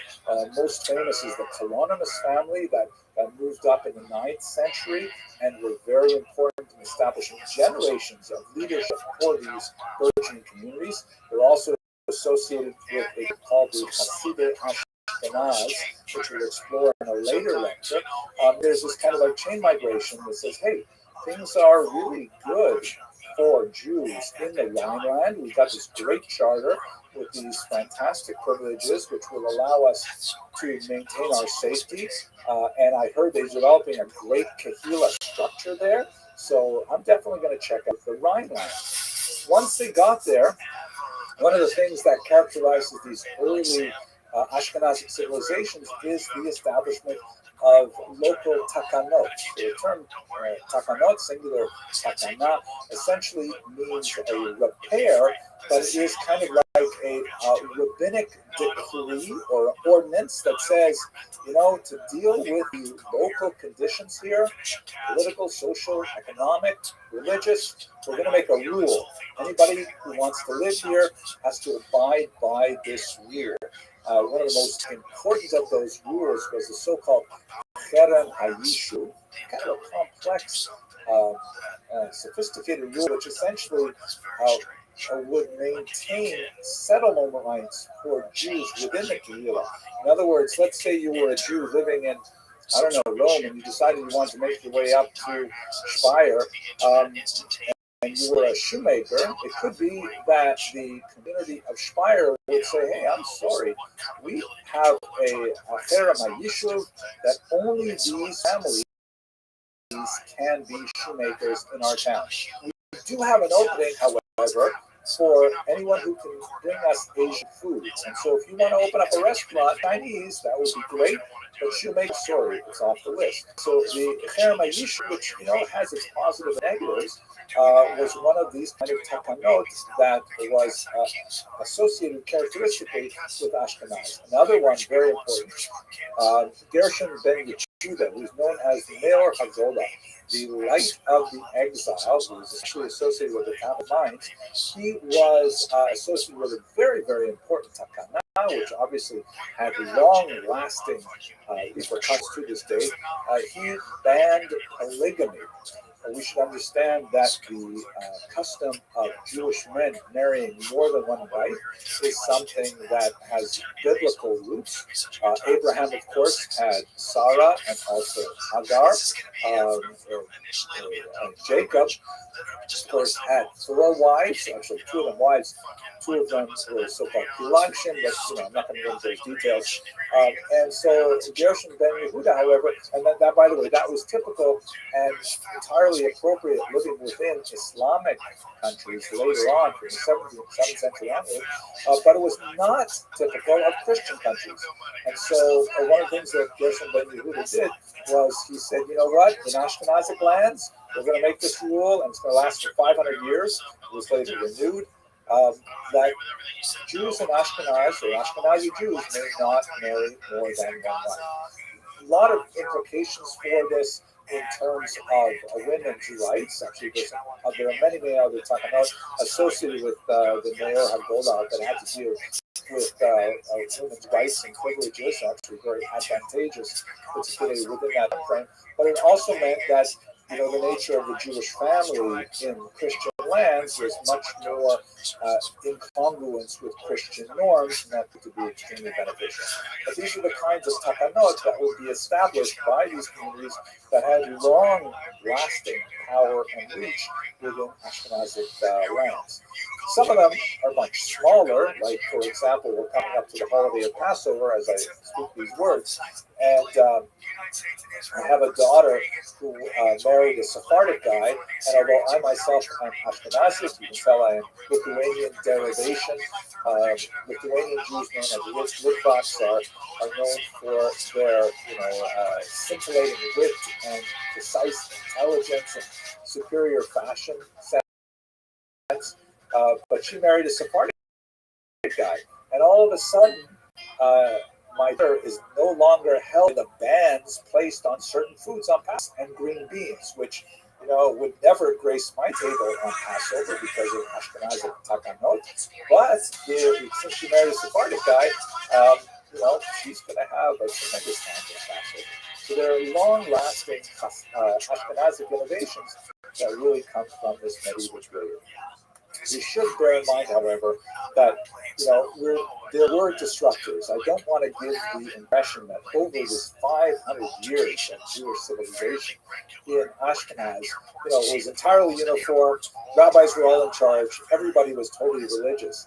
It was actually quite a bit more complicated. As you can see from this illustration in the so-called Rothschild miscellany from the 15th century, which depicts Jewish men and women engaging in mixed dancing, which would have been definitely against a lot of the Ashkenazic norms of the day. Where we have a lot of examples of non-conformist behavior in the medieval Kehillah as the Kehillah struggled to establish itself and maintain its Jewish integrity. Where this literature resides, and hopefully we'll have opportunity to discuss it over the course of these lectures, in the so-called responsa literature, known in Hebrew as She'alot U'tshuvot, which means literally questions and answers, where we have hundreds and hundreds of years, going back long before medieval Ashkenaz, of questions that are directed to rabbis in authority, saying, hey, so-and-so did this, so-and-so did this to my property, so-and-so is making this behavior, and it's harming my rights, and is that acceptable, and so on. And the rabbis would then respond, and the responses, the tshuvot, would constitute case law and precedents of Jewish thought.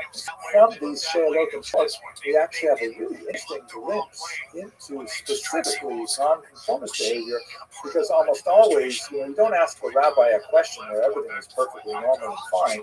You ask a question when something is out of kilter. And so the She'alot, the Tshuvot literature is extremely useful for telling us kind of like the limits of the authority of the Kehillah and how people would sometimes push back against it, usually unsuccessfully, but sometimes, with lasting change.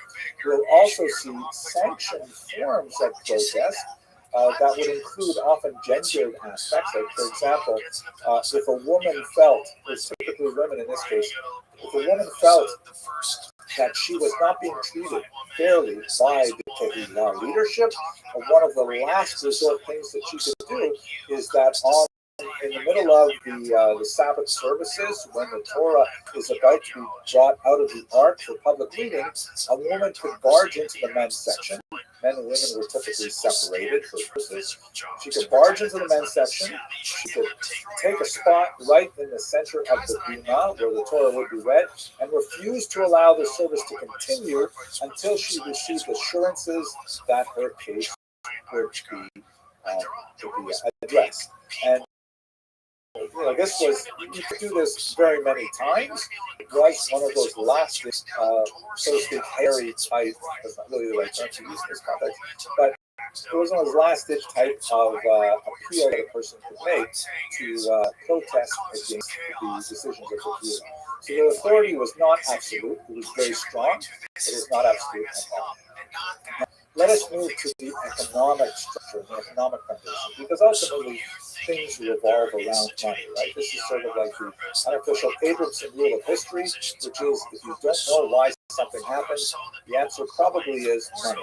Not always, but probably. Here's a remarkable 16th century representation of a money changer and his wife. Definitely not a Jewish woman, though, a Jewish couple, because you can see that she's reading some Christian literature here, definitely not sort of like approved by the local rabbi. So it's actually a Christian money and his wife. By the way, you can also see the artist here in a little sort of like conceit. There's a mural, and he's showing in the mural painting itself. But nevertheless, a very beautiful representation, I think, of what must have been like to be a money changer with various pledges and so on. One of the most important elements of the economic foundation of the Kehillah in medieval Ashkenaz was the institution of money laundering. This is hugely important, particularly up until about the 14th century.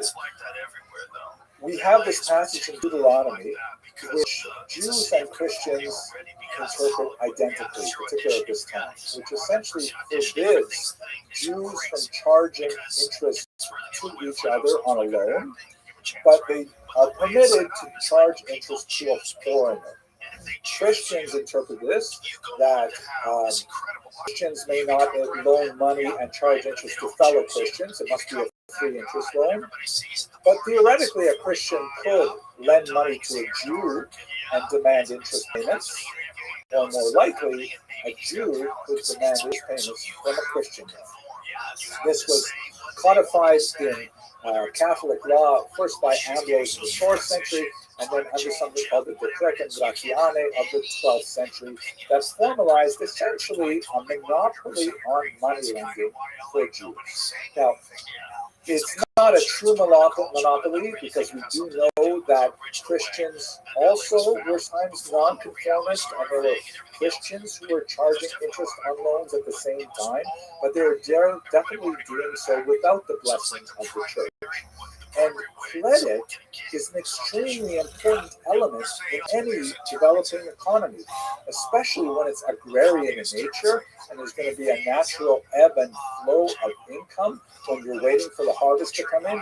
And so when Jews would be establishing a community and they would perform a credit granting service, that was incredibly valuable to the entire region. And Jews were actually sought out for the benefit that they gave to the community by providing credit, not only for the general advancement of the economy as a whole, but especially to the kings, as we shall see in a second. This is, before we get to the kings, however, let's just try to understand, what do we mean by money laundering? So it's often referred to with these somewhat derogatory terms, usury, and it's not an unfair term in many ways, because the interest rates in medieval Europe were incredibly burdensome.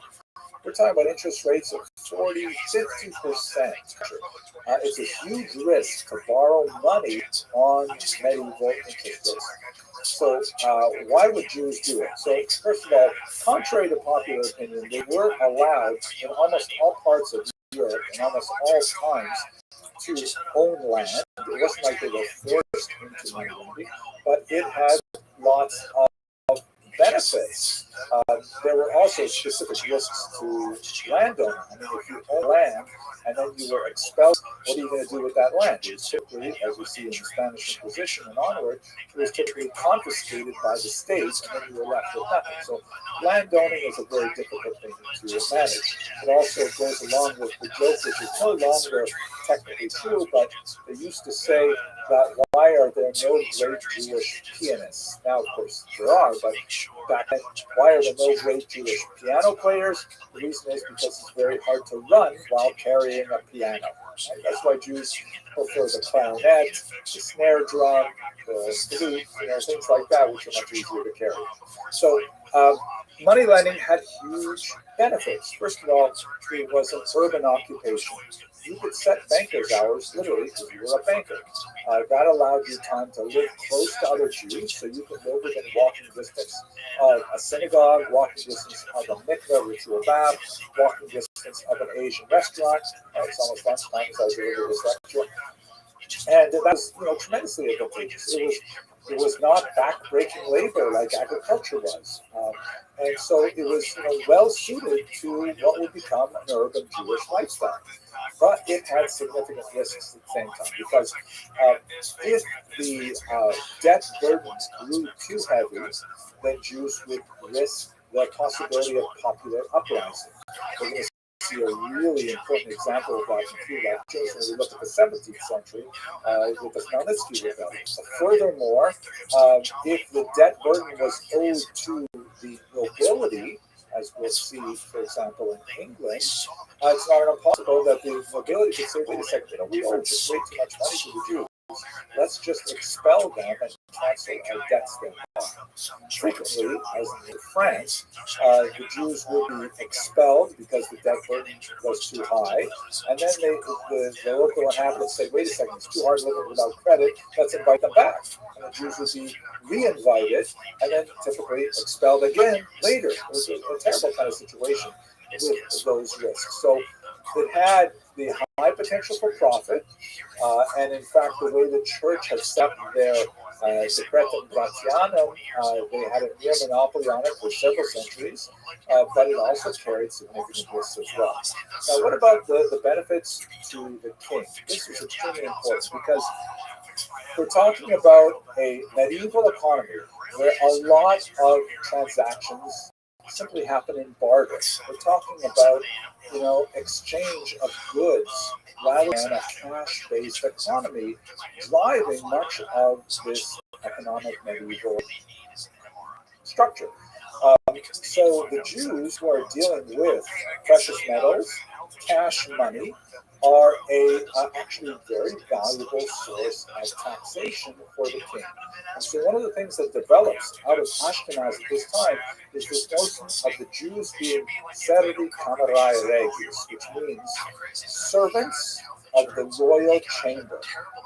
And in terms of that corporate structure of society that I spoke about earlier, the king would frequently declare that the Jews of his kingdom were his private possession, that they were under his private authority, and he would guarantee their activity as money lenders, and he would help them enforce the collection of their debts.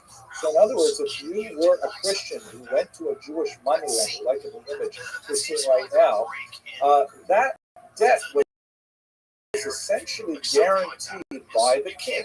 If you fail to repay your debt, not only have to answer to Shlomi, the local money lender, you would have to answer to the king's authority that could be enforced with actual corporal punishment if you do not repay that debt. And why was the king so much in a rush to do so? Because he taxed the Jewish money lenders directly and was able to derive the fruit of their labors as a major source of income. So there was a real benefit to the king to be able to have this economic engine in place. Maybe one kind of interesting sort of parallel example, when I lived in Florida, one of the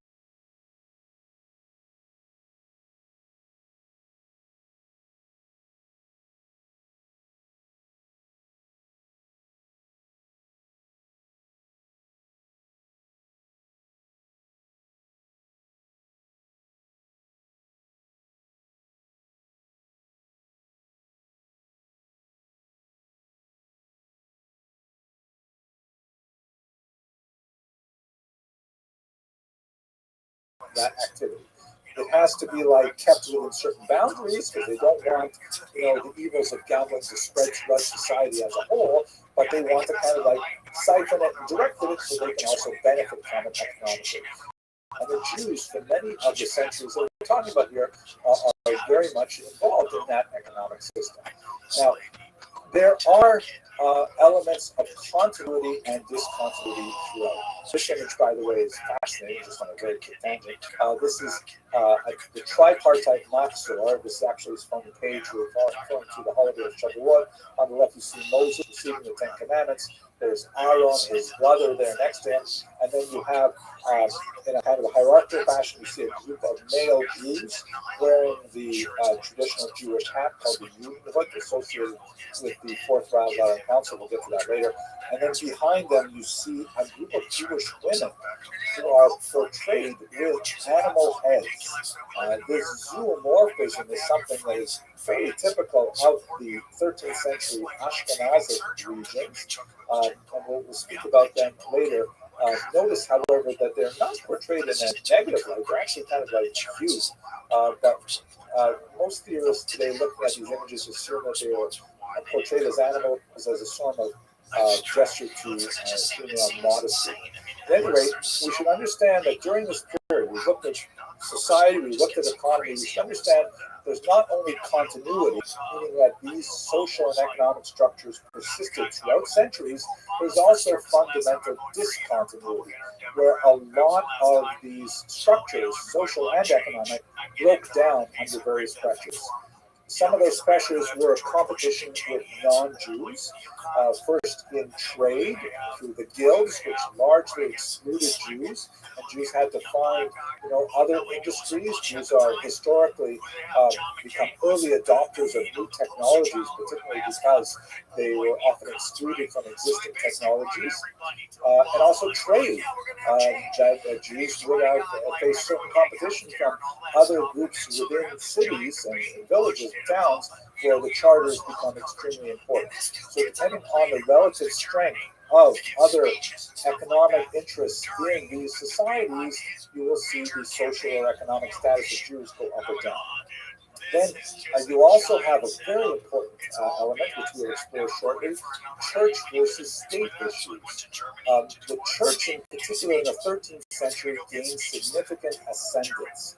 And the church begins to say, wait a second, I realize you kings are making a lot of money from Jewish money lending, but we think it's an unfair workaround, and we've got to change things. So among the many things that will happen, ultimately the Italian Christians will break apart the monopoly on money lending, and they'll develop something called the Monte Pietro, which ultimately will remove the Jewish near monopoly, and Christians will become very involved in it. But in some cases, the behavior of Jews, freedoms of Jews will be delimited by increasing church authority. So the degree to which the church has ascendancy over the state will have tremendous repercussions for the degree to which societies, Jewish societies and Ashkenaz are continuous or discontinuous. And finally, we have popular uprisings and expulsions that will constitute demographic punctuations that will dramatically affect the Jewish populations of Ashkenaz. We'll have popular uprisings that are expressed in, we'll have to define the term pogrom later, but basically attacks on Jewish populations. Sometimes they will be associated with some very nasty ideas regarding libel, for example. And then especially when we get to the Black Death in the 14th century, there will be widespread uprisings against Jews that create pressure on the Ashkenazi communities to emigrate. That pressure will be released largely through invitations to settle, often with similar charters in Eastern Europe. So what I've described for you over the last 60 minutes is basically your kind of typical Jewish kehillah, its structure, the backbone of its economy, which would probably be reliant on money lending, but there will be many other trades as well, such as smithing and even things like popular entertainment. Music is a very old tradition for Jews and so on. But the backbone of the economy would probably be related to money lending. and how those things would actually change quite a bit over the course of the centuries that we described. I want to thank you all very much for your endurance and for your attention. Have a good So I day. didn't know that was how that I read that she said that there was tens of thousands. No, she talks about how interesting. Covertly recorded April 28th, revealing previously undisclosed information about Epstein regarding tens of thousands of videos of little kids to a complete stranger in a DC restaurant. Okay, well, let's hear what it says. I want to hear how she says it. Let me start by pointing out that, I realize I'm speaking to a very diverse audience. Some of you are intimately connected with the theory and practice of Judaism, and you have a considerable amount of familiarity with the history and practice of Judaism in the medieval period. Others may be totally new to this, so I have to try and strike a balance between sophistication and introductory materials, and I'll do my best to try and satisfy everyone within this short presentation in which we're going to cover a major body of thought. So let's have a look first at the area of study. Intellectually, we have to ask ourselves what exactly is Judaism. When we're talking about the religious life of the Jews of medieval Ashkenaz, what exactly are we referring to? So Judaism, of course, is an ancient faith. It's one of the most ancient that are currently practiced today. It is the original monotheistic faith, which later gives birth to daughter religions, Christianity and Islam, originating in ancient Israel, was developing through the ages and still practiced to this day. However, the understanding of Judaism that most non-Jews have is largely based through the filters that they receive from the Christian or Muslim interpretation of Judaism, which tends to focus very heavily on the biblical record. We should note, however, that for observant Jews, there are really two Torahs. There is the first 5 books of Moses, which is called the written Torah, and then there is this massive amount of information, which is called the oral Torah, Torah Sheba'al Peh, which informs many other aspects of Judaism and their central texts, like, for example, the Mishnah and the Talmud, which is shown here. The oral Torah is basically kind of simplified, sort of like a commentary on the Torah, but an amplification of the Torah, a clarification of the Torah, and it regulates the lives of observant Jews to the present day. So, for example, we have a commandment that I'm sure many of you are familiar with: honor the Sabbath day and keep it holy. So that's nice, great. How do you do it? Well, it doesn't actually say that much in the written Torah, how one does observe the Sabbath. However, oral Torah, there's a phenomenal amount of discussion, including an entire Talmudic tractate completely dedicated to that topic. And all of this is codified in something known as halakha. The word halakha is related to the Hebrew word to walk or to go. Maybe we should translate this as the path, and it's basically the interpretation, according to the ancient rabbis, of how Jews should live their lives according to Jewish law. Jewish thought, on the other hand, has quite a bit more flexibility than halakha. And even within halakha, there is significant flexibility, as we shall see a little bit later today, some distinctions between Ashkenazim and other sub-ethnic groups within the Jewish world. But halakha basically dictates the day-to-day quotidian life of Jews throughout centuries. Let us recall that unlike, let's say, Christianity, which is very much based in creed, in terms of thought, in terms of acceptance of certain ideas and beliefs, Judaism is way more focused on behavior, on keeping things kosher, literally. And we should understand that halakha literally dictates how a Jew wakes up in the morning, how he or she ties his or her shoes, how they do business, how they eat, how they sleep, how they drinks, every single aspect of life is really dictated by halakha. It is all-encompassing. There is no distinction between, let's say, ritual law, civil law, criminal law. It is all part of halakha. And we can go on at tremendous length, but we want to try and focus on more of history.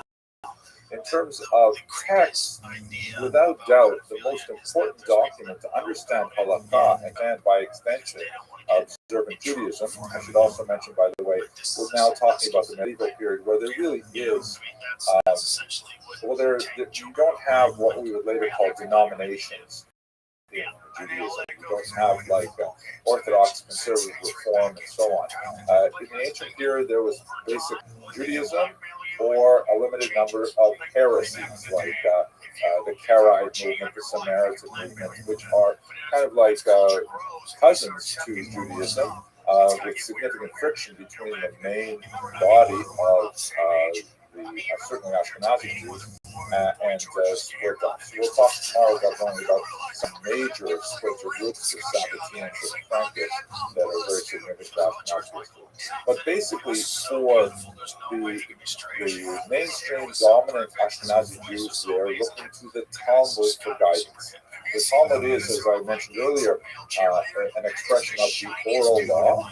It represents the discussion of literally thousands of rabbis over several centuries debating points of interpretation of the Torah text, introducing lots of other materials like biographies, legends, stories, popular sayings, and engaging in, really deep back and forth and trying to tease out how exactly Jews are supposed to live their lives. And that is Talmudic document, which requires tremendous training and erudition and patience to be able to decode its highly arcane and kind of cramped style in Aramaic and in Hebrew is really that's the bread and butter of Jewish scholarship for most of the last two millennia. So, with this very superficial kind of orientation, let's just see how that sort of is expressed in Ashkenaz. Clearly, one of the greatest Ashkenazi contributors to Jewish thought is none other than Rabbi Shlomo ben Yitzhak, known by the acronym of his name, Rashi, who was active primarily in the 11th century. And his contribution to the study of Torah is incredibly profound. Primarily, he wrote two great things which are studied to this very day. And in fact, their study is virtually enshrined in later halakha. The first is a commentary on the Torah, and the second is a massive commentary on the entire Talmud. It's certain tractates having lost the actual Rashi that we have, but the vast majority of the Talmud commented by Rashi. Rashi's genius is in his ability to, boil down into very compact, clear, expressive Hebrew prose, which is not especially complex or difficult to understand. Broad arguments to clarify the text of the Torah. It's said that Jews study the Torah with two fingers. One goes in the actual Hebrew text of the Torah itself, and the other one goes on the text of Rashi, which is almost always printed on the same page as the Torah itself. That's just how central he is, because besides just explicating the text, one of the other major contributions that he offers is he unites much of the oral Torah with the written Torah. So in other words, if we have a particular passage in the Torah about which there are pages and pages of rabbinic discussion, something called midrash, he can call from that midrash and just apply in a two, sometimes even a phrase or even a word, something that's going on in the midrash. So when one studies the Torah with the commentary of Rashi, one really gets a holistic approach to the meaning of the Torah as understood by this kind of unified perspective of the written and the oral Torah. Rashi's perspective was heavily relied upon as well by medieval Christian commentators, not only because he explains many difficult words and phrases and puzzling passages in Torah, but also because he boils down the perspective of the oral Torah and makes it available to a wider audience. In, of course, rabbinic Hebrew, but there were translators of that era who were doing it into Latin and other languages. His commentary on the Talmud is equally profound. The Talmud, as I mentioned, unlike the Torah, which is fairly small in size, 5 books, you can put it on one big parchment scroll. The Talmud is massive. In the contemporary study of the Talmud, one of the most popular ways to study it is through studying a folio a day. That is like 2 sides of 1 page. That's called Das Yomi. This is a program that started in the 1920s and is a worldwide coordinated study. It has been called the world's largest book club because there are literally hundreds of thousands of Jews who study the same page of Talmud every day, and you can travel from place to place in the world and pick up the Talmud where you were studying the day before, and they'll be on the next page the day after, and so on. And so it's 2,711 folios long. That means double that in terms of pages because the folio is both sides. And it takes 7.5 years to complete the entire cycle of the Babylonian Talmud. There's another Talmud called the Jerusalem Talmud, which we won't deal with today. And Rashi wrote a commentary on the entire thing. His commentary on the Talmud is rather than his commentary on the Torah. He's not trying to bring in lots of other passages from Midrash and things like that to exploit the Talmud. But basically, because the Talmud is written in a really, really condensed and difficult language, requiring pretty phenomenal logical skills and to skip over many of the leaps that are assumed by the editors of the Talmud that the reader will be aware of.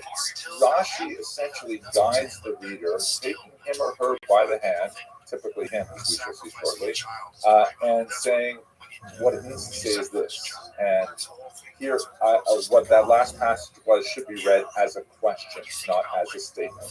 And Rashi is an essential guide to just figuring out the very, very basic meaning of the Talmud. So with his prodigious scholarship, which was universal in nature, Rashi was really able to open up these 2 key books to a much larger audience of students of Judaism and had a profound impact to this day. And as I mentioned, these hundreds of thousands of students of Talmud who study in the Daf Yomi program will regularly, every day, use Rashi to understand the text. And school children studying today will begin their study of Torah with the commentary of Rashi as an essential aspect of their study. An incredibly important contribution to their thought. I know that you've studied, the students who are watching with the Anazim, you've had some time with Professor Lowy, who of course has written some great things on Rashi, so I won't go into more detail. The next really significant group of scholars in Ashkenaz who made a big difference for the study of Judaism are the so-called Tosafot, the Baalei Tosafot.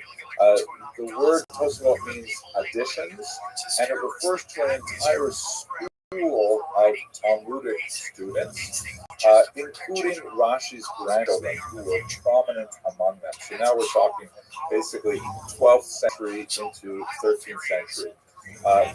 If you look at this page here that I've brought up onto the screen, this is actually the first page of the Babylonian Talmud, and you can see the kind of layering of the text that just gives you some sense of how the study of the Talmud, as engaged in by medieval Ashkenazi Jews and by contemporary Jews as well, involves literally a conversation over the centuries. The pink area in the center is called the Mishnah. This is the text of the Talmud and also a major text of the Oral Torah. It's basically dealing with the question of Jewish law for the most part. And here, this particular page happens to be discussing when the Shema prayer should be recited in the evening and in the morning. And the discussion of how do you exactly time the beginning of this prayer. And below it, in yellow, you have the Talmud itself, which is discussion of the Mishnah. Furthers, longer explanations, contradictions and arguments, debates, and so on. The Talmud is much larger than the Mishnah. It will go on for several pages, and then you get to the next text, the Mishnah, and the process will repeat itself. Then, on the inside column, always printed towards the center of the book by the binding, you have the commentary of Rashi. That you can see that compared to the commentary of Tosfos, if you look for those bold headers, Rashi is much shorter, much more pithy, just very brief bits of information to help you walk through the text, providing things that you might have missed when you're trying to understand the basic meaning of it, as we discussed. But on the left, you have the Tosafot. The Tosafot and Rashi are both written in a different font. They're traditionally printed in a different font.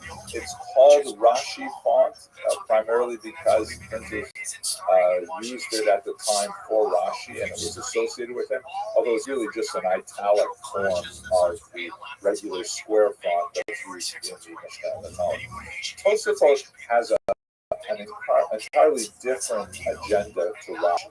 Whereas Rashi is just trying to give you the meaning of the text, Tosafot has a much more analytical approach by thinking of what's said on the page here and then bringing up contradictions that may have occurred somewhere else in the Talmud. And Tosafot, as it were, assumes, even though we're page 1 of the Talmud, that you have already studied the entire Talmud already. This is, of course, review. We're going back over it. And so, therefore, when you're reading this again, you may have missed the fact that, 500, 600 pages later, it's going to say something that appears to contradict this page. And so, unlike Rashi, who strives for simple clarity and a basic understanding, Tosafot explores the contradictions and explores the ambiguities and tries to offer resolutions to bring together the contradictory elements of the Talmud. It's an entirely different order of study. But again, highly Ashkenazic in nature. The Tosafot were based in Ashkenaz, and we're talking about literally tens of scholars over several centuries. And by the way, on the outsides of the margins, you see many other commentators. Depending on the edition of the Talmud, you'll have different commentators featured right up until the 19th, sometimes even the 20th century. The copy of the Talmud that I enjoy studying the most, the Steinsaltz Gemara, actually has a figure who passed away just a few years ago, Rabbi Steinsaltz. So it's an ongoing text. It has layers that continues right up until the present day. So Rashi's, Tosafot's major Ashkenazic contributions to Jewish intellectual history in Ashkenaz. One last major movement that we should treat when we're looking at this medieval period is a group of thinkers in the Rhineland who acquired the name Hasidei Ashkenaz. Hasidei means literally the pious ones. The term is also used by several other movements in Jewish history, both modern day. I'm sure you have heard of Hasidim. These are followers of the Baal Shem Tov, who we'll have opportunity to speak about, I think, on Thursday. They're from the 18th century and onward. Totally different and, for the most part, unrelated to the Hasidei Ashkenaz, other than their basic tenets in Judaism. It's also a term that's used long ago. There are biblical instances of the word Hasidim, and there are the followers of the Rabbi, in the period of revolt against the Syrians. They were also called Hasidim and so on. It's reused many times throughout history. We'll talk more about that when we get to the 18th century Hasidim to understand it. But anyway, it's a group of scholars that were active, especially after the Crusades, which is a topic that we're going to address in the following hour today. A period of tremendous persecution of the Jews of the Rhineland, enduring some horrific scenes where Jews were forced to choose between baptism or martyrdom, and many of whom actually chose martyrdom. A very, very frightening period that we will address in better detail later. But at any rate, these Hasidei Ashkenaz, unlike most other movements in Jewish history, they took a very ascetic approach to Judaism, with a tremendous amount of emphasis on fasting, on penitence, on the belief in demonic powers that had to be fought against through piety, many other elements that are to some degree present in Jewish thought for centuries prior, but never really focused to the degree that they were among the Hasidei Ashkenaz.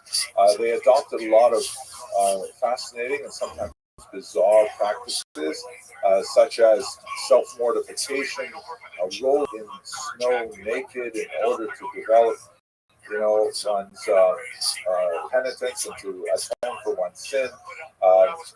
Things like after death, their coffins were dragged through the streets with the thinking that by suffering humiliation like this in this world, they will be spared humiliation in the next world. This is a movement that had a strong impact and influence, but most of the ascetic tendencies were largely abandoned. There's kind of like a reverence for that type of piety, but for the most part, later Jewish movements did not adhere to it. One of the most important literary works of the Hasidei Ashkenaz is this book. The front page shown here is Sefer HaChasidim, the Book of the Pious, which is actually extremely important for illustrating the social life of Jews in Ashkenaz, because there's a remarkable amount of kind of like folk tales, of stories of travelers, of Jews, sometimes Jews behaving badly, of robbers, of non-Jews, of all kinds of things are involved in this pious work, which is intended to illuminate and elucidate Jewish thought for the masses of Ashkenaz at the time, and it's really quite fascinating. One of the most interesting passages actually in the Sefer Hasidim, as it's printed today, is a passage that deals with the will, the last will and testament of one of the most important of this group of thinkers, Rabbi Yehuda HaChassid, who essentially wrote a rather longish ethical will called the Dvar. This tradition of the ethical will was, if I'm not wrong, I think it would be pioneered by the Hasidei Ashkenaz. There's certainly biblical precedents and so on, but the idea is basically not only should one write a will in which one leaves one's possessions to one's survivors, you get the house and you get the car and you get my favorite painting of Zadie or whatever, things like that. Rabbi Yehuda HaChassid actually listed a whole bunch of behaviors that he wanted his followers to adopt. And it's a fascinating ethical document. And by the way, these ethical wills are written throughout the centuries there. This is one of the significant ways in which Hasidei Ashkenaz later affected the Jewish tradition. I myself and my wife, we rewrite our ethical wills every year, actually, before Yom Kippur. And I say plural because we write a different ethical will for each one of our children and our children's in law as well, and our grandchildren. Kind of like, blessings that we want to confer on them, and things that we hope that they will adopt in their own lives and so on. It's very meaningful exercise, particularly for the penitential season. At any rate, one quick note about Rabbi Yehuda Chassid's will. It lists a lot of kind of bizarre instructions as well. For example, Rabbi Yehuda Chassid commanded his children after him to never marry a woman with the same name as their mother. Right? So if Ruvain's mother's name is Sarah, he should not marry a woman who is also named Sarah. This is like rigorously adhered to today. It's also applied to women not marrying men who have the same name as their father. There are, ways in which this can be dealt with. If Reuben falls in love with Sarah, Sarah can always have a name added to her, so she becomes Sarah Leah or Sarah Hannah, things like that. But it's amazing how rigorously Jews attach themselves to this particular teaching of Rabbi Yehuda Chassid, which has, by the way, no other known source in Jewish thought, neither in the Bible, nor in the Massive Talmud, nor in the Mishnah, nowhere else.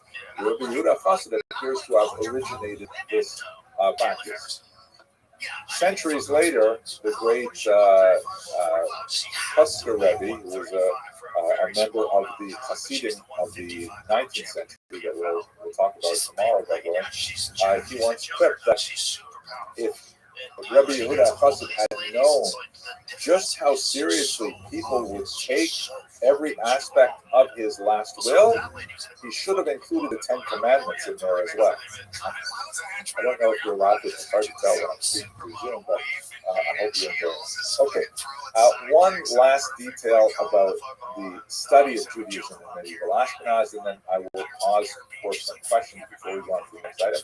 And that is this notion of Rishonim and Acharonim. So if you have a look at this map here, this is the great expulsion of Jews from Spain and the migration to Portugal as well. As you can see, a significant number actually made their way up into Ashkenazic lands as well.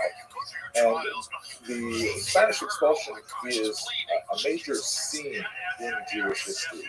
It represents the uprooting of one of the most powerful and consequential communities of Jews in Europe, the Sephardim, named after Spain, and really radically changed the balance of intellectual power and influenced the Ashkenazim as well by their thought.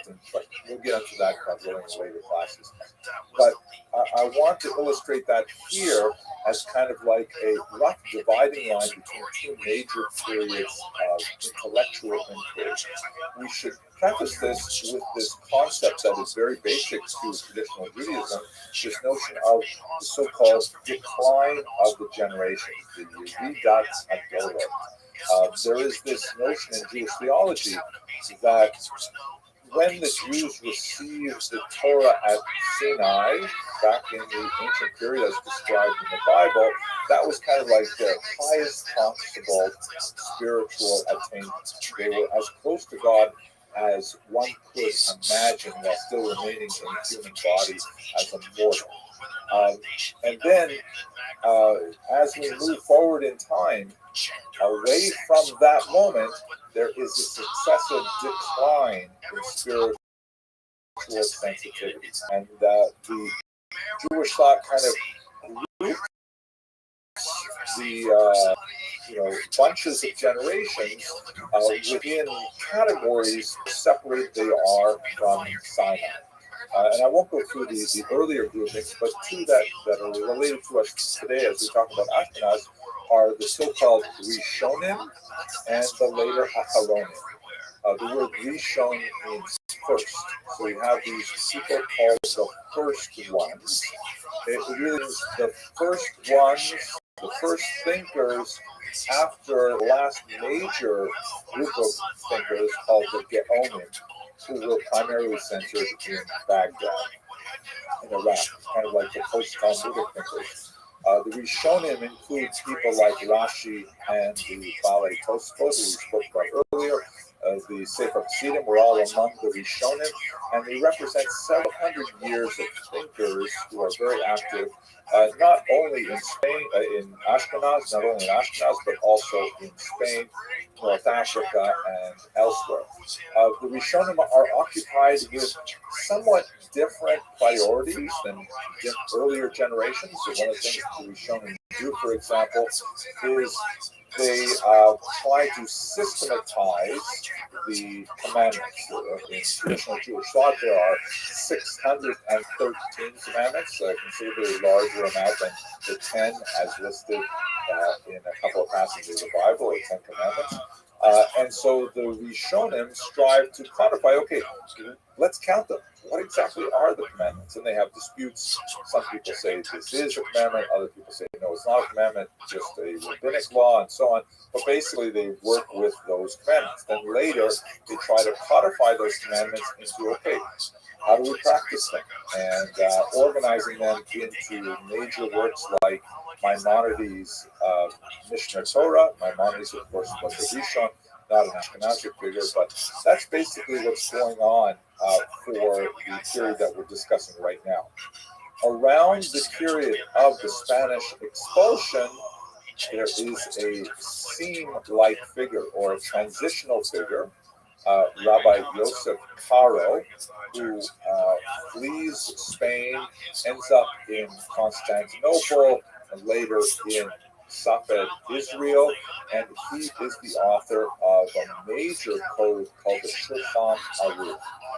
And this would be in the 15th century, late 15th century, and early 16th century, when we have really that division between those thinkers who are called Rishonim and those thinkers who are called Acharonim, which means the later ones. Whereas Rishonim are kind of more or less evenly distributed between Sephardim and Ashkenazim, perhaps even more of them on balance are Sephardim.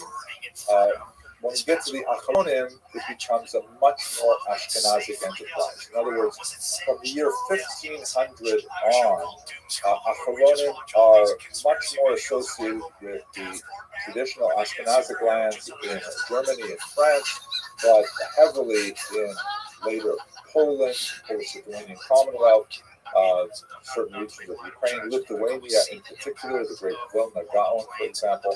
So there's a transition of intellectual thought between Rishonim and Acharonim at that time. It may not be common to go straight from the study of Jewish texts to gender as a category of discussing Judaism, but I think it's extremely important because one of the aspects of Judaism, which is somewhat foreign to us in the early 21st century, is that Judaism is a highly gendered faith. Meaning, I will tender for argument that the experience of Judaism depends greatly on whether or not one is male or female. For example, I try to be an observant Jew myself, and I, like my guy friends, we show up at synagogue twice a day for 3 cycles of prayer. There's hardly any women there, usually none whatsoever. My day is prescribed by all kinds of things that I've got to do that are associated with my role as a male Jew. My wife, on the other hand, has an entirely different set of practices, which tend to be they are daily, but not necessarily so circumscribed in time slots. They tend to be much more heavily monthly activities. They tend to be much more concentrated in the private sphere in home, whereas most of my things go on in the public sphere outside. There are a tremendous amount of differences between how traditional Jews, certainly in the medieval period, would have appreciated their Judaism based on their gender. And let me give you first a theological discussion of why that be. Not really theological, more of a halakhic discussion. If you have a look at this chart, you can divide the commandments. I mentioned earlier 613 of them. You can divide them into two types. Positive commandments, which means thou shalt, please do these things. And negative commandments, thou shalt not, do not do these things. Furthermore, you can also divide them, here's a traditional Jewish symbol, with those that are defined by time and those that are not defined by time. I'll give you some examples of them in each quadrant. So, a positive commandment, which is defined by time, would be that during the fall holiday of Sukkot, Jews are required to sit in a sort of a hut with a thatch roof, more or less. It's made of natural materials during the holiday. So there is a positive commandment: sit in the sukkah during the holiday of Sukkot. It is positive, something that one must go out and do, and it is defined by time. It's only relevant during that 8-day period called Sukkot. A positive commandment not defined by time would be, from the Ten Commandments, honor thy father and mother, right? One has to always do that. One must also get up and physically do things for one's parents. That's what's meant by the word honor, meaning provide for their welfare. And if your father asks you to get him a drink of water, then you have a mitzvah to actually get the drink of water. That's like the positive, but it's not defined by time. It could be anything. It could be in the middle of the night. Could be first thing in the morning, last thing at night, doesn't matter. It's always there. So positive commandments, defined by time, not defined by time. Similarly, negative commandments. A negative commandment would be do not eat bread on Passover, right? No leavened products may be consumed during the 8-day holiday of Passover. It's a thou shalt not, do not eat, but it's only during this period of time. Thankfully, you can have your bagels, your beer, and your whatever after Passover, but not on Passover. And finally, negative, not defined by time, would be, again, 10 Commandments, do not murder. That always applies, and it is a negative commandment. There's obviously a lot to say about each of these things, but this is a basic schematic version of how one may understand the commandments. Now, in terms of gender, the huge elephant in the room is that the Talmud says that women are exempt from the category of commandments which are positive, defined by time. Meaning, do this action at this time. Women may choose to do them if they so wish, but they are not required to do them at all. In most cases, this means that women generally do not do them. And certainly that would be associated with a lot of the other responsibilities that women have domestically, raising children, things like that. It's hard to specifically schedule leaving the home when you have, a nursing child or, things you have to do at home. But nevertheless, that's the technical aspect of this. And it would mean that the lives of men and women are largely bifurcated because of this different standard of what is expected.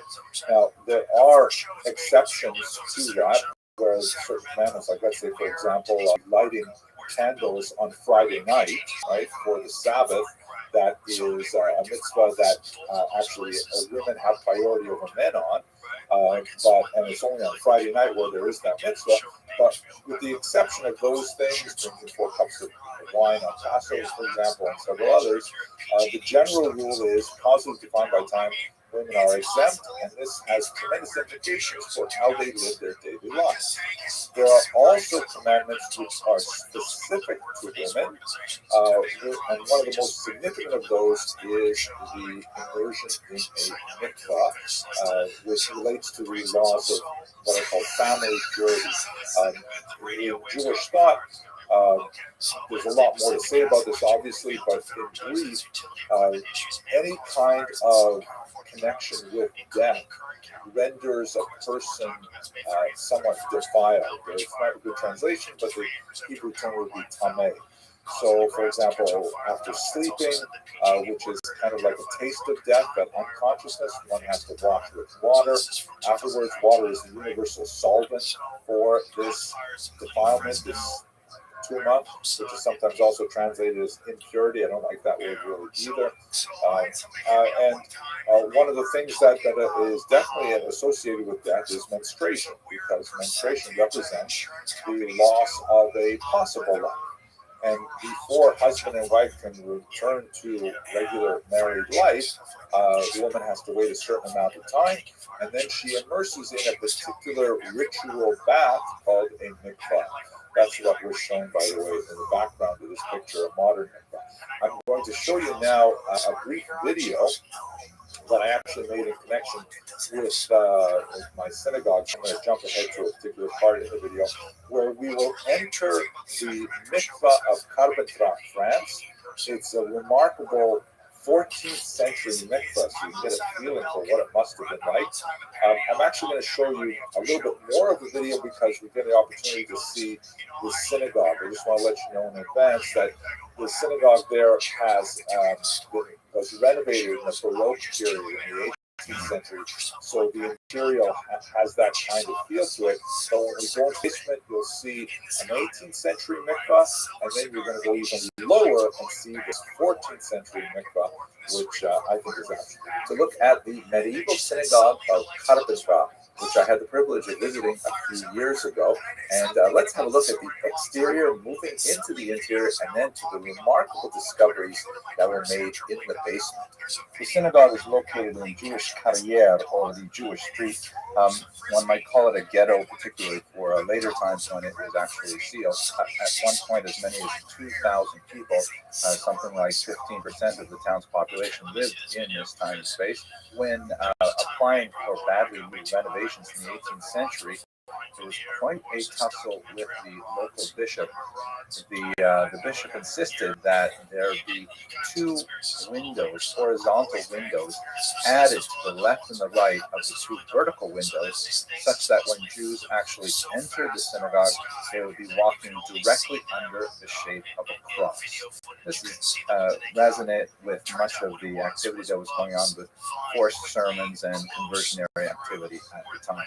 So in this feature, when you finish climbing the steps that go into the synagogue proper, there is one tile which is placed on the floor, which according to the local tradition is a sign that the world is not yet perfect. Humans have a role in perfecting the world, and this is just one indication of the job that they do for This beautiful Baroque interior, strikingly contrasts with the very low profile facade from the outside.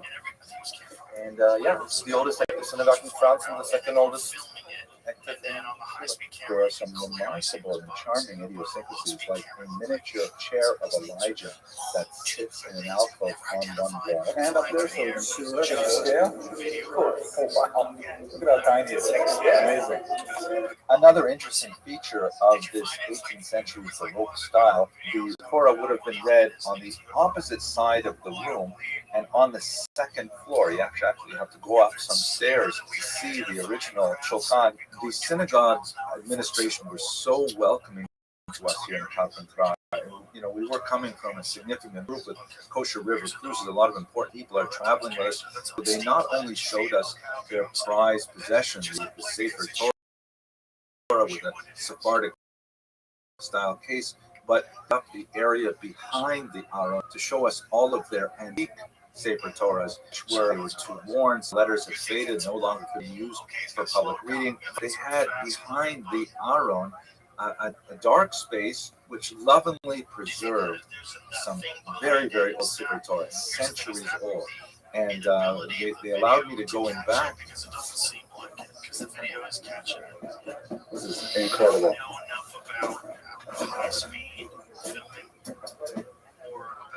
This is the slow-mo filming. Okay, Solomon, say something to the camera. The previous episode, we're rolling 1771 Sefer Torah. This mikveh is from the 18th century. Right, what's that trail? You think that's a bug? Okay, and the mikveh used in the 18th century and onward was more similar to modern day mikvah, which would be heated and filtered and using water in a separate container, which we'll see shortly, that was actually conformed to the requirements of Jewish law, whereas the place where people would immerse was primarily a more comfortable place with heated and clean water.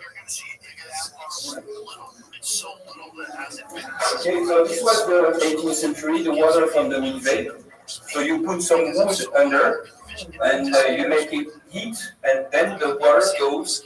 In the basement of the 14th century Cathedral synagogue is the community mikveh, a ritual bath. You can see that the water is still quite clear. It's right from an artesian well. The light dusting on the top of the water is from the flecks that come off the limestone walls. Originally, of course, you would have descended here in candlelight, which must have really heightened the mood of solemnity associated with the ritual immersion, since no natural light can descend into the space. Let's see it again. Watch, here it goes. Stop it, it's fun. Just don't stop it. Here it goes. It's already gone. The Jews of Cathedral, of course, do not use the 14th century mikveh or even the 18th century mikveh. They use a modern mikveh, but the synagogue also features communal ovens used for baking the Passover matzah. 2 years ago, during some standard renovations, a sub-basement was discovered in the Cathedral synagogue that had some remarkable communal. Can you quelque chose? Vite, qu'est-ce que tu veux dire aux États-Unis? Je le dis en français. Oui, je veux.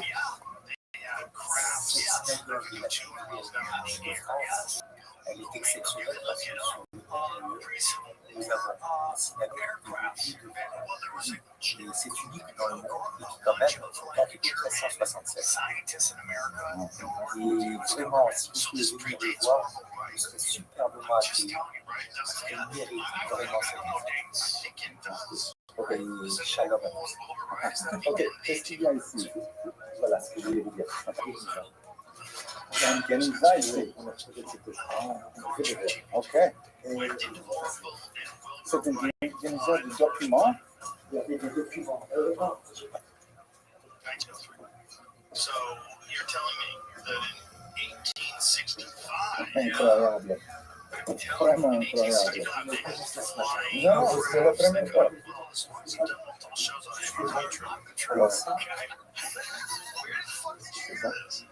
I had two guys, Joseph P. Farrell was on, and he's like amazing. And he was breaking down afterwards. Joseph P. Farrell's history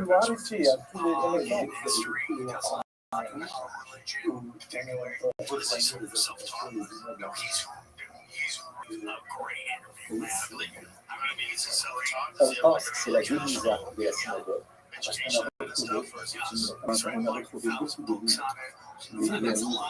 Les vieux, comment on appelle ça, les ici, d'autres livres, des magnifiques de Gutenberg, c'est 1540. Wow, 1540, 50 ans après Gutenberg.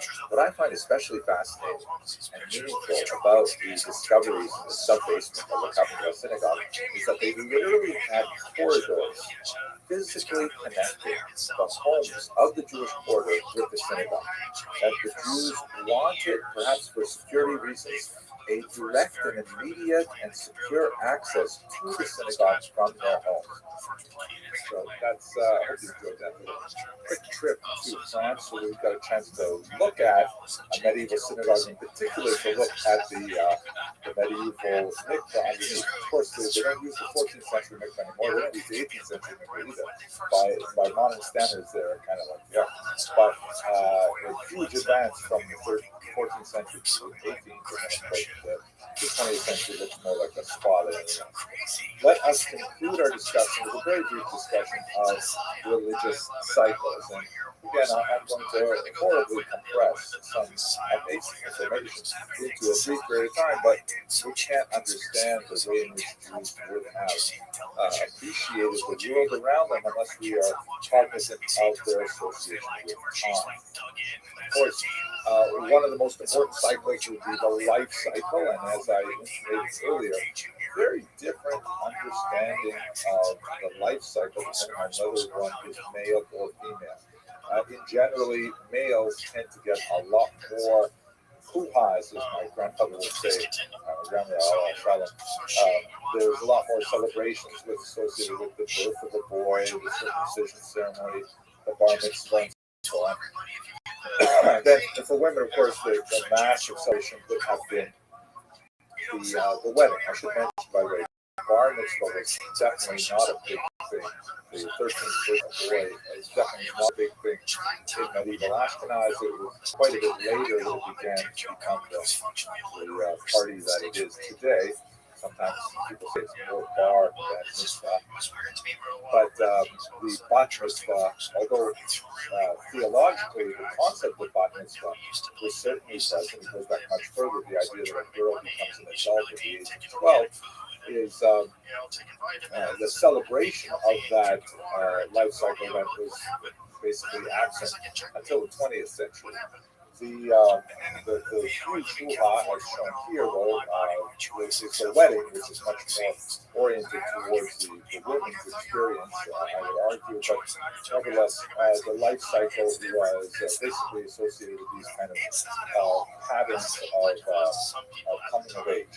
For men, it was especially associated with greater levels of attaining literacy, although Jewish women were also remarkably illiterate, as far as we can tell from Ashkenazi documents. They may not be as literate in Hebrew, which would be the language of religion and prayer, but they certainly had literacy in Yiddish, was the vernacular. Far more likely for women to be able to read and write, at least in Yiddish, than in the broader non-Jewish society.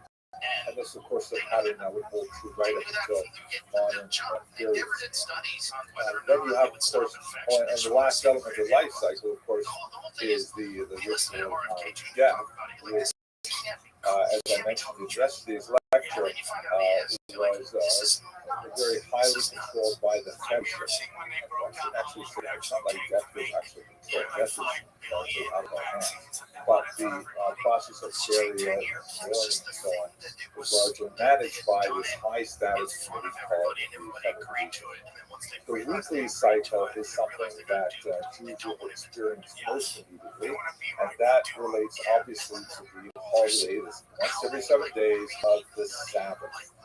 In some ways, the Sabbath today, in the 21st century, is even more remarkable because of its removed from our contemporary activities. But basically, on the Sabbath, according to the Talmud, there are 39 forbidden categories of activity, all of which are associated with either creative or manipulative activity, which would include, for example, forbidden to light a fire or extinguish a fire, forbidden to cook food, forbidden to carry objects beyond a certain distance in the public thoroughfare without a device called an Erev, which is not as common in medieval Ashkenaz.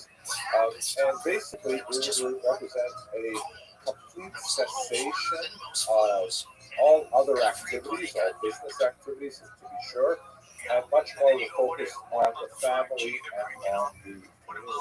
The reason why I mention it's so much more radical today is because, we really operate in a 24/7 environment in which it becomes absolutely unheard of for people to, for example, turn off their phones for 1 day a week, which, like a digital fast.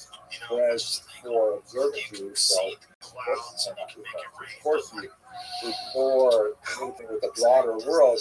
You communicate with the ones you love, your family, your community, and so on. It's a very different kind of approach to the week. For modern day Jews, you see it in terms of things like electric lights are not turned on and off, food is not prepared on the Sabbath, that's prepared in advance, just like many of us here, and so on. The Sabbath would have been, of course, on Saturdays, which was great distinction to the Christian Sabbath on Sundays, which shared some features with the Jewish Sabbath, but that disconnect between the two different days of the week had implications, as we shall see as we get to the monetary.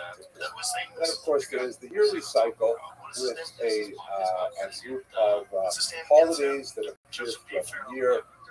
They have a lot of agricultural connections, particularly the seasons in the land of Israel, but they were largely adapted to northern climates as well, including, for example, that holiday of sitting in the outdoor booths on the holiday of Sukkot, which usually falls around September or October, and that can be somewhat uncomfortable in northern Germany at that time, but nevertheless, those are the dates that are followed. So, there's so much more to say about the daily, weekly, and yearly cycles of Judaism, not nearly as relevant to our more narrow study of history, however.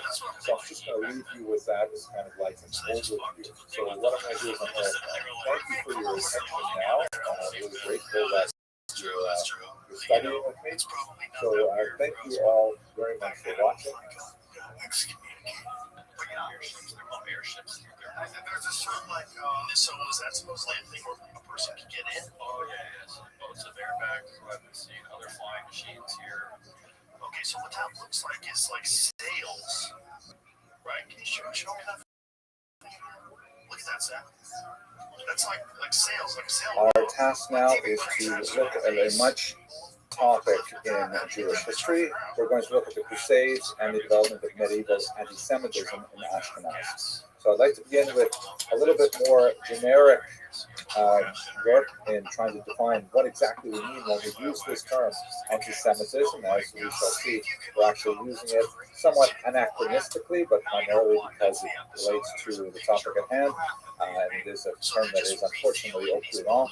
And then let's drill down into the Ashkenazi experience of medieval period in particular. So the first thing that we should bear in mind is that anti-Semitism, although it has its own kind of twisted, bizarre logic, it does not have to make sense. In fact, one of the most amazing and uncanny aspects of what has been called the longest hatred is that it has demonstrated the remarkable capacity of reinventing itself to meet the specific demands of a particular age and culture. If we had a lot more time, we could delve into this deeper, but I'd like to point to Jean-Paul Sartre's famous statement in a remarkable little brief post-war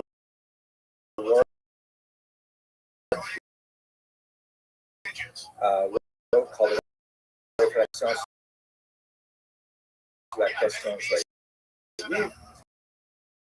Reflections on the Jews.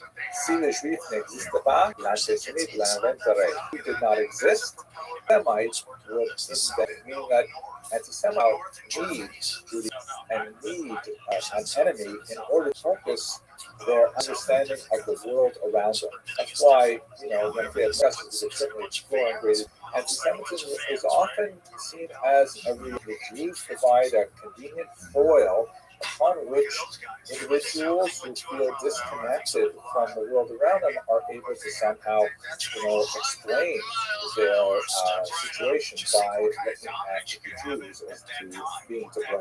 We certainly, unfortunately, see that today in contemporary America.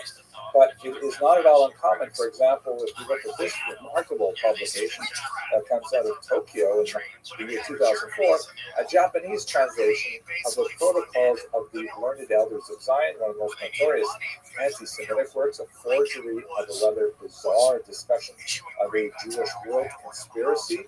That even though there's a tiny population of Jews in Japan, primarily concentrated in a couple of cities, nevertheless, the Japanese saw fit that there's enough of a reading public that they should publish an edition of this notorious anti-Semitic book.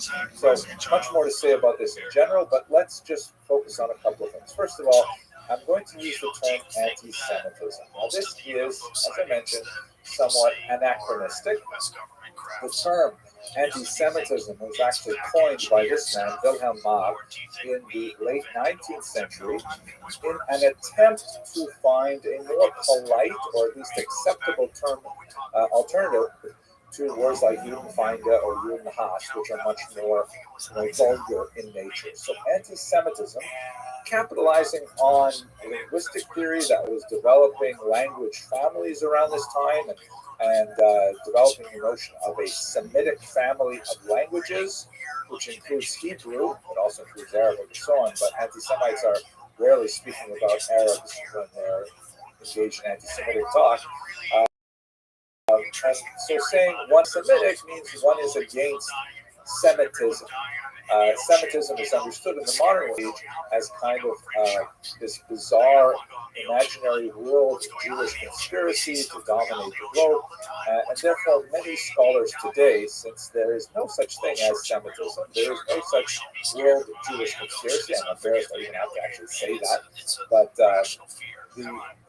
because there is no really such thing as Semitism, therefore anti-Semitism should not be spelled with a hyphen, which implies that one is anti an actual thing which exists.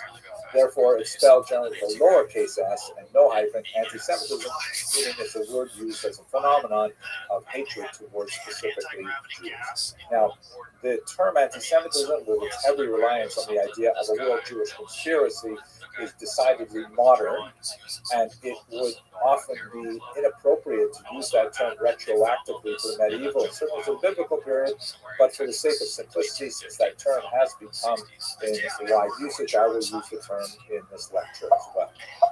Let's try and understand then the basic development of anti-Semitism up to the period that we're specifically focused on. Historically, when you look at the earliest texts that we have focused on the Jews, particularly written from the outside, from non-Jewish society, the Greco-Roman literature certainly stands out. And much of that early anti-Jewish antipathy is really a type of xenophobia, a fear of the stranger, that reflects a Kulturkampf, a culture struggle between the values and norms of basically Greek and Roman society and that of Judaism. There's a whole bunch of things, like, for example, Jews were accused of being lazy, slothful, because they rested one day a week, which was considered grossly excessive in the Roman world.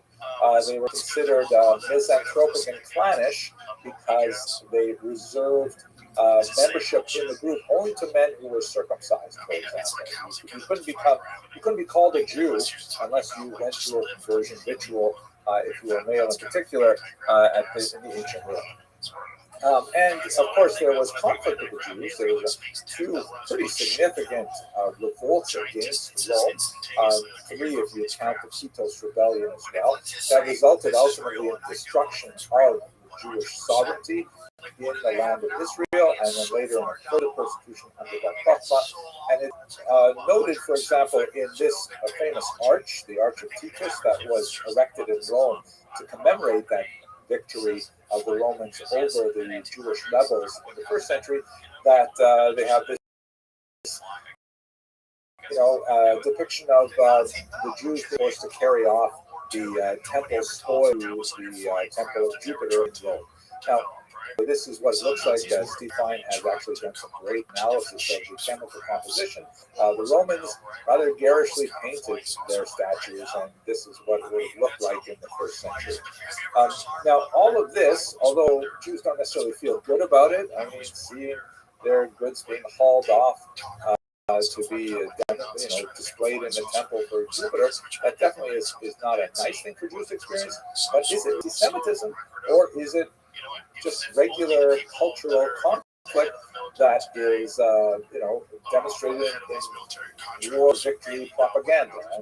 And it seems like this is a more normal conflict, that the Jews were treated well or badly just as much as the Romans treated any other people well or badly. We can debate the finer points, but basically it's a normal type of human hatred in the ancient period as far as we can see. Now, it changes significantly with the birth of Christianity, because there you have a special dynamic. Christianity, of course, is a daughter religion to Judaism. The earliest practitioners of Christianity were Jews who refined their faith, specifically focusing it on the person of Jesus.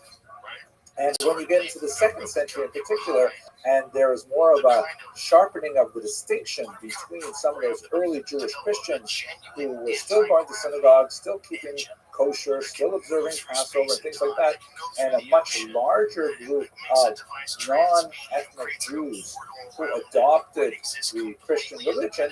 You see a kind of a family feud, us versus us arguing, to an us versus them kind of environment, which is well traced out in the Gospels and in the Church Fathers and so on. You can see here a couple of medieval representations, which are actually from the period of time we're talking about. These are both representations of the articulation of the difference between Christianity and Judaism, which would be especially useful for Catholic priests to explain to illiterate peasants how Christianity differed and diverged from Judaism, so it would be easier for people to understand what their relationship was to the frequently wealthy Jews living in urban environments and understand what their relationship was. On the left, you see they're typically portrayed in pairs like this. One represents the church, always on the left side, which would have been under the right hand of Jesus. Sometimes you see him in a cross in the middle, and he's got his right hand over the church, and the left hand, the weaker hand, over synagogue. On the left of the Strasbourg sisters, you see church with a crown and a solid staff holding a chalice, and she's clear-eyed and she's standing erect and so on. To her left is the synagogue, clearly in an attitude of decline, almost falling away from the wall. She has her head down in sadness. Her crown is gone. She's blindfolded to the truth.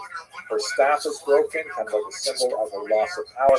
And even the Ten Commandments are slipping from her grasp as she holds them casually towards the ground like that. So the image is trying to say, as it were, that Christianity supersedes Judaism, that Judaism was rejected, was disfavored, and Christianity has taken her place, so to speak. On the right, you see a rather more violent example from a stained glass window in Berlin, Germany, 15th century.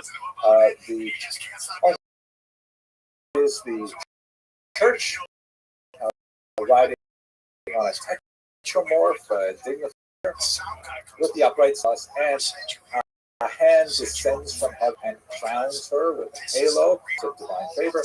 And on the other side you see the synagogue, who is riding on holding a ram's, probably a reference to the sacrificial law, perhaps the binding of Isaac and the carnal nature, as argued by the church fathers of Judaism.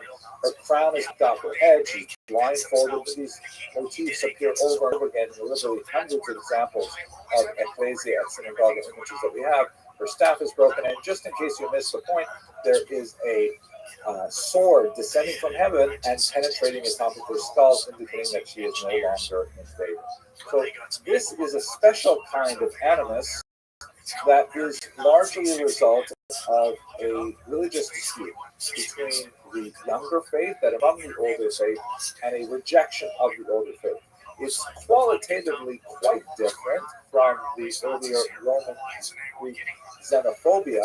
This is something that's specific to the relationship. It only really makes sense between Christians and Jews. You couldn't say that, let's say Buddhists would have a similar kind of iconography with regards to Jews, because they don't have the same relationship with Jews historically. And then the period that we are entering now, as you see, all of a sudden, anti-Semitism just goes off the rails, and it goes into bizarre pathologies, which we will discuss over the next 45 minutes. Ideas that seem to come out of nowhere, like Jews need to drink the blood of Christian children. Like, where does that come from? Totally bizarre ideas that become very conversant in society in the 12th, 13th, 14th century and onward, and have a remarkable grip on the popular imagination, really up until the 21st century, believe it or not. So that's kind of like a devolution of anti-Judaic prejudice. They'll call it anti-Semitism, although that term is anachronistic. let's trace it specifically back to the Crusades, where we see a lot of this really beginning. The Crusades were initiated in the year 1095 by Pope Urban II. It had to do a lot with the issue of access of Christian pilgrims to the holy sites in Jerusalem. At this time, of course, Jerusalem is not under the control of the Jews. Jews have been formally removed from sovereignty in the first century, 900 years earlier, and it's now the Muslims who control it. And the charge was that they are not allowing sufficient access to Christian pilgrims. Urban connects with his Eastern Orthodox Christians, and they put together this remarkable ecumenical movement to march all the way to Jerusalem and to wrest control of it from the Muslims.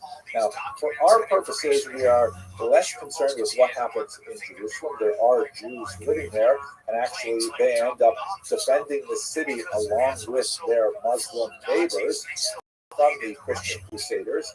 It becomes a terrible bloodbath, and Christians murder Jews and Muslims in the battle, but ultimately the Christians are able to get a foothold in Jerusalem and in Israel, and it goes back and forth for the next couple of centuries. There's actually several crusades, but what's especially relevant for us looking at Ashkenazi Jews, which is not present in Jerusalem at this time, is the fact that many different peoples are attracted to the message and mission of the Crusades. Not only the more well-disciplined troops associated with the nobility, but also a bunch of rabble that seize on the idea of attacking the infidel, and they follow some strange, mendicant friars and ascetic individuals who, take on themselves some kind of neo-prophetic role to urge them to follow them all the way to Jerusalem, where they will, seize the holy sites and restore them to Christian glory. And at a certain point, particularly in the Rhineland, this idea circulates that, why should we schlep all the way to Jerusalem? They probably don't use the term schlep, but why should we take ourselves all the way to Jerusalem to defeat the infidel, meaning the unfaithful, in other words, the Muslims? Why should we go all the way there if we're going to fight infidels? We have infidels right here in the Rhineland. We should fight them here. And so, from the horrible year 1096, and then repeated for several times through the next century, there are these awful massacres that occur in towns like Speyer, Worms, and Mainz in particular, the tri-town on the Rhine River, also in Köln and many other places where there are these horrific massacres led by bands of local individuals, riffraff and people of very limited means who are not necessarily ready to outfit themselves and go follow the troops all the way to Jerusalem. And they typically offer the local Jewish inhabitants the choice of baptism or death. And in the many chronicles that Jews recorded after these events, we have these horrific stories of Ashkenazic Jews choosing to martyr themselves, often slaughtering their families before they kill themselves, rather than submit to baptism. It is in many ways a culturally defining moment for Ashkenazi Jews who see this as kind of like a choice with no alternatives. Not necessarily the same kind of approach that was adopted, for example, in Sephardic lands when forcibly converted in the pogroms of 1391, a couple hundred years later, where Sephardim elect to find a way to accommodate their newfound baptized status, not for our discussion today, but for Ashkenazim, this creates kind of like a cultural marker in time where it's a terrible choice. Many of them chose Of course, many of them also chose baptism, and later one of the issues which Rashi and others will deal with is what about these Jews who saved their lives by electing to be baptized, and then later, once the Crusades died down, they wanted to come back to the Jewish fold, and Rashi and others had to deal for the first time with the question, really, as well, does it count? Can you come back to Judaism? What happens when you're baptized? They ultimately resolve it in the favor of, yes, they remain Jewish, and they are accepted back into the community, but there was, at any rate, a significant amount of faith at the time. So the Crusades really constitute one of these turning points in Ashkenazi cultural history. It forces Ashkenazim to sort of look at the outside world as being fundamentally toxic, dangerous. It forces them to look at their Christian neighbors as the other, as a society that is actually bent on their destruction. And to tell you the truth, based on what we're going to talk about in the next half hour or so, it's hard not to sympathize with that perspective, because the next couple of centuries are really going to be quite nasty for Jews. Large reason for this is that the church is ascendant in the 13th century in particular. Pope Innocent III, shown here actually leading a massacre of the Catholics, that was a Christian group that was declared heretical by the church, had very little sympathy for the Jewish minority. And throughout the 13th century, there was a series of new and ever-increasing restrictions placed on Jews. Among the most prominent, at least in terms of art history, is the demand for Jews to wear a Jewish badge. As you can see here, this representation of a Jewish man and a woman, and they have their ruelle, which is a round circle on their clothing. It actually varied from place to place, whether it was a round circle, which may have been a reference to the 30 silver pieces that Judas received for betraying Jesus, may have some kind of reference to the issue of usury that we discussed yesterday. But and sometimes it's the tablets of the law, sometimes it's red, sometimes it's yellow. It is not, however, a Star of David. That's an innovation that comes much later. The Nazis would use the Star of David very heavily. But in this Fourth Lateran Council of 1215, there are a series of canons that restrict Jewish usury, that require the badge, that forbid Jews from holding public office, which was not at all unheard of. Jews, particularly in the south of France, are holding public office and so on. And when Jews are baptized, they are prohibited from returning to Judaism, which obviously had very significant consequences, not from the Jewish side, but now from the Christian side, with victims of the Crusades in particular. The kings who had previously seen the Jews as a source of profit and had taken the Jews in as Servi Camerai Regis, we discussed yesterday, the servants of the royal chamber, they had less and less authority in the 13th century as the church begins to assert its power fairly successfully with a series of bans like this. Now, how we see this idea translating into popular thought is in a couple of areas which are, incredibly nasty and really quite pernicious for the future of Jewish history. The first is, of course, the charge of blood libel.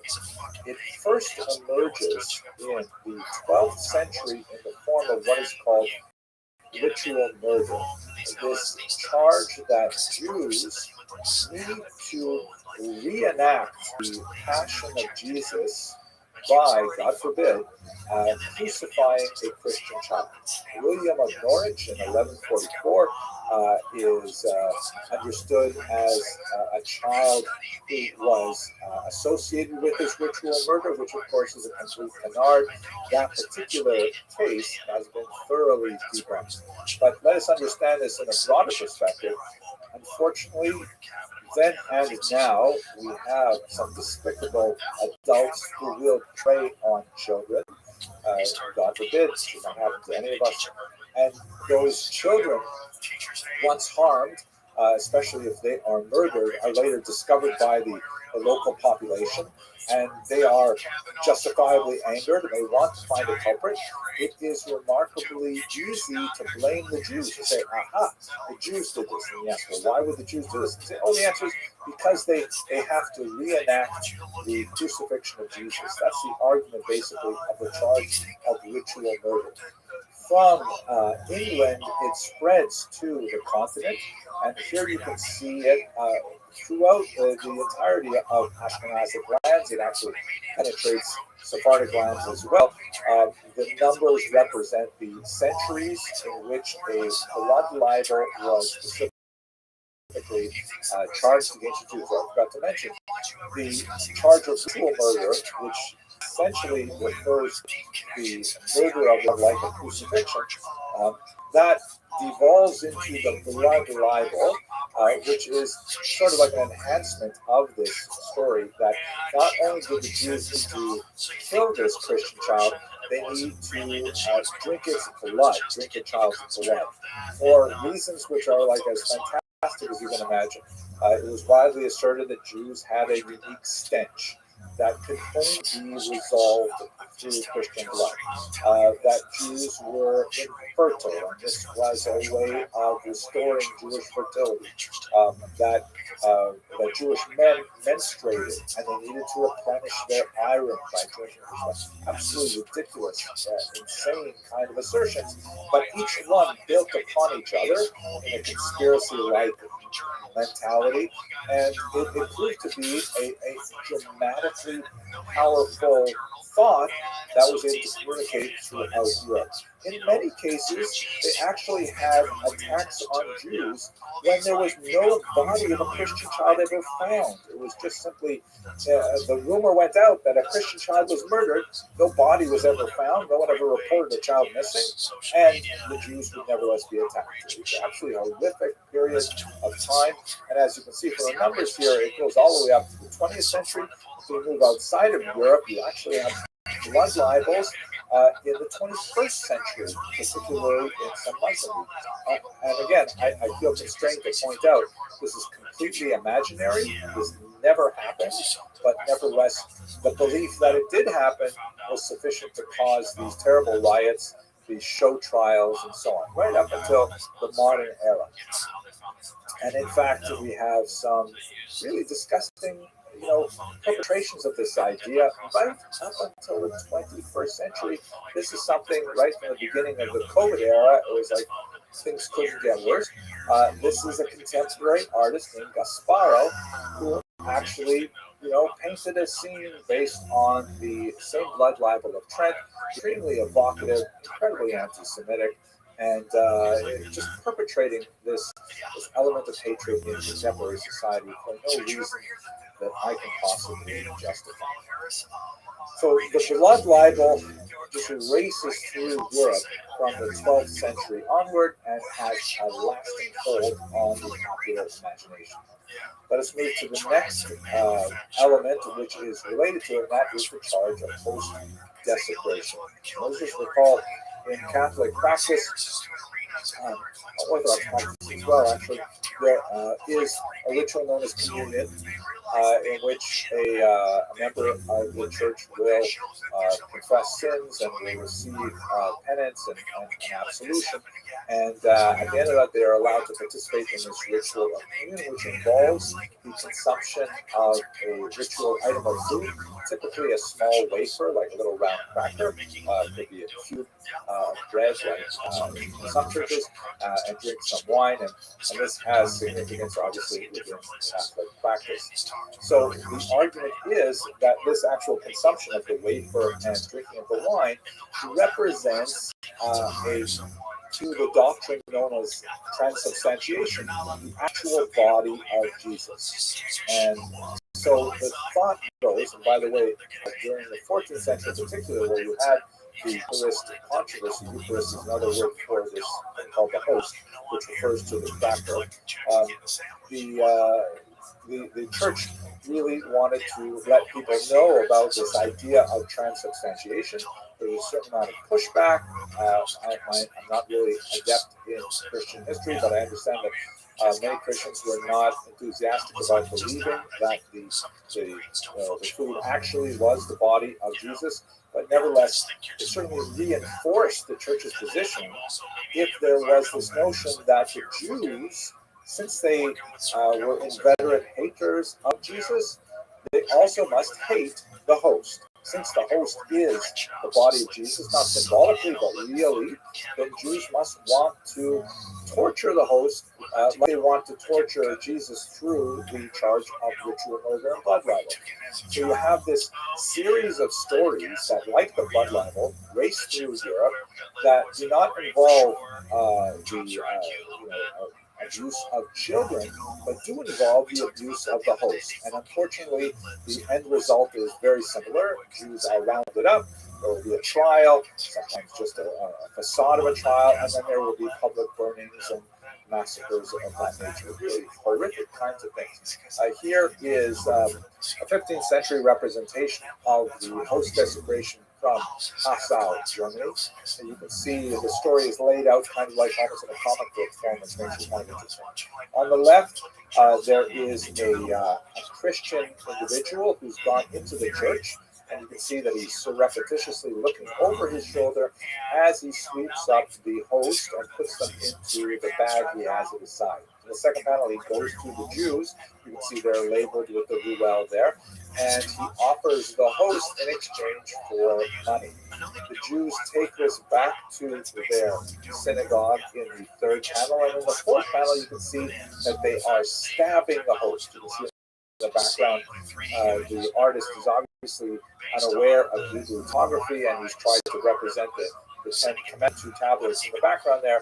But basically, the Jews are stabbing the host with knives, and miraculously, it is bleeding. Right? The idea of emphasizing the miraculous qualifications of the host is a way of advancing the Eucharistic argument to begin with. Then what happens is people get suspicious. There's some sort of town official, some sort of policeman comes to the door. The Jews gather up the host very quickly, and then in the second panel, they throw the host into the oven. Again, miraculously, the image of a cherubic child is viewed in the flames, and doves fly out of the furnace, who are then captured by waiting angels. Lots of miracles associated with those. And then in the third panel, the officials break in and they arrest the Jews. They behead several in the final panel here. The rounded hat like that is also, with the kind of pointed top, is associated with Jews as part of the Fourth Latin Council as well. They torture some of the Jews here in this panel. Others are set aflame. In the third panel, the Christian who originally was the accomplice who betrayed the host, this is a very common theme, is taken away. And then in the final panel, the synagogue is rededicated as a church. And with the exception of the burning of the Jews and their abuse and the confiscation of Jewish property, nothing else was true. Unfortunately, the violence against Jews was something which was characteristic of the era.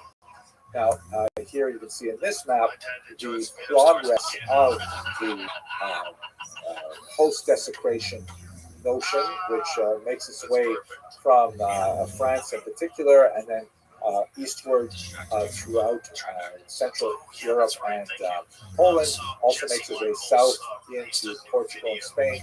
Very, very popular idea for those who would see, conspiracy afoot. Now, it's also important to know, what was the actual church position on these things? It's quite fascinating, particularly with the blood libel. The higher levels of the church, and the popes for most of these periods, were very much against the notion of perpetrating this blood libel and ritual murder charge. They saw no point to it. Jews, when there was rumors of a blood libel afoot, frequently sent urgent messages to ecclesiastical authorities asking for assistance, and that assistance was forthcoming. The church frequently printed bulls, which are kind of like decrees, instructing the population that it's not true. Jews do not drink Christian blood. Please do not get all upset and arrest the Jews and, God forbid, kill them. This was in keeping with Catholic doctrine, something called the doctrine of witness, which forbade this indiscriminate murder of Jews. But it seems that the church was unable to control the laity in this cause. There was sufficient popular energy, sometimes driven by illiterate lower clergy who would be, at any rate, unable to read the Catholic bulls that were published by the popes. And they were instrumental in whipping up the frenzy and the local population charging the Jews with this act of violence. The church may have been somewhat more ambiguous with regards the host desecration charge, because that, of course, was more or less in line to some degree with Catholic thought, the notion that the host was the body of Jesus, and the host charge reinforced that position. But it is interesting to note that with virtually few exceptions, the higher level of the church strove, largely unsuccessfully, to restrain this violent impulse, but nevertheless it was fomented from below by popular imagination. So both of these developments, the ritual murder / blood libel, and then after it, the host desecration charge, resulted in creating an atmosphere of fear that permeated much of Ashkenazi Jewry, particularly in Western Europe during the High Middle Ages, going into the 14th century, and made Ashkenaz a much less comfortable environment for Jews as a whole. Let us conclude this kind of race through anti-Semitic theory by looking at one last element, which proved to be instrumental in forcing Jews to basically abandon much of Ashkenaz and move their way towards Eastern region, and that was the advent of the Black Death, the bubonic plague, which is, you see from this map, makes its way from northern coast of the Mediterranean up in Central Europe, and results in phenomenal demographic devastation. Sometimes 30% of a region would succumb to the plague during these years, and caused tremendous havoc, particularly when people were, completely unaware as to why it was happening. Now, it is a widespread myth that Jews were somehow less spared the ravages of the plague than non-Jews. We simply have no data to support that or even to deny it, but it's hard to imagine that that is in fact the case. Some argue some rather fanciful theories, like, for example, the Jews are hesitant to own dogs for much of Ashkenazic history. There's a discussion in the Talmud of a prohibition of owning a vicious dog. Even a dog that barks a lot is potentially hazardous to other people, and therefore you would be subject to liable for damages if your dog harms another person, even if they barked and frightened another person in an appropriate way. So historically, culturally, Jews tended to favor other animals as pets, in particular cats. So the theory, which is kind of fanciful, is that if Jews had cats, the cats chased away the rats and mice. The rats and mice were the vector of the fleas that carried the bacillus that was responsible for the plague. So therefore, Jews were less likely to get the plague. I mean, it's an interesting idea, but we have no data to support it. Another somewhat more convincing argument is that the Jews were somewhat cleaner. We have to realize that medieval Europe was definitely not a clean place. People rarely bathed, hardly changed their clothes at all. Jews, at the very least, would customarily bathe once a week for the Sabbath. So not exactly squeaky clean by modern standards. So it's not that much cleaner. And washing before eating bread, that's a ritual requirement that Jews would have to engage in. Washing with cold water without soap, it's hard to imagine that they're really going to be less likely to catch the plague.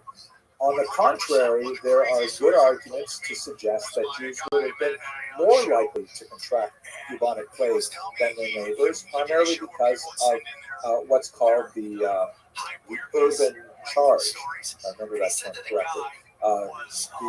By living in higher concentrations in urban settings, which was more characteristic of Jewish patterns of settlement, rather than far apart from each other in open fields and farmsteads, Jews were more likely to be in congress with other people and to catch the contagion because they simply have many more people who come into contact with in a given day.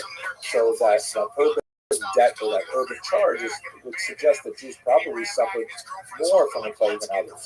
There are some interesting studies of local activities. We do have some memoirs from doctors, Jewish doctors who were active in the plague, but they do not give us any real indication on it. But anyway, sorry for that bit of a tangent.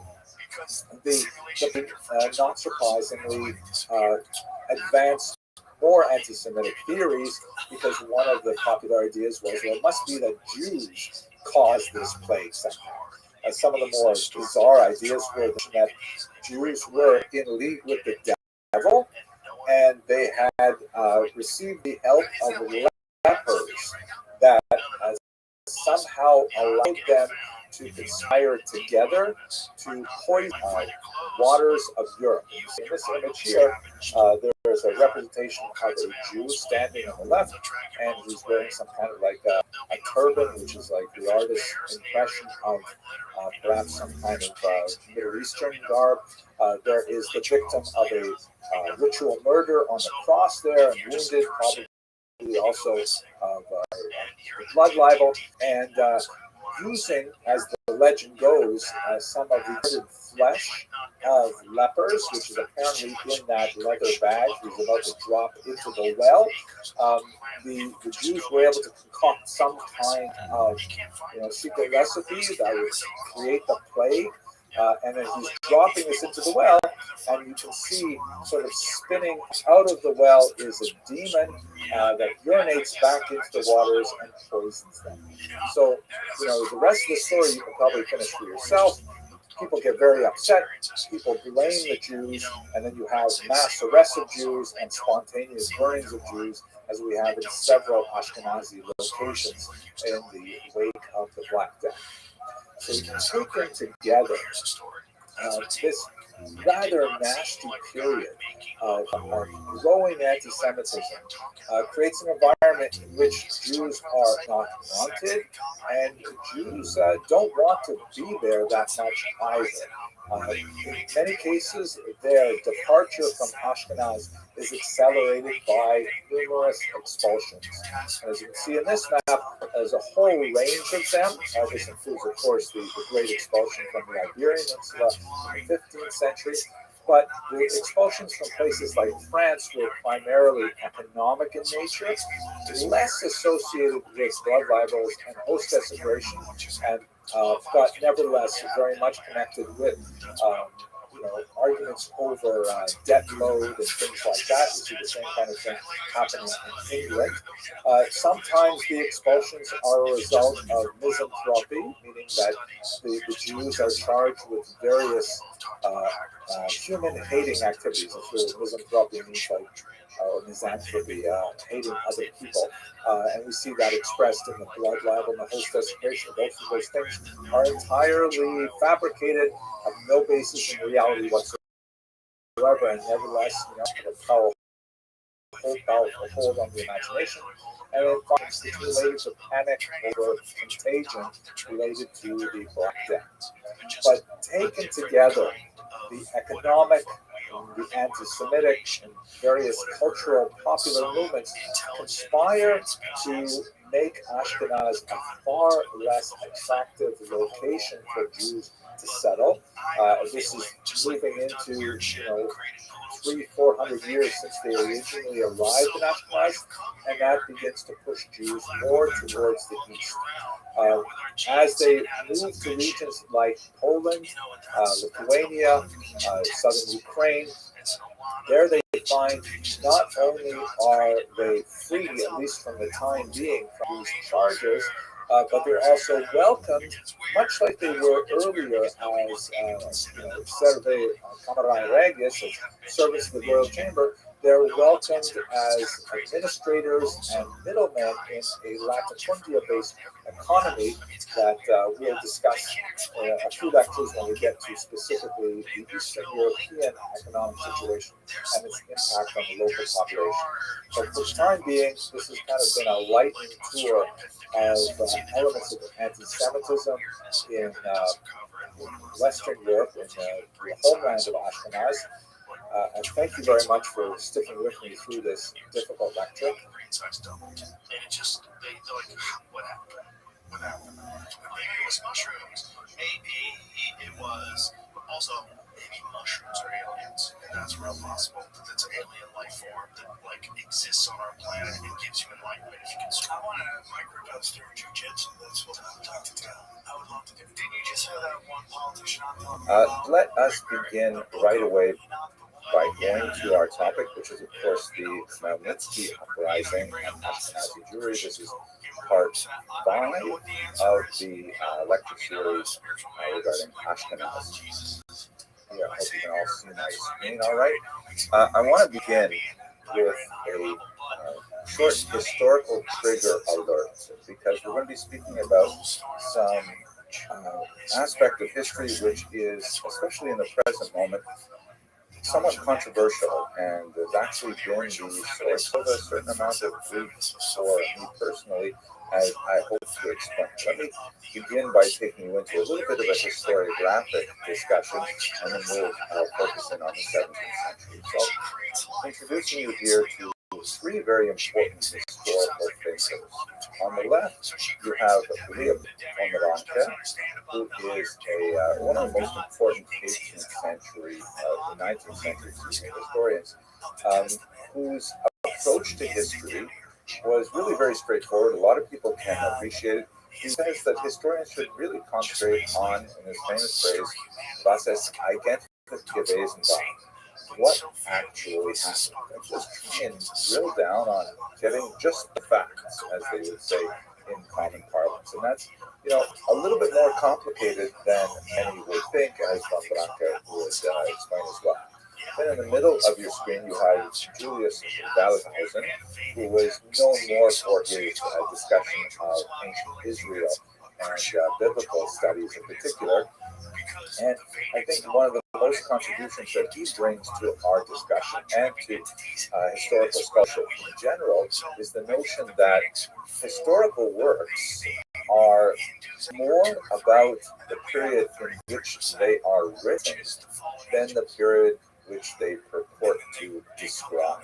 Very important concept in that, we have to understand that historians are people too, and historians work with a certain set of assumptions, a Weltanschauung, a way of looking at the world, and when they look at their data, they are participant observers in the overall arc of history, and so they interpret that historical data within the light of their appreciation of the human condition as a whole.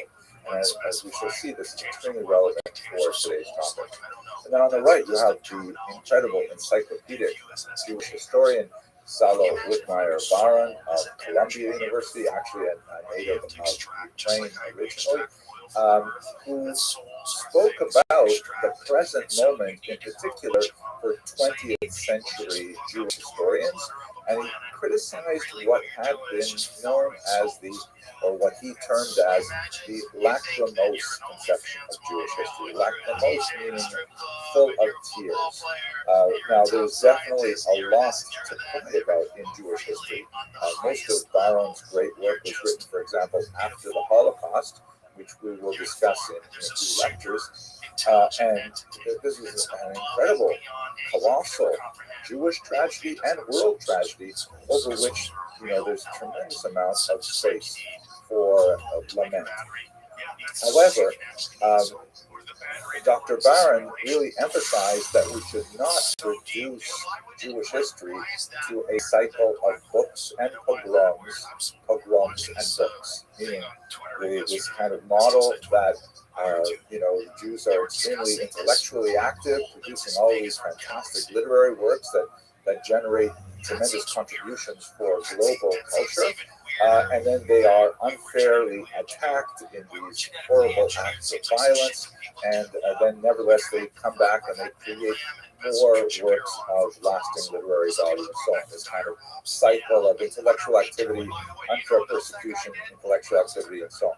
There is merit to that understanding of Jewish history, but it is horribly reductionist, and it evades most of the sophistication that we really need to bring to bear to understand a more complex dynamic of social factors, economic factors, religious factors, political factors that shape Jewish history as a whole.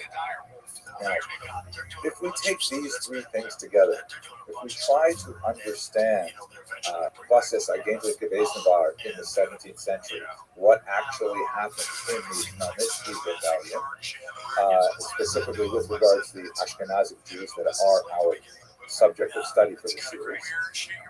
If we understand that whatever we say today, whatever we research today, is, like Wellhausen would argue, trapped within our current historical moment, then what would Salo Baron say, or what would we O'Keefe say, if we were to look at our present moment, and how do we fit that within what had become the dominant mode of Jewish scholarship, especially in the immediate post-Holocaust period, as we are still recovering orphans we're still recovering as orphans of that great tragedy. And in particular, if we're talking about 2022, our current moment, of course, the most dramatic elements that are affecting our lives right now is the conflict in Ukraine, in which Ukraine was attacked unprovoked by Russia, and the people of Ukraine are suffering tremendously with bombardment of civilian areas. They're digging slit trenches in Mariupol and places like that to be able to bury their dead. An estimated 10 million people displaced as a result of this war, and we see no immediate end in sight, with several million, by the way, of those displaced as refugees in neighboring countries. In many ways, this is a reflection of the 17th century conflict that we're going to study, although the players are going to be quite different. And in the middle of all of this, you have a heroic president, Volodymyr Zelensky, who right from the very beginning of the conflict elected to remain in the capital despite the multiple assassination attempts that were launched against him and the tremendous dangers to himself and his family. He chose to remain, and in many ways energized the entire world to take action to defend the civilians of Ukraine, and he continues to behave in this manner to the present day. Zelensky, of course, is Jewish, and this is, somewhat ironic when one tries to place his current role within the lachrymose conception of Jewish history, which tends to view our 17th century perspective of Ukrainians and Jews within the model of books and pogroms, with emphasis really on the latter, pogroms, because the 17th century Khmelnytsky uprising is one in which there was phenomenal violence visited on the Jewish minority in Ukraine. It is a period in which Jews look back with tremendous sadness and anger as they reflect on the horrific descriptions of those pogroms and the terrible murders that occurred at that time at the hands of the Cossacks, who we will describe shortly. But if we are to try to understand this in a more sophisticated manner, we'll see that it's considerably more complicated than the lachrymose model would offer. And that's really what I hope to get in today. Looking at this picture, I also reflect, interestingly, I think, that, Zelensky, by the way, here is holding his formal emergency application to join the European Union, which is, of course, a major contested issue within the conflict itself. Vladimir Putin of Russia wants to keep Ukraine neutral outside of the Western orbit, and Zelensky and many other Ukrainians see themselves as fundamentally European rather than within a Slavic Russian orbit, specifically a post-Soviet orbit. And look at the individual standing to his right, Ruslan Stefanchuk, who looks to me like, my image of a Kozak that I think a lot of people who are Jews would, I think, resonate that. He stands a full head taller than the Jewish President Zelensky, and he's quite a bit larger. And, that's kind of like my gut reaction to the history of the Kozak, as we shall see. Nevertheless, in this presumably deeply anti-Semitic country, looking at it from the lacrimosa position, Zelensky could be elected with a 72% landslide in the recent elections, regardless of his Jewish origins. The same thing happened to the prime minister who was Jewish and so on. I mean, how does this fit together? That's going to be part of our discussion today. So here is the trigger warning. And then no more interruptions. Let's go to history. In the context of conflict, because I'm deeply, involved on a scholarly level with the history of Jews of Ukraine. My first area of research was the Jews of Ukraine during the revolutionary period. I published a book on that topic, my dissertation, and I've written a few other things. Traveled there many times to do research. I felt great sympathy for the civilians of Ukraine, and so I published a few videos on my website. And those were, thank God, very well received. Lots of people enjoyed learning about the history of the Jews of Ukraine, which is my small contribution to the overall effort to restore normalcy to that region of the world. But I was surprised by two types of hate that I received that were really quite intense. One was the remarkable number of Russian bots. I use that term in two senses. Bots in the sense that they're probably just automatic, negative comments because they say something somewhat positive about Ukraine. And bots also in the term of being purchased, because I saw a lot of people who were just completely sold on the ridiculous amount of Russian propaganda that somehow colors their understanding of this conflict. But the other group that really bothered me was I received a lot of negative comments from Jews who were deeply disturbed with the concept that there might be something redeeming, even partially, about the Ukrainian people. And they held on to what we characterize really racist views, understanding in an essentialist manner that all Jews are always good and they never do anything wrong. The Ukrainians are the opposite. I was very sorry to hear that. I even received some people with whom I had had a relationship for a very long time. And when I suggested that their views were actually racist, then I got such tremendous flack, and I think some friendships are irreparably ruined. But what we're going to look at today is a much more sophisticated period in which we will have to challenge that very rigid and self-affirming notion, both for Jews and for Ukrainians, and by the way, also Poles and so on. History is far more complicated. If you are concerned about this and you are not prepared to have some of your presumptions challenged, I suggest that you stop watching this video right now. If you're on YouTube, type into the search bar cute puppy videos or kitten videos, and I'm sure you'll find things that are far more appealing. But if you are willing to continue with me as we look at this from a more sophisticated historical perspective, please do. So let us go straight to the history. Sorry for that rather longish introduction. So as we discussed in the previous lectures in this series, the Ashkenazi population is based primarily in the Rhineland, and they're settled there from about the 9th century onward. And as we move through the next 5 centuries, there's a rather large swelling of anti-Semitic pressures that drives them to the east. These pressures are expressed in terms of economic competition, with money lending falling under increasing challenge. There are religious pressures, or anti-Semitic pressures that have roots in the religious conflict. You see the rise of the ridiculous blood libel that caused so much violence, the host desecration, and so on. And there are a number of expulsions as well.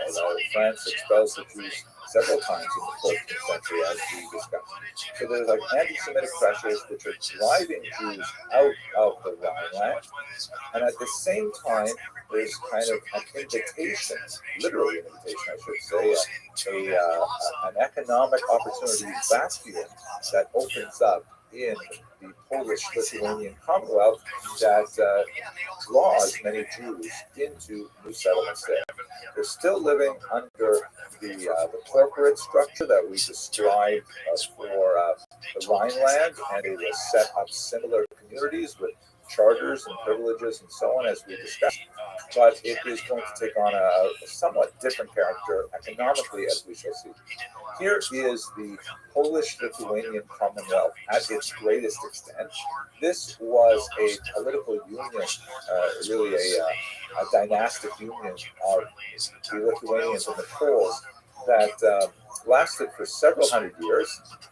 And as you can see, with these modern boundaries that are sort of overlaid on this Commonwealth, there's a massive political entity stretching from the Baltic Sea almost all the way down to the Black Sea and encompassing several modern European boundaries. Where Jews settled was in Poland and Lithuania and in parts of Belarus. And for our purposes, quite a few settled in this region of Ukraine known as Right Bank Ukraine. The term Right Bank refers to the Dnipro River, which more or less bisects Ukrainian ethno-linguistic territory. And since it flows to the south, when you're watching it flow and you stand on the right-hand bank, that's why it's primarily Western Ukraine. How many Jews were living here on the eve of the Khmelnytsky Rebellion, which was in 1648? The most solid demographic analysis based on the sources that we have, some of which are actually quite accurate, tax records and things like that, there's about 40,000 Jews living in the region.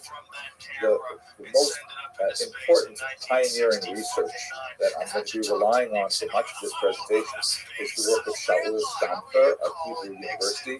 He's a senior scholar, very well respected. He's done a lot of work on Eastern Europe, and you may recall his name from our discussion of the Khazar hypothesis way back in the first lecture of this series. Here is another map that comes from Dr. Stamfer's work, and you can see much more clearly the specific locations where many Jews inhabited the right bank Ukraine.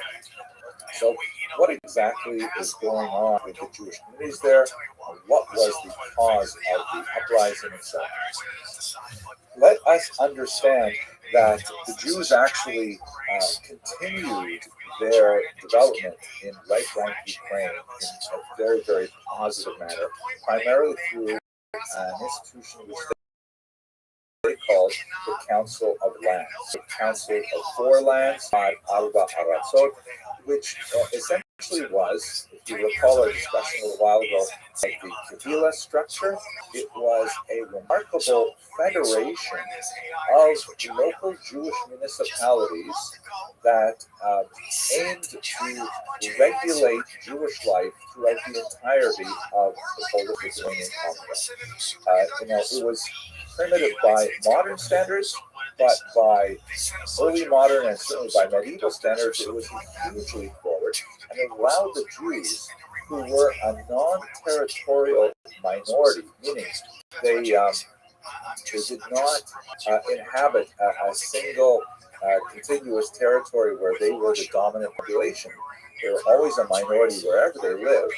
Nevertheless, they were able to regulate their own affairs through Talmudic law and interpreted by rabbis in consonance with Talmudic law throughout the entirety of the state.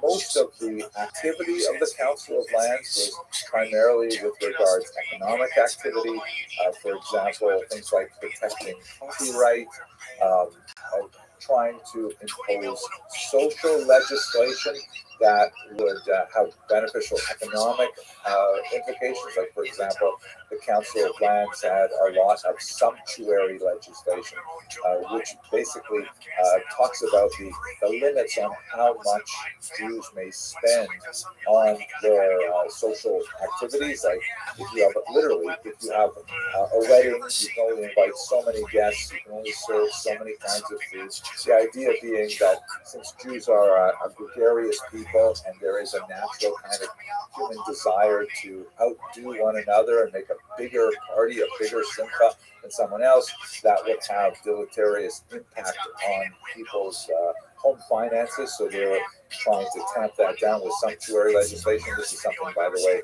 that happens in the present day as well. And also, of course, enforcing aspects of social activities, like if a husband were, for example, to be estranged from his wife but refuse to give her a get, bill of divorce.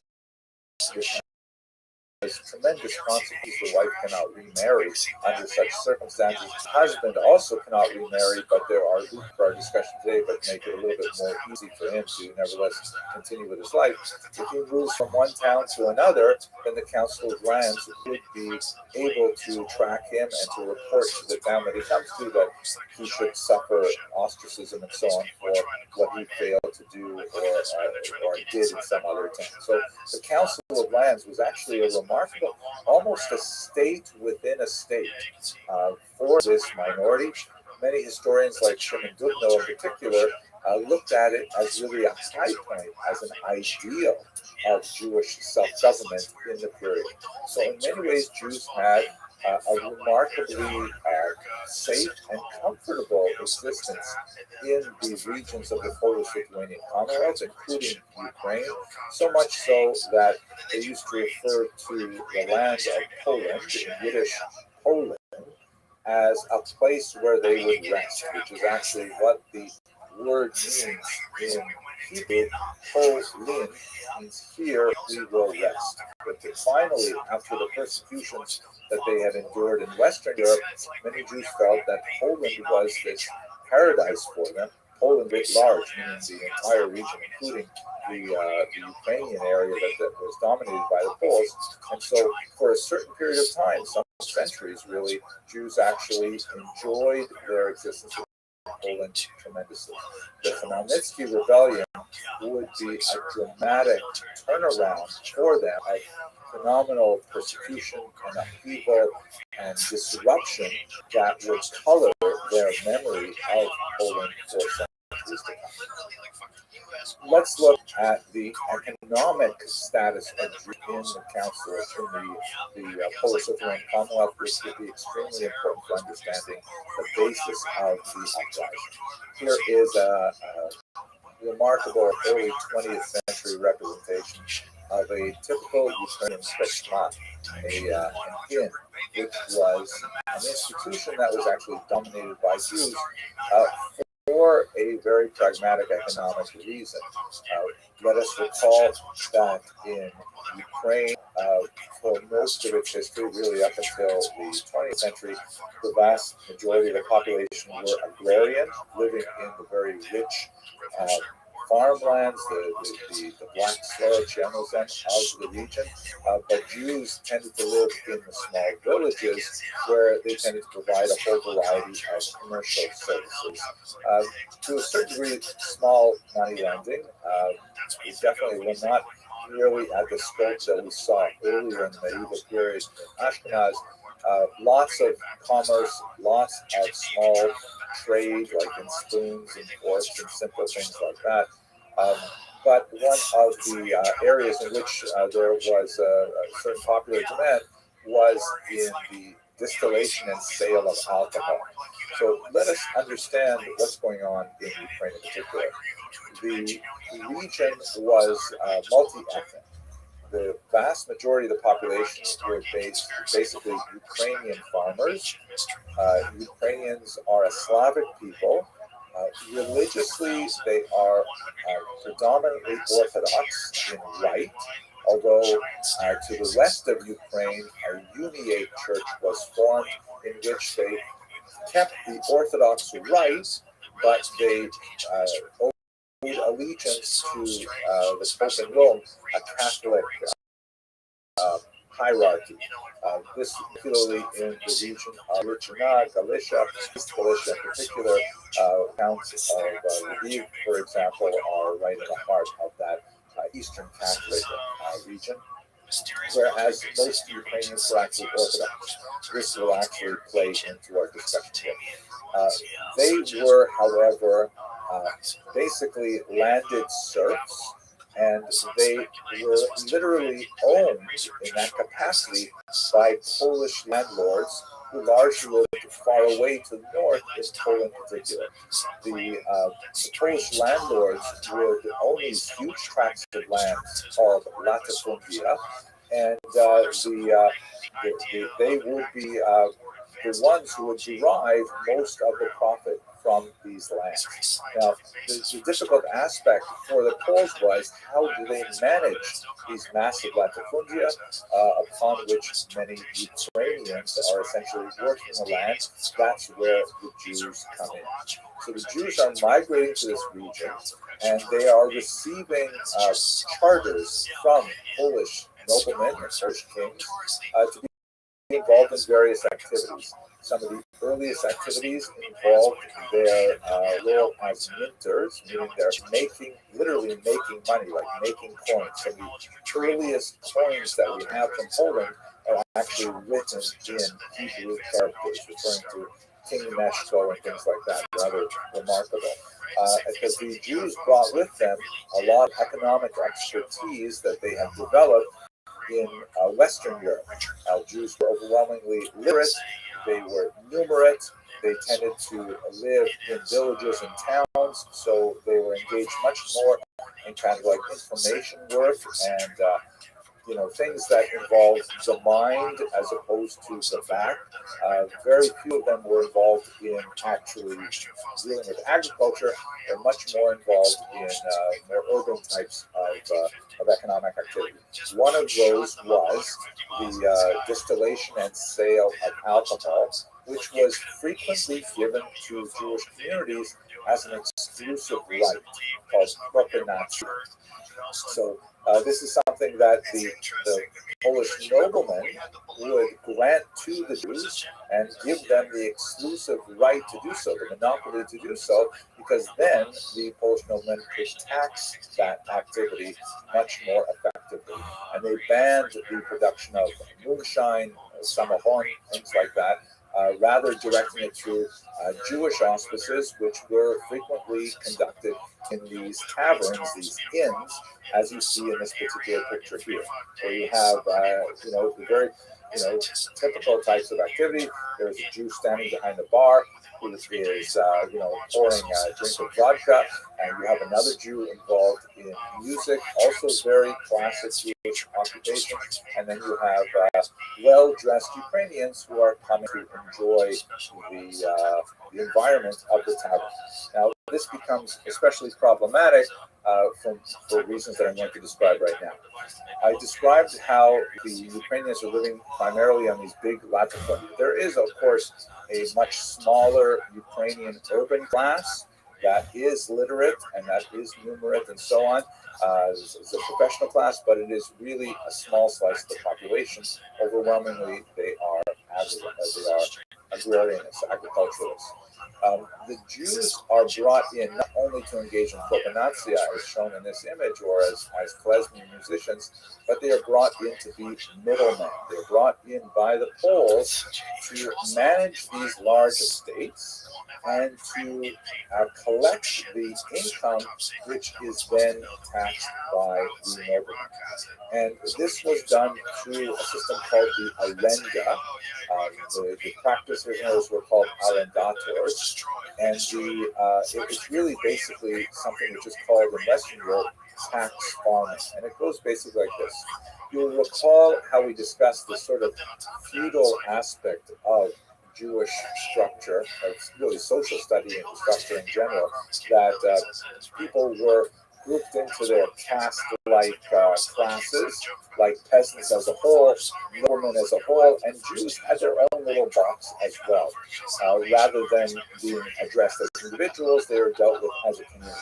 So the noblemen, who literally owned the entire town, not only the fields and, in a technical sense, the serfs who worked them, but also the buildings, the flour mill, the church, all kinds of properties were actually owned by the nobleman.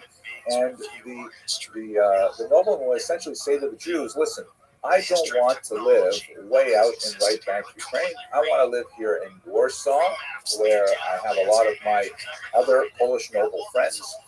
And so I'm hiring you to act as my arrendators, my tax farmers. And I expect you to collect from these properties X amount of money, let's say 10,000 zloty.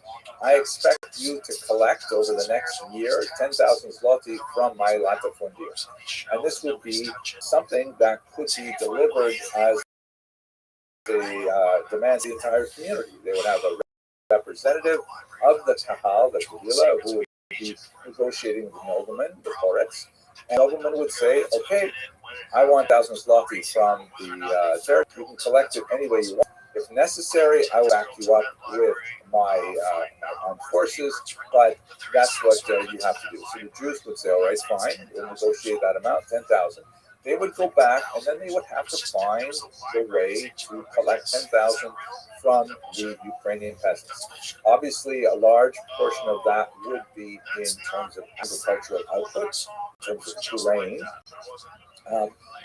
But they could collect it in all kinds of other ways. For example, by imposing tolls on transit, crossing bridges, traveling highways. They could impose taxes on hunting in particular regions, taxes on, collecting fruit in orchards, taxes on using the nobleman's flour mill, whatever creative ways they could tax the population was essentially something that the nobleman would encourage, so long as it was something that could be borne by the population as a whole. In some really notorious cases, which receive a lot of emphasis in the Ukrainian folk songs called Dumer, the Jews apparently even owned the keys to the churches. There's some debate about certainly the extent of this practice, but nevertheless the perception of it was very well known. And that if a Ukrainian wanted to baptize a child, celebrate a wedding, whatever you might need the church for, they would have to pay a tax. Arrendator, to release the key to the church.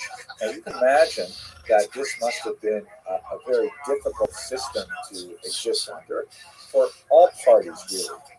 For the Poles, who are, according to many accounts, living an increasingly conspicuous consumption lifestyle where they're enjoying many Western fashions and trying to keep up with what is the latest style in Paris. They're going to be demanding ever more taxes every year.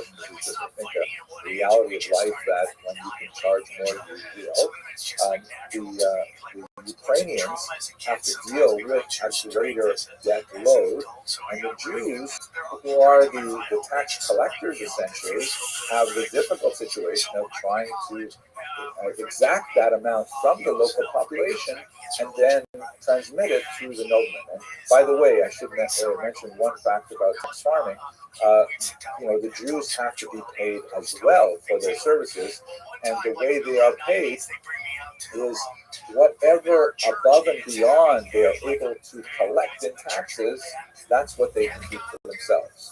So if the community, and this would involve a large number of people who are engaged in various forms of tax farming, if the community is supposed to transmit 10,000 zloty, and then they will strive to collect 12,000 zloty, and 2,000 of that would be preserved for the community as a whole.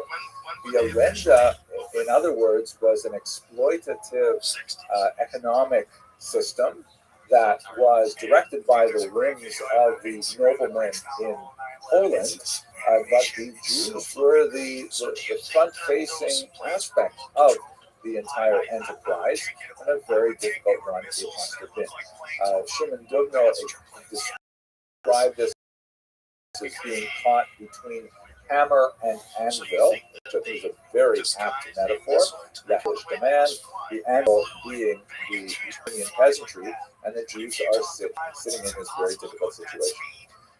Now, what ends up happening is there will be a massive peasant revolt in the middle of the 17th century. And that peasant revolt will be directed against three main targets.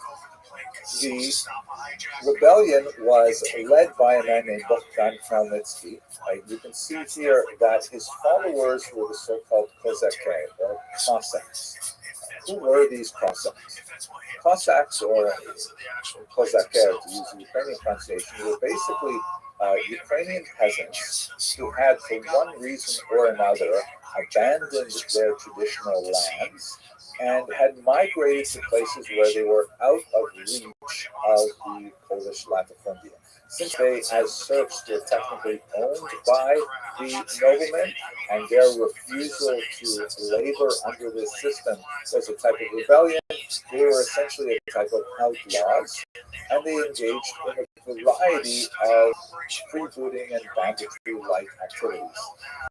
Some of them were directed at the Turks nearby, who were engaged in child trafficking. Slavery was still a well-known enterprise in the 17th century, and the kidnapping of children and then their sale on the market was something that was obviously hated by all, and the Kozakai were involved in sometimes attacking these Turkish settlements on the Black Sea coastline. But they're also involved in attacks on the Polish nobility. Let us understand that the three principal enemies of the Kozakai were the Polish noblemen far away in Poland, who were demanding so much of the peasantry, the Jews, who were their local representatives, their middlemen, and also the Catholics. Specifically, and in particular, those Ukrainians in the western region who had adopted this new Uniate church affiliation, to some degree under Polish pressure, who were looked at the conversion of some of these Orthodox Ukrainians as a way of weaning them away from that cultural orientation, which is antagonistic to their way of thinking of dominating the entire population. And so what happened is this individual, Bogdan Khmelnytsky, who was one of the minor Ukrainian noblemen, he gathered around him a large number of followers from regions like the Zaporizhian Sich, which was one of the major locations where Kozakai were living. And he led them on a series of attacks against these noblemen.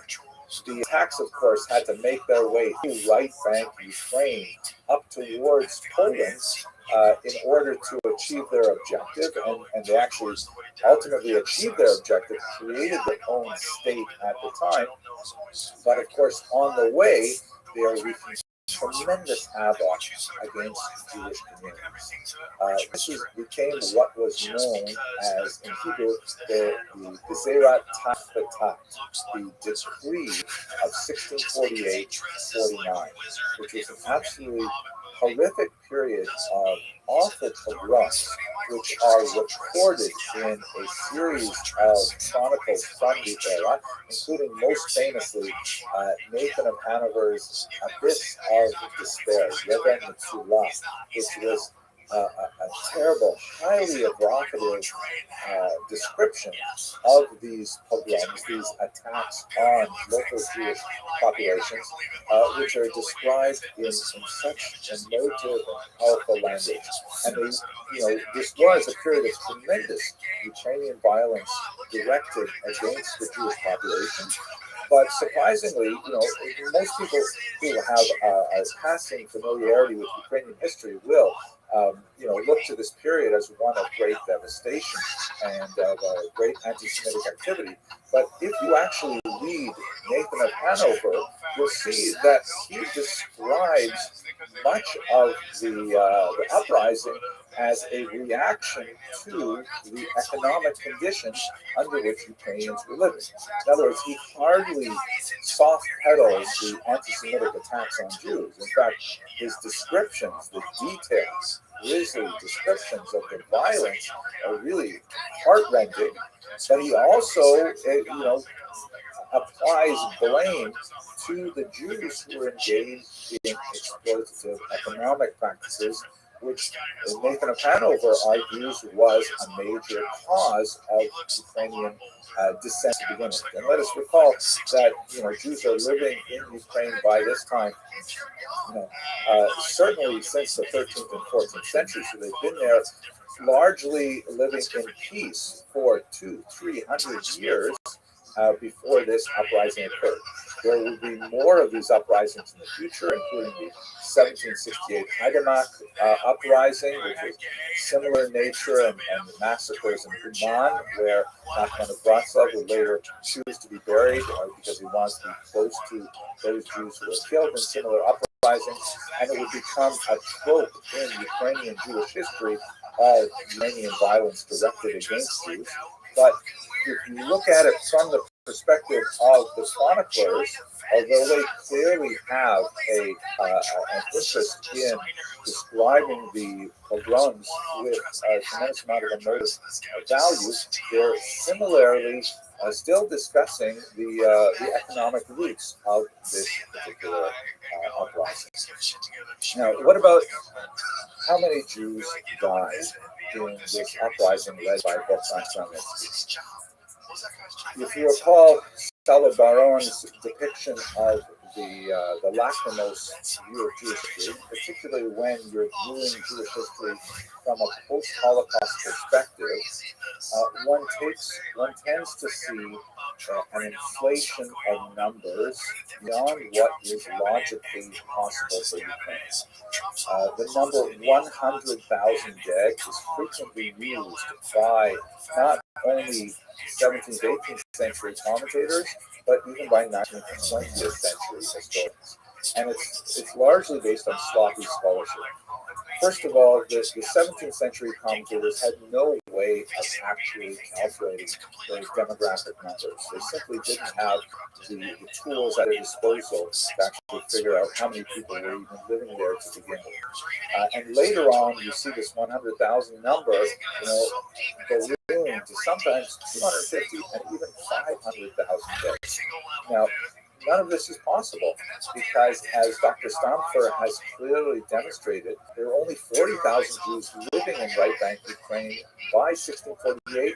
How is it possible that you could have multiple times that number killed in this terrible uprising?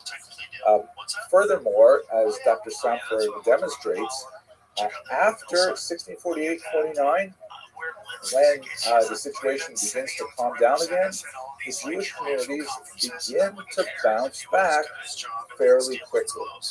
Tax returns, tax receipts indicate that the population has begun to stabilize within a very short period of time. So, taking these numbers all together and working town by town with the best data we have, Dr. Stamfer emphasizes that even if we look at 50% of the Jews being killed, which he thinks is kind of an outside number. 50% of our population is a huge loss. It's far worse than the Black Death, for example, in most areas, and it's hard to even imagine half of our population being wiped out in this manner. But nevertheless, that's still only about 18 or 20,000 dead. Now, how can I even say only 18 or 20,000 dead? That's a horrific number. I'm only saying it, though, to contrast with the hyperbolic numbers of 100,000 or 250 or 500,000 that really make no sense. This is, in other words, a period of tremendous anti-Semitic violence, largely of an economic character, but it does not reach the same levels that we would have later, and it cannot be compared in any way to the Holocaust in terms of its genocidal intent. So, if you recall my introductory words, this is a period in which, we definitely look Ukrainian anti-Semitism in the eye. This is a period of tremendous violence against Jews. But we also have to understand some of the economic background of that violence, and difficult for this period. Let us go to the aftermath, because in many ways, the issue of the Khmelnytsky uprising continues to reverberate in Ukrainian Jewish history. This is a 5 hryvnia note from contemporary Ukraine, and as you can see, it features Bogdan Khmelnytsky on it. And this should not be surprising for anyone who has even a passing familiarity with contemporary Ukrainian culture. Bogdan Khmelnytsky is widely regarded as a major Ukrainian hero.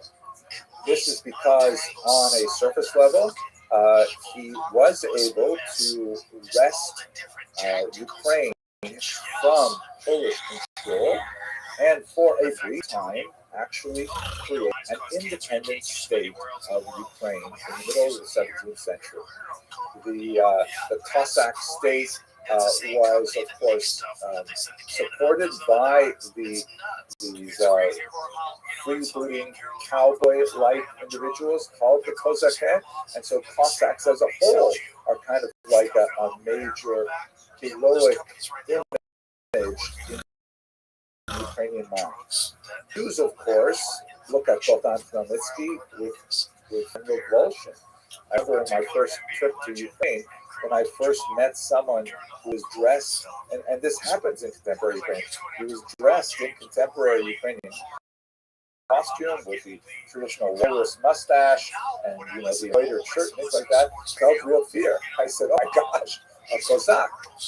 But for Ukrainians, they look at a Cossack and they say, "Oh, that's our Marlboro man, our hero." There is a clash of perspectives on the 18th century, largely because both Jews and Ukrainians look at this same event from very, very different perspectives. Now, it's not uniform, but before I explain that, let me also illustrate this by showing you one of the most famous monuments in Kyiv today is a statue of Khmelnytsky, and he is famously pointing off, it's just behind his shoulder, famously pointing off to the north. And one of the reasons for this is because after a short independence, Bogdan Khmelnytsky decided to orient the Cossack state to Moscow. Rather than, creating a peace treaty with Poland and recreating something like either independence within a Polish-Lithuanian Commonwealth or even just a peace treaty with an independent Ukraine, he chose to sort of shift the balance of power towards Moscow. And ultimately, that would degrade the independence of the Ukrainians to a degree in which they would be absorbed within the Russian Empire, the Tsarist Empire. By the way, here is an earlier version of that statue, a bronze model, which had a couple of details that were not included because they were felt to be in poor taste. But among the figures at the bottom of the statue are some Jews and others, Poles, who were downtrodden literally by Khmelnytsky's horse. They felt that was just a little bit too graphic for the image. And you see it also, for example, in the Ukrainian national anthem. Here it is. It's got this interesting beginning. Ukraine is not dead, which may sound jarring to the Western ear. They translate here, "Nay, thou art not dead, Ukraine." A little bit of a kind of a poetic translation here, but literally, Ukraine is not dead yet, is what it begins with.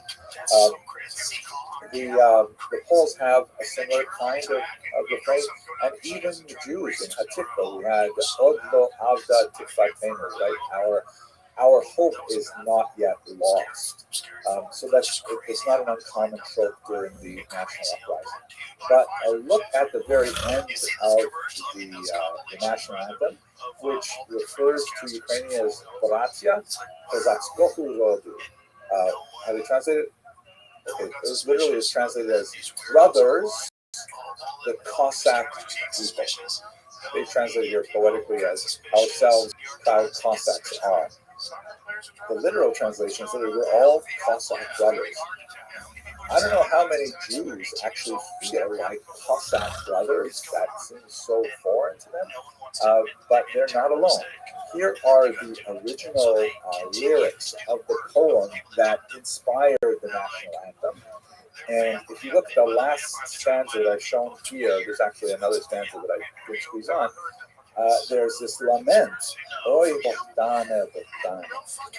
Oh, Bogdan, Bogdan, our great hetman. What for did you give Ukraine to the wretched Moscow?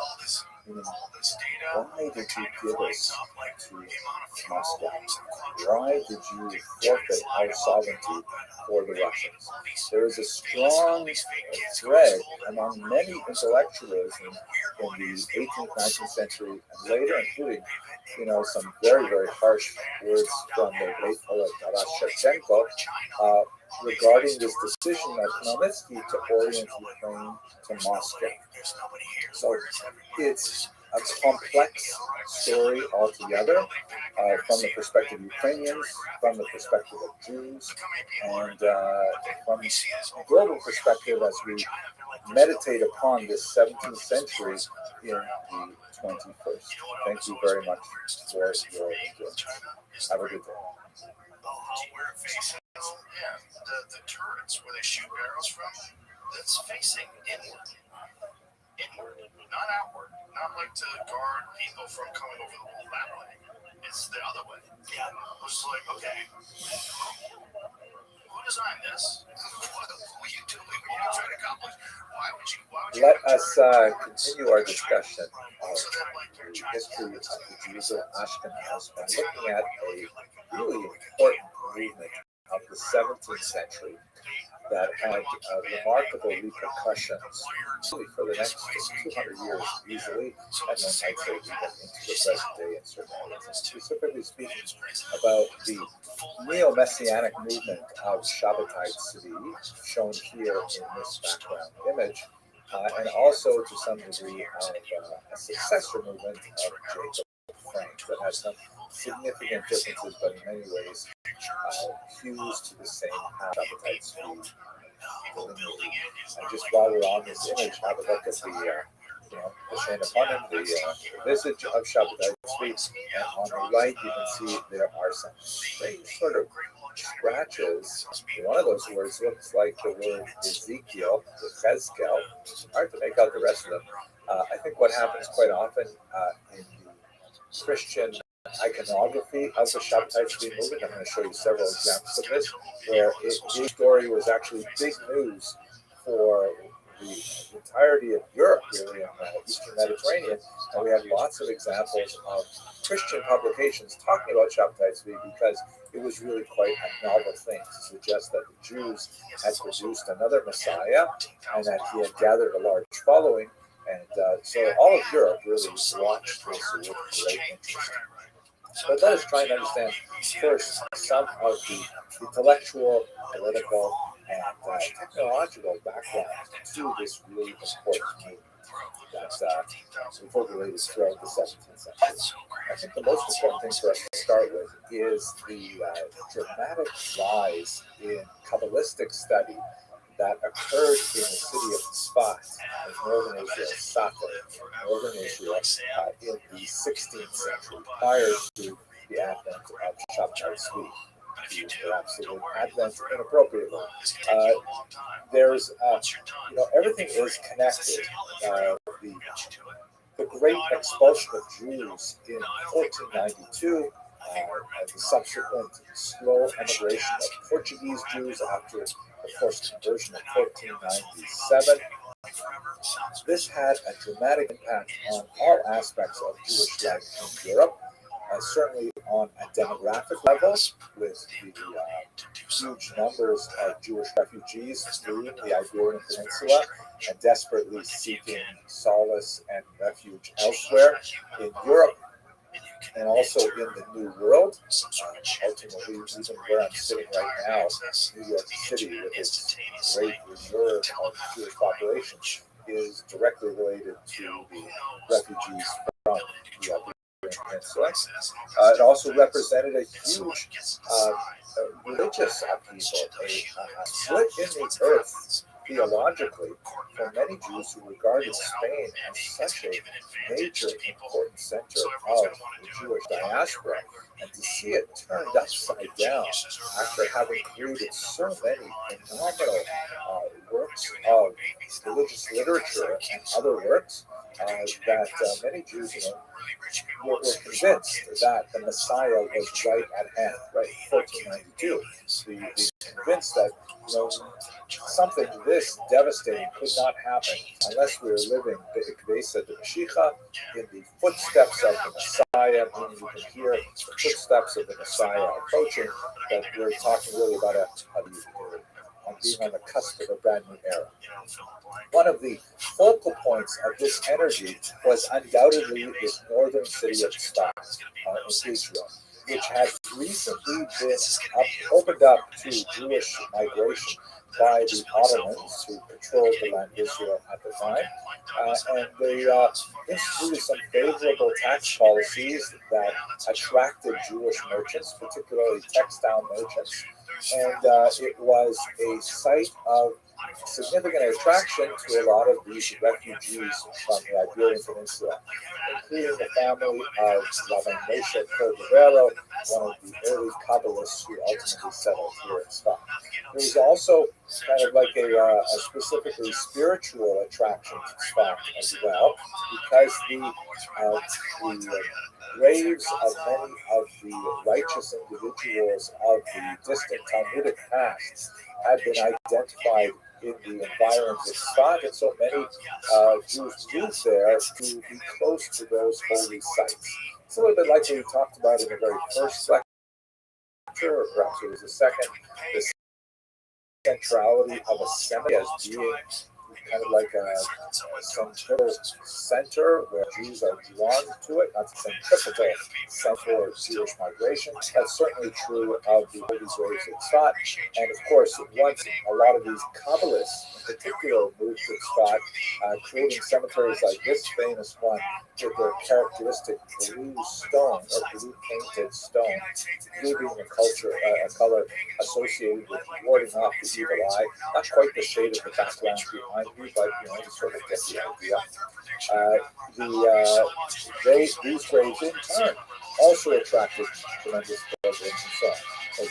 The men standing in front of the grave of the famous Rabbi Isaac Luria, the Arizal, Holy Lion, who was originally from Egypt, but who had migrated to the area. Just below him, in front of him, is the grave of the Ramak, Rabbi Moshe Cordovero, who I mentioned earlier.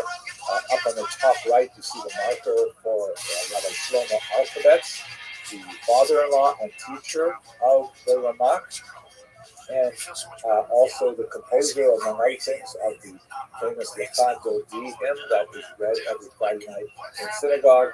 And there are many other really important people buried here who are all associated with this remarkable explosion of activity that occurred in the 16th century in Svat. It ended fairly abruptly towards the end of that century. There were a series of earthquakes that do affect northern Israel from time to time. There was a cholera epidemic that laid waste to much of the population, and Svat, while always retaining its reputation as a great spiritual center and as a Kabbalistic center, never quite got to the same levels that it did in the 16th century. Now, what was really going on there spiritually? There was many different activities. By the way, I forgot to mention the greatest figure was the elderly Rabbi Yosef Karo, who went to Svat towards the end of his life. Rabbi Yosef Karo, a tremendous Kabbalist himself, but principally known as the author of the great Shulchan Aruch, the Code of Jewish Law. As I mentioned to you when we were talking about religious history, he's kind of like a transitional figure between the Rishonim and the Acharonim, and he was also someone who fled the Iberian Peninsula to eventually seek his home in Svat. So, what are they doing? What's going on here? Well, one of the major energies of activity is the research of Jewish mysticism, the Kabbalah. And Rabbi Moshe Cordovero was especially famous because he was the first individual to produce what we could call sort of like a scientific systemization of Kabbalistic wisdom. Much of Kabbalistic doctrine is, perforce very hidden, arcane, and buried in elusive language, and it's associated with a heavy reliance on deep oral tradition and so on. Really trying to follow some of the main Kabbalistic texts like the Zohar can be extremely difficult. Even if you are fluent in Aramaic, it can still be really hard to do. You've got to have a teacher there to walk you through it. One of the major contributions of the Rabbi Moshe Cordovero, was he said, okay, let's explain all of this from A to Z, working from general to particular, and he produced a book which was published in his lifetime. We are now talking about a period where publishing is a reality for Jews, like actual printing. That will become very important, and we're going to return to it in just a minute. And this initial sort of like introduction to Kabbalah, called Pardes Rimonim, the Orchard of Pomegranates, was incredibly popular, cemented his reputation even during his brief life, and he went on to create many other great works, including Tomer Gedor. One of the things that he describes in the Pardes Rimonim is this chart that I've set up here, which is essentially a chart of what they call the spherot in Kabbalistic language, the spheres, which is sort of like a metaphor for how God communicates reality to the universe. To take just a moment to explain it, and then we're going, well, actually, I have to tell it, you can understand it, otherwise you can't understand this is otherwise. The basic question that Kabbalah deals with and the Ramak explains is that how do you have an infinite being communicate existence to a finite universe? Right? How is it possible if God suffuses the entire world and has no limits, that we live in a world that has limits? How does the infinite and finite, how do they reach that formal abyss? So the idea in Kabbalah is that God, first of all, shrunk himself, a process called tzimtzum, shrinking, limited his influence over the universe, creating kind of like a vacuum of godness in the universe. These are very difficult concepts. I'm not a rabbi, by the way. I'm just going to walk you through them as best I understand them. But God created kind of like a space within himself that was empty of himself. Sort of like, I remember when I studied chemistry or biology in high school, like an amoeba, I imagined like a hole opening in an amoeba. That's not a very good metaphor, but it's what I'm working with in my mind. And then he slowly reinserted godliness into that vacuum through a multi-stage process, which we'll call the spirit. one of the most important metaphors is the idea of like hot oil poured into clay vessels. You know, like you've ever seen those kind of like dessert fountains at big weddings or something, where they have like the punch flowing out of a faucet into one container, and then it overflows into the next containers, and then overflows into the last containers, and you can take a container for yourself to drink if you like.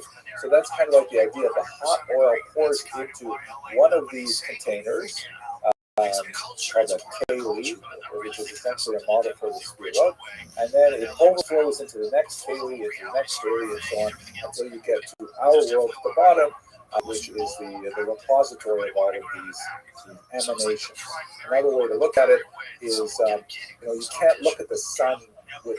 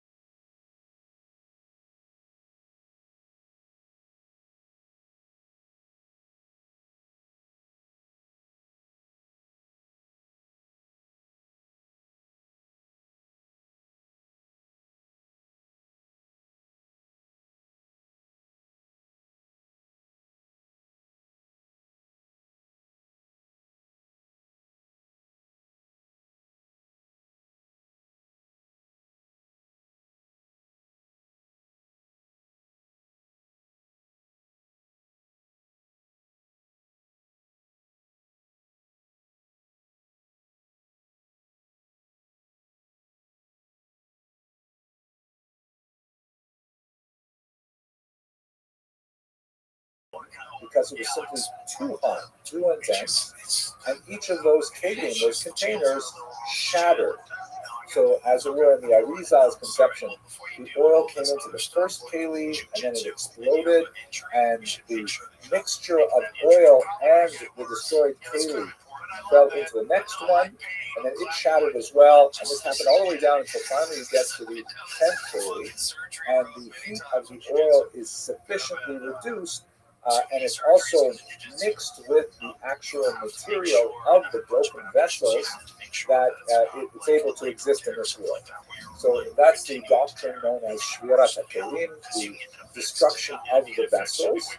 And in the Lurianic vision of Kabbalah, the task of the Jew is to try to repair this fundamental destruction by separating out the gross material elements that are present in this universe and freeing the trapped sparks of holiness that represents like the hot oil, the radiance of God that are buried within the physical universe. One of the most important aspects of the Arizal's approach, which is going to directly connect us to Shafat Tzvi, don't worry, is that the Arizal injected a tremendous note of urgency into the role of Jews in the world. That Jews are the task with this crucial activity of finding those sparks, elevating them from their material prisons, and as these sparks, as it were, fly upwards, we get closer to the moment where the Messiah can be truly revealed, and we enter into an entirely different period of history altogether. The Kalim and the model of the Sfirot, as the Ramak presented it, was much more kind of like a description of the theological view of creation, but the Arizals added a verb to it, say an imperative. Get out there and start doing this. The Arizal's Kabbalah proved to be far more popular, had a remarkable degree of influence, for example, on the Hasidic movement that we will discuss, God willing, tomorrow, and gave it that impetus of, you can't just sit around studying things. You've got to get out there and be active in the world, because that is the task of the Jew. Now, this body of ideas, which were circulated initially in the late 1500s, really the second half of the 1500s, with the advent of publication, began to make their way throughout the entire Mediterranean basin and into Europe as a whole. And it is in this context of the increasing popularity of the thought of the Arizal, particularly through the work of scholars like the Shalal, the great Rabbi Levi Horowitz, and his very important publications, made the Kotabrit, the two tablets of the law that have gained great currency. Jews were as energized by this, and the Sabbatean movement was one of the kind of bizarre offshoots that was directly intellectually related to this new note emergency sounded by the Arizal. So what's the basic story? So Shabtai shown here in a rather interesting German depiction on horseback. He was an individual of great potential as a young man. He was very highly regarded. He was suggested for many different marriage prospects with important people, important young women. And he showed great talent, not only as someone who could lead prayers. He apparently had a very beautiful voice, very charismatic, good looking, all those kinds of attributes, and also quite learned, quite adept in the Kabbalistic study. He ultimately got involved in the group of ideas that, in the end, suggested to him that he was, in fact, the Messiah. And for a long time, Jewish historiography viewed his grandeur as a type of criminal activity, that he had intentionally, wickedly deluded the large number of followers that he garnered throughout Europe. More modern scholarship, in particular since the work of Gershom Scholem has been widely circulated. He was one of the principal biographers of Shabtai Tzvi within the movement of Kabbalah as a whole. There's been the growth of a more sympathetic view to Shabtai Tzvi, understanding him as someone who was subject to some kind of mental illness, perhaps something like bipolar disorder, because he would have like these manic phases, which we call illuminations, and then he would have these depressive phases as well. Obviously, I'm not a psychiatrist, I can't speak to these things, but he definitely was somewhat eccentric, to put it mildly. So let's look at the political context and the technological context, and we're going to look at his life and activity in particular. The political context should be broadly familiar with us now that we just spent an hour in the last lecture looking at the Khmelnytsky rebellion. This is a period of tremendous political upheaval. According to Dr. Stamfer, possibly 50% of the Jewish population of Ukraine was destroyed by the Cossacks in that period. The overall number, he estimates, is much smaller than earlier, rather inflated estimates, maybe 18,000 or 20,000 people. A huge tragedy, but nowhere near the scale of what some other historians have opined without sufficient research. But nevertheless, losing half of the population is incredible devastation.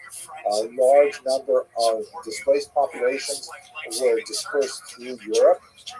Richter of Hamel, the famous memoirist that we mentioned several weeks ago, what actually describes how her family, like many others in Germany, took in refugees from these upheavals in the middle of the 17th century.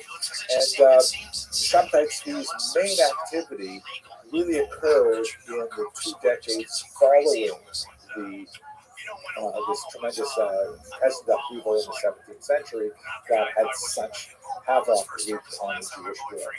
But let us not forget the really important element of publication, which is something that the Jews, once they discovered it, they really loved it. Jews had been publishing from the very early period of print.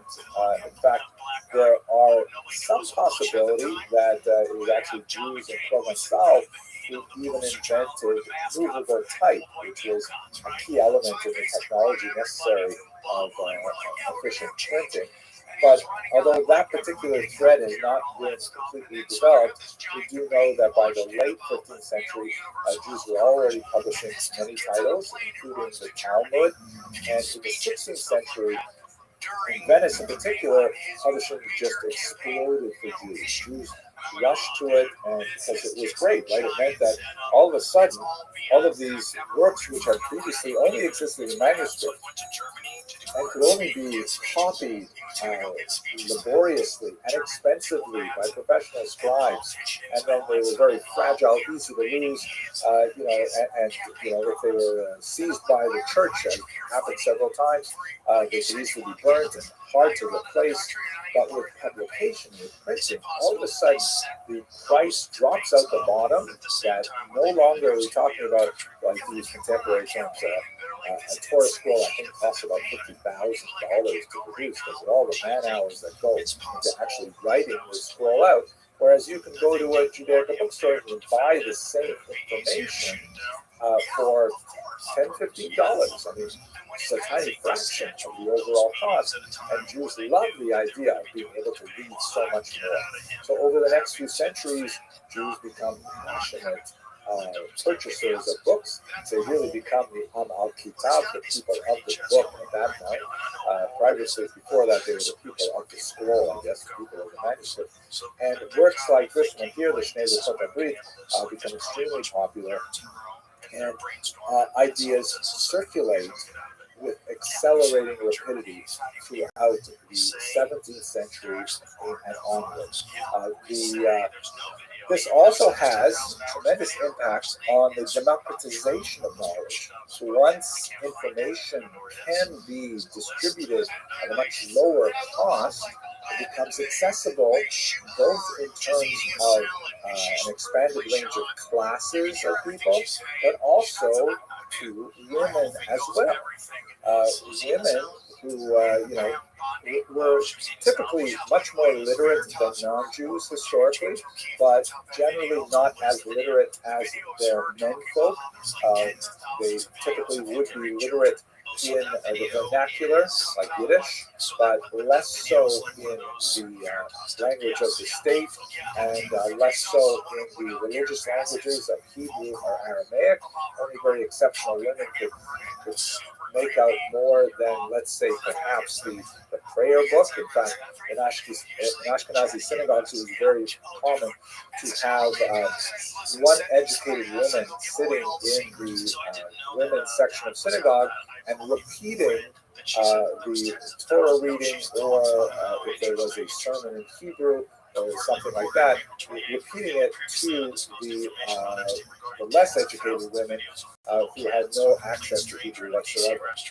So with printing, all of a sudden you begin to open up the possibility of, hey, we can afford to teach this stuff to our daughters as well, and that will play a great role in Shabbatai Tzvi's movement, which was actually very, very sensitive to both printing and to women, as we shall see. So what exactly happened with the movement? So the basic story is that you have this individual, Shabbatai Tzvi. He's born in Smyrna. Here's a quick map where you can see where he wanders around the Eastern Mediterranean. He begins in his late teens to experience these emotionally unstable moments, where, as I mentioned, he describes periods of great euphoria, followed later by some depressive episodes, and although he is very highly regarded as a youth, he begins a period of wandering. And while he is engaged in these wanderings, and he's also quite an educated young man, studying Kabbalah, very conversant with Kabbalistic ideas, he ultimately runs into an individual known as Nathan of Gaza. Nathan of Gaza recognizes the potential inherent in Shabbatai Tzvi, and he becomes not only his sidekick, but also his major propagandist, his publicist, who ultimately would reveal his friend as the Messiah, as the long-awaited Redeemer of the Jews. And amazingly, this idea gains tremendous popularity in Europe. Now, we can certainly opine as to the basis for this fact. You can certainly point to the desperation that Jews felt after the 17th century Magnitsky uprising.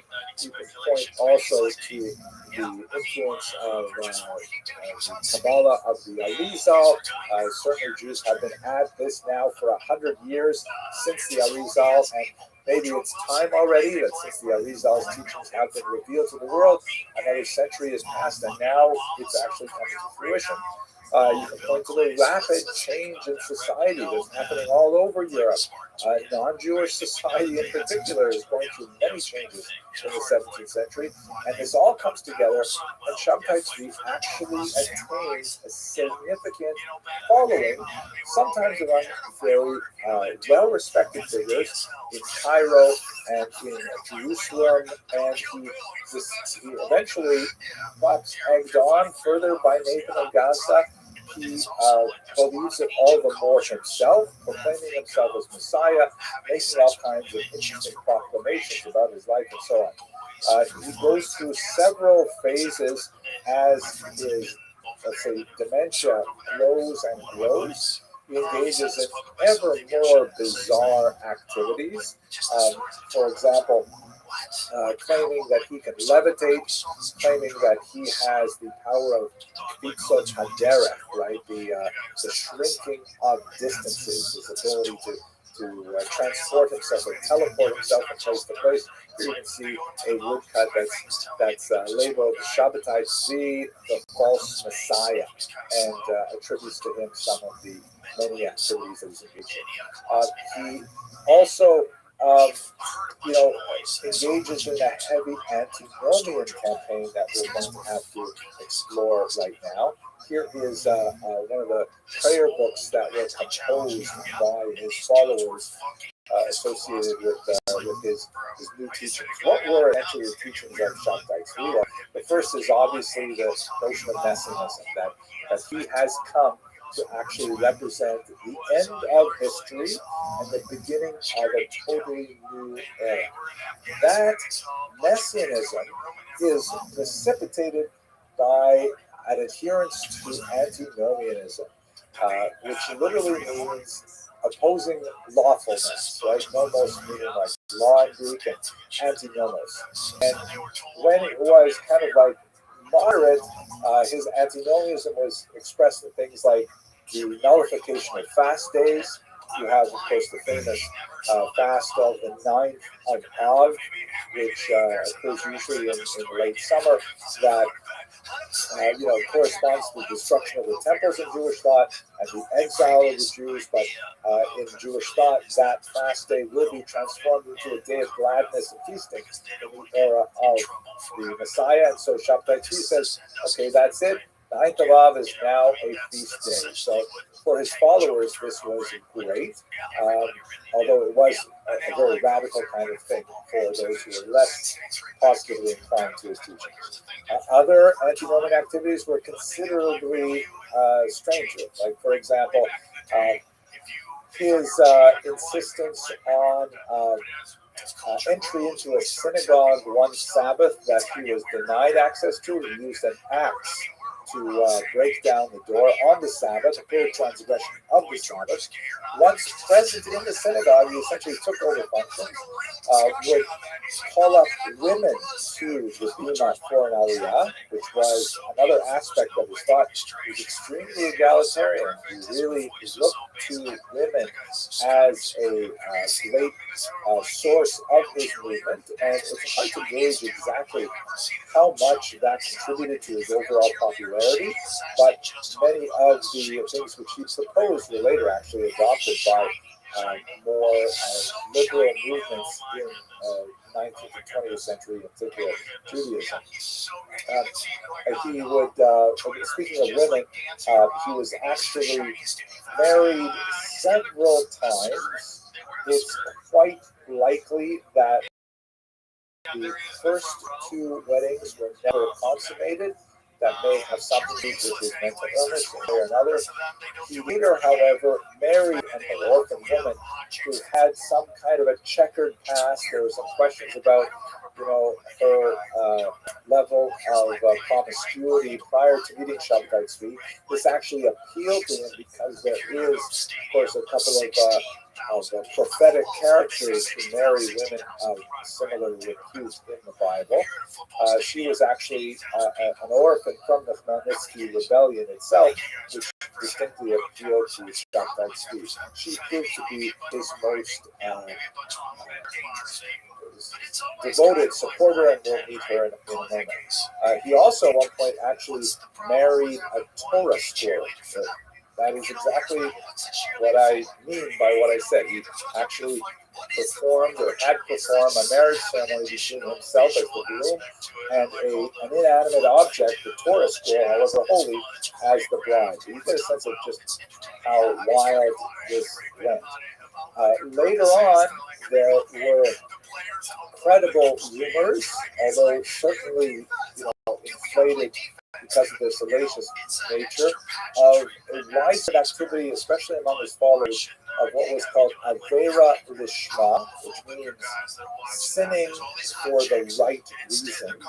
Very complex doctrine in Kabbalah. If you think back to some of the kind of bizarre stories in the Bible, like Tamar dressing herself as a prostitute in order to have relations with her father-in-law in the book of Genesis, a chapter, I think it's 37, is usually skipped over in kids' classes and things like that.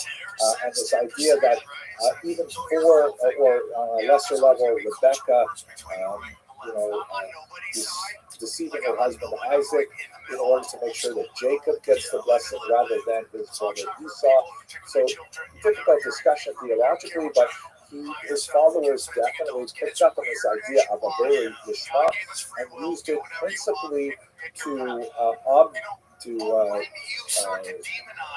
nullify many commandments in the Torah, including the consumption of non-kosher foods, the violation of the Sabbath, and the violation of marital vows as well, which was perhaps one of the more popular elements of Sabbatism. It was certainly one of the elements that gained wider circulation when people talked about Sabbatism, saying, you know what they do, things like that.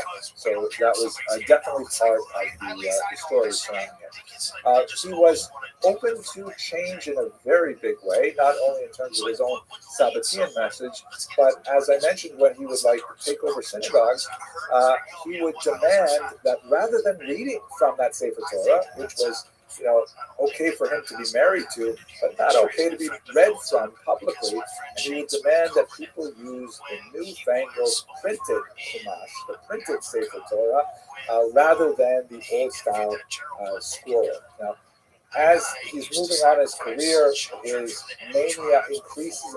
Those periods of euphoria become larger and larger and more longer lasting, and egged on by people like Nathan of Gaza and his increasingly enthusiastic followers, he decides that it's now time for him to reveal himself to the Ottoman Sultan, to demand that the land of Israel be turned over to him as the Jewish Messiah, and then he will initiate the Messianic age. So this interesting sort of comic book version, like the issue of the Black Sheep that we saw a while ago about the post-desecration of Passover, sort of tells the story of Shabtai Tzvi. We'll just zoom in on a couple of elements of it. So Shabtai Tzvi goes with Nathan of Gaza, sails off to Constantinople to meet with the Ottoman Sultan and to say, okay, I'm here, give me the city of Jerusalem and the land of Israel so that I can begin my Messianic period, or Messianic age. I think that's Nathan of Gaza in the front there, blowing the trumpet, here comes the Messiah, that kind of thing. He meets with the representative of the Sultan. This picture here shows him actually meeting with the Sultan. That actually didn't take place. The Sultan didn't want to give him the time of day. He sent an emissary to him, but he lays out his case, and the Sultan says to him, "That's so nice to meet you, Mr. Messiah. Do you mind if I call you Shabsi? Is that okay?" I have a counteroffer. I'm not prepared to give you the land of Israel. Sorry, I kind of like it. But I will allow you to remain alive if you agree to accept Islam. That is, you may leave my presence and authority unscathed as long as you become a Muslim. And to the great dismay of his followers, Shabtai Tzvi accepts the offer. And he converts to Islam. And his thousands of followers, there's a lot of debate over exactly how large his following was, but it was certainly very significant from all across Europe. They are crestfallen because he has abandoned Judaism. And the whole reason they were following is because they felt he was the culmination of Judaism. Here is him being taken away by soldiers to be redressed in Ottoman turbans and so on. Here is his wife Sarah, who joins him in his Islamic conversion, his apostasy. I find Sarah especially interesting. Actually, there's a great book written by Rothschild that discusses women and Sabbateanism in that way. But I note that she was early a trendsetter. Look at that hairstyle. Doesn't that look a lot like Queen Amidala of Star Wars? I definitely think so. There's certainly a connection there between Sarah, Mrs. Svi, as it were, and Queen Amidala. Okay, but sorry about that. So, what ends up happening? The movement falls apart. The vast majority of his followers